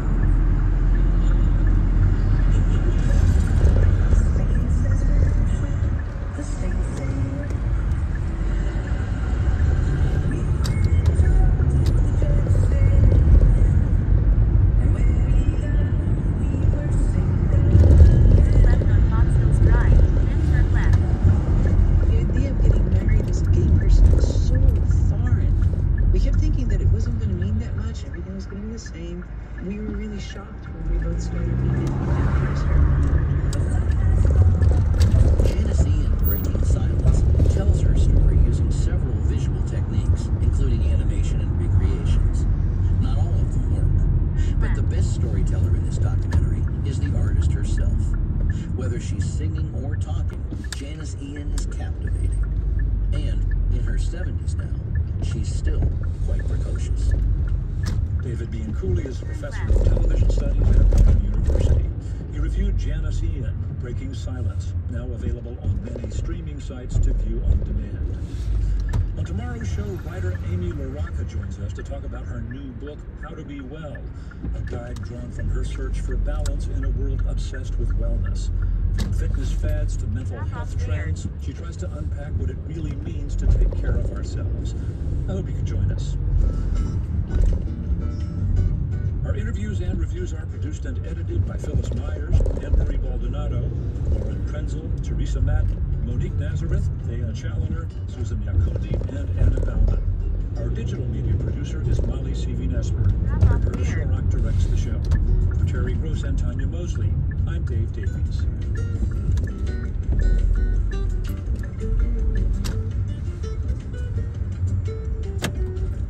Support for NPR comes from the station and from Mathnasium, whether students are ahead of the curve right here. Extra support. Thank you very much. Have a good night. You too. Thank you so much. Learn more at mathnasium.com. And from Indeed, committed to giving job listings increased visibility with relevant candidates through its sponsored jobs feature. Learn more at indeed.com/NPR. This is LA's 89.3, LA's #1 NPR station. Hey everyone, Jacob Martellus here. It's a minute before 9 o'clock. On Point is up next. Then at 10, it's the BBC World Service here on LA's 89.3.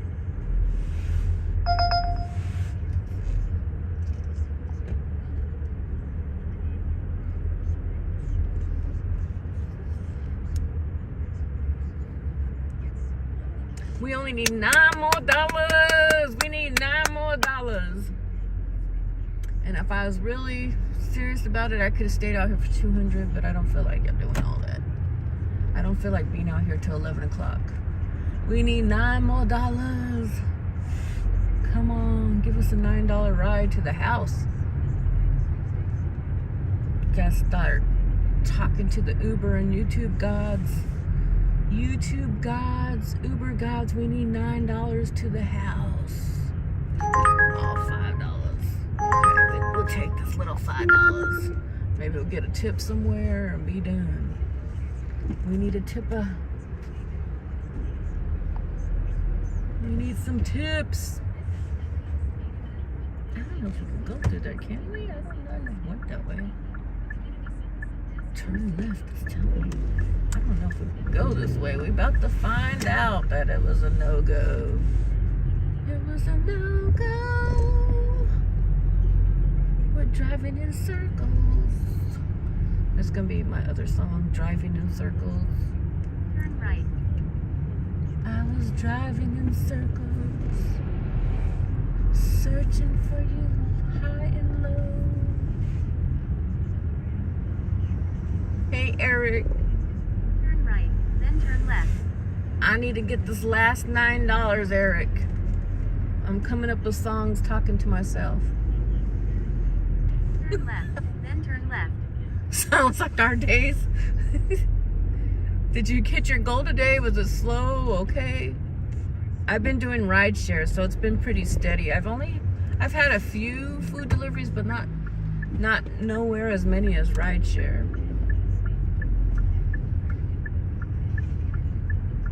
We're picking up a customer right now. This is Westfield Culver City Mall. Dash and Wombo! You guys are still alive. You guys are still running the YouTube streets.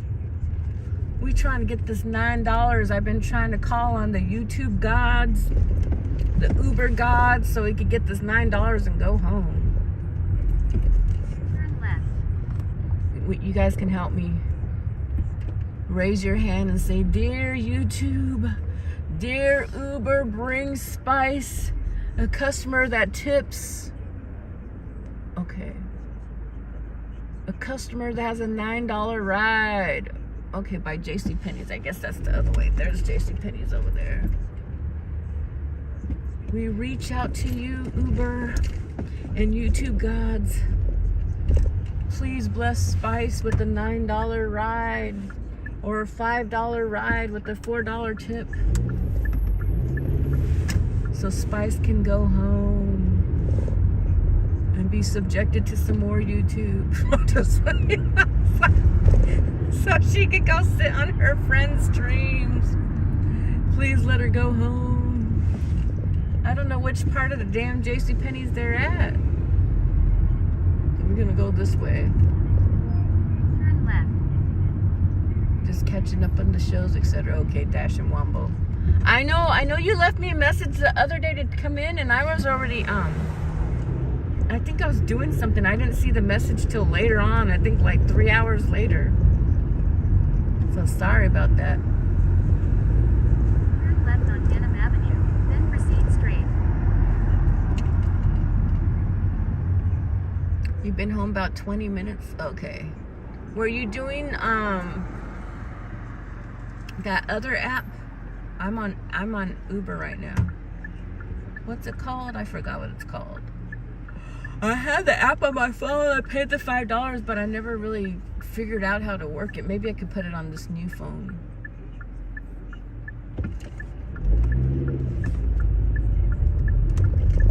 We've been grinding all day long. Well, I start way later than you guys. I think I started like, I don't know, 1 o'clock. I don't even know what time it was. That's fine. Everyone has to work. Yeah. I did 3 bank jobs. Proxy Picks. There it is. That's the name. How'd that go? Did you like the banks? Is that difficult? Time consuming? Was it fair? I need to download Proxy Picks on this new phone. And I need to get the other app that Mary uses too. I mostly just do Uber though, for the most part.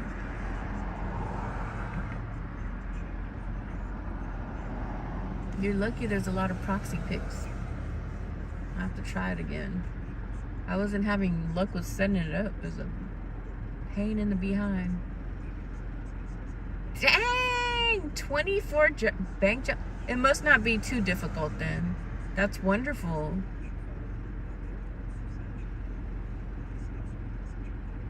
That's awesome.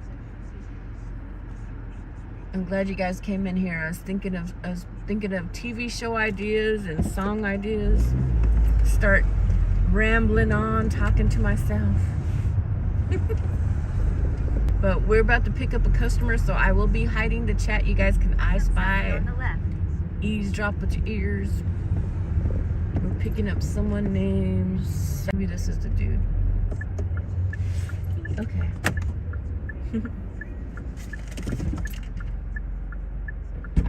Hi, Saki. Okay. How are you doing? All right, good. Drop off at 3744 Westwood Boulevard. Culver City.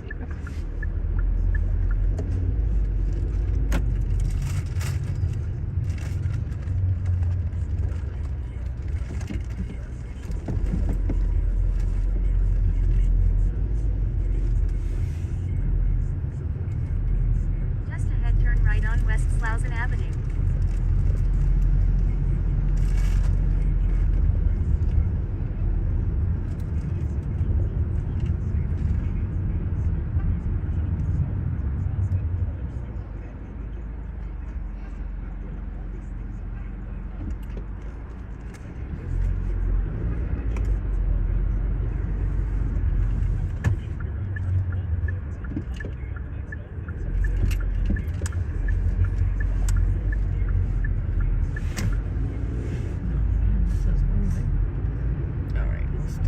Turn right on West Slauson Avenue. Sister Rosalind Sophie Wafula has been a Catholic nun with the Daughters of St. Paul in Nairobi, Kenya, for 25 years. Right now, she's living in Rome, preparing to celebrate what's called recognition of her quarter-century of religious service. That's why she was at the Vatican, crowded into St. Peter's Square with thousands of others from all over the world on May 8th, when a cardinal announced a new pope had been elected. A new leader with 1.4 million Catholics. Somebody was like, oh no, it won't be the second day. For sure it will be the next day. And I was like, oh, I feel like it's today. Something tells me it will be today. Sure enough, it came to be. Annuncio vobis right exit 2 on I-405, north using the right 2 lanes.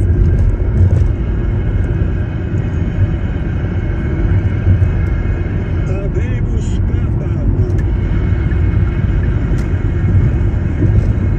When there was that awareness, on I-405 north.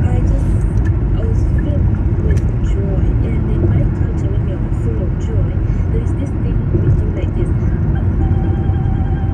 You can't hold it, it just comes out. And everybody was like, where is this sound from? Eminentissimum, ac reverentissimum Dominum, Robertum Franciscum, Sancte Romane Ecclesiae, Cardinalem Prevostum. Some was surprised, of course, and I could hear the Italians asking, who it means, who is it, and the name was not very popular. Not many of us knew who is Leo. Then, Cardinal Robert Francis Prevost, now Leo XIV, stepped out onto the podium. His first words, peace be with you. La pace sia con tutti voi. My one prayer was, whoever it will be God's chosen instrument for the world. Fratelli e sorelle carissimi, questo è il primo saluto del Cristo risorto, il buon pastore che ha dato la vita per il gregge di Dio. At the end of it all, the Lord is really not usually meant just for us Catholics. Never. We've heard witnesses from all walks of life talking about how they were touched by the life of Pope Francis. And at the moment the talk of the names, we have Pope Leo XIV walk in the footsteps of Pope Francis. And I think in his first address near the Lord's Supper, he spoke, and I sensed Pope Francis that the whole idea of unity, no more war. Mai più la guerra.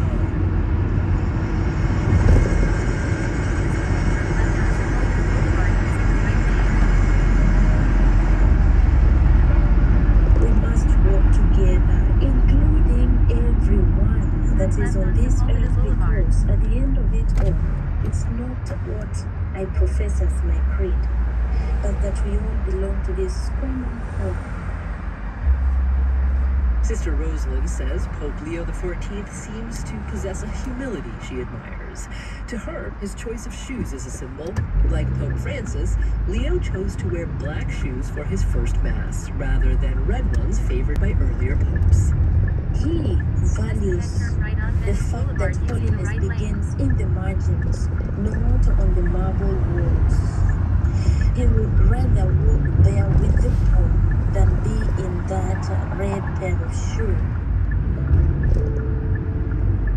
I think we look forward to greater things happening in and through our first American Pope in 2,000 years of the church.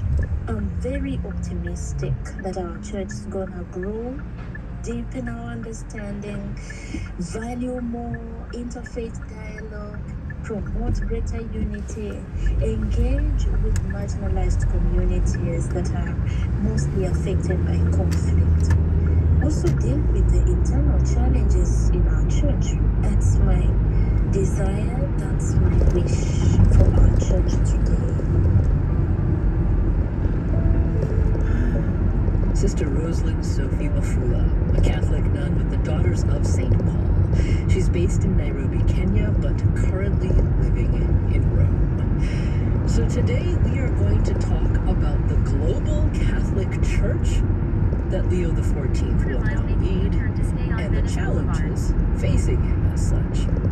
And joining us is Anthea Butler. She's the Geraldine R. Sagel Professor in American Social Thought in the Department of Religious Studies at the University of Pennsylvania, and she joins us from Philadelphia. Professor Butler, welcome to On Point. Thank you so much, Magna. So I was just looking at some general statistics about who comprises the global Catholic Church, right? And we have, some 40% of all Catholics in the world are in Latin America, roughly a quarter of them in Europe, 16 to 18% in sub-Saharan Africa.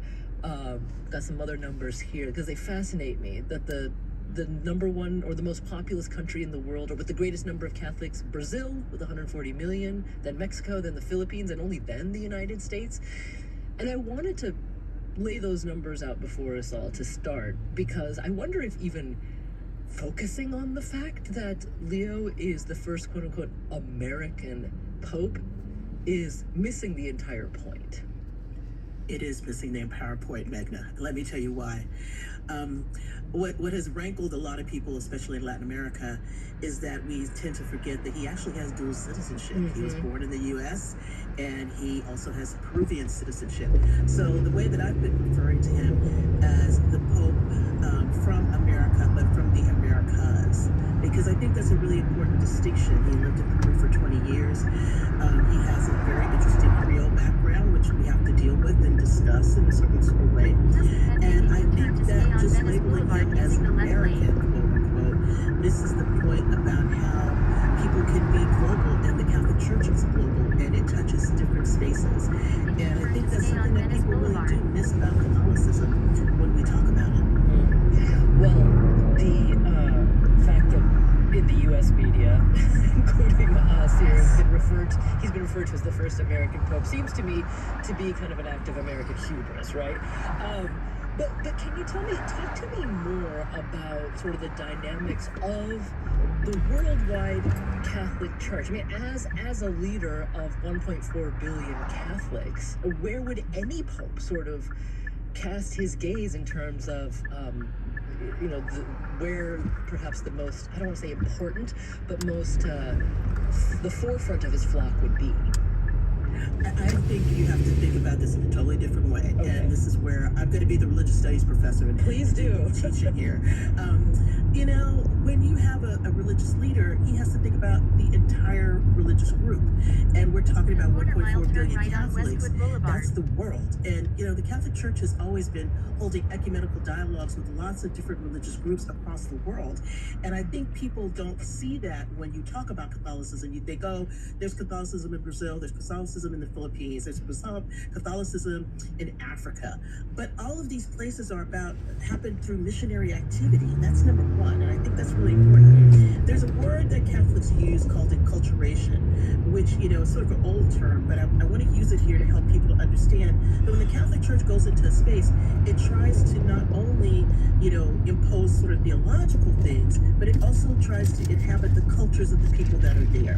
And so that's why you can have a different Catholicism that may arise in Brazil or in Mexico with fiestas and different kinds of passion plays, as opposed to what happens in Nigeria or what happens in the Philippines or what happens even in Korea. The Pope has to pay attention to everything, not just one space, not just one, particular place crying out. And so I think what we need to talk about are issues that face the church rather than just a particular locale. Yes. Okay, so that is what we will talk about, but Professor Butler, can I lean even more into the religious studies professor here? Sure. Because this enculturation is really interesting to me. I frankly had never heard that term, and I wonder if the truth of enculturation is more to sort of grease the wheels of spreading the church's power versus making the teachings of Catholicism more relevant to the places the missionaries were going. Absolutely. And there's a lot of different discussions about this, and those of us who are religious studies professors who look at Catholicism, and others would say this is both good and bad. Turn right on And so what you want to try to do is especially think about the cultures that are in that space. I always think about the movie The Mission, which is an old movie, but it's a great movie to watch about how do you enter into a culture and try to put the Catholicism on top of it. Sometimes it works, sometimes it doesn't work, right? If we think about French Jesuits who got murdered, right?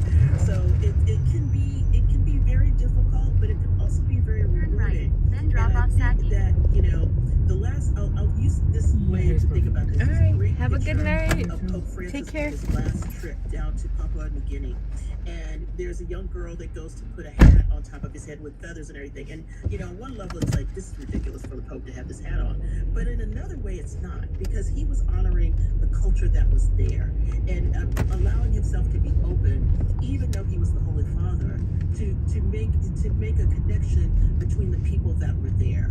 And so I think that as being a moment of enculturation that's really important. Hey, Blind Carpenter, welcome in. The gospel is open to you. This is Hey, open to everyone to Colleen. receive. Thank you for coming back. There are going to be some people who will always say, I need $3 more, $3 more, and then I'm going home. But I think what you have to understand about Thank you guys for church keeping me is that company because it's a global church, and because and I spying for me.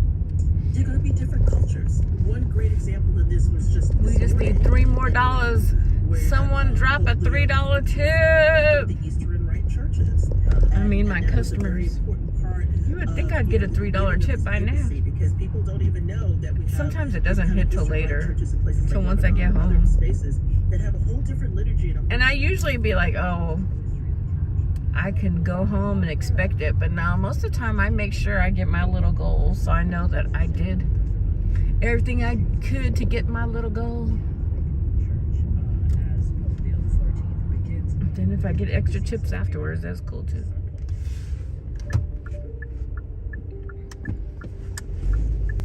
We need a $3 ride. YouTube gods, Uber gods, we need a $3 ride. Send us a $3 ride with a nice, decent person, not no demon in my back seat, not no drunk, not no bougie biatch, none of that. We need a good customer. Can we get a good customer? Can't wait to take these shoes off, take my socks off.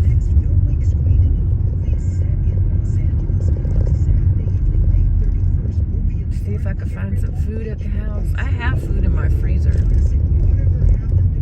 By the time I get home, I don't really eat too much afterwards. I'm gonna probably eat one of my go-go squeezes. I don't know if I even want that. Tomorrow I gotta make sure and bring them to the front seat. If I would have had them in the front seat, I probably could have avoided eating those deep fried strawberry cheesecake bites.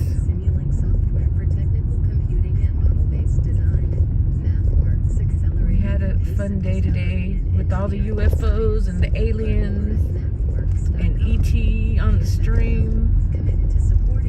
learning interesting facts about ETs. I'm gonna have to watch that movie again. Might have to get together with some of my friends. Some of my friends that are my age so they can appreciate some ET.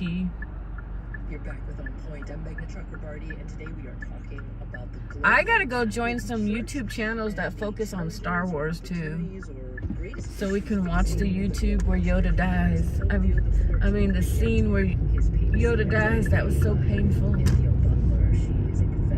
Such a heart-wrenching scene. Studies at the University of Pennsylvania. And Professor Butler, before I introduce our next guest here, I just want to echo what you said and give a nod to the movie, The Mission. I saw it in 9th grade. If anyone's watching, make sure and hit the thumbs up, hit the subscribe button, drop some comments. Definitely a movie worth watching. We're trying to get $3 and then we're going home. Missionary work. I got my nails done the other day. Professor Butler, hang on here for a second because I had a callus scrub. Oh my God, it felt so good. I almost feel like I need that every day with all my tennis shoes that I be wearing. Even though my job's not hard, it must be kind of hard on my feet for some reason. Thank you, Meghna. And Father, I want to admit that I did practice saying your first name multiple times, and I still feel like I didn't quite pull it off. You guys should have been here. We seen like a marathon go by with all these buff dudes. I don't know what that was, but I want to pick up on what Professor Butler that was a nice about with us in the previous marathon earlier. When we look at perhaps the different dynamics of the Catholic Church world, in the United States we tend to try to put it into two buckets, which is sort of the grooming of the church versus a more conservative type of Catholicism. Is that an appropriate or the right dichotomy to think about the global Catholic Church, Father? I think not. I think the Catholic Church is a diverse community across the world. And however and wherever you look at it, you realize that the local cultures, the local communities basically define their own 6:53. How far is this going? Where is this going? Where are we going? Brentwood. Do we want to go that far? Where do you want me to go? It's a green light. There's a car in front of me. We're trying to get a $3 ride over here. $3. We ain't trying to go 20 miles out the way, then have to drive 20 miles back. We want 3 miles right here in Venice Beach, Santa Monica, Marina Del Rey. We need a $3 ride right here, right now, or a $3 tip. Minds of Americans and American Catholics, it seems to fall within those two buckets. I mean, so if that's not the best way to understand it, what's a better way, Father? Well, I think you have to look at it from this perspective. You know, sometimes when we think about issues that relate to sexual ethics, 574. Yes! Let's hope it's... Let's pray. Oh! This is going to be our last ride. Let's pray we don't get in any accidents. Let's pray we don't run anybody over. Let's pray we don't have no drunk customers. Let's pray we don't have no entitled customers. Oh!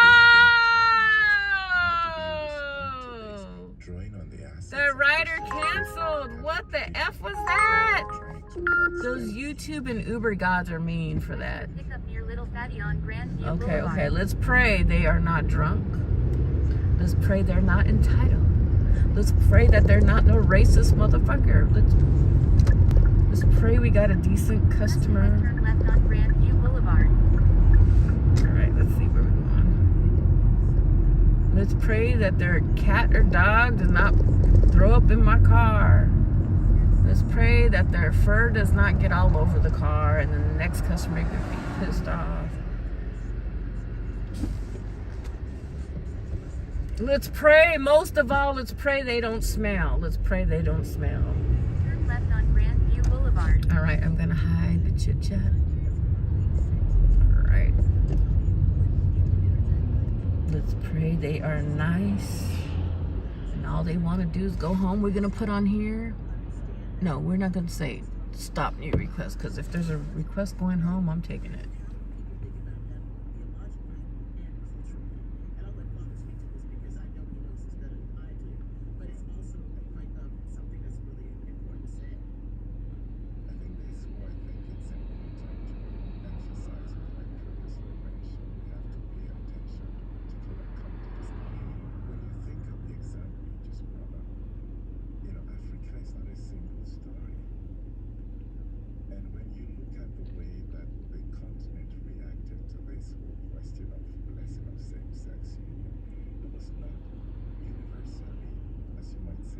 Ooh, they almost got ran over. They almost got took out on my live.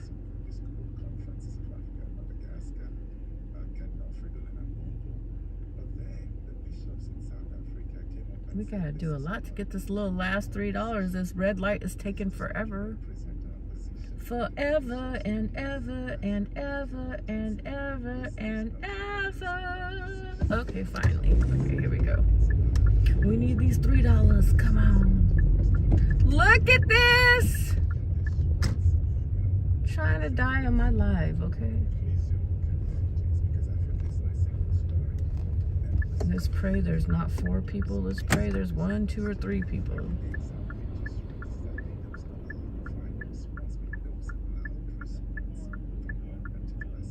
Preferably 1 or 2, 3.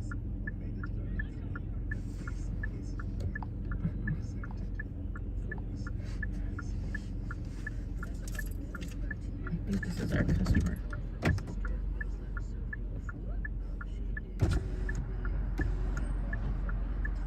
Hi, for Sophie? Hey, yeah. Okay, good.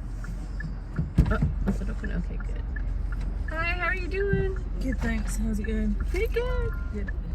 Thank you. Send to your drop-off at Hyatt Centric Delphina, Santa Monica. Turn right on Pacific Avenue. Everybody feels they belong.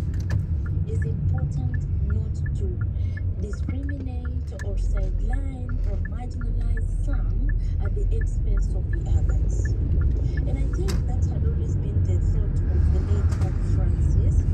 Just ahead, turn right on South Centinela Avenue. We will bless when they come from blessings, but it's not that we are saying same-sex marriage should be encouraged. It has never been the teaching of the church, and it will not be.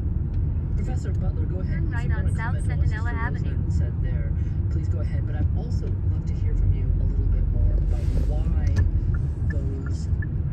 those leaders of parts of the church in Africa, if you could explain to us why they took it upon themselves to write, as you said, these letters objecting to what Francis had said. You know, let me take the last part first. I think it's always Using the left lane, turn left on Venice Boulevard. outside. You think that there's not a discussion about issues in the Catholic Church.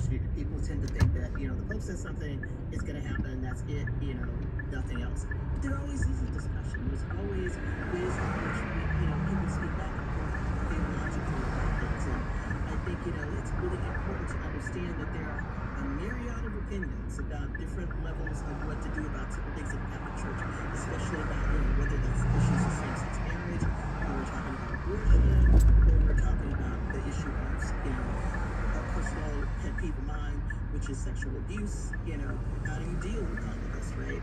And I think, you know, I'm always going to say sisters usually generally get it right. And she had a very elegant way of putting how this works out in practice. And I think it's the difference between what you think doctrine is versus what praxis and practice is.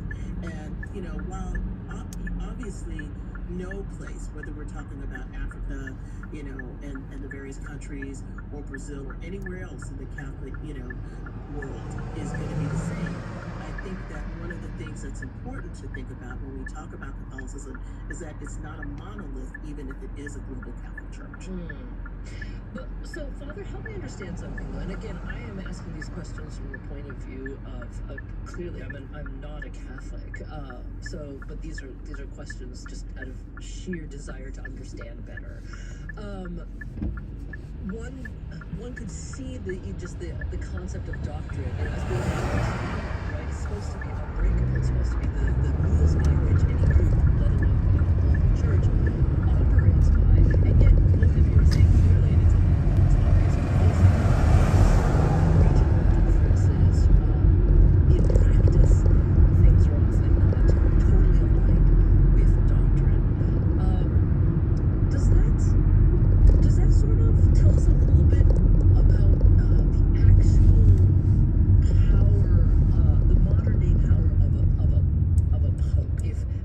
can be so varied around the world today? Well, let me put it this way. Yes, there are doctrines and there are doctrinal positions, but also in the Catholic tradition, we have this understanding that doctrines develop internally and across space. So again, as my colleague just mentioned, methods, logic, statements with a dynamic and context as context change, as times change. We find that our doctrines change. It's interesting you mentioned the movement bishop. There was a time in Catholic tradition when we condoned slavery, and that was a matter of Catholic teaching, and that evolved over time, and that's something that we would not condone, teach, or accept today.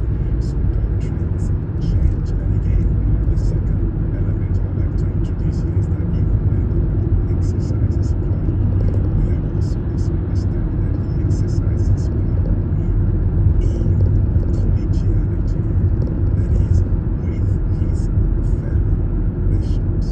And so this idea that the Pope has absolute power is something that comes to us from tradition, but that evolves.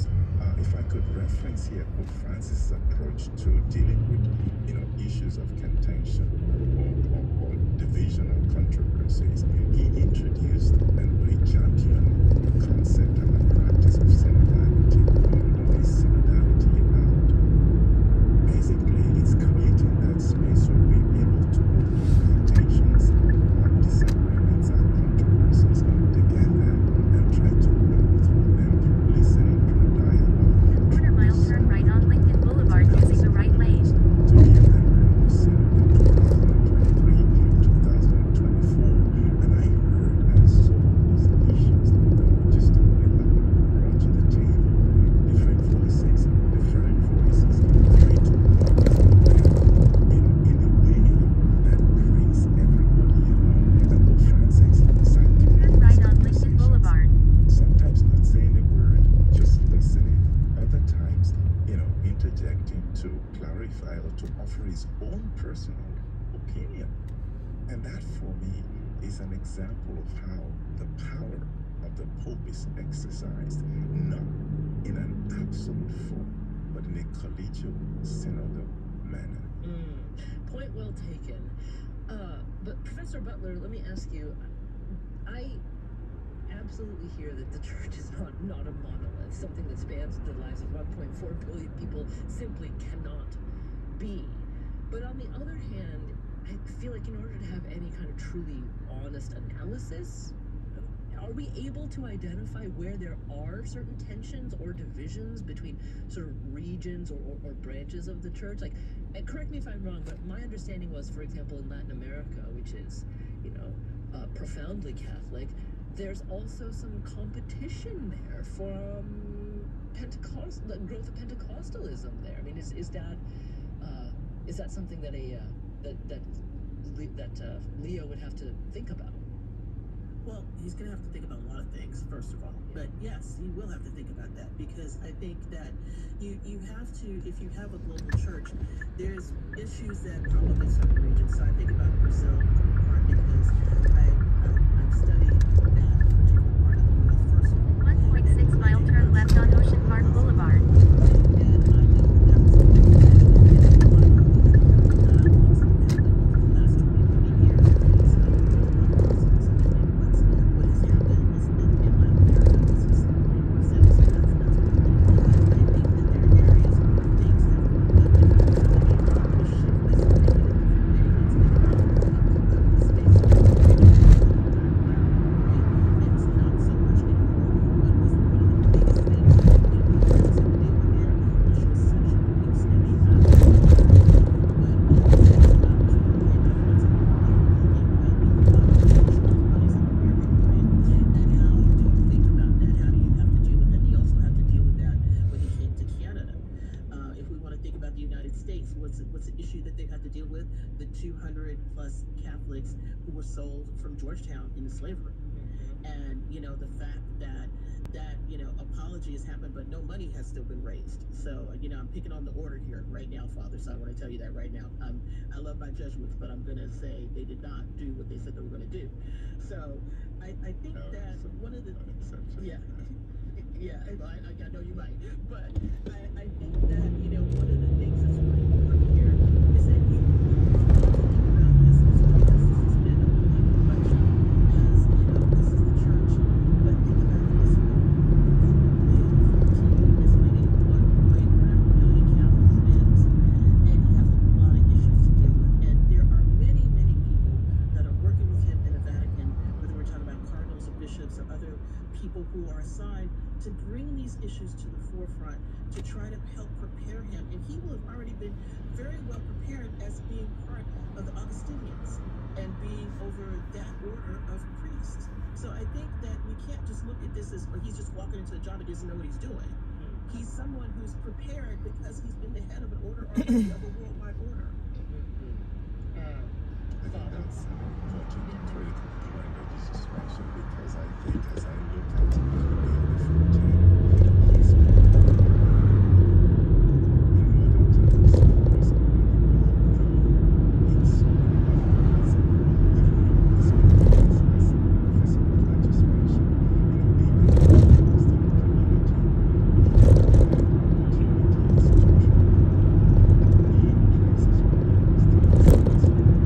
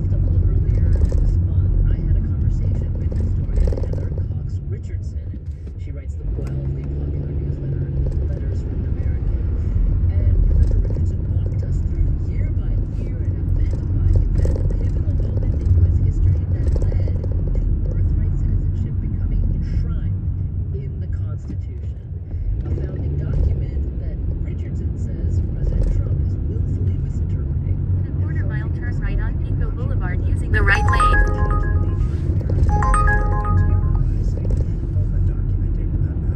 Residents of the United States, but also the children of their children's U.S. citizens. And that's, where we've not been here before, and that's a really important one. Heather Cox Richardson's analysis is really essential listening. If you want to deeply understand what the Supreme Court is being asked to consider regarding birthright citizenship. So if you missed it on the radio broadcast, the episode is in our podcast feed right now. Turn right on Pico Boulevard. Birthright citizenship, wherever you get your podcasts. And if you don't already subscribe to On Point's podcast, please do. Okay, back to our conversation about the global Catholic Church and the challenges or opportunities that face Pope Leo XIV. We did hear from many On Point listeners who are Catholics. For example, this is Joan Worcester. Drop off Sophie on the right. About whether or not the Catholic Church is even divided. Bias division in the Catholic Church. Look at what comprised Jesus' 12 apostles. Fisherman, a tax collector, at least one zealot, a motley crew if there ever was one. Have a good night. Awesome. Thank you very much. Take care. Here's Patrick Joseph Rieger. He is a Catholic who lives in Los Angeles, and he shared his hopes for Pope Leo XIV. As an American, I'm living in a governmental era that only encourages its citizens to prioritize capitalism, solipsism, and to hero worship the super rich. I hope and pray that as a Midwesterner, Pope Leo reminds America and the world that as Catholics, our duty is to take care of the poor and enrich the working class. And one more. This is Michael. He listens to On Point and says he hopes the new Pope will help bring people back into the church. We hit our goal, you guys. We got above our goal. Yay! We did it, you guys. We hit our goal and even surpassed it. Hey, Lala, welcome in. We get to head home now. Now I get to go jump on other people's stream from his house. Got to take off my shoes and socks. My favorite part of the day. Professor Butler, I know we're trying to... And drink my coconut water. Take off my makeup. Yay! Thank you, Lala. We hit our goal. We did it. We did it. Thank you, everybody who stayed for the ride. Made sure it got home safely. Made sure I hit my goal. Kept me company. They're trying to give me some more rides. Where's that one going? No, we trying to get home. We're not trying to go the opposite direction. I have the area filter on right now. Right? You love that feeling taking off them shoes. Oh my God. I was watching some other YouTuber and he said it's good to like Santa Monica. No, we're not going there. It's good to like walk around with no shoes on. And now I know what he means after we have our feet all confined and sweaty and bundled up and all that stuff. No, we're not going to Santa Monica. We're trying to go the opposite direction. Drink some water or some, I think you call it Camille tea. My friend Delia gave me some. And just knock out.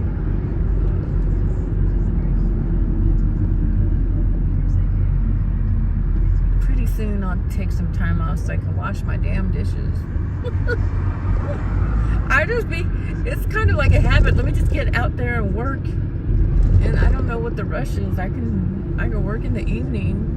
They've been requesting more rides, like from 5 to 7. The lady today, a couple people said today, like they didn't have enough Ubers. I was surprised.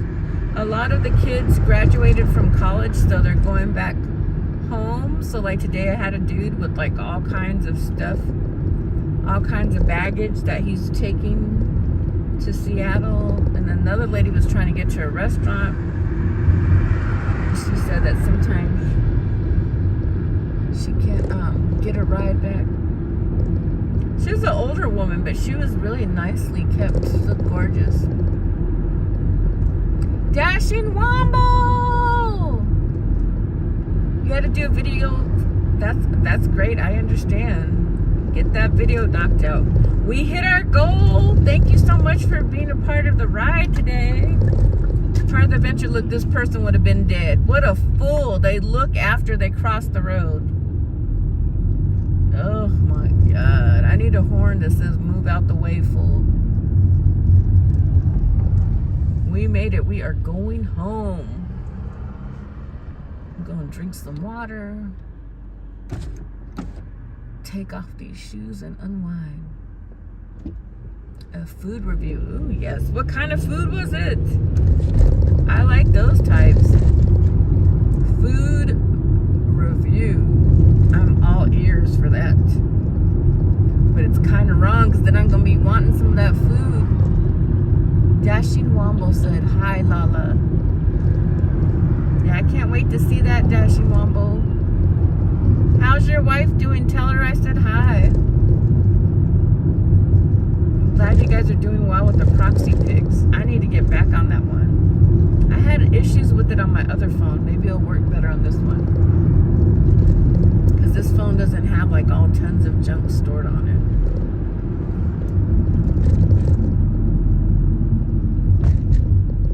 But thank you everyone who blessed my stream with your presence. Thank you everyone who chimed in. Thank you to the people who were with me when I was lost in some of these apartments. Thank you for the people who listened to my crazy song ideas, my crazy TV show ideas. I appreciate it. Oh, you'll have to wait until tomorrow for that video. Okay. Okay, I'll be waiting. I'll be waiting for that one. I have to see what type of food it was. Can I get a clue? Was it dessert or was it a main entree? Was it an appetizer? Can I get a clue? We all need some crazy in our lives. Yes.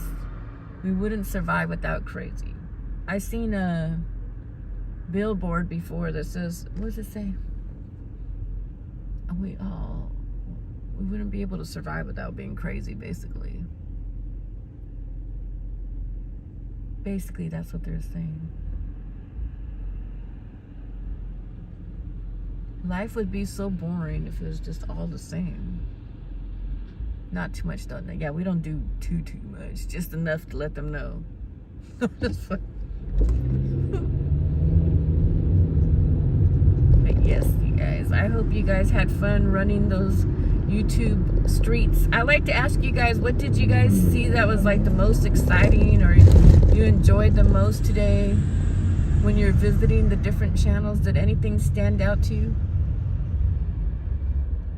Anything stuck with you guys today when you guys were visiting your friends' channels? Anything move you, inspire you, piss you off, make you laugh? What do you remember about today's channel? We're not going anywhere but to his house. We're saying no to that one. Yeah. The Nightbot is doing her thing. The Nightbot is doing her thing.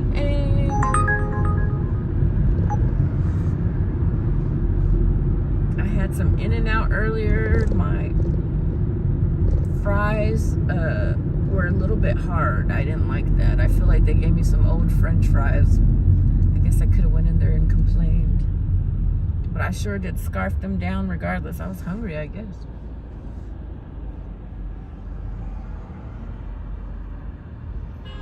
Oh my Lord Jesus. Earlier, I think a dude got hit on the bike. His face was all jacked up. It looked bad. I like watching Coffee. And you know what? I didn't get a good chance to see Malcolm because I think he's up early. Always fun to be in that show. I watched part of it briefly and I was like, oh my gosh, it was a really good show. I'm gonna have to watch. I'm gonna have to sit there and watch one of his videos one of these days. Tomorrow, Canadian Gig Life said he's coming on like 6 a.m. So you guys make sure and check him out early in the morning.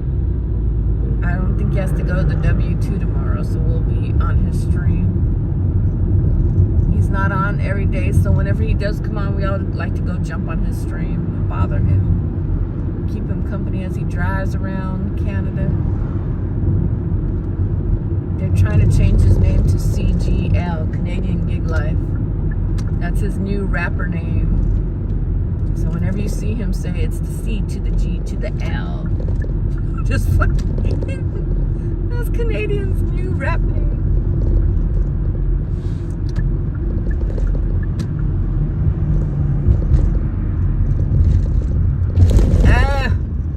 Those bumps. Oh shoot. Just catching up and having fun to start the day off. He's only on for 45 minutes. Yeah, we definitely got to check him out. Maybe I'll check him out tonight as I'm taking off this makeup. Alright, you guys, I'm about to sign off. It has been really fun. Thank you guys for keeping me company. I really do appreciate it. And now I get to go visit your guys' streams. Have a good night. Thank you. Thank you so much. I'm sending international hugs. Can you imagine the old British bloke saying that to Kelly? I hope not. Have a good night, Dash and Wombo. You better not have that damn horn on tonight. Just honking his horn every 2 minutes. Have a good night, Dashing Wombo and Lala. See you guys soon on the YouTube streets. Good night. Bye. Thank you.